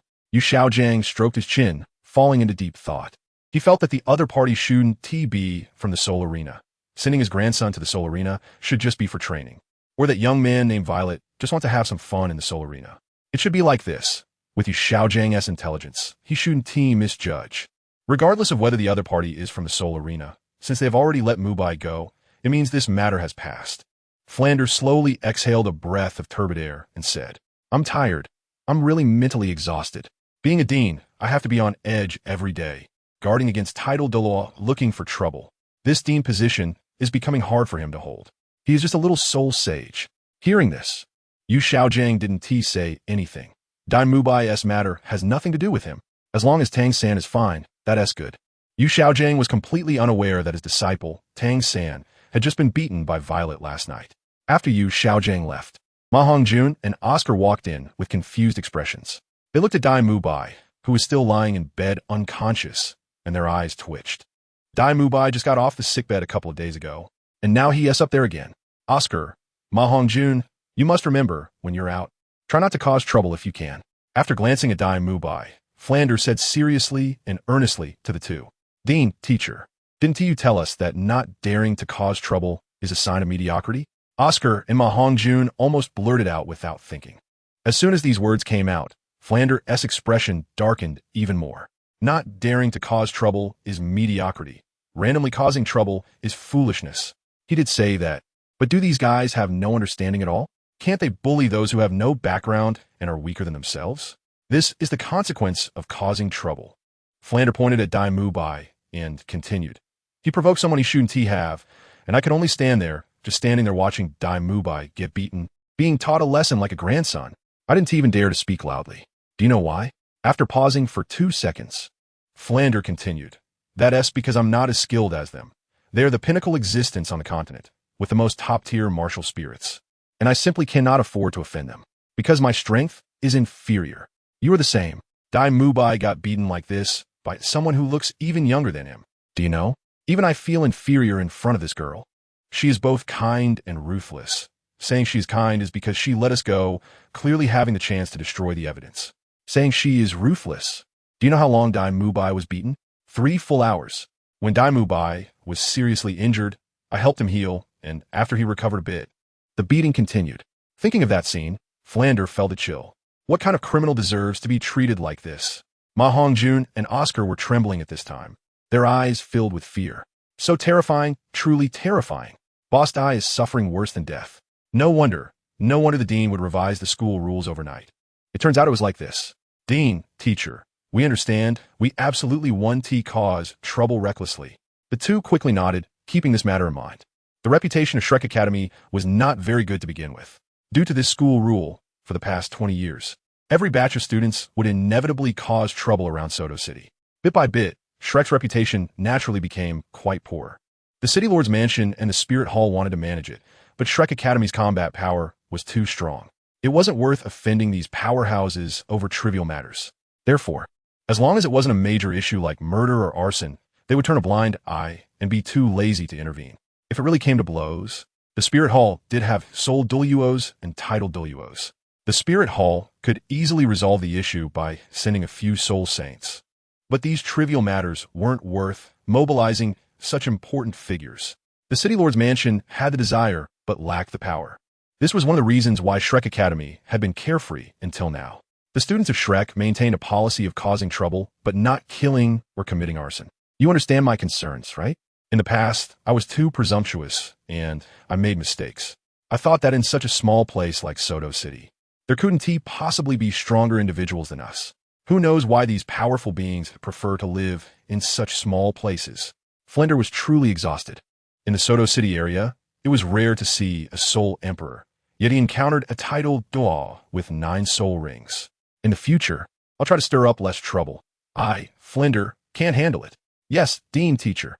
After a while, Ma Hongjun and Oscar walked out of the room with serious expressions. Today, they realized that even a fearless Dean in Soto City could be afraid. Watching the scene, the two felt as if the sky had collapsed. After all, Flinder was the strongest person they had ever seen, a soul saint at level 78. Just then, an overwhelming sword intent descended from the sky. They saw an old man in a white robe, standing on a giant sword, with a furious expression and a murderous aura looking down. All members of Shrek were shocked. Dai Mubai was still unconscious and didn't react. Flinder, bring Dai Mubai out. The old man, full of righteousness, shouted. His voice echoed throughout Shrek Academy. This little Shrek Academy actually allowed his precious granddaughter to suffer grievances. How could he not come looking for trouble? After Ning Rongrong and Zhu Zhuqing returned to the 7 Treasure Glazed Tile School, Ning Fengji, Chen Xian, and Gu Rong were all stunned. This young lady had gathered talent for the first time, and what happened? She brought back someone who could potentially become the empress of the Star Luo Empire. Even if the third prince's hopes were slim or even non-existent, it was still a matter that had a chance of success, even if it was just 1 in 10,000. However, now that the person was here, how could they possibly send her back? In that case, how will the people of the world view the 7 Treasure Glazed Tile School? You invite someone to join the sect and then drive them away. What kind of nonsense is that? Because of this matter, the 3 of them held a meeting. Naturally, sending Zhu Zhuqing away was out of the question. Not only that, but the promises made to Zhu Zhuqing must also be fulfilled. The 7 Treasure Glazed Tile School values integrity above all. In the end, after some discussion, they decided that Sword Doa would take a trip to the Star Luo Empire to deliver a substantial gift and explain the situation. This time, while the 7 Treasure Glazed Tile School wouldn't exactly suffer a huge loss, it was still significant. Ning Rongrong was thus put under house arrest until she reached the Soul Elder level, while Zhu Zhuqing enjoyed the treatment of an intersect disciple since she was indeed a genius, and the 7 Treasure Glazed Tile School was lacking in talents. After Zhu Zhuqing's matter was resolved, Chen Xian finally had time to come to Shrek Academy to stir trouble. The 7 Treasure Glazed Tile School must have a title Douluo stationed, and Ning Fengji, as the sect master, also needed a title Douluo for protection when going out. During this time, Sect Master Ning Fengji was essentially under house arrest and unable to go out. Feeling the boundless sword intent, everyone at Shrek was confused. What was going on? Didn't Dai Mubai offend a title Douluo who used flames? What was this swordsman doing here? Only Flander and Yu Xiaojing vaguely guessed who the visitor was. Flander looked at Dai Mubai with a bitter smile and then took him and his bed outside. Title Douluo, I am Flander, and this person lying down is a student of Shrek Academy, Dai Mubai. Chen Xian, upon seeing this, was somewhat bewildered as he landed on the ground. He glanced at Dai Mubai and then at Flander. Wait, Rongrong said they beat up Dai Mubai when they left Shrek Academy, but that was over a month ago. How is Dai Mubai still so injured? The medical conditions here are a bit lacking. After a moment, Chen Xian finally spoke softly. Flanderiblaid. No. This kid's injuries should have been caused a few hours ago. It has nothing to do with Rongrong and the others. As expected of a title Douluo, Chen Xian carefully observed and discovered the truth about Dai Mubai's condition. This injury definitely could not have happened over a month ago. To be honest, his injuries were sustained just the day before yesterday, and today he had an accident and was beaten to this state, Flanders said truthfully. Upon hearing this, Chen Xian's eyelid twitched and his mouth opened slightly, wanting to say something but unable to find the words. It truly was a bit chaotic. Did this third prince of the Star Luo Empire really enjoy courting death like this? This time, Chen Xian's intention was not to kill. He merely wanted to teach this unruly third prince a lesson, but he never expected to arrive too late. This prince was nearly beaten to death. Qian Renxue looked at Dai Mubai, and then at Flander, quietly saying, "I came here this time to seek justice for my granddaughter. My granddaughter is not someone who can be bullied by anyone. Since this kid was injured, I can't just leave empty-handed. Otherwise, it would be a laughingstock. Then you, as the dean, will take his place. If the teacher is not strict, it is the fault of the master. The main problem lies with you, Flander." Hearing this, Flander, who still had some hopes, immediately resigned himself to fate. The 7-kill, thunder rises. 7-kill, thunder rises. A sword breaks through the empty sky. Flander felt completely paralyzed. Big shot. I'm just a soul sage. Do I deserve to be your target for soul skills? This was not a lesson. It was preparing to take his life, right? At first, Qian Renxue indeed intended to annihilate Shrek, as this fraudulent academy should not exist in the world. However, considering that Dai Mubai, the useless prince, was currently studying at Shrek Academy and everything stemmed from Dai Mubai, now that Dai Mubai was gravely injured, Qian Renxue naturally could not openly kill him. That would lead to serious consequences. Teaching Flander, the dean, a lesson, however, was very necessary. To kill the chicken to scare the monkey. He wanted the world to know that Ning Rongrong was not someone who could be bullied. The 7-kill, thunder rises. A sword breaks through the empty sky. In an instant, sword energy spanned 300 meters, enveloping more than half of Shrek Academy under Qian Renxue's sword energy. Then this sword energy shot into the sky, transforming into a sword formed of sword energy. Flander, witnessing this, felt a chill down his back, cold sweat pouring down, and his calves trembling uncontrollably. He was somewhat dazed. Was this the power of tidal Douluo? Just the momentum alone was something they, as soul sages, could not compare to. Flee. Flander wanted to escape, but his body was frozen in place. He knew that if the other party was just going to teach him a lesson, there was a chance to survive. However, if he, Flander, ran away, then there would be no chance of survival. The teachers and students of Shrek Academy gasped. This was the first time they had seen a tidal Douluo make a move. Wait, but the target of this tidal Douluo's attack seemed to be their dean, Flander. Go! As soon as Qian Renxue's words fell, the giant sword sliced through the sky and descended, slashing towards Flander. What was said slowly came to pass rapidly.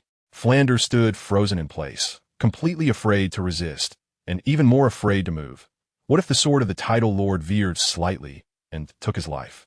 It felt like a long time passed, but in reality, it was just a moment, as the giant sword fell towards Flander's right arm. As it severed Flander's right arm, a trench about 100 meters long appeared within Shrek Academy. Severing your arm will serve as punishment. If you are unconvinced, you can always come to the 7-treasure glazed tile school to find me. Qian Renxue said this indifferently and did not linger, preparing to depart on his sword. He cast a deep look at Dai Mubai. This kid's fate was destined to be death, and after a moment of thought, he ultimately abandoned the idea of teaching Dai Mubai a lesson. He then flew away on his sword. Dean, teacher, Flander, are you okay? After Qian Renxue left, Zhao Wujin, Li Yusong, Ma Hongjun, Oscar, and others approached, their faces pale, clearly frightened. Flander remained silent, staring blankly in the direction Qian Renxue had left.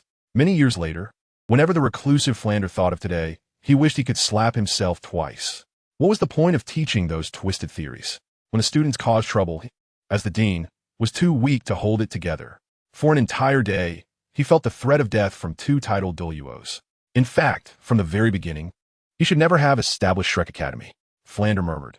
Qian Renxue's sword was so fast that he could not react at all, but also because it was too fast. He had not felt pain even after losing his arm.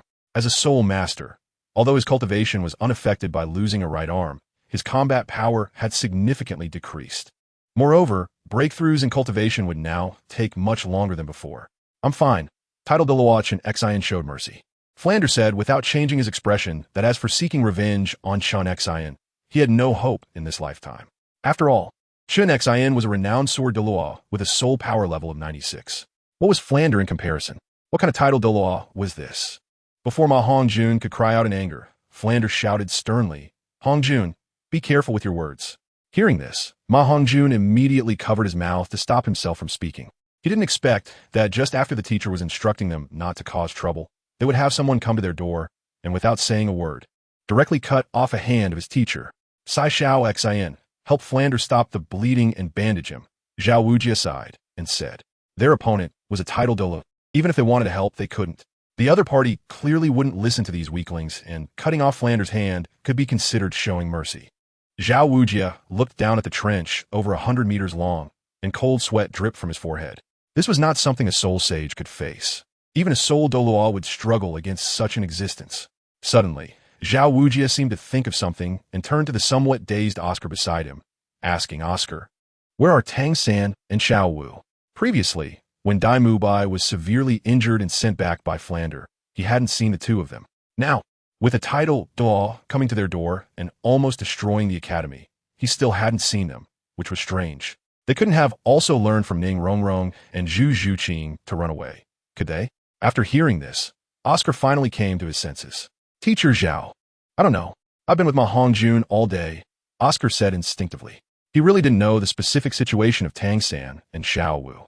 Yu Xiaojiang, who had been silent and had a complex expression, changed his face when he heard the name Tang San. Yes, why hadn't he seen Tang San? Flander was injured, and although Yu Xiaojiang fell heartbroken, there was nothing he could do, but Tang San must not have any problems. "Quick, go check the dormitory," Yu Xiaojiang hurriedly said. Anyone could have an accident, but his hope, his creation, his disciple, must not have any issues. With such a commotion, even if they were dead asleep, they should have woken up, right? Zhao Wujia curled his lips and muttered speechlessly. Tang San couldn't run away. He hadn't avenged his grudge against Zhao Wujia yet. "Xiao Wu, is there no movement from Tang San's side?" When Shan Xen stepped into Shrek Academy, they already sensed that terrifying sword aura. How could they not feel it? Xiao Wu didn't dare to step out of the dormitory at all, hiding under the bed and trembling. That was the aura of a title Douluo. If she were discovered by a title Douluo, it would be a certain death. Tang San remained at the entrance of Xiao Wu's dormitory, and the blue-silver grass martial soul in his right hand was already released. Facing such an enemy, it was time to prove that he, Tang San, could protect Xiao Wu.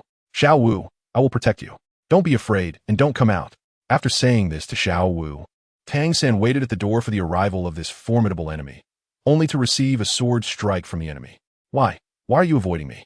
Chun Xian's sword directly left Tang San standing there in a daze. After coming to the Douluo Continent for so many years, it was the first time he had seen such a powerful person. He could feel the terror from so far away. Can I really protect Xiao Wu? Looking back at the door behind him, Tang San fell into deep thought, his body trembling uncontrollably. There was excitement, but also fear. How could there be such a strong person in the world? He, Tang San, was a proud child of heaven. Perhaps he could surpass them in the future. As for why he was afraid, if such a powerful opponent were to erase him now, there would be no future at all. Facing such a terrifying sword, Tang San murmured, definitely a title level powerhouse, a legendary existence. Growing up in Holy Soul Village, the most he had heard were stories about soul sages. A soul sage powerhouse could be celebrated for over 100 years. So what about a living title Douluo? Isn't that just the legendary title Douluo? After waiting for a while, seeing that the title Douluo seemed to have left, Tang San retracted his martial soul and breathed a sigh of relief. Not having to face such a powerful being was a good thing. Right now, he couldn't even defeat a soul Zune of the same level, that Violet, let alone face such a powerhouse. Of course, Tang San still didn't admit that he would lose to that Violet. He just thought that Violet had ambushed him and was not following the martial ethics. To ambush him in a position of advantage was simply the act of a villain. If it weren't for that, he, Tang San, would never lose. Looking again at the door, seeing it still tightly closed, Tang San said somewhat disappointedly, "Xiao Wu still doesn't want to come out?" Helpless, Tang San shook his head, and just as he was about to investigate what had happened, the door to Xiao Wu's dormitory opened. The creaking sound of the wooden door made Tang San instinctively turn around, meeting Xiao Wu's gaze standing at the door. Xiao Wu's eyes looking at Tang San were somewhat complicated, making it hard to describe. She really didn't know how to characterize his actions. Since he was afraid she would encounter danger, why didn't he teach her those self-created soul skills and powerful hidden weapons, only giving her the weakest hidden arrow? But when she was in danger, Tang San would always protect her. His vow had not been broken.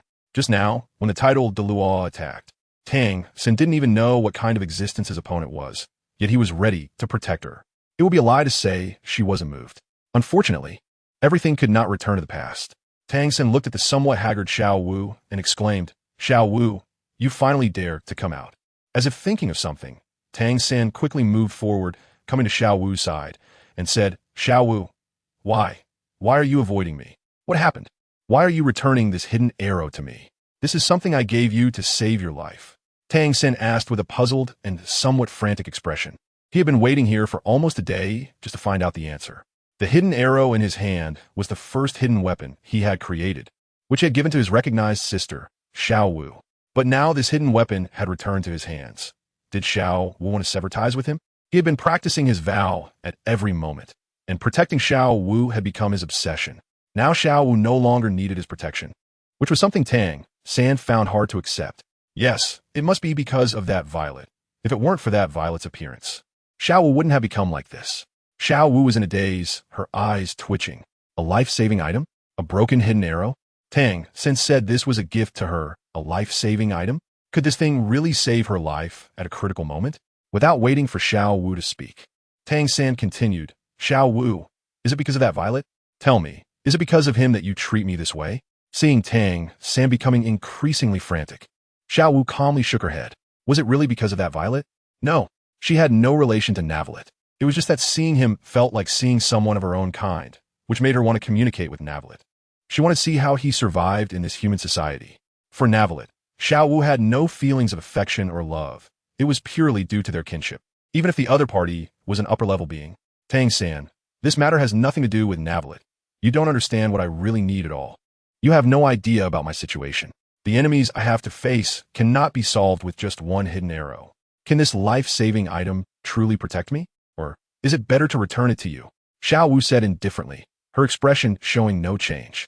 Hearing this, Tang San was taken aback, glancing at Xiao Wu and then at the hidden arrow in his hand. Suddenly, he realized. Tang San remembered that when he and Xiao Wu became sworn siblings back then, Xiao Wu had said one thing. If many people came to kill me, what would you do? At that time, he had said without hesitation, then let them step over my corpse. Xiao Wu's tone suggested that the enemies she had to face were extremely powerful. This hidden arrow. Tang San's eyelids twitched. While the hidden arrow was not the worst among hidden weapons, it was definitely not that good either. He had crafted so many pieces of equipment, yet Xiao Wu was still using her initial gear. It was strange that her mentality was still normal. Xiao Wu, it's not that I'm not giving you a more powerful hidden weapon. It's just that your temper is inherently bad. What if you get angry and use a powerful hidden weapon to kill someone? Tang San said earnestly, considering the greater good for everyone. Xiao Wu shot a couple of glances at Tang San, her mouth slightly open, wanting to say something but stopping herself. Who was it during the fighting spirit that, even after the opponent conceded, still wanted to kill? Who was it during the assessment that directly used a large number of hidden weapons? You, Tang San, use hidden weapons, and that is considered part of your strength. But when she uses hidden weapons, what if she injures someone? Get lost. After a while, Xiao Wu finally shouted angrily, and then returned to her room, closing the door. Tang San stood there, bewildered, staring at the closed door. Did he say something wrong? Why was Xiao Wu so furious? After recalling the previous conversation, Tang San fell into deep thought. He and T made a mistake. For the sake of all living beings, hidden weapons should be used as little as possible, especially the more powerful hidden weapons, as they are too harmful to harmony. They should be avoided as much as possible. In the original story, after defeating the Spirit Empire, Tang San destroyed the Zhuge divine crossbow produced due to the war. Keeping such a thing in the Heavendo Empire would harm harmony. Wait, Xiao Wu mentioned her situation, that she had to face enemies? Suddenly, Tang San's eyes lit up, and he said to the door, Xiao Wu, can you tell me? What kind of enemies are you facing? The scene shifts to the fighting spirit arena. Fucalos was sitting alone in a private room, watching Navelite, who was serving as the judge below. A faint smile curved at the corners of her mouth. As for Dai Mu Bai, she did not take it to heart. He was just an inconsequential person. If it didn't open his eyes, then killing him wouldn't matter. Time passed, and, around midnight, the fighting spirit arena finally ended the matches. After the audience dispersed, Navelite came to the private room. How was today as harvest, Navelite? It was okay. The speed of amplification is slower when the main cast hasn't arrived, but over time, the improvement is quite significant. Then Valiette pondered for a moment and said, we have all the time in the world, don't we? That's true. Without the curse of wear and tear imposed by the heavens, whether it's the demon gods or the dragon kings, their lifespans are endless. They might be slain, but aging to death is almost impossible, especially for elemental apex creatures like the dragon kings. The older they get, the stronger they become. May I ask the beautiful yet slippery Miss Fucalos, would you like a late-night snack? Mr. Valiette, shouldn't such matters be decided by the gentleman? Oh, I forgot. Valiette is still young. Fucalos covered her face with one hand and laughed. Navelite's forehead popped with a black line. This guy is really tough. After helping Fucalos change her shoes, Navelite finally picked her up in a princess carry. Since that's the case, I'll make the decision then. Put me down, it's so embarrassing. I'm thick-skinned, not afraid. I'm scared after the two of them walked out of the battle arena. The surrounding lights had dimmed significantly, and the pedestrians on the road were also sparse. However, there were still quite a few people having late-night snacks, especially those spectators who had just come out of the battle arena, which is also why many of the nearby shops were still open so late.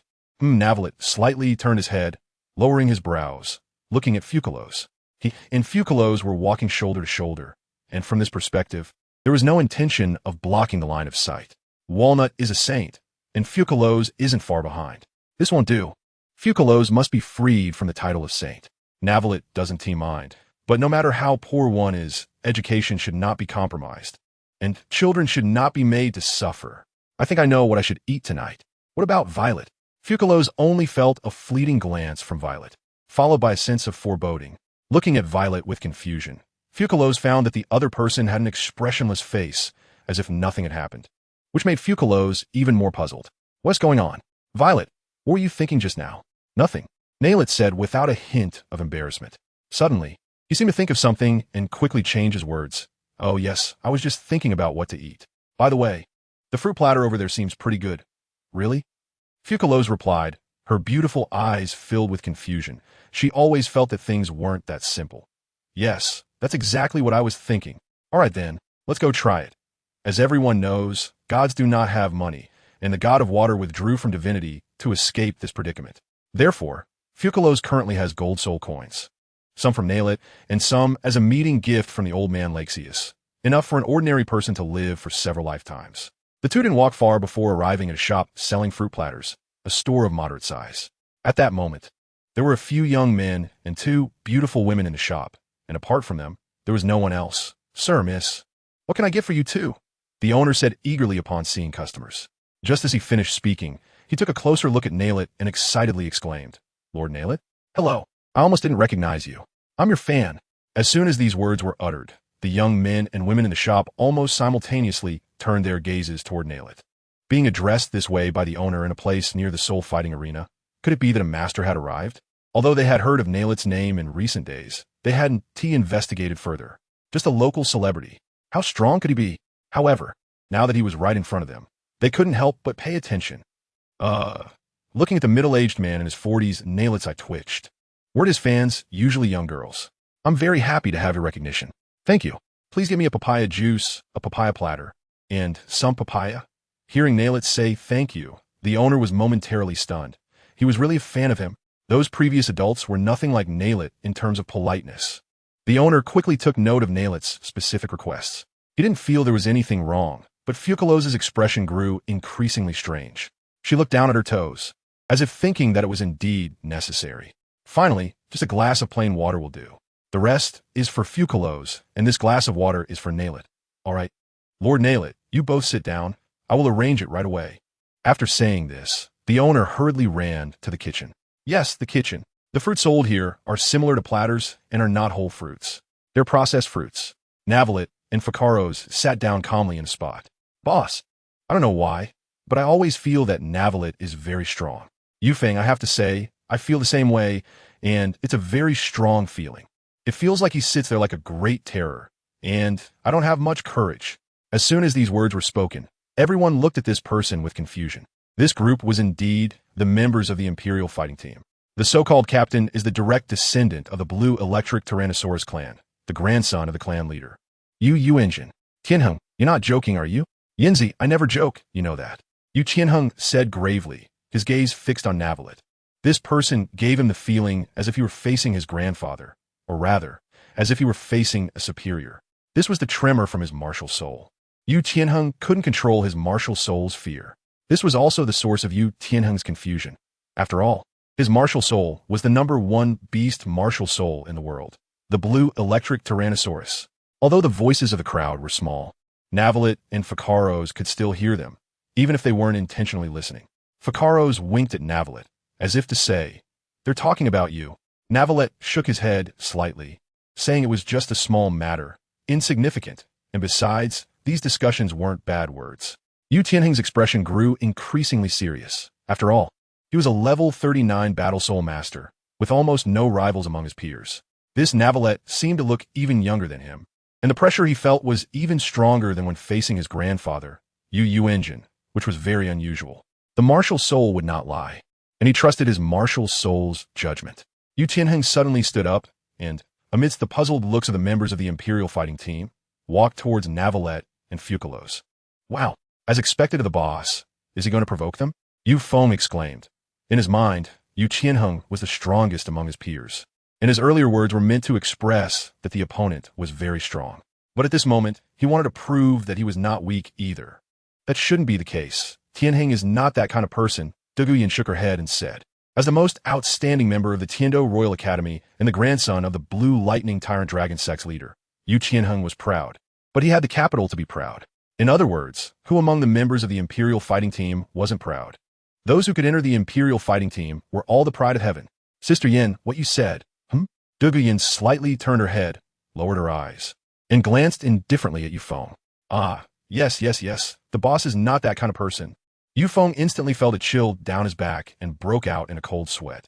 This woman was a soul sect. She was the first among them to break through to the soul sect level. Even if Duguyan hadn't broken through to the soul sect, Yu Feng, was no match for her. The distance between the two sides was not far. It took Yu Tianheng just a few seconds to walk over to Navelite and Fucalos. "Navelite, hello, my name is Yu Tianheng, Martial Soul, Blue Lightning Tyrant Dragon, level 39 Assault Type Battle Soul Master. I would like to seek your guidance. Please accept me and let me know the gap between us." Yu Tianheng said with determination on his face, his body slightly trembling. However, the glory of his family did not allow him to act this way, which was also why he came to seek guidance from Navelite, the third sect in the world. The number one beast martial soul. Would he cower before battle? Wouldn't that invite the world's ridicule?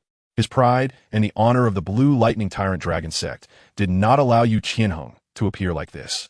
"I'm sorry, young Master Yu Tianheng, but I'm not good at fighting and I don't like fighting.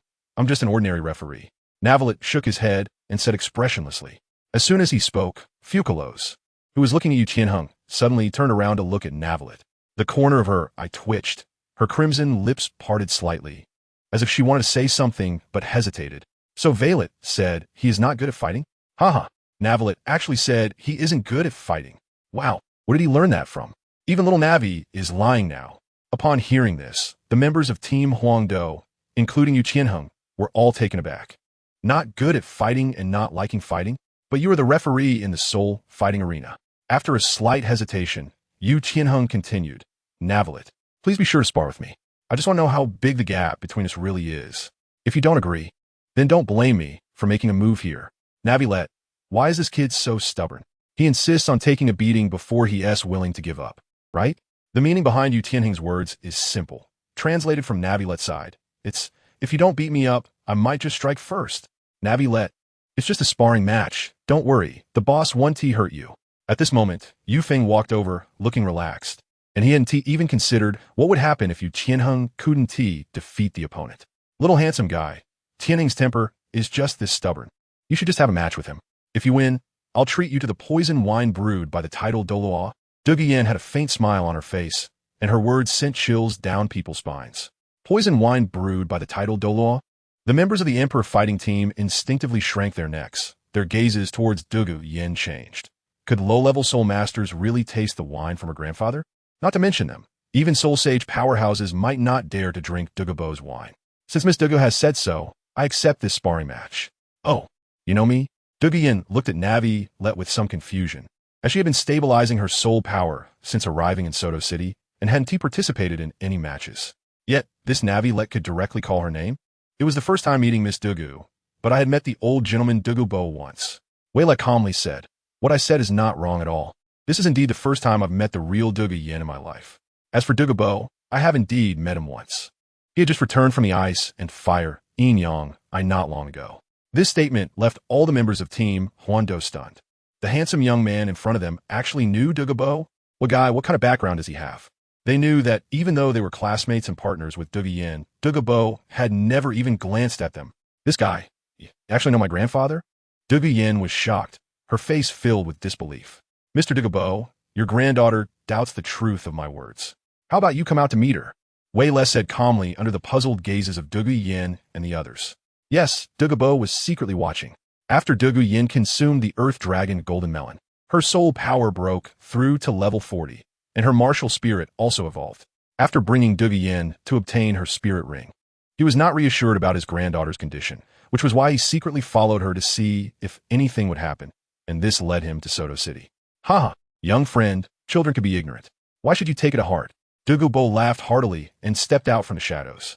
He was very puzzled about how Wei Le had discovered him, but when he thought about how Wei Le had never met him, he realized his question. In the ice and fire yin yang, I was the same.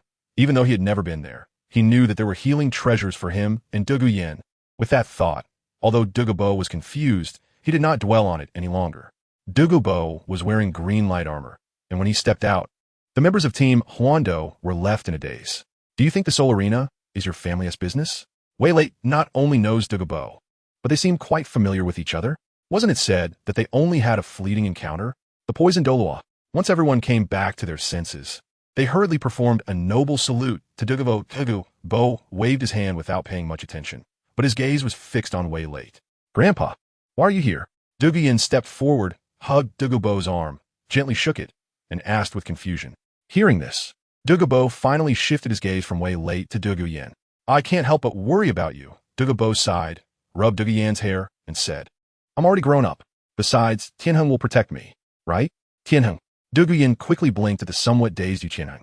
Please rest assured, Your Highness, I, Yu Tianheng, will definitely take good care of Yanzi. Yu Tianheng came back to his senses and spoke with a serious and respectful expression.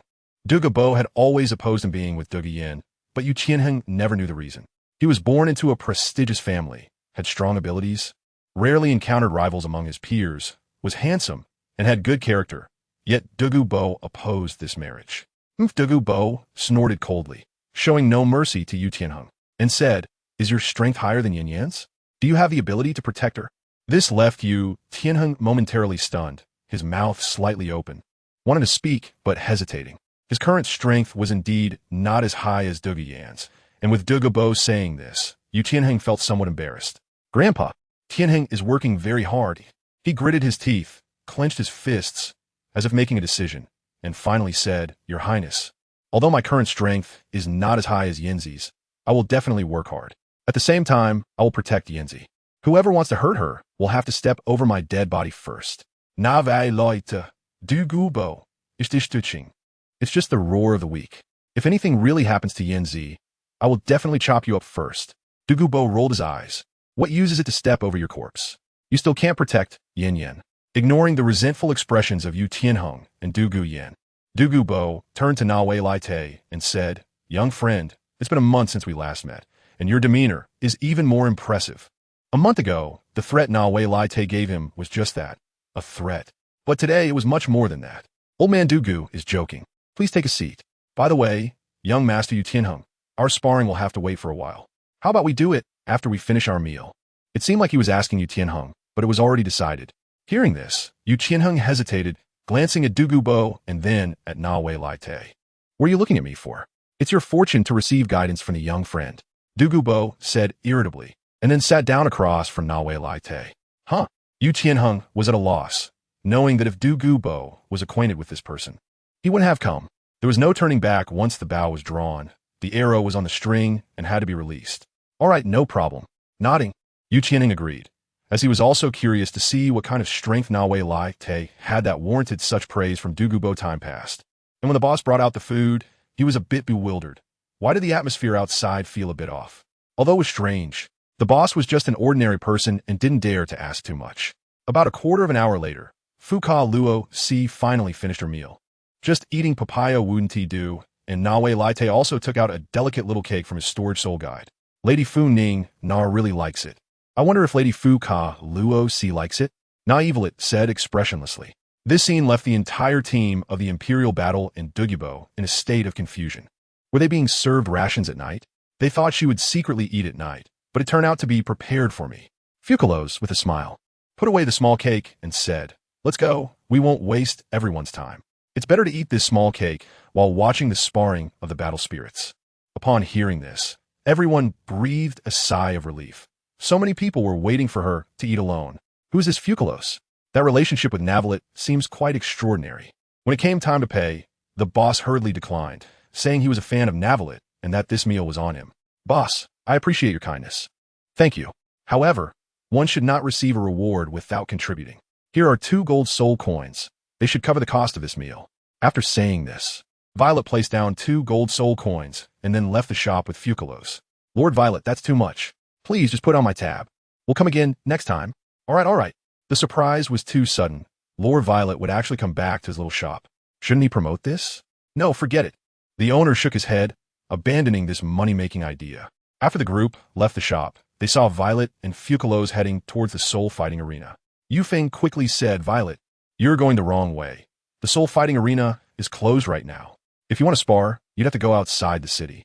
Any random place would do." Hearing this, Violet and Fucalos paused, as they had indeed forgotten about that. However, it didn't seem to matter. "It's fine. Just follow me to the soul fighting arena." Wei Le waved his hand and said, "You can go to the soul arena if you want. But do you think the soul arena is your family's? Just because you want them to open the door, they'll open it." Yu Feng murmured quietly. But wasn't everyone present a powerful soul master above the rank of soul master? Among them, there was even a titled Douluo, who couldn't hear his voice. Before Wei Le could say anything, Dugibo patted Yu Feng on the shoulder and said, "Yu Feng, right?" This pat nearly scared Yu Feng's soul out of his body, turning his face pale. This was a titled Douluo, and the one with the most eccentric personality, the poisoned Douluo. He wouldn't even give face to his granddaughter's boyfriend, let alone a small character like Yu Feng. "Yes, I am Yu Feng." Yu Feng said, "You know, it's true that the Soul Arena is actually run by Wei Le's family." Yu Feng. Everyone. Upon hearing this, everyone looked at Wei Le, then recalled what had happened in the Soul Arena over the past few days, and finally, they sympathetically glanced at Yu Tianheng. The captain. He wouldn't be beaten to death, would he? So this is how it's resolved? When Wei Le and Fucalos arrived at the Soul Arena with a group of people, the staff guards were somewhat bewildered but still let them through. They casually found a nearby arena, and the staff cooperatively turned on the lights. It was unclear who spread the word that Wei Le would spar with the captain of the Royal Battle Team, even before both sides entered the arena. The staff of the Soul Arena had arrived one after another. As expected of the young master, he directly arranged a private duel with the opposing team's captain. As long as they could injure Yu Tianheng, the chances of losing in tomorrow's team battle would greatly increase. So this is how it's resolved? Amazing. The supervisor, who didn't know the specifics, sighed in admiration. Lord Wei Le is very powerful. I've only seen him make a move once, and it was truly stunning. Are you talking about the last time Lord Wei Le stopped that third contestant? Yes, Lord Wei Le, with the strength of a soul master, exhibited a speed faster than that of a soul sovereign, which allowed him to save the Iron Blood team. All right, everyone be quiet. This is Lord Wei Le's first time sparring in the Soul Arena. Let us observe his grace. I am Lord Wei Le's follower. It seems something mixed in. The members of the Royal Battle Team exchanged glances, wondering if these staff members were really not just flattering him. Just because Wei Le was the young master of the Soul Arena, do they need to boast this much? Let us see the real skill. They wanted to see what kind of abilities this young man, praised by the poisoned Douluo, actually had. Everyone thought to themselves, only Yu Tianheng truly felt the immense pressure. Originally, Yu Tianheng had used underhanded tactics to force Wei Le to accept this duel to understand the gap between himself and Wei Le. However, the more he understood, the more terrified he became. Ahem, we are at the Soul Arena. How can there be a duel without betting? Who wants to bet with me? I bet Lord Wei Le will win. Everyone fell silent. Hearing this, Yu Tianheng felt even less confident. Just how strong was Wei Le? A soul master? He definitely couldn't be a soul master. Holding on to this thought, Yu Tianheng stepped onto the arena. At this moment, Wei Le was already standing opposite him. Young Master Yu Tianheng, I'm not skilled in combat, but since you insist on sparring with me, it would be rude to refuse. How about this? If young Master Yu Tianheng can break through my self-created soul skill, or if the Royal Fighting Team joins the stage, as long as you can break through my self-created soul skill, I will consider it your win. Noelet said expressionlessly that he did not look down on Yu Tianheng, but the gap between the two was simply too great. Hearing this, Yu Tianheng was taken aback, and an incredulous expression appeared on his pale face. His eyes widened, and after coming back to his senses, Yu Tianheng was extremely angry. What did he mean by saying that Yu Tianheng defeating Navilete's self-created soul skill would count as a win? Moreover, he even mentioned that the royal battle team should come together. Wait, he also said he was not good at fighting. How could he say such a thing if he wasn't good at fighting? Do you look down on me? Yu Tianheng asked with a puzzled expression. Sorry, young Master Yu Tianheng, I didn't mean to look down on you. Perhaps my description led you to misunderstand my words. Let's put it this way. If everyone comes to the arena and can defeat my self-created soul skill, it counts as your victory. Yu Tianheng was stunned. Wasn't this looking down on him? Even if Navilete was powerful, it shouldn't be to this extent, right? Yu Tianheng clenched his fists, nearly grinding his molars to dust, and suddenly said, No need. I alone am enough. Young Master Yu Tianheng, are you sure you don't need it? That Valite asked with a strange expression. Why did he feel like Yu Tianheng seemed to be on the verge of breaking down? What he said was truly for Yu Tianheng's own good. No need for that. If we lose, we should lose honorably. If we win, we should win beautifully. We, the Imperial fighting team, would never resort to something like 7 against 1. Yu Tianheng said firmly. Yu Feng, Shimo, and Asro were equally furious after hearing this. How could that Valite actually suggest that they all attack together, and only needed to defeat his self-created soul skill? Is this called not being good at fighting? This is just arrogance to an outrageous degree. Alright then, referee, announce the start of the battle. In the battle arena, referees were the least scarce resource. As soon as Valite's voice fell, the referee beside him nodded, eager to see if the highest referee truly had real skills or was just relying on connections. 3, 2, 1. The battle begins. Yu Tianheng was the first to complete his martial soul embodiment. Blue Lightning Tyrannosaurus Rex embodiment. Unlike ordinary soul masters and beast soul masters, after Yu Tianheng's martial soul embodiment, one of his arms had already transformed into a dragon. This is the secret technique of the Blue Lightning Tyrannosaurus Rex sect, dragon transformation. 3 soul rings, 2 yellow and 1 purple, quickly rose from beneath Yu Tianheng's feet, and with the surrounding blue lightning rolling and roaring, Yu Tianheng looked imposing at this moment. Earlier, Yu Tianheng had already reported his soul power level, and after releasing his martial soul, he stared fixedly at Valite. Navilete held a cane in his right hand and gently raised his left hand, and the eternal flowing classic instantly appeared in front of him, floating. Then, 3 water blue soul rings appeared around Navilete. Navilete, martial soul, eternal flowing classic. A book? After seeing Navilete's martial soul, Yu Tianheng felt a bit confused. This feeling was not right. When Violet released his martial soul, it was just a mere formality. In an instant, a flash of light appeared in his left and right hands, and a ball of flame and a ball of pure water appeared in front of him. This scene left the staff of the soul fighting arena and the members of the Imperial fighting team all in shock. To everyone's astonishment, how could Violet master 2 elements? Moreover, these 2 elements are mutually restraining. In the shocked gaze of the crowd, Violet gently tapped the ground with the staff held in his right hand. The flame and the water sphere beside it instantly rolled and spun, and in less than 2 seconds, 2 gigantic dragon lizards appeared on the arena. They let out a long howl towards the sky. Roar the entire soul fighting arena erupted. Dragons. Are these dragon soul beasts? Dragon lizards, also elemental creatures, are the oldest elemental dragon kings born among them. For Violet, creating a real dragon lizard requires some growth time, but creating a false dragon lizard is far too easy. The so-called false dragon lizard refers to the dragon lizard he has currently created, which does not possess true life in the literal sense. Water dragon lizard, that guessed. You are so double standard. Roar, don't underestimate dragon lizards as dragons. They are also elemental creatures and belong to the dragon family. The 2 dragon lizards in front of us, one is deep blue, representing the water attribute, and the other is deep red, representing the fire attribute. Yu Tianheng swallowed hard, his expression somewhat dazed. For some reason, he felt an immense pressure from these 2 dragons. This is a dragon he has never seen before. Is this Violet's self-created soul skill? Wait, is this a soul skill? Or is it self-created? The scene fell silent as everyone observed the 2 dragon lizards. These 2 dragon lizards were modeled by Violet after the juvenile dragon lizards on Teyvat Continent. They are indeed only juveniles, standing just a little taller than Violet at this moment. Their appearance is somewhat cute, completely different from the imposing presence of adult dragon lizards. Young Master Yu Tianheng, please. After Wei Li said a word, he waved his left hand, and the water and fire young dragon lizards rushed towards Yu Tianheng. At that moment, Yu Qianheng felt a chill down his back and cold sweat pouring down. He couldn't underestimate these two creatures, as the pressure they brought was truly beyond what he could bear. He had to fight back. First soul skill, Thunder Dragon Claw. As Yu Qianheng's first yellow soul ring flickered, a massive amount of thunder power appeared within a 10-meter radius around him, and blue lightning wrapped around his right arm. After releasing the Thunder Dragon Claw, Yu Qianheng also charged towards the two dragon lizards. 30 meters was just a blink of an eye for both sides. Yu Qianheng chose to confront the deep blue water dragon lizard first, as it seemed less domineering than the fire dragon lizard. He decided to take down the weakest one first. Navelite, is it possible that both dragon lizards are specially made by him? Their strength is about the same? Besides, Navelite himself is a top water element creature. If he really wanted to create dragon lizards, the water dragon lizard would definitely be stronger. Not a fire dragon lizard that he imitated. His fire element comes from the Douluo Fire Dragon King. Although its fire attribute has reached its peak in the Douluo world, it cannot compare to Navelite's water element. The idea of using dragon lizards in combat was learned by Navelite from Fucalos.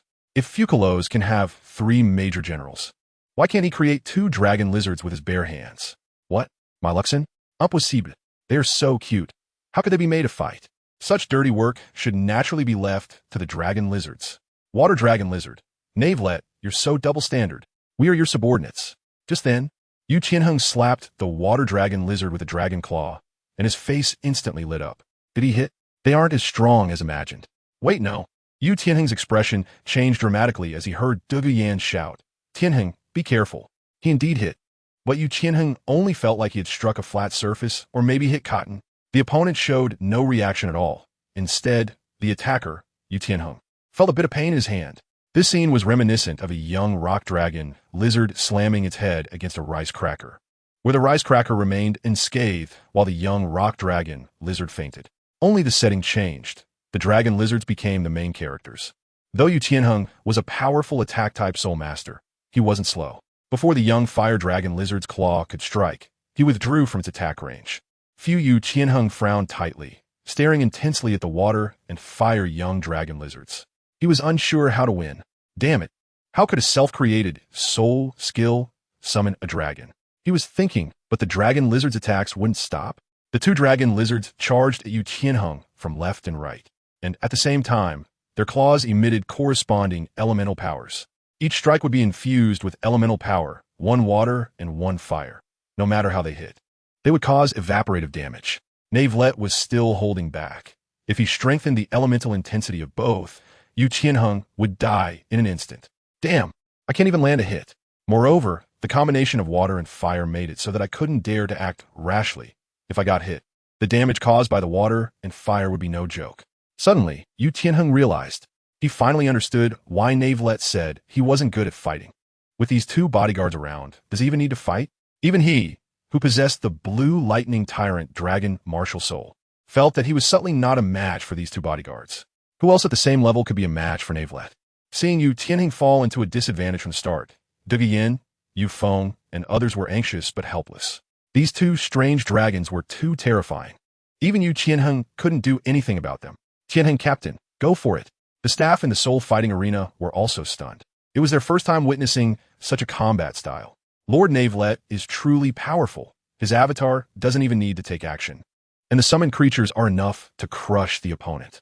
Hearing this, Douluo Yan instinctively shouted at the staff. You're talking nonsense. Did Tianheng get crushed? He could clearly fight back. Yu Qianheng was slightly taken aback, his eye twitching. Yanzi, your words are making me lose face. Yan, be a bit more ladylike. Douluo Bo had a few black lines appearing on his forehead. His granddaughter's words were better left unsaid. At this moment, Yu Qianheng was already drenched in sweat. Just a moment of distraction led to him being hit. That hit was just a slight touch, and one of his ribs was broken. If he struggled against 1 dragon lizard like this, how could he face 2? He couldn't fight back at all.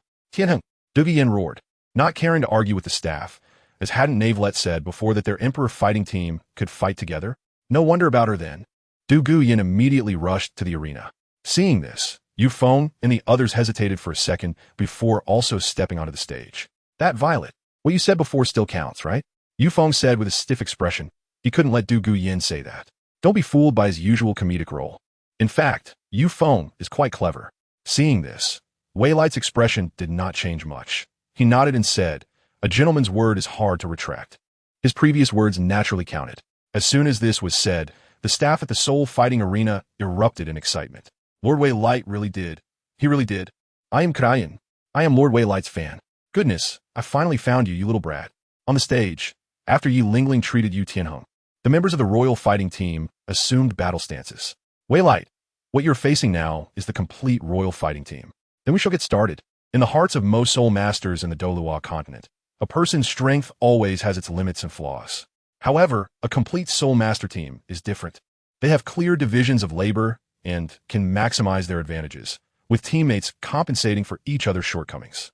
The royal fighting team is a whole, with strong offense, control, defense, agility, flight, and support, healing, systems, each making up for the other's deficiencies. Duguyan, Martial Soul, Phosphor Dragon, Level 40 Control System Battle Spirit Master, please advise. Yufeng, Martial Soul. After everyone introduced themselves, they looked seriously at the Waterfire Dragon Lizards. During this time, Wei Light did not command the Dragon Lizards to attack. They stood still as if they had lost their souls. Roar at this moment, the two Dragon Lizards let out another roar, symbolizing their return. Yu Qianheng looked solemnly at the two Dragon Lizards. He had felt their terror. Be careful, their defense is particularly strong, and in terms of power, I am no match. Also, try not to get contaminated by the water and fire on them. The water and fire they emit are very strange, with high adhesion. Once the two elements collide, there will be a strange kind of damage, which I don't quite understand. Yu Qianheng directly shared his previous experience of being beaten up, afraid that his teammates would suffer the same fate. Got it, Captain Tianheng. Everyone responded, their eyes flashing with fighting spirit. At this moment, Du Guyan suddenly narrowed her beautiful eyes, her brow furrowed, and her gaze towards Wei Light and the two Dragon Lizards changed. This was a fear coming from her martial soul.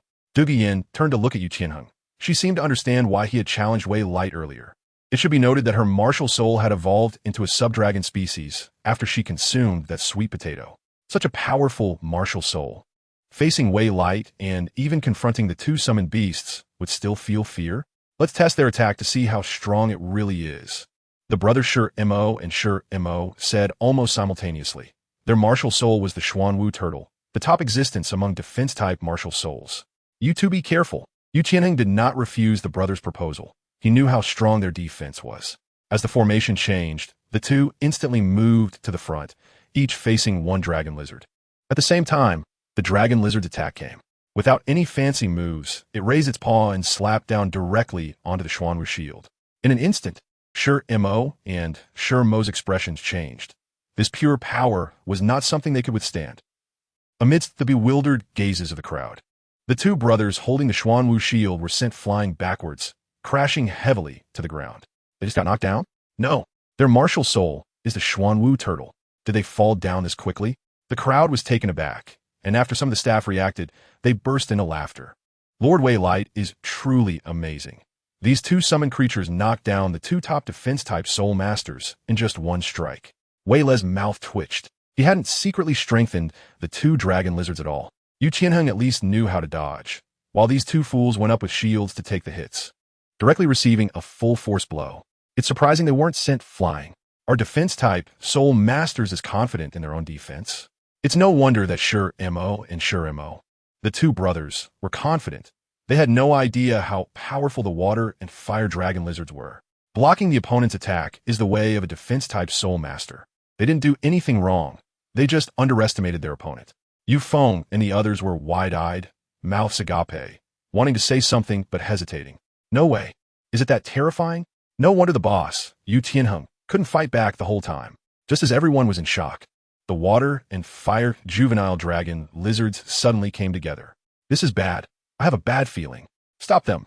Yu Tianheng suddenly shouted, as he felt it most keenly. After the two lizards came together, their aura surged dramatically. After shouting that, Yu Qianheng rushed forward, not caring about the fallen Shi Mo and Shi Mo brothers, directly charging ahead.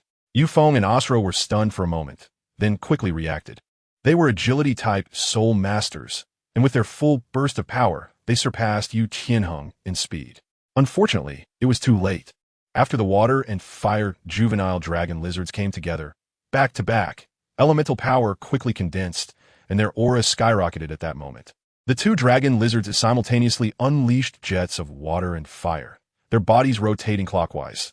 The water and fire jets swept across the entire arena. Yu Qianheng and the others were stunned. Wow, they had this kind of ultimate move waiting for them. Dodge? How are they supposed to dodge this? Didn't they see Yu Feng, who was flying in the sky, being specially targeted by the fire-breathing dragon lizard, just coming into contact with the fire column? Yu Feng was instantly sent flying, looking as if he had been roasted.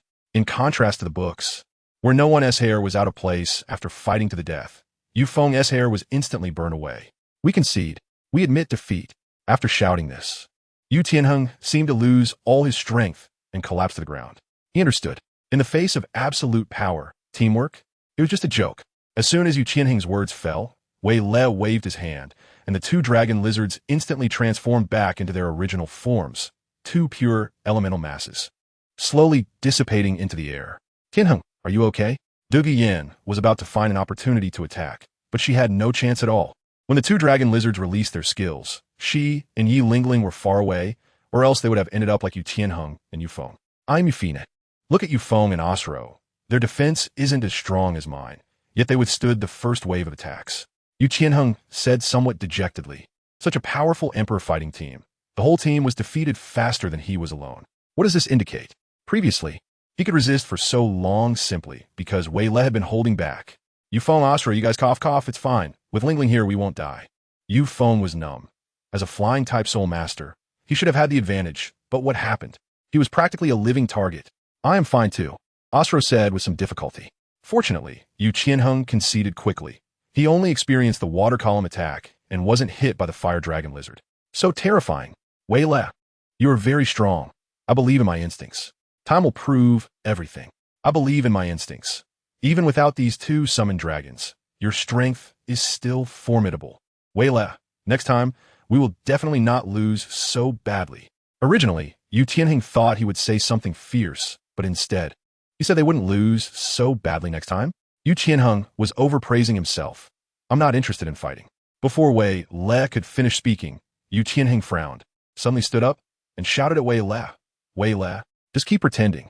With your strength, it's only a matter of time before you become famous.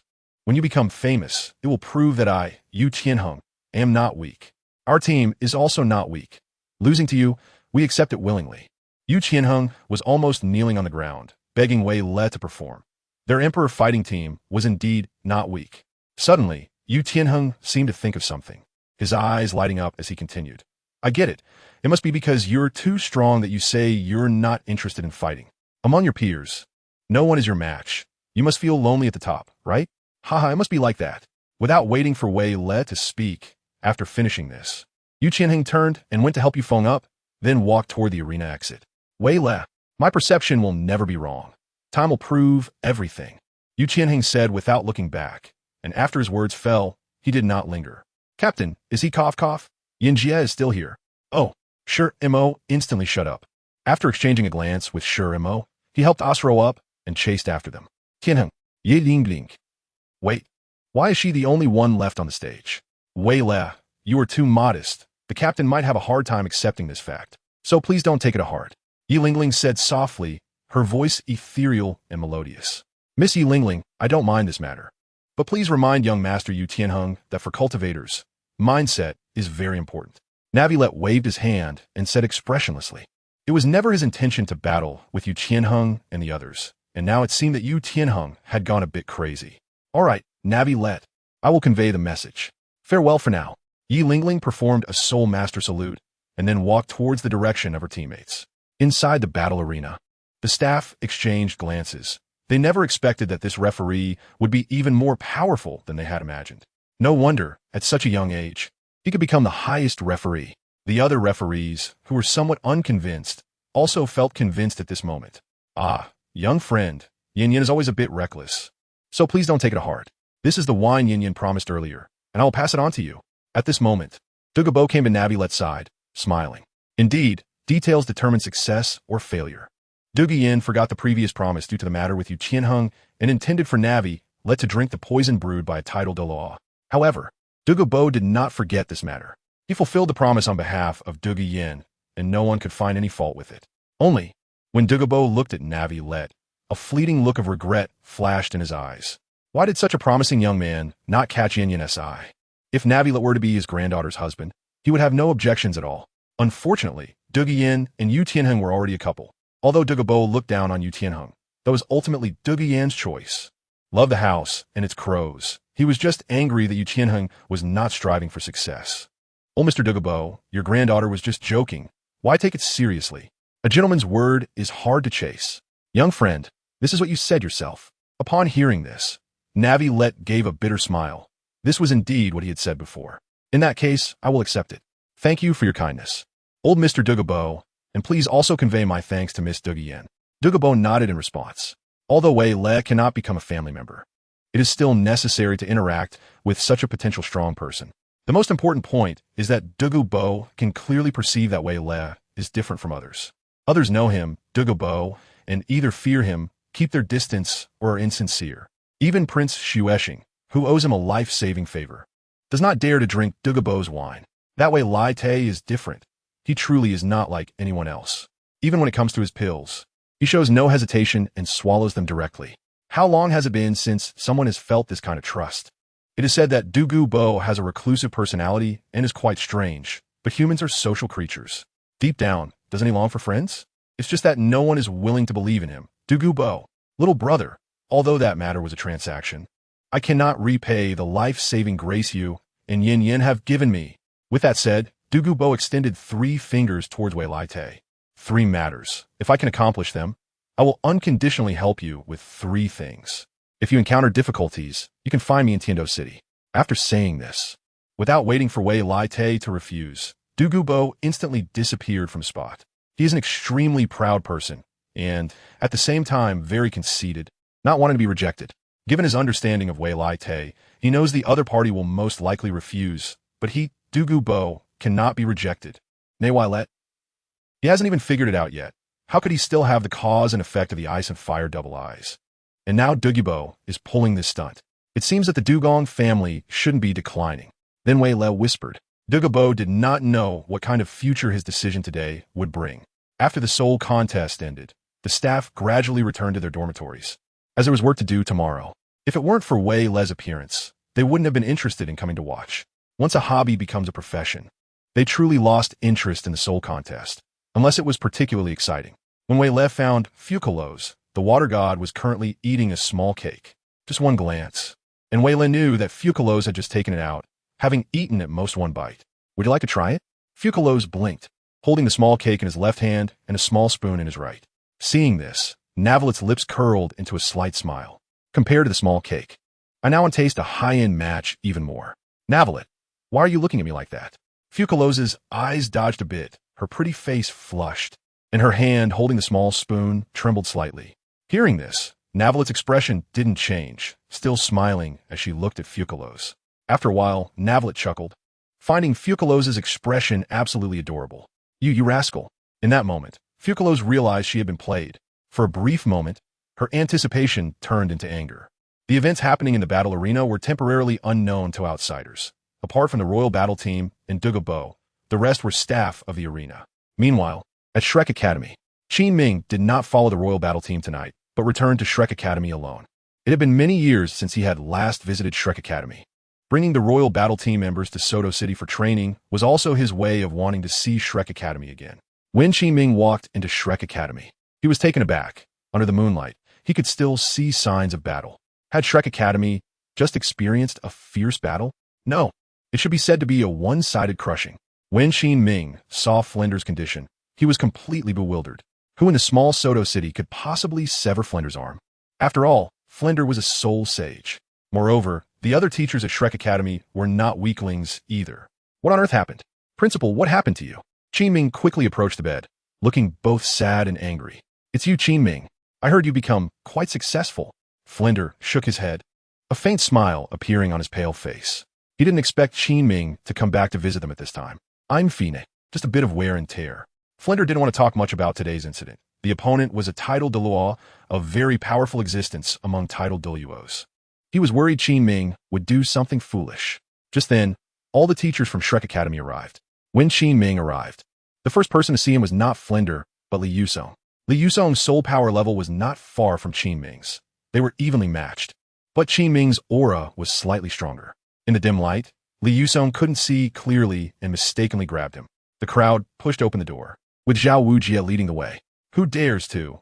Under the light, Zhao Wujie was stunned when he recognized the person, continuing, Xiao Ming. It's me, Teacher Zhao. Oh, it really is Xiao Ming. I thought you were some thief. Zhao Wujie scratched his head, feeling a bit embarrassed. After saying that, he complained, Old Li, your eyes have really gone bad. You mistook your own for a thief. Li Yusong's eyelids twitched, saying helplessly, it's not my fault. It's been so long since Xiao Ming came back, I couldn't recognize him. Teacher Li, this is indeed Qin Ming's fault. Qin Ming smiled wryly, explaining that it was normal not to have time since Tianshui City was not close to Soto City, and he was also working at the Royal Academy of Tianshui. Teacher Xiao, Teacher Lu, he respectfully greeted everyone. At the same time, Qin Ming also surveyed the others. What puzzled him the most was why the strongest Flinder was injured and even lost his right arm, while the other teacher seemed fine. Wait, there was also a boy lying nearby. He should be a junior, right? Were only those two injured? Teachers, what happened to the principal? Qin Ming expressed his confusion. Since Flinder was unwilling to elaborate, he could ask other knowledgeable people. Sigh. Upon hearing this, several sighed and exchanged glances before Zhao Wujie spoke. We are not very clear about the specifics, but Flinder's injuries were caused by a tidal Douluo. We are quite confused about the cause of the incident. We only know that there seemed to be some conflict between Dai Mubai and Ning Rongrong, and then Ning Rongrong went home to complain. In the end, the sword Doll was going to stand up for his granddaughter, but Dai Mubai was severely injured again, which turned the attention to Flinder. After all, he is the principal of Shrek Academy.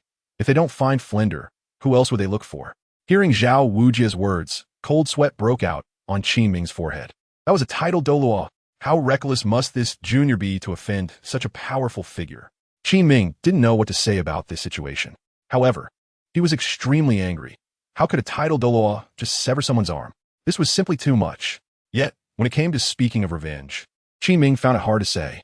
The Seven Treasures Glazed sect was the second strongest sect in the world, with 2 tidal Douluos inside, both of whom were above level 95. Going to the Seven Treasures Glazed sect to seek revenge on the Sword Douluo was no different from seeking death. All right, Qin Ming, don't take it to heart. This calamity is something I should bear. My previous teaching methods were indeed flawed. Causing trouble? Ha ha ha. At this point, Flinder laughed bitterly. Those two didn't cause trouble either. Weren't they strong? Among their peers, there is definitely no one stronger than them. Having witnessed Fucalos' terror, Flinder spoke these words with determination. What kind of existence is that? Attacks, continuous attacks, healing, long-term healing. The opponent's soul power seems endless. Then he, the soul saint, couldn't do it. As for that, Violet, although I only saw him knock Tang San out with one strike and haven't seen any other battle scenes, isn't that enough? Dean, are you talking about those two from the Soul Arena? Qin Ming glanced at the still unconscious Dai Mubai and said to Flander. Previously, Flander and Zhao Wujie and others had mentioned the identities of Violet and Fucalos when discussing why Dai Mubai was lying down. Yes, the other party also has the background of a tidal Douluo.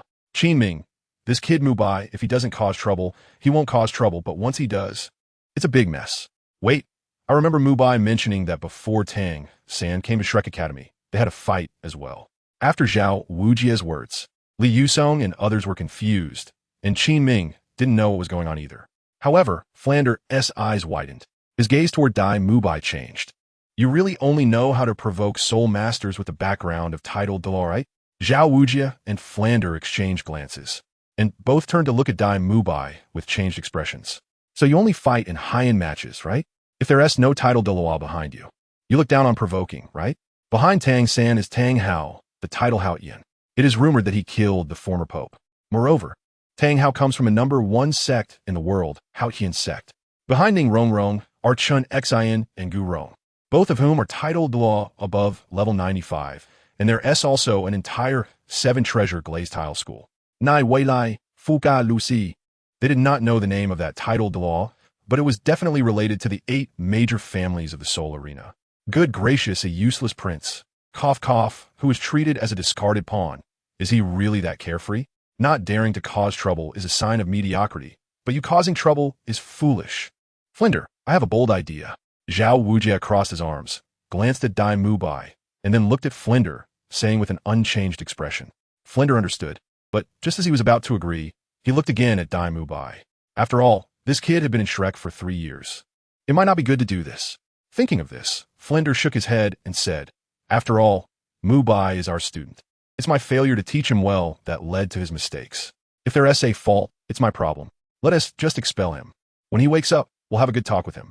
Li Yusong and the others realized that Flinder and Zhao Wujia were preparing to expel Dai Mubai, this troublemaker. In the end, Flinder gave up this idea due to their 3-year relationship.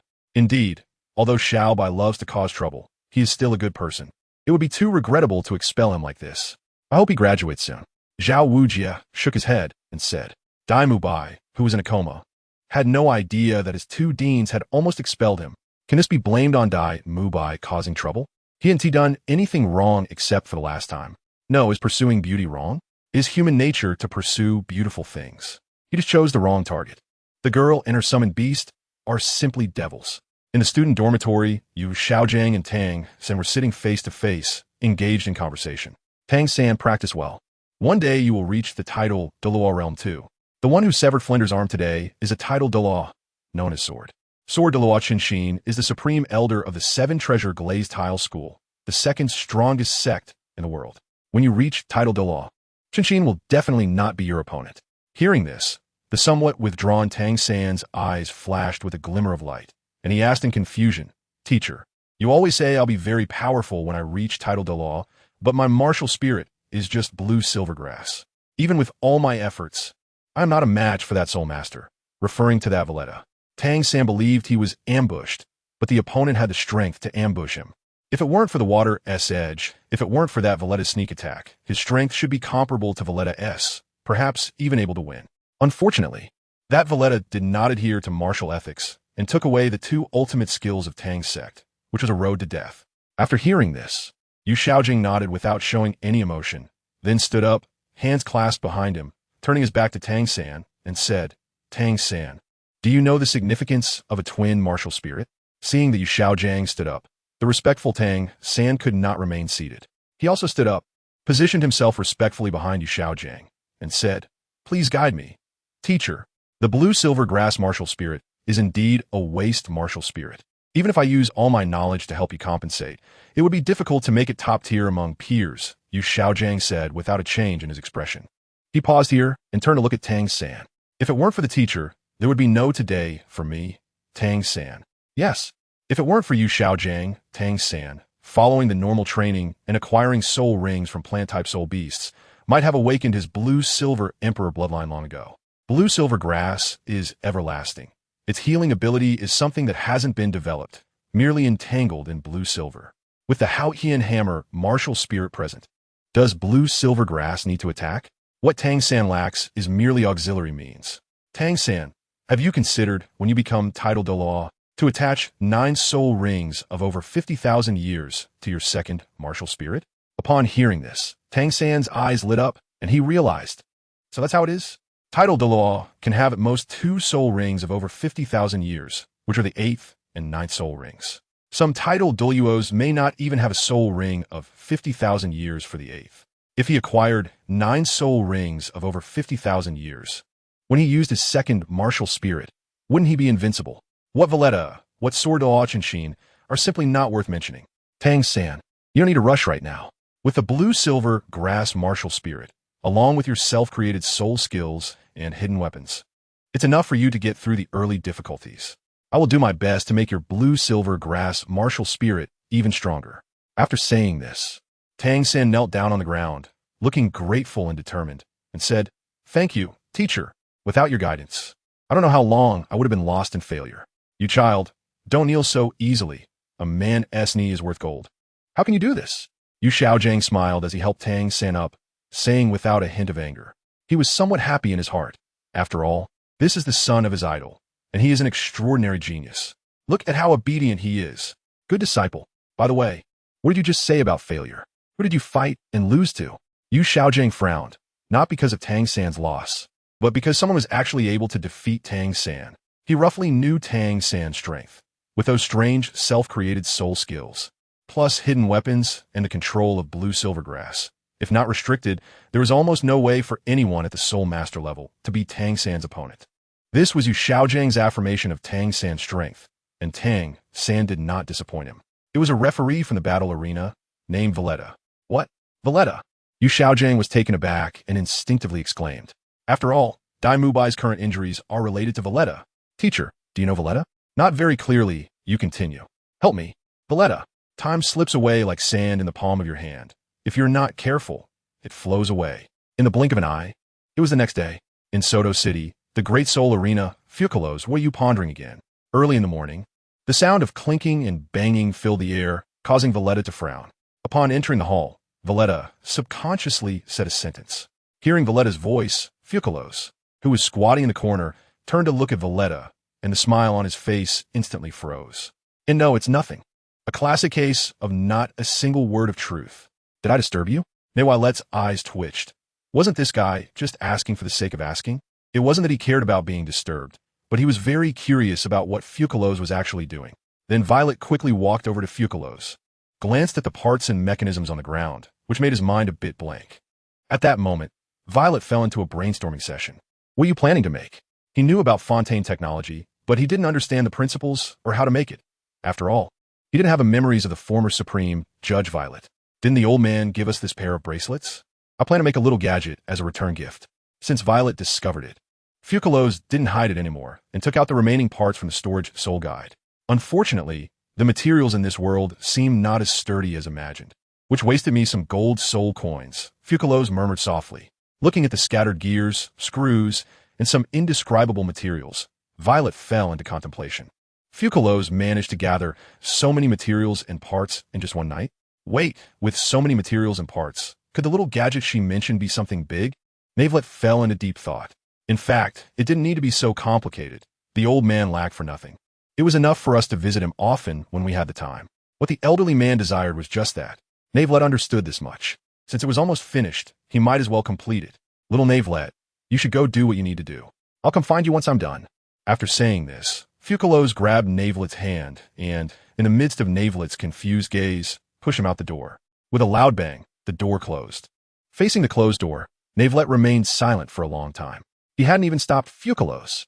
He had merely expressed his thoughts, and then he was kicked out of the house. Touching his chin, Navelette shook his head and walked out of the arena. Along the way, the staff looked at him with even more respect and admiration. They had witnessed Navelette summon 2 dragons and defeat the powerful Imperial Battle Squad. Good morning, Lord Navelette. Lord Navelette, have you had breakfast? The crowd was more enthusiastic than usual, which left Navelette somewhat unsure of how to respond. Fortunately, everyone had a good emotional intelligence, and after chatting for a bit, they would leave on their own. This allowed Navelette to exit the arena smoothly. He couldn't help but wonder what kind of black technology Fucalos was working on so mysteriously. Then Valit shook his head and stopped thinking too much. Was it really that mysterious? It was just that Valit couldn't understand. If he understood those parts, he wouldn't feel it was so mysterious. The hustle and bustle of the city was still a bit uncomfortable. It would be better to take a walk outside the city. With this in mind, Valit headed towards the city gate. Suddenly, a voice called out to him. Valit?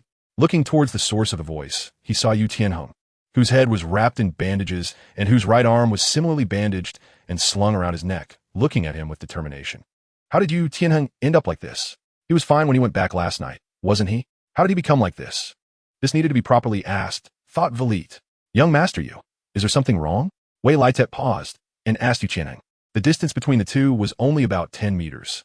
Yu Tianheng gritted his teeth, as if he had made some kind of decision, and quickly walked up to Wei Litet, saying, Wei Litet, please teach me. After saying this, Yu Tianheng bowed deeply. This scene left Wei Litet somewhat taken aback. What was going on? Yu Tianheng wanted him to teach him? Young master Yu, why do you say this? Your clan has a complete inheritance. So why must you seek my guidance? Newailet helped Yu Tianheng up and asked in confusion. The blue electric Tyrannosaurus Rex sect has a titled Douluo and even possesses dragon transformation secret techniques, so it's not an exaggeration to say that they have a complete inheritance. How could Yu Tianheng lose his mind and seek help from others? Newailet, this has nothing to do with inheritance. I want to ask you to teach me how to cultivate. I know my request is somewhat presumptuous, but I have no better way to become stronger. At this point, Yu Tianheng stared intently at Newailet, as if afraid he would refuse. Young master Yu, do you want to learn my self-created soul skills? Naivelet frowned and said in confusion. Even if he taught his self-created soul skill, others wouldn't be able to learn it. Except for Fucalos, who originally learned it from him. No, a self-created soul skill is your secret. How can a soul master pry into someone else's secrets? Yu Tianheng shook his head and said, I only ask you to teach me a way to become stronger quickly. I don't want to feel so powerless anymore. I must have the strength to protect Yin. Please. Wei Le's eyes twitched slightly. How could he understand anything about cultivation? He knew his own situation, but others didn't. Young Master Yu Tianheng, it's not that I won't teach you, it's just that I can't. That's right, aside from basic meditation. Wei Le's strength came from the passage of time and the soul fighting arena. He really didn't have any other methods to get stronger. Did he need them? Not at all. After hearing this, Yu Tianheng felt a bit disappointed. The methods to get stronger were someone else's secret, and he shouldn't have asked. However, he never wanted to experience what happened last night again, that sense of powerlessness and being looked down upon by Yan's grandfather. How can he protect her if he can't even stand up to his own woman? Yu Tianheng doesn't want to be useless. Yu Xiaojing, why don't you just report my ID? Violet, I beg you, I really have no other way. Please help me, Violet. Navilite. After a brief silence, Navilite sighed. Why is Yu Tianheng so stubborn? Without saying much, Navilite exclaimed, between people, there isn't even the most basic trust. Waylett shook his head and turned to walk outside the city, not because he wouldn't teach, but because he simply couldn't. Besides, even if he could, why should he teach Yu Tianheng? He was not my Luxin. Young Master Yu Tianheng, please go back. I don't have any methods to make you stronger. After saying this, Waylett walked away without looking back. Yu Tianheng was taken aback. Watching Violet's back, that feeling of superiority still lingered. His instincts were never wrong. No, I can't just give up like this. Yin, I will definitely gain the strength to protect you. Yu Tianheng was an extremely masculine person. He couldn't accept that Dugu Yin was stronger than him. Of course, he didn't blame Dugu Yin, only himself for not working hard enough. The glory of the Blue Lightning Tyrant Dragon sect did not allow him to be weaker than his girlfriend. After thinking a lot, Yu Tianheng clenched his left fist tightly, gritted his teeth, and quickly followed. I must become stronger. He can definitely help me become stronger. Defeating the Imperial Fight team alone. The most crucial thing was that the aura on Waylett made Yu Tianheng even more determined in his thoughts. Naillet sensed that Yu Tianheng had actually followed him, and couldn't help but pause his steps. After a moment of thought, he decided to ignore it. What Yu Tianheng wanted to do was his own business. Shaking his head, Naillet continued walking towards the riverbank. Old man Laxius had gone to meet his old buddies and wouldn't be back for a while. The annual meeting was approaching and would be held in Tiando City today, with most of the direct descendants from the 8 great families attending. Laxius might make a stop at the Star Luo Empire first, and after the 4 families there finished their visits and returned to the Tiando Empire, he would finally head to Tiando City. At that time, it was almost the annual meeting. Soon, Waylett arrived by the riverside near Soto City, and there was only this small river. In the astonished gaze of Yu Tianheng, Waylett took out a chair and a fishing rod from his storage soul guide. He didn't put any bait on the hook. He simply cast the empty hook into the water. Even Yu Tianheng, who didn't understand fishing, was left bewildered. Wait, if you don't put any bait, how will the fish bite? Wait a minute, you're in your prime and not practicing, but here you are fishing? Yu Tianheng blinked. His eyes filled with a gleam of wisdom. He didn't believe it. Violet must not want him to know his secret, which is why he pretended to fish. Oomph. Between people, there isn't even the most basic trust. Although Yu Tianheng followed him, if Violet was cultivating, he would absolutely not look, unless he had Violet's consent. Seeing Violet starting to fish, Yu Tianheng disregarded his image, casually found a place to sit, and stared at Violet. After about an hour, Yu Tianheng was almost dozing off when Violet moved. At that moment, Yu Tianheng immediately perked up and stared intently at Violet. He saw Violet casually wave his hand. Without releasing his martial soul, and a pure water quickly formed into a goblet. The water in the goblet and the goblet itself were distinct, looking just like a real crystal cup filled with water.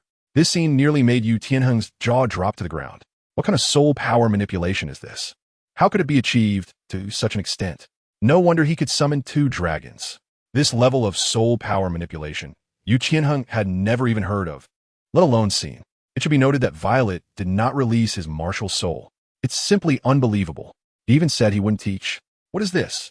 Yu Tianheng sighed, doubting whether it was because he lacked sincerity that the other party wouldn't teach him. Such powerful soul power control. Is it really something a soul master can achieve? The water in Soto City is clear, sweet, and has an endless aftertaste, while the water in Heavendo City is a bit deeper. Hearing Violet's murmuring, Yu Qianheng fell into deep thought again. Could it be that violet has some profound meaning? Scratching his head with his left hand, Yu Qianheng found it hard to understand. The next moment, something even more perplexing happened. It seemed that Violet had a feeling as the goblet in his hand vanished, and the next moment, Fucalos appeared in his arms. She appeared silently, without any fluctuations of soul power. Yu Qianheng's mouth slightly opened, but he couldn't speak. This girl was the one who had been by Violet's side last night, wasn't she? They looked like a couple, but Yu Qianheng didn't dare to inquire about their personal matters. At that moment, cold sweat broke out on Yu Qianheng's forehead. The ability to appear in Violet's arms silently, without any soul power fluctuations, could only be described in 4 words, terrifying indeed. Wait a minute, could they be old monsters who have returned to their youth? Such a thing is not impossible. As long as one's strength reaches the level of a titled Douluo, they can return to their youth. But very few titled Douluos would do so, because the cost of returning to youth requires soul power to be actively maintained, and apart from female soul masters. Male soul masters rarely do this. Maintaining their appearance usually stays around 30 years old, having a youthful appearance like Violet and Fucalos, not to mention seeing it. He had never even heard of it. Finish your work so quickly? Violet said, scratching Fucalos's nose, without changing his expression, with a beauty in his arms. There was no ripple on his face, which resembled still water. However, his heartbeat was much faster than usual. It's already done. I'll give the old man a surprise. I hope it's not a fright. Navelet said softly. He always felt that what Fucalos took out was definitely not that simple. Can you tell me in advance what it is? Of course, I'm not curious. Navelet said with a hint of insincerity, her eyes fixed on Fucalos, as if to say, show me. Fucalos replied, it's a secret. You'll know when the time comes. She smiled slightly and shook her head. Their exchange left Yu Qianheng confused. He couldn't understand what Navelet and Fucalos were talking about. Wait, have you forgotten that there's someone else here? Being so intimate and ambiguous. Isn't it a bit inappropriate to be flirting like this? Suddenly, Fucalos raised her eyebrows slightly, glancing toward Yu Qianheng not far away. She frowned and finally pulled away from Navelet's embrace. Navelet, the fish you want to catch, wouldn't it be young Master Yu Qianheng? Yu Qianheng. What does that mean? How did he become a fish? No, young Master Yu Qianheng just happened to pass by to take a look. It's been over half an hour since Miss Siebeleda helped him hang the fish. Perhaps he also likes this kind of environment. Navelet said thoughtfully that he had already refused Yu Qianheng's request to study, and the other party came here, perhaps to appreciate this moment of tranquility? Is that how it is? Fucalos saw through it, but did not say anything, nodding and saying, while the tuft of hair on her head swayed. Seeing this, Violet's eyes flashed with a hint of something unusual, but he quickly concealed it. People cannot, at least should not. That silly hair is really cute. Fucalos shivered slightly. She always felt that Violet's gaze just now was somewhat off, but she couldn't quite put her finger on it. A strange feeling. Without saying anything, she waved her hand, and a transparent bubble appeared, allowing Fucalos to sit beside Violet and watch him fish. This moment of tranquility is truly beautiful. Yu Qianheng? No way. What is going on with this couple? Both of them have reached an extraordinary level of control over the water element. They don't even release their martial souls. Yet they can use the water element like this. He's never seen anything like it. As the grandson of the Blue Electric Tyrannosaurus Rex Sex leader and captain of the Imperial Battle Team, Yu Qianheng is quite familiar with the Heavenly Water Academy. Previously, he had exchanged ideas with them. However, their control over water and ice, in front of Violet and Fucalos, is simply like a child playing with mud, utterly unimpressive. Although he didn't learn anything this time, Yu Qianheng was not disappointed. He had gained insight. Something he had never even dared to think of before was actually realized by someone else. To put it dramatically, Yu Qianheng felt like he was living in a dream. If only I had such high elemental control. Yu Qianheng sighed, and suddenly his eyes lit up, a glimmer of golden light flashing in them. Yes, why not start practicing with his own lightning control? For instance, the first soul skill, Thunder Dragon Claw, is clearly the most suitable single-target attack. It also has an area effect. If he could achieve the same level of control over his lightning attribute as Violet and Fucalos, with this thought, the corners of Yu Qianheng's mouth slightly lifted, and his fists clenched tightly. It seemed he had found a different path. His Yu Qianheng inhaled sharply. Forgetting that the injury on his right arm had not healed yet, he had gotten a bit carried away. Violet, thank you. Although you didn't say it explicitly, I already understand what I should do next. One day, I will return to challenge you. At that time, I will definitely make you look at me in a new light. Yu Qianheng bowed, not waiting for Violet to say anything, and turned to leave. He needed to find Yi Lingling to help him heal. Due to the more serious injuries of Yu Feng and Asuro, Yi Lingling helped the two of them first. Yu Qianheng and the others had lighter injuries, so they were temporarily bandaged and would return for treatment the next day. Once Yi Lingling helped him heal, he could experiment with the ideas in his mind. Navelite and Fucalos exchanged a glance and looked in the direction where Yu Tianheng had left, momentarily unsure of what to say. Why did Yu Tianheng say thank you? What did he teach Yu Tianheng? This young master Yu Tianheng seemed somewhat bewildered. Navelite, did young master Yu ask you for advice before? Fucalos asked, puzzled. Upon hearing this, Navelite had nothing to hide and nodded, saying, young master Yu asked me about cultivation methods, but I don't know anything about those. So, I straightforwardly declined. I see. Perhaps he really has gained some insight? Fucalos wasn't quite sure. Her situation was different from Navelite's, and so was her understanding of the power system in this world. Cultivation? What is that? Time passed, and in the blink of an eye, another 2 hours had gone by, yet Violet had still found nothing. At that moment, Fucalos snapped his fingers, and Miss Shebelita quickly materialized. Miss Shebelita, please help Violet by putting a fish on his hook, Fucalos said with a serious expression. Naivlet. Miss Shebelita's crab claws moved twice, as if indicating understanding. She jumped directly from the air and landed in the water. In just a moment, the fish bladder on the surface of the water moved. Miss Shebelita's figure surfaced again, gesturing towards Fucalos. Naivlet, quick, it's biting. Navilet. If this were a fishing competition in a past life, wouldn't I'd definitely be the champion? With Miss Shebelita helping to catch crabs. How could I lose? Impossible. In the end, this innocent fish was still released, and Navilet put away the fishing gear, as these things are not cheap. After walking by the river with Fucalos for a while, he then headed towards Soto City. Time passed, and, in the blink of an eye, 2 more days had gone by. Since that battle, the Imperial fighting team had not returned to the Grand Soul Arena, resolving the crisis at the Soul Arena. One day, for some unknown reason, the Imperial fighting team chose to leave Soto City and prepare to return to Tiendo City. Principal, several teachers, you really should consider coming to the Tiendo Royal Academy. With your strength, joining the Tiendo Royal Academy will not restrict you, Qin Ming said earnestly. Flander had lost his right arm, and after finishing this batch of students, he did not intend to continue running Shrek Academy. He planned to close it down for good. Xiao Ming, we appreciate your goodwill, but we really don't want to, Flander said. You should agree to him, Flander, said Yu Xiaojiang expressionlessly next to him. This left Flander stunned, not understanding why Yu Xiaojiang would say such a thing. Xiaogang, after a few of the kids graduate, Shrek Academy will no longer operate. Whether we go to Tiendo Royal Academy or not is not important. Besides, we old folks are used to quiet lives and don't want to go to such places.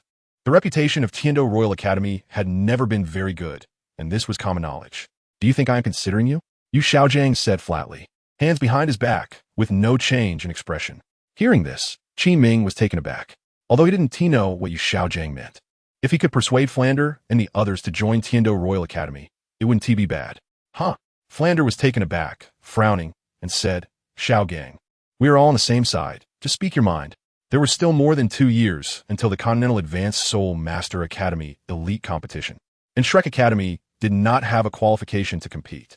The Tiendo Royal Academy, on the other hand, not only had qualifications, but also, too.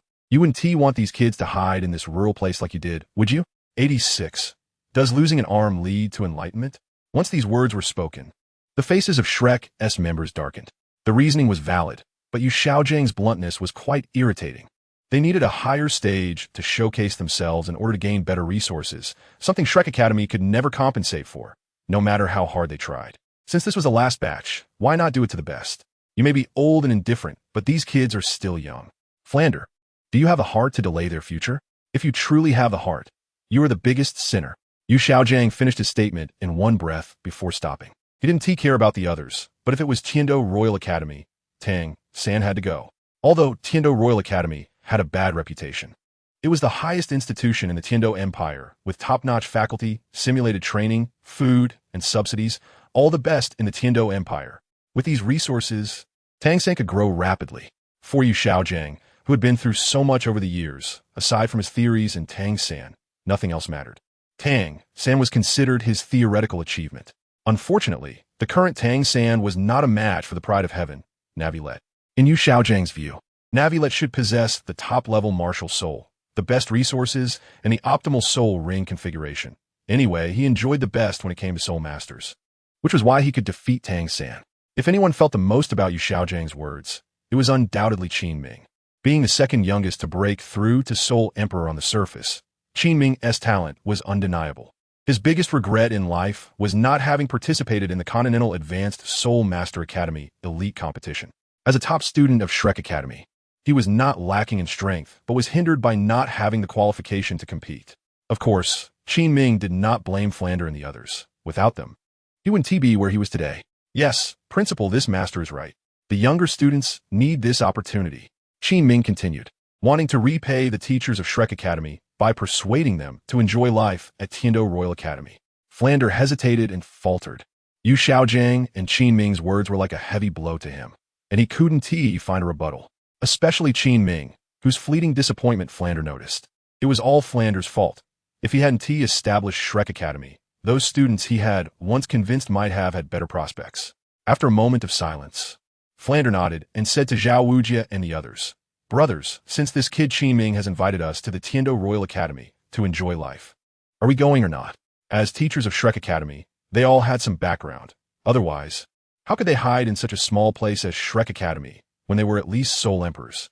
Over the years, everyone had gotten used to the rhythm of life at Shrek Academy, and suddenly leaving would be a bit difficult to adjust to. Everyone was not foolish.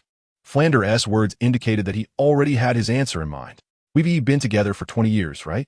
If we separate, it will be a bit hard to adapt. Let's go together.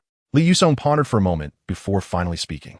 Zhao Wujia and the others nodded without saying much, especially Xiao Xian, the food system soul saint, who saw everyone nodding and quickly nodded along. Among Shrek Academy, this food system soul saint was the most mysterious.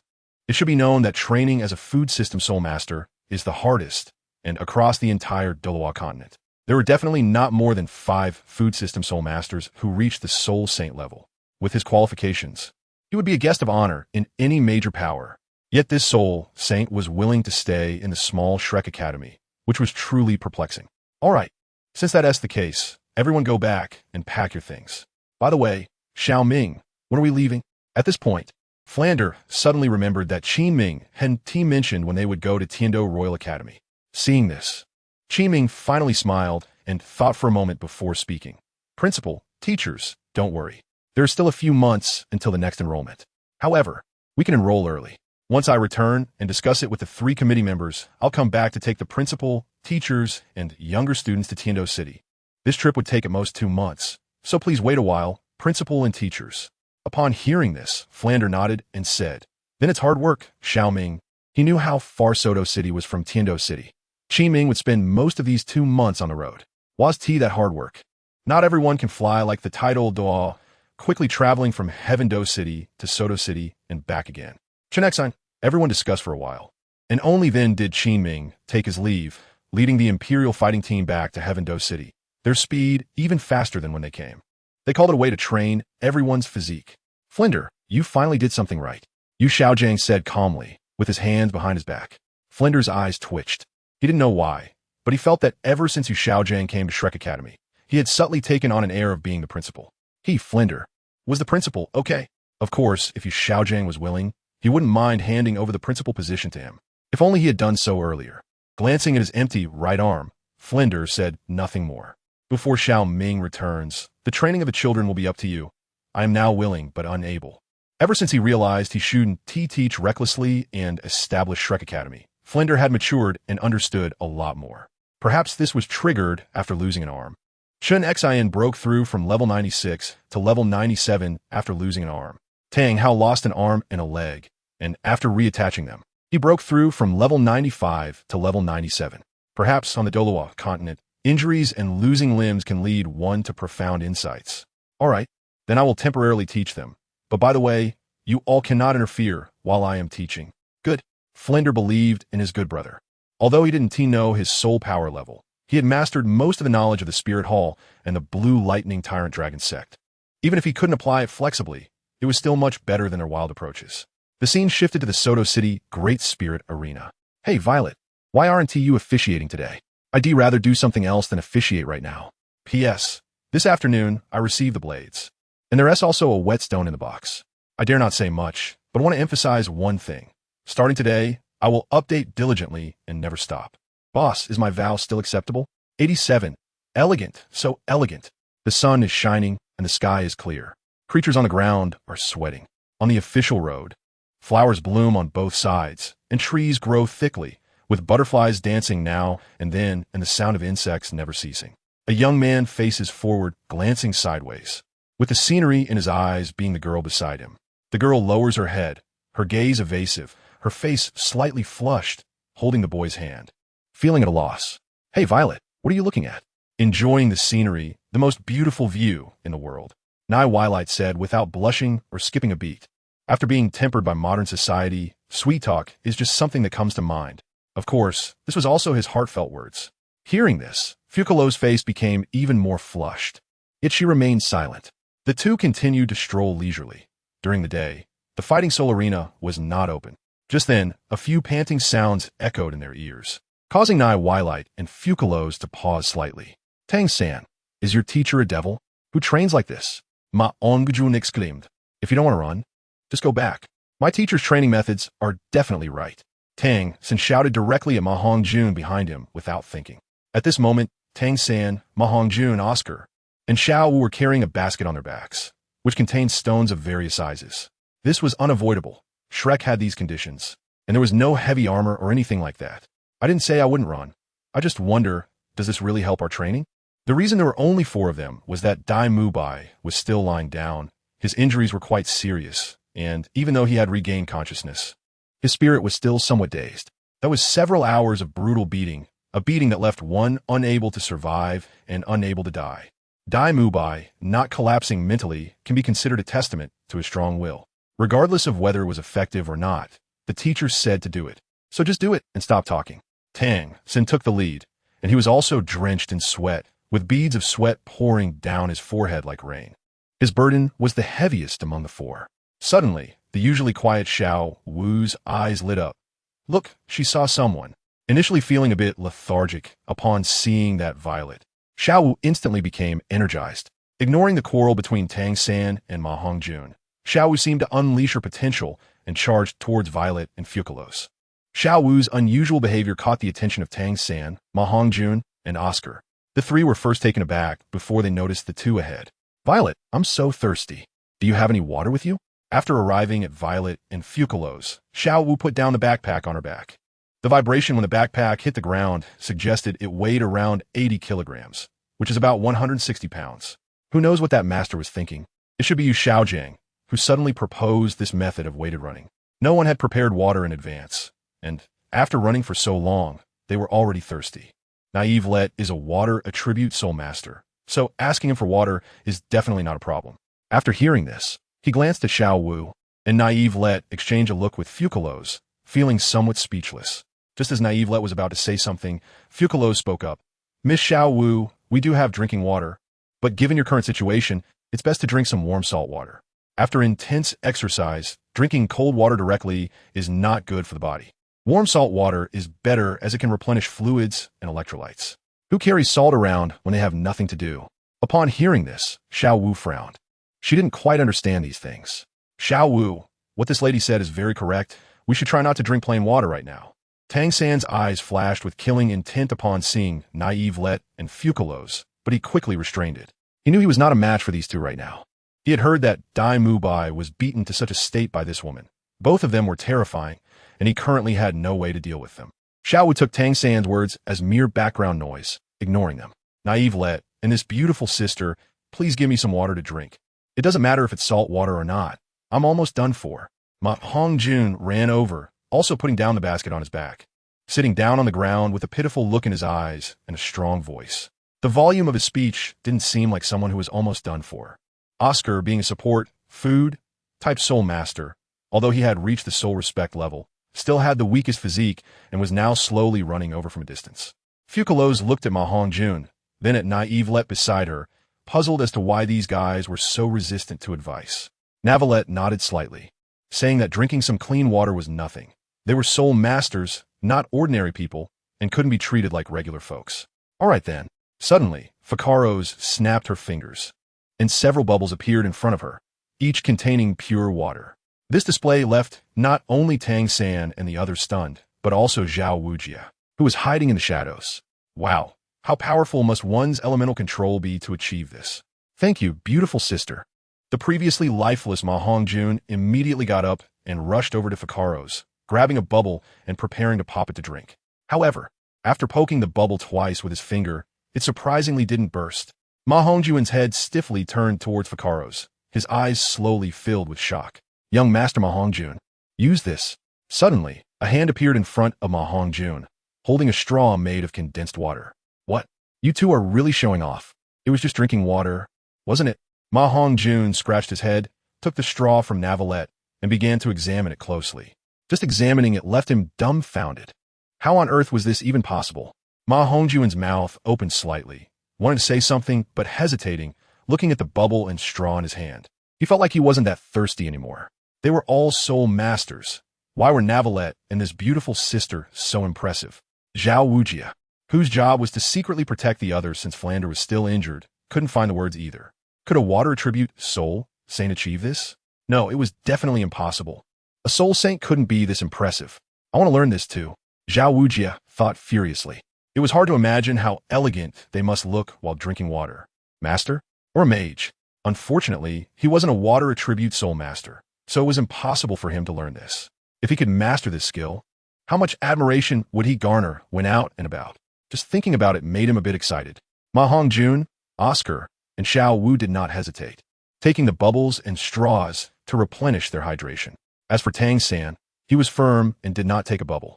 A gentleman does not consume food offered without invitation. Even if it was just water, Tang San refused, but Zhao Wujia stepped forward from the shadows. Teacher Zhao. Ma Hongjun and the others were taken aback, but Zhao Wujia scratched his head, ignoring the three, and walked over to Fucalos and Navelite, saying, "Young lady, can I try this? To be honest, this is the first time I've seen such a miracle.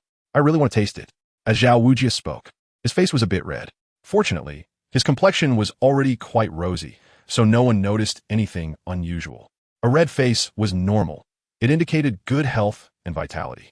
Here, the last bubble was pushed in front of Zhao Wujia by Fucalos, and at that moment, Navelite also made a straw and handed it to Zhao Wujia. Tang San thought, why don't those two even ask themselves if they need water? If they had just asked, he would have reluctantly accepted it. Tang San was very angry. Without saying a word, he angrily slung his backpack over his shoulder and set off. After Tang San left, everyone paid no attention. Suddenly, Navelite seemed to think of something and curiously asked Zhao Wujia, Senior Zhao Wujia, "Is your academy torturing students?" Navelite pointed to the basket on the ground, making it clear to everyone what he was referring to. Upon hearing this, Zhao Wuji and Ma Hongjun were taken aback. Navelite was a master who guided a training method that involved weight-bearing exercises to strengthen their bodies, not intentionally to torment the students. Zhao Wuji rubbed his forehead and said instinctively, he was originally a rough person who didn't understand these things. He only knew that this method could help build physical strength. Besides, Flinder had said that Yu Xiaojiang was a cultured person who understood a lot, so it must have been for a reason that he had the students do this, right? After thinking for a moment, Nailit said, weight-bearing training is not wrong, but carrying stones on the back during running creates uneven stress and does not serve the purpose of training. Instead, it can have the opposite effect, leaving hidden injuries on their bodies. Of course, if there are medicinal soups to assist in training, there would be no problem. Everyone was taken aback. Nailit didn't seem to be joking at all. Could it be that the master was wrong, and that Xiaoping too was actually trying to harm them? What kind of master was he? He didn't understand anything at all. Nailit is one of the heirs of the 8 major families, so he naturally knows more. Such training, aside from torturing people, has no real effect. Everyone fell silent, and after a moment, Ma Hongjun complained, I knew that so-called master is not a real master. His soul power level is not even higher than Oscar's, and he's calling himself a master. If this kind of training were useful, would he still be stuck at level 29? Bah, Ma Hongjun's personality is straightforward. He says whatever comes to mind without any reservations. Besides, Tang San and Yu Xiaojiang are not here. So what's the harm in a little complaint? You guys don't need to carry these useless stones anymore. When we go back, I'm going to find Flander. If he doesn't cancel this training, I'll beat him up. He's injured now, and I have the final say in the entire Shrek Academy. Zhao Wujia was also somewhat angry. What the hell is this? This is not a master. This is a magician trying to take advantage of these students, right? You can take advantage of your own disciple Tang San, but your students can't be exploited. Thank you, Nailite. Otherwise, These kids would be taken advantage of and might suffer hidden injuries. Zhao Wujia cupped his hands towards Navelite and said with a serious expression, although he is a bit unruly, he values loyalty greatly. In this world, loyalty comes first. He will naturally be grateful to those who treat him well. Senior Zhao Wujia, you're being too serious. Then Wei Leite waved his hand and said, carrying stones for training? That must be a master. With a cultivation sheet like Zhao Wujia right in front of us, you still make the students carry stones. Isn't training with gravity better? Who cares about seniors and juniors? In front of you all, how can I, Zhao Wujia, consider myself a senior? If you don't mind, just call me Old Zhao. Zhao Wujia quickly shook his head. He was aware of his own strengths and weaknesses. Behind this person, there's a titled powerhouse, and his own strength is not simple either. After a short rest, Zhao Wujia then took Ma Hongjun, Oscar, and Xiaowu to bid farewell to Wei Leite and Fucalos, while the few baskets were thrown away by Zhao Wujia. He wanted to go back and have a good talk with Flander about this master, to see how he actually teaches the students. Navelite glanced sideways and exchanged a knowing smile with Fucalos, without saying anything. After a while, Navelite finally spoke. This Zhao Wuji, also known as the Immovable King, possesses the ability to adjust gravity in a small area. If used for training the physical bodies of low-ranked soul masters, it would definitely yield twice the result with half the effort. Controlling gravity? Fucalos looked up, tilting her face, a hint of confusion flashing across her features. Although this world is weak, its abilities are diverse and peculiar, which is quite interesting. Fucalos murmured to herself, then her eyes brightened as she curiously said, oh, since Zhao Wuji possesses such an ability, why doesn't he directly control gravity to make these trainees' bodies heavier and then have them train? Wouldn't that be much more effective than carrying stones? Hearing this, Navelite's eyes twitched. Yes, why not? Perhaps they just hadn't thought of it. I see, Fucalos nodded, then set the matter aside. The two of them wandered outside the city for a while before heading towards Soto City. They couldn't afford to fool around at night. Cultivation was important. Although the main group hadn't come to fight for souls, the ordinary fighters and passers-by still brought Navelite considerable gains. Accumulated over time, it was much faster than natural growth. Navelite, you must not act recklessly today. Fucalos's face flushed slightly as she looked down at her toes and ankles. Live up to the name of the saint. Fucalos, the demon god. There are many ways to continue life. When she said this, Navelite paused, glancing at the tablet in front of Fucalos. Without further words, there was even silence. Navelite shook his head. Fucalos, this guy is really annoying. After the soul fight, you have to go eat fruits with me. Fucalos gritted his teeth and said fiercely. Hearing this, Navelite nodded subtly. Fucalos already understood the seriousness of the situation and knew that he needed to make amends, which was good. Also, there are small cakes, Fucalos said, lowering his head, her face turning red, going from anger to blushing in the blink of an eye. All right, Miss Fucalos. Time passed, and in the blink of an eye, 3 months had gone by. As Navelite had guessed, Lexius first visited the 4 major families in the Xingluo Empire before returning to the Tiando Empire. Then he went to 2 more distant places before heading toward Tiando City. The annual meeting was approaching, and the 8 major families would meet in Tiando City. Today, Navelite received a letter from Lexius, saying that he would be bringing Fucalos to Tiando City for the annual meeting to meet with the heads of other families. Originally, Lexius planned to return to Soto City, but the 2 brothers insisted on keeping him there, which is why others were sent back with the message. Miss Fucalos, the old man invites you to attend the annual meeting of the 8 major families. Are you interested? After reading the letter, Navelite turned to Fucalos, who was sitting on the sofa eating a small cake, and said, I have seen you before. Fucalos instinctively replied, but suddenly she seemed to remember something and paused. In the past, she had seen several other clan leaders through Navelite's perspective, but these people had never seen her. If you're shy, we can skip it. As long as the clan leaders attend the annual meeting, it's fine. Navelite patted Fucalos on the shoulder and said softly, you can't make decisions for Fucalos because of your own reasons. This is not love, it's possession. I'm the demon god Fucalos. How could I be shy? The 8 great families are interconnected, and many of their members intermarry. Saying we are one family is actually not a problem. Although Valiet was adopted, his current identity is the young master of the Raxus lineage, so it is necessary for him to attend the annual meeting. It's okay. We will have to face it sooner or later. When the time comes, we can't possibly not invite people to our wedding, right? Fucalos, what are you even saying? Fucalos slapped her own face, feeling a bit flustered. Seeing this, Navelite couldn't help but smile slightly. His wife looked really cute like this. Indeed, he still liked adorable things the most. At this moment, the golden commentator Douluo of the Soto City Soul Arena was already on his way to Heaven-Do City. Noalette and Fucalos did not set off because they were waiting for news from Lixius, which caused them to miss the time with Douluo. After tidying up a bit, the two finally set off for Tiando City. If they were to hurry, the distance to Tiando City wouldn't take much time at all. With over a month until the annual meeting, they were not in a hurry. A former acquaintance once said, "The journey will eventually reach its destination. There is no need to rush." On this day, while on the road, Noalette and Fucalos suddenly stopped. Several familiar auras were quickly approaching from behind them. Moments later, a dozen figures appeared in their sight. Noalette and Fucalos? The leader, upon seeing these two figures, instinctively halted, cold sweat rolling down his forehead, his face turning as pale as a sheet. It turned out to be young Master Dai Mubai. "Hello." Fucalos smiled. Her smile, in Dai Mubai's eyes, was as terrifying as a devil's face. Hearing this, Dai Mubai turned pale and instinctively took a step back, wanting to flee, but he couldn't muster the speed. Seeing this, Flanders shook his head. Indeed, the impression that Fucalos left on Dai Mubai would take a lifetime to heal. At this moment, Dai Mubai had already hidden himself at the back, playing ostrich. "Hello, old Mr. Flander." Waylett frowned. How did Flander lose his right arm? His memory was good, and he didn't recall any plot about Flander losing a hand. Wait a minute, 3 months ago, Zhao Wuji mentioned that Flander was injured, and now he was the strongest of Shrek. Was this injury referring to a severed arm? Waylett, with his usual charm, looked at Flander's empty right-hand side, and continued, "It's hard to explain. Young brother Waylett, what brings you here?" At this moment, Zhao Wuji walked over, looking curiously at Waylett and Fucalos. He was quite familiar, having only met Waylett once, and directly addressed him as young brother. "Hello, Waylett." "Hello, Fucalos." Everyone exchanged greetings, and Waylett replied, "We are preparing to head to Heaven-Do City. What about you all?" Hearing this, Tang San's expression darkened.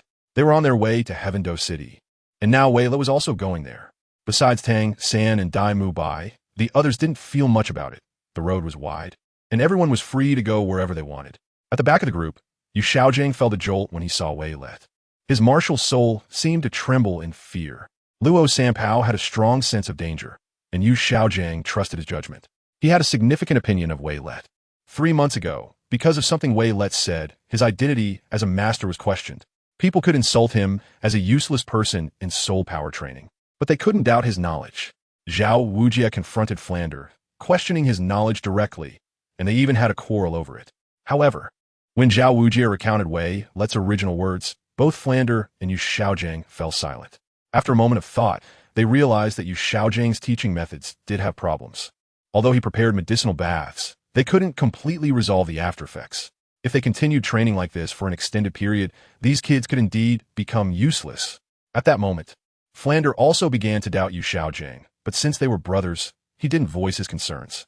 Instead, he suggested that Yu Xiaojing train Tang San well, while leaving the others to Zhao Wujie's practical training.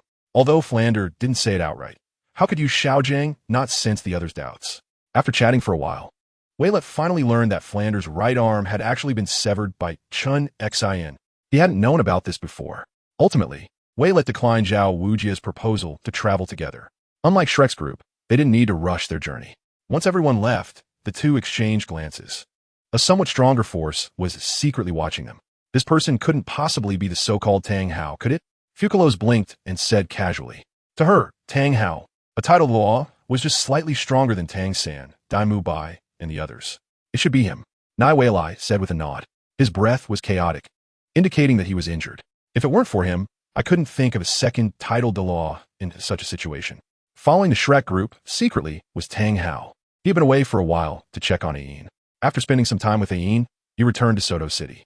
By coincidence, he encountered the moving Shrek Academy, and instead of revealing himself, he followed them secretly, protecting Tang San while ensuring that Xiao Wu didn't escape. What puzzled Tang Hao was that he always felt something was off about Tang San now, but he couldn't pinpoint what was strange about it. In any case, it was very strange. What was going on with Xiao San? Why was he crouching? Ahem.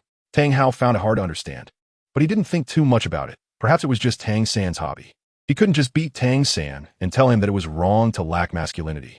Not only would that undermine Tang San's confidence, but would also leave Tang San with no secrets. At this moment, Tang Hao recalled the scene from earlier. Although he didn't reveal himself, he had seen Yue Na and Fucalos. The impression the young man and woman left on him was vague and elusive, like calm dead water or like the waves of a storm. It must be my illusion. They look no older than Xiao San. How could they possibly pose a threat? Absolutely impossible. He was a titled Douluo with a 100,000-year spirit ring and a spirit power level of 95. It wasn't arrogance, with his strength. As long as he didn't want to reveal himself, many titled Douluos wouldn't be able to detect him.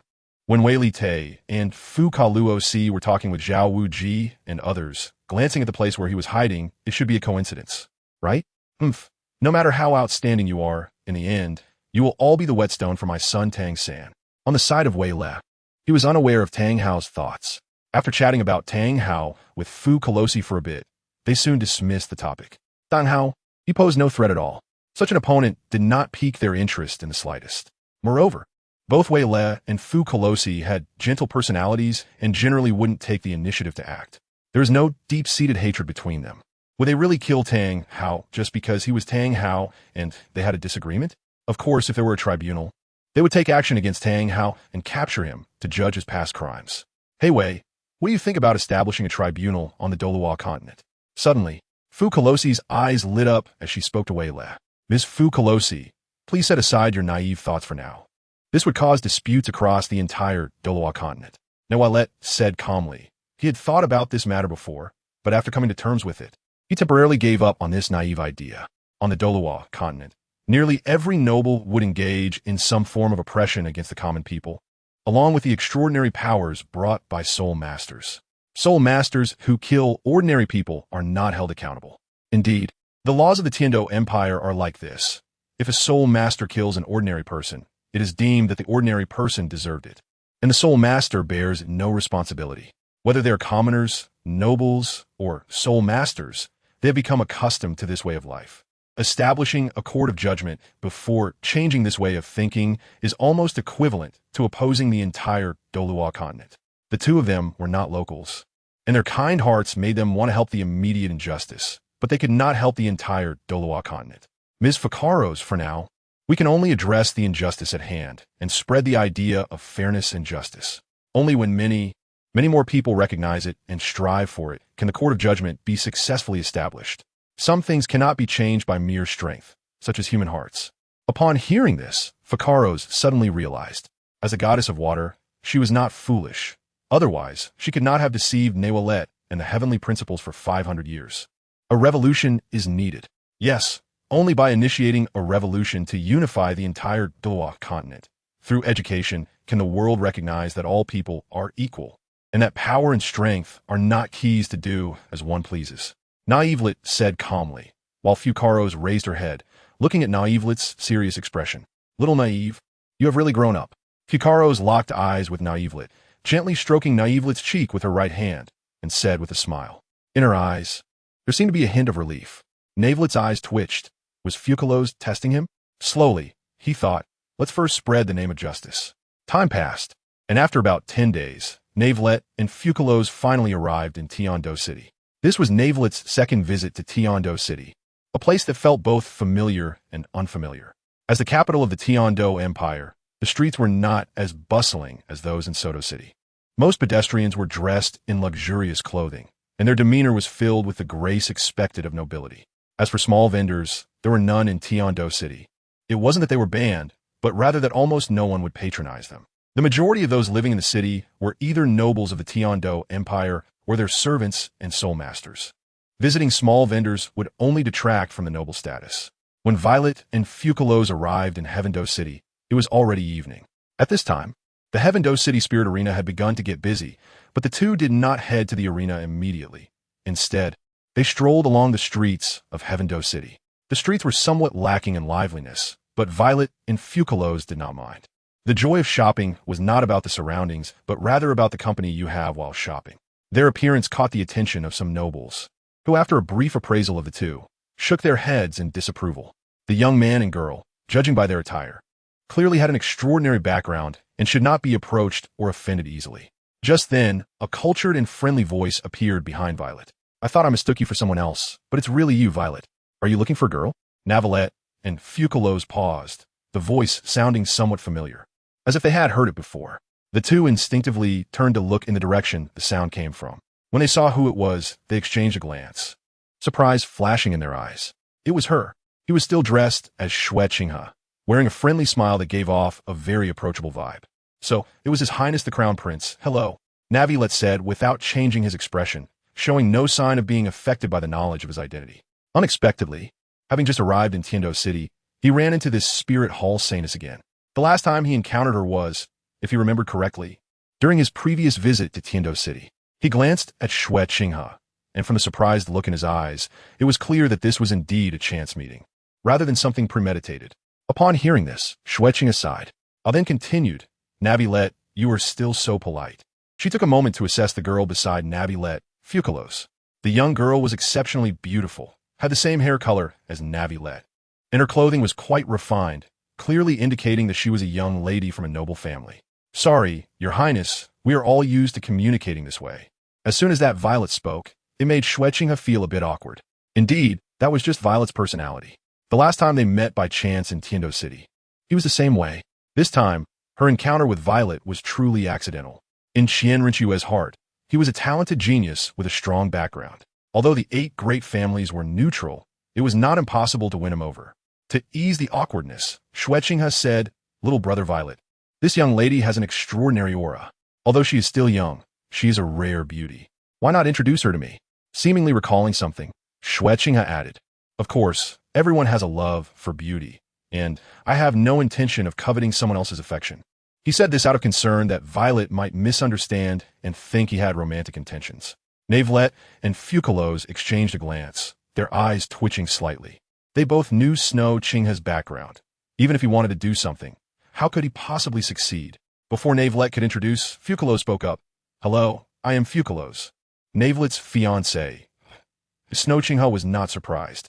Although the two stood together looking somewhat like siblings, they also had a couple-like resemblance. Little brother, to be honest, I envy you for having such a beautiful fiancé. If I had such a fiancé, Qinghe would surely remain devoted for life. Unfortunately, the flower has an owner. It's my fault for being reckless, sorry. Miss Fucalos, hello. Snow Qinghe gave a humble and elegant impression, making him very easy to get along with. Your Highness is joking. With your reputation, background, and looks, what kind of girl couldn't you find? Navelette said calmly. After hearing what Navelette said, Yue Na was taken aback. Originally, she had just suddenly seen this genius and wanted to befriend him, hoping to make use of him if possible. After hearing this, Yue Na realized that she was not young anymore, having disguised herself as Yue Na for quite some time. If she didn't find someone, would Shui Yi and the other ministers, as well as Shui Xing and others, suspect her? It is known that a normal prince, even just a noble descendant, should be marrying or taking concubines by her age. Should I find someone to cover my tracks? Yue Na fell into deep thought. After a moment, she came back to her senses, feeling that this matter needed careful consideration. Since it was a disguise, there should be no flaws. It was necessary to find someone to divert attention. As for whom to find, that was still up for discussion. Seeing Yue Na suddenly fall silent, Navelette and Fucalos felt somewhat puzzled. They were not Yue Na, so how could they know she was thinking about this? After a brief contemplation, Navelette said expressionlessly, Your Highness, if there is nothing else, we shall take our leave. Since Qian Renxue didn't seem to have anything pressing, there was no need to waste time here. That would be purely a waste of time. It would be better to find a quieter place with Fucalos to enjoy their time together. The sight of Violet left the nearby nobles exchanging glances. Goodness, whose son is this? The Crown Prince Yue Na is chatting with him, yet he seems somewhat ungrateful, right? It seems the Crown Prince was the one who initiated the conversation. And what's more, the Crown Prince even called him little brother. Hiss, everyone gasped, constantly calculating who this young man could be. Is it because of his identity, or is there another reason that makes Crown Prince Yue Na treat him this way? Although Yue Na is elegant and approachable, it's still quite rare for him to strike up a conversation with someone on the street. What puzzled everyone even more was Yue Na's attitude. He seemed a bit too warm-hearted, right? He was putting a warm face to a cold situation. Yet they noticed that Yue Na didn't seem angry at all. Even when the smile on his face showed no change, these nobles were even more confused. Why is that? As for his elder brother, there was nothing wrong. Yue Na wasn't angry. Being able to win the other party over was a good thing. And if he couldn't, it didn't matter. If he succeeded, it would be an unexpected joy. Judging from Violet's attitude, she knew that what the 8 great families claimed about absolute neutrality was not just talk. His arrival in Heaven-Do City at this time indicated that Violet was indeed a direct member of one of the 8 great families. The information network of the Spirit Hall is very powerful. Recently, some unfamiliar faces have gathered in Heaven-Do City, and their strength isn't weak, frequently visiting the Soul Arena. Do we even need to think about it? The annual meeting of the 8 great families should be held at the Heaven-Do Great Soul Arena this year. After a few days apart, seeing you again today truly brings me joy, little brother. Why not come with me to my residence? I can also extend some local hospitality. Xueqinghe wore a faint smile, not angry at Violet's lack of courtesy. The two weren't very familiar. They had only exchanged a few words. Besides, her current identity is that of the Heaven-Do royal family, the crown prince of the Heaven-Do Empire. If the 8 great families had any ideas about the Heaven-Do royal family, then it was very likely that another target would be added to the Spirit Hall's sanction list. For the Spirit Hall, the 8 hidden families? They are merely a force composed of 8 soul Douluos, easily extinguishable. 92. Investigate the background of Violet and Fucalos. Sorry, Your Highness, we cannot accompany you. Navelite shook his head without thinking and said, although the Crown Prince's residence is not a den of dragons and tigers, once you go there, things will become very troublesome afterward. Navelite does not like trouble. He prefers a peaceful life. Qian Renxue's current identity is the Crown Prince of the Heaven-Do Empire. However, now Violet is the young master of one of the 8 hidden families.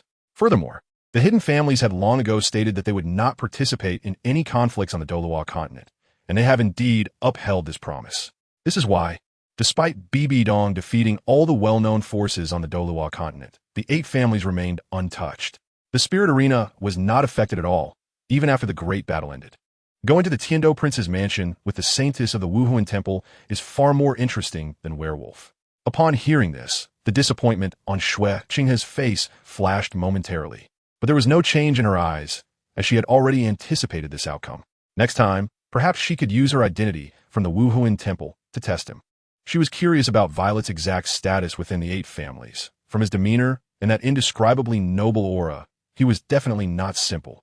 Qian Renxue trusted her judgment, especially the way Violet and Fucalos looked at others. It was as if nobles looked at ordinary commoners.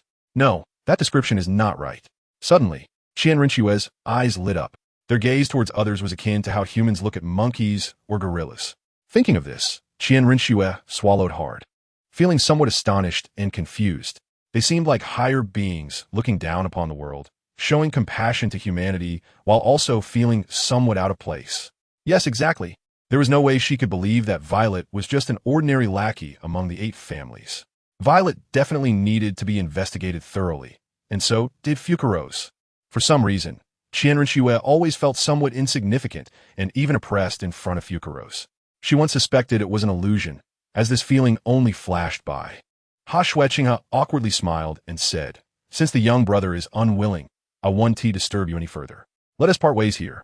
Young brother, Miss Fucalos. Qinghe takes his leave.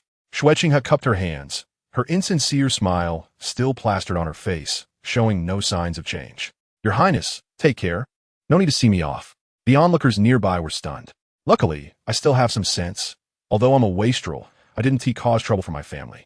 The person who said this glanced at Fucalos, but only for a moment before looking away. They knew what kind of people could be provoked, and what kind couldn't. Otherwise, they wouldn't have survived until now. Just by looking at that young man, they knew he was not someone they could provoke, and they didn't dare to entertain any thoughts about it. Just look at him. How much is his outfit worth? Upon hearing this, everyone instinctively looked at Violet's attire. They were shocked at what they saw. It was just casual clothing. Just now, the prince seemed like a commoner in front of a great noble. Although Xueqinghe's attire was quite exquisite, it cost at most 1,000 or 2,000 gold spirit coins. After all, it was just for everyday wear, not for any significant occasion. But what about Violet's outfit? Without at least 10,000 gold spirit coins, it couldn't be obtained. There are hardly any forces on the entire Douluo Continent that could be so extravagant, right? Whichever it may be, they're not something that ordinary nobles could offend. Everyone made outstanding contributions to warm the extreme north. However, Violet did not pay attention to the discussions of the crowd. The people in Heaven-Do City may talk, but their voices are much quieter, as most of them are descendants of nobility and carry the restraint of being aristocrats. It's different in Soto City. If Violet were to stay on the street for more than 2 minutes during the day, he would definitely be surrounded with no way out. Madame Fucalos, let's go as well. Then Violet gentlemanly extended his right hand towards Fucalos and said, "All right, Mr. Violet." Fucalos naturally placed her left hand on top of it and smiled. The scene shifted to Qian Renxue. She had returned to the prince's mansion, and even in her study, she did not remove her disguise. Walking alone to the window with her hands clasped behind her back, Qian Renxue's demeanor suddenly changed as she spoke. "Uncle Shilong, help me investigate Violet and his fiancée, Fucalos." As Qian Renxue's words fell, a tall, robust figure appeared in the study. He was about 10 meters away from Qian Renxue's position. He appeared to be elderly, around 70 or 80 years old, yet he exuded a strong spirit. This person was Shilong, a member of the Elder Hall of the Spirit Hall, a titled Douluo-level expert. "Miss, the 8 great families never interfere in the disputes of the Douluo Continent. Is it inappropriate for us to investigate recklessly?" "It's fine, Uncle Shilong. Just do as I say," Qian Renxue replied without looking back. This approach was indeed somewhat inappropriate, but if she did not investigate clearly, she would never give up on satisfying her curiosity. "Understood, miss." Shilong reminded Qian Renxue once, having done his duty, but Qian Renxue was headstrong. If he continued to persuade her, it would be considered insubordination. After agreeing, Shilong's figure slowly vanished from the spot. The 8 great families posed some trouble, but not too much. The reason such a force could survive until now was not that they were particularly strong, but because they were sensible. No one helps. You can do as you please. After Shilong disappeared, Qian Renxue shook her head, casting aside her thoughts, as she had much work to complete. The preliminary round of the Continental Advanced Soul Master Academy Elite Tournament in 2 years requires cooperation with the Tiando Great Soul Arena. The preliminary round of the Continental Advanced Soul Master Academy Elite Tournament was set to start in 2.5 years, or precisely 1 Kuan year. To train the prince, Emperor Shui often assigned many memorials to the prince, Shui Qinghe, to handle, which was why the plan appeared in her hands. The scene shifted back to Violet and Fucalos. Navelette and Fucalos strolled around Tiando City before heading toward the Grand Soul Arena. The location of the Soul Arena is typically situated in the central area of a main city, the most prime location. However, since this is Tiando City, the capital of the Tiando Empire, it is evidently impossible to establish the Soul Arena in the center. Meanwhile, inside the Grand Soul Arena, a group of elderly men, appearing to be in their 70s or 80s, gathered together, all wearing smiles on their faces. Only the elderly man with golden hair looked relatively young. Judging by his appearance, he seemed to be around 50 years old, but his actual age was not much different from the others, and he might even be slightly older. "Brother Lake, you've posed quite a challenge for us," said a tall and sturdy elderly man who, despite his age, still exuded great vitality. Upon hearing this, everyone except Lake Xios nodded in agreement, their smiles unwavering. Compared to what they had put in, the returns were simply beyond their imagination. "Moffat, stop wasting words. If you don't bring out something good, don't blame me for being ruthless. It's not important that I can't take back what I give. I can still give you a beating," Lake Xios said with his arms crossed and a smile on his face. Since he had already given out 2 self-created soul skills, there was no way to take them back, but if he was unhappy, he would indeed take action. Upon hearing Lake Xios' words, the elderly man named Moffat instinctively shivered and shrank his neck. After decades of friendship, he certainly didn't think Lake Xios was joking. In the past, he was not Lake Xios' match, let alone now that Lake Xios had broken through to the title Douluo level. He was the first among the 8 great families to break through to title Douluo. In future negotiations and dealings with other forces, the 8 great families would have more confidence, and that was the assurance brought by having a supreme powerhouse. "Don't worry, Brother Lake. This time I brought all my family assets, and I won't disappoint you," Moffat said earnestly. Compared to the 2 self-created soul skills that could be passed down through generations, what he brought was somewhat insignificant. Moffat was the clan leader of the Morse family, whose inherited martial soul was the iron-armored giant lizard. His original name was Morse Fit, but for the sake of simplicity, he was directly called Moffat. He would only reveal his original name on important occasions. "Brother Lake, in my opinion, why not let Qingqing marry young Navelette? Don't worry, the dowry." Before this elderly man could finish his words, Lake Xios quickly waved his hand and said, "Stop. Lei Li, my grandson already has a fiancée. This matter is not something I can decide. To be honest, I genuinely like this granddaughter-in-law of mine. As for Qingqing," at this point, Lake Xios pondered for a moment and fell silent. Lei Qingqing had indeed grown up under his watch. At 15 years old, her soul power had already reached level 35, and she was stunningly beautiful, making her a rare granddaughter-in-law. Unfortunately, compared to Fucalos, she fell short, seeing Lake Xios in silence. The elderly man, named Lei Li, felt a bit embarrassed. He was genuinely a bit defensive. Yes, he was defensive. You see, his granddaughter, Lei Qingqing, had inherited the family's martial soul, possessing innate level 8 soul power, and at the age of 15, she had already reached level 35. With such talent, she was very likely to challenge the title Douluo in the future. The Lei family had originally been training Lei Qingqing to be the next clan leader. While it might be difficult to become a title Douluo, becoming a soul Douluo was not a big problem. Brother Lake, I'm not bragging, but among all the girls of the same age on the Douluo Continent, there are definitely no more than 20 who can compare to Qingqing. I do quite like young Navelette, Lei Li said angrily, puffing his cheeks. Brother Lei Li, that's not what I meant. Lake Xios, regaining his senses, waved his hand. Then what does your frowning expression mean? Lei Li asked in confusion, filled with bewilderment. If it weren't for the fact that he couldn't beat Lake Xios, he would have made Lake Xios experience the power of his lightning whip. Indeed, the Lei family's inherited martial soul was the lightning whip, a whip with thunder attributes. And the Lei family was also the only control-type family among the 8 great families. You know, that kid Momo has been eyeing my Qingqing for a long time, and I haven't agreed. Upon hearing this, Moffat cast a resentful glance at him. That kid Momo was his useless grandson. Damn it, this old guy is not an easy target. Why compare? Among the juniors, who can compare to young Navelette with innate full soul power? Qingqing is good, but I prefer Fucalos as my granddaughter-in-law. Lake Xios said without changing his expression, picking up his tea and taking a sip nonchalantly. Lei Li's mouth opened slightly, wanting to say something, but hesitating. Fucalos? The others murmured in confusion. This unfamiliar name seemed to not belong to anyone from the 8 great families. No, Brother Lake. They say it's best not to let outsiders reap the benefits. Ahem, while this description may be somewhat inappropriate, young Navelette truly deserves it. Before the others could finish their words, Lake Xios said softly, among the self-created soul skills you all received, one of them belongs to Fucalos. Upon hearing this, everyone instantly fell silent, and even Lei Li retracted his dissatisfaction, saying, Indeed, Fucalos is more suitable for young Navelette than Qingqing. I was indeed short-sighted before. Their change of attitude was quicker than flipping a book, yet no one felt it was strange, as they were thinking the same way. If young Navelette could find a few more girls like her, the foundation of our 8 great families would reach a new peak. Lake Xios's eye twitched. These old guys saw the benefits, and immediately threw his grandson aside. Once I have the time, I'll teach them all a lesson, and they'll behave. Before Lake Xios broke through to title Douluo, he was the strongest among the 8 when fighting alone. Not to mention that his martial soul had evolved, and he had broken through to title Douluo level. If only my Momo could have half the achievements of young Navelette. My grandson is also useless. All right, stop flattering. I still know what you old folks are thinking. Lake Xios curled his lips and continued. Let me tell you all. My grandson's future achievements will definitely not be just an ordinary title Douluo.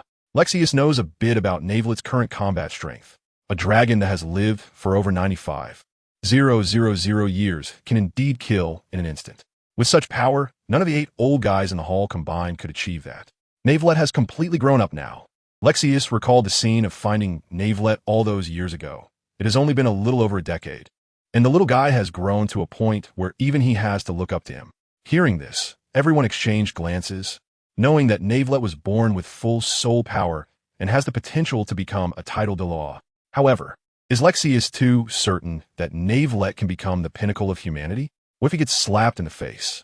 Of course, being seasoned veterans, they wouldn't voice this doubt. Yes, Navelette's talent is indeed quite rare across the Douluo Continent and has the potential to become the 3rd peak. The so-called 2 peaks refer to Qian Daolu and Tang San. Both Qian Daolu and Tang San are title Douluo at level 99, and their strength has reached the pinnacle of humanity. In a century, only these 2 title Douluo have existed on the Douluo Continent, and they are referred to as the 2 peaks of the Soul Masterworld. Indeed, it's only a matter of time before little Navelette becomes the 3rd peak. I wonder if we will be able to witness it with our own eyes. Listening to these words, Lexius felt a vein pop on his forehead. It was too perfunctory. These guys believe him when he doesn't tell the truth, and they are utterly convinced. But when he does tell the truth, they're just being dismissive. trying to save face for him, Lexius. In reality, they don't believe it at all.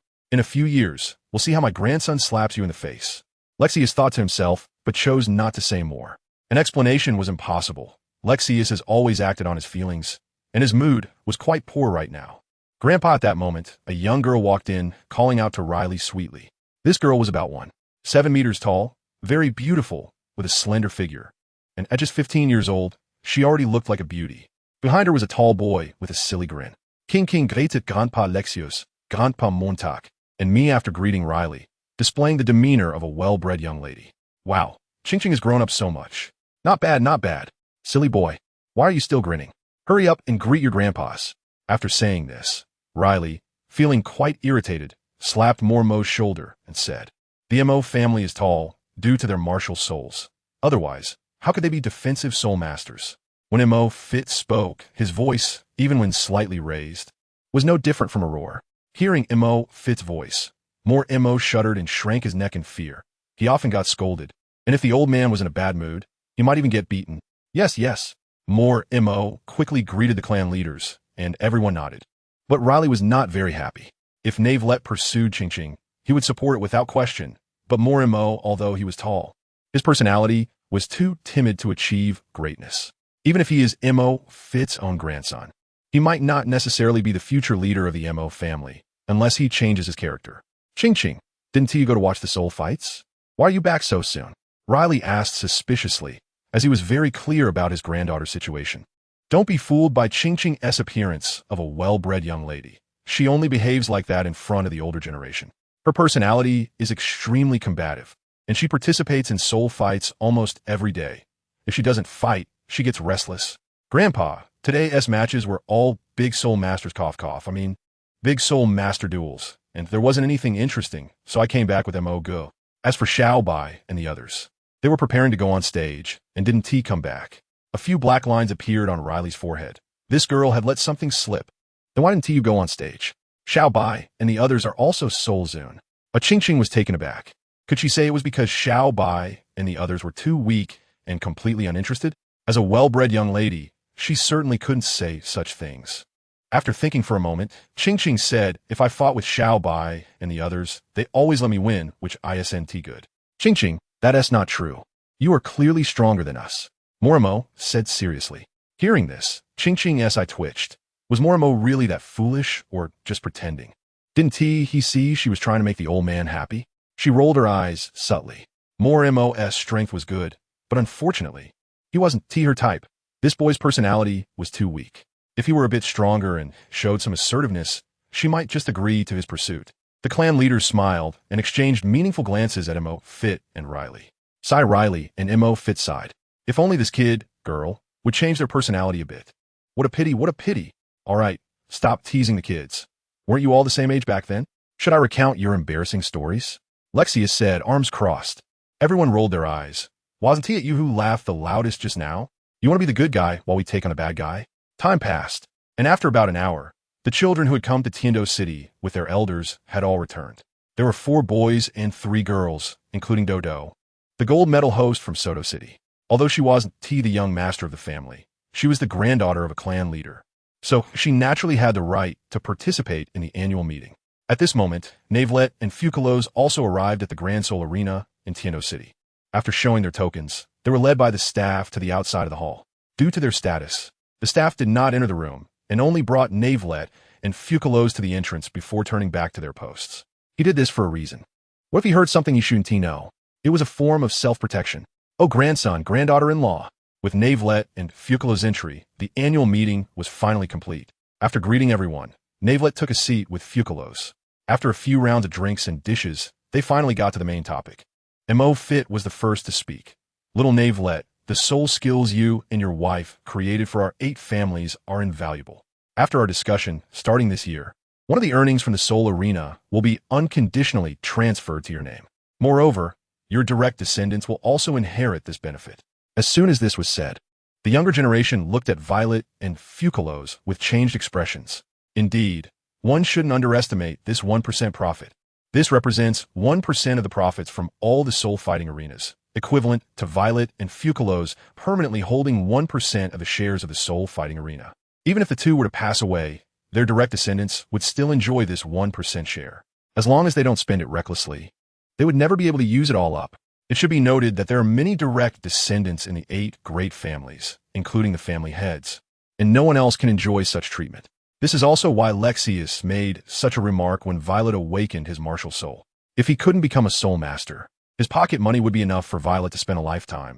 But this refers to pocket money, not the shares of the soul fighting arena. So, those 2 soul skills were brought by Violet and his wife. Although the younger generation was surprised, they had no objections. The contribution of the purple extreme magic eye was indeed too great. This is a technique beneficial for generations to come. In this light, the 1% share doesn't seem so much after all. Of course, besides this, Grandpa Mo also wants to express his stance. At this point, Mo Feet took out a square, very ancient-looking box from his storage soul guide. As one of the heads of the 8 great families, although storage soul guides are precious and rare, they are not lacking among them. Navilite and Fucalos exchanged a glance. They really didn't expect that the theme of this annual meeting would be the gifts related to the 2 self-created soul skills. No wonder everyone had been looking at them a bit more during dinner, intentionally or not. This was a last-minute change to the annual meeting theme, and it had to be changed. If Lexius got angry and didn't invite them to join in, that would be a big problem. Little Navilite and his wife, Fucalos. This is a gift prepared for you by Grandpa Mo. Open it and take a look. After placing the box on the table, Mo Fit crossed his arms and wore a smug expression. No soul master could refuse this gift. This was the Mo family's ultimate treasure. If it weren't for the 2 self-created soul skills and Lexius's fist, he would never have brought this out. Grandson, granddaughter-in-law, this is a gift from your Grandpa Mo. Hurry up and open it. If you're not satisfied, I'll go to his house and help you find something better, Lexius said with a big smile. He had a rough idea of what Mo Fit was gifting upon seeing the box, and indeed, it was a treasure of the highest level. He glanced at Mo Fit, wondering how this old guy could be so generous. Hearing this, Mo Fit twitched his eye and shuddered, pointing at Lexius and saying, "You bandit." "Thank you, Grandpa Mo." Navelette remarked that this box is not simple at all. It actually has the effect of isolating soul power. There's no need to think about it, right? What it contains is most likely soul bones that are of no use to him and Fucalos. What other soul masters consider treasures are, for Navelette and Fucalos, completely useless. Navelette took the box and opened it directly. Suddenly, a strong wave of soul power erupted in the hall, and a faint blue light burst out from the box. "Little Navilette, how about it? Do you like it?" This is a head spirit bone over 75,000 years old, called the Sigh of the Ocean of Mental Convergence. Mofi had said with a smile, but a look of pain also appeared on his face. The value of this head spirit bone is no less than that of a 10,000-year-old leg spirit bone. The younger generation gasped in surprise, and the somewhat simple-minded Momo looked at his grandfather with a confused expression. "Goodness, who is really your true grandson? This spirit bone, speaking of which, has some connection to your grandfather, brother-like. Back when I was adventuring with him on the sea." "Forget it, that's old news, not worth mentioning." Halfway through, Mofiat seemed to recall something and quickly shook his head, because he saw the murderous gaze of Lexius. A gaze that wants to kill someone cannot be hidden. Mofiat's words made Lexius instantly understand where this spirit bone came from. Goodness, this old guy secretly kept it. His fist clenched. "You old man, how could you break the martial ethics and keep it for yourself? Just wait for me." Lexius's lips moved as he transmitted his voice. Mofiat seemed not to hear, looking up at the ceiling, carefree and at ease. "Nai Wilight, do you like it? Don't say it's a head spirit bone that's over 75,000 years old. Even if it were 100,000 years old head spirit bone, what of it?" "Thank you again, Grandpa Mo. I really like it." That was a reluctant statement from Wei Leet. This thing has a deadly temptation for soul masters. From the expressions of Mofiat and Lycesius, it is not difficult to see that Mofiat has secretly kept this soul bone, but he has not absorbed it. Keeping it hidden does not mean that the soul bone does not belong to Mofiat. It just means that he has not informed Lycesius after obtaining it. The main reason is still that he is afraid this bandit will snatch it from him. Given their relationship, even if Lycesius knew about it, he would not steal the soul bone. First of all, he himself is of the fire attribute.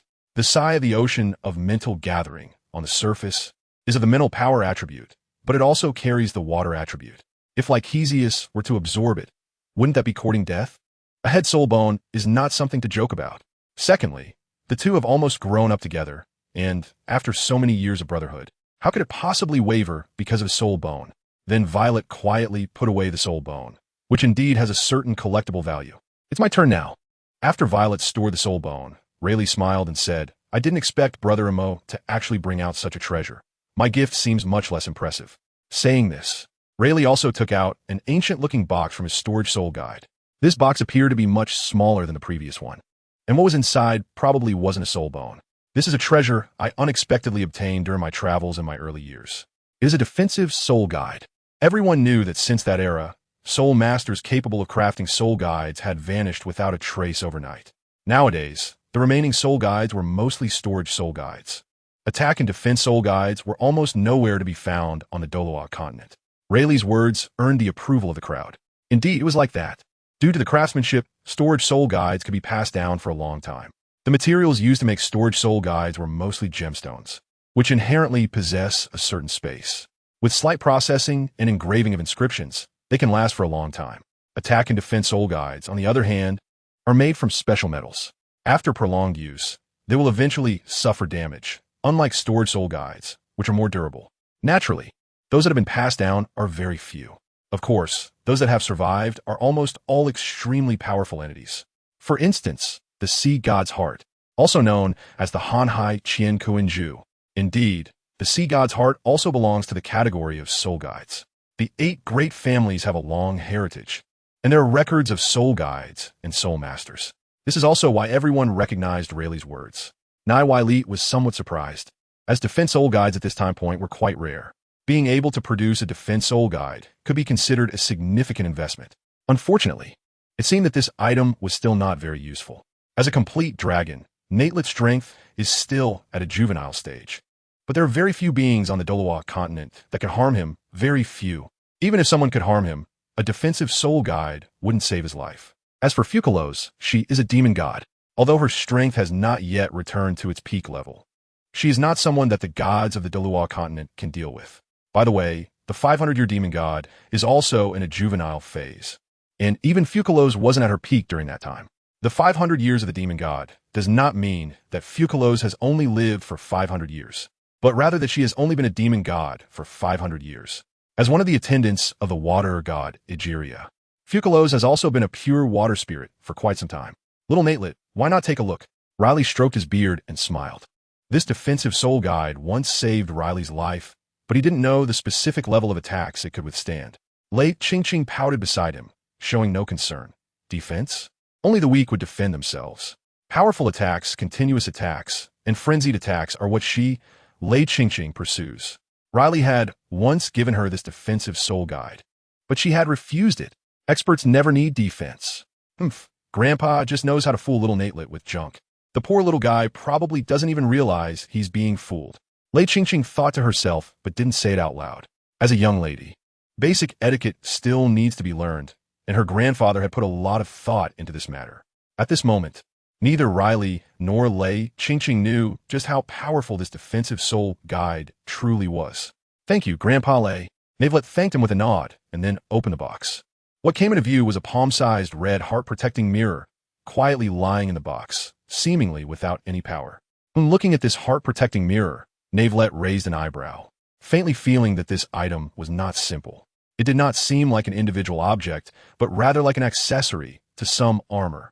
Little Knave, don't be fooled by its appearance. This little thing once helped me, a soul emperor, escape from a 50,000-year-old beast king. Speaking of which, Laley still felt a bit apprehensive. After all, the most dangerous experience in his life was being chased by that beast king. At that time, he was just a soul emperor, and if it weren't for this mirror, the Lei family might not have him as the clan leader today. Upon hearing this, the other clan leaders glanced at Laley, surprised that this old sixth had such an experience. Why had he never mentioned it before to share with everyone? It would have been nice for the brothers to have a laugh. Thank you, Grandpa Lei. This defensive soul tool is too precious. I really have no use for it. The latter half of his sentence was Navelet's true thoughts, but he did not voice it. If he had, Laley might have just waved his sleeve and left. It's a gift for you, so just take it. Without waiting for Navelet to finish speaking, Laley waved his hand and continued, You know your sister Qingqing's temper. She's quite combative. While all the brothers are here, we can protect her a bit. As for 100 years later, cough cough, let's not talk about that at the annual meeting. You are the most talented among the new generation. In the future, These kids will rely on you, so take it. You deserve it. Indeed, just 2 self-created soul techniques were not worth these old guys digging into their pockets. They were more focused on the future of Navelite. This annual meeting felt more like an investment. First of all, Navelite was one of their own, sharing 2 self-created soul techniques with everyone. Secondly, Lexius had broken through to title Douluo, and Navelite also had the potential to become a title Douluo. Otherwise, why would these old six be giving away soul bones and ancient soul tools? With Laylee having said this, Navelite did not think much more of it and thanked Laylee again. Although it was useless, it was still Laylee's goodwill. Before long, Navelite also received the gift from the other clan leaders, most of which were soul bones. On the road of Douluo, the most valued items by soul masters, apart from soul rings, were soul bones. They believed that what they offered was the best, but unfortunately, soul bones held little use for Navelite. He would just return them when he visited in the future. Navelite thought to himself, at this moment, he couldn't refuse the other party's gift. Otherwise, at their age, where they put their faces. Once Navelite accepted the gift and returned to his seat, the exchange of gifts came to an end. Everyone began to chat again, sharing interesting stories from their respective domains. Suddenly, Navelite frowned, and Fucalos, sitting beside him, did the same. Just a moment ago, a somewhat familiar yet strange aura suddenly arrived. This aura, Navelite felt he had sensed it somewhere before. Violet fell into deep thought, and suddenly, he brightened up. Wasn't this the person who secretly observed him and Fucalos while he was communicating with Qian Renxue? He couldn't tell if it was Shilong or Ci Shui. Shilong had just arrived and didn't know about the previous exchanges. Just looking at Violet made Shilong feel a chill creeping up his back. A sensation he hadn't felt before. Something was off, very off. Shilong's back felt cold, beads of sweat formed on his forehead, and his eyes were filled with confusion and fear. He was puzzled, not understanding why, when he stared at Violet, his martial soul actually trembled. This feeling was even stranger than facing the great offering Qian Douluo and the Pope Bibi Dong. When facing the great offering and the Pope, it was because of their immense power and authority that Shilong instinctively trembled and felt fear. It didn't mean his martial soul would react the same way. Shilong's martial soul was a mutated one. After reaching the Soul Saint level, it possessed 2 forms, the Weapon Soul and the Beast Soul. Moreover, both could simultaneously affect Shilong, which was the most terrifying aspect.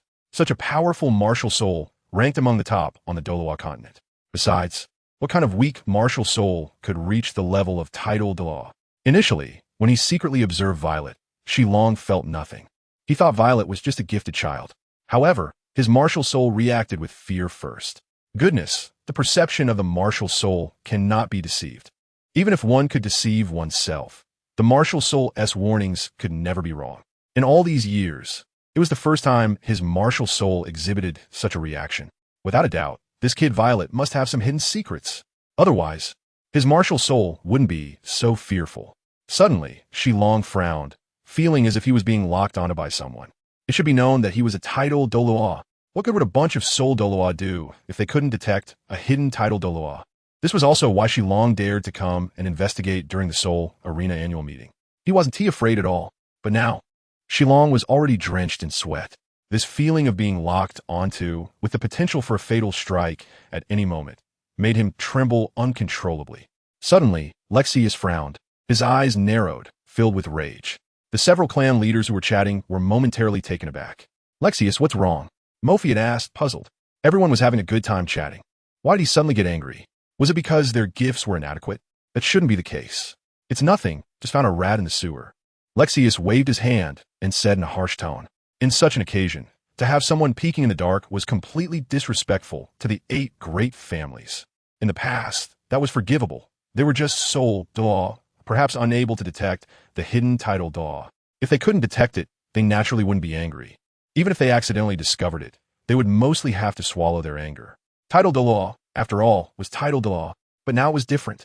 Lexius had already broken through to the title Douluo realm. Upon hearing this, the expressions of the crowd instantly fell. Bold, Mofi had slammed the table, stood up, and shouted angrily, "Who dares to be reckless in my soul arena?" The imposing aura of peak soul Douluo erupted instantly, sweeping across the entire venue. Before Lexius broke through, he and Mofiat were the only 2 among the 8 clan leaders who were level 89 soul Douluo, the peak soul Douluo. As for the other clan leaders, although they were all soul Douluo, they were still quite far from level 89. The auras of the 7-soul Douluo erupted almost simultaneously. Even an ordinary title Douluo would not be as strong as their aura at this moment. Lexius also slowly stood up at this time, his gaze filled with golden flames, looking towards the place where Shilong was hiding. 9 soul rings, yellow, yellow, purple, purple, black, black, black, black, black, quickly rose from beneath Lexius's feet, especially the last soul ring. Red within black, its aura was not weaker than an ordinary 100,000 year soul ring. It should be known that this was the soul ring of a peak dragon species soul beast. A 100,000 year soul beast like Xiao Wu would only have a chance to escape if she encountered a 90,000 year dragon species alone. Soul beasts are divided into 2 types, ordinary soul beasts and dragon species. The subdragon is also a dragon. Shilong, who was hidden in the dark, was in shock. Wasn't it said that the 8 hidden families only had 8 soul Douluo? Where did this terrifying title Douluo come from? Shilong swallowed hard. Had he really been discovered? The one who had previously locked onto him must have been this title Douluo, right? As for that kid, absolutely impossible. He is still just a child. Shilong didn't realize that he had thrown the correct answer out of his mind. The one who had actually locked onto him was that Violet. It was only because Violet had not yet come of age that his aura leaked out. Otherwise, Shilong would not have been able to sense Violet's presence. Originally, Shilong would not have been exposed, even though Renxue was also a title Douluo, as long as Shilong's gaze did not focus on Renxue.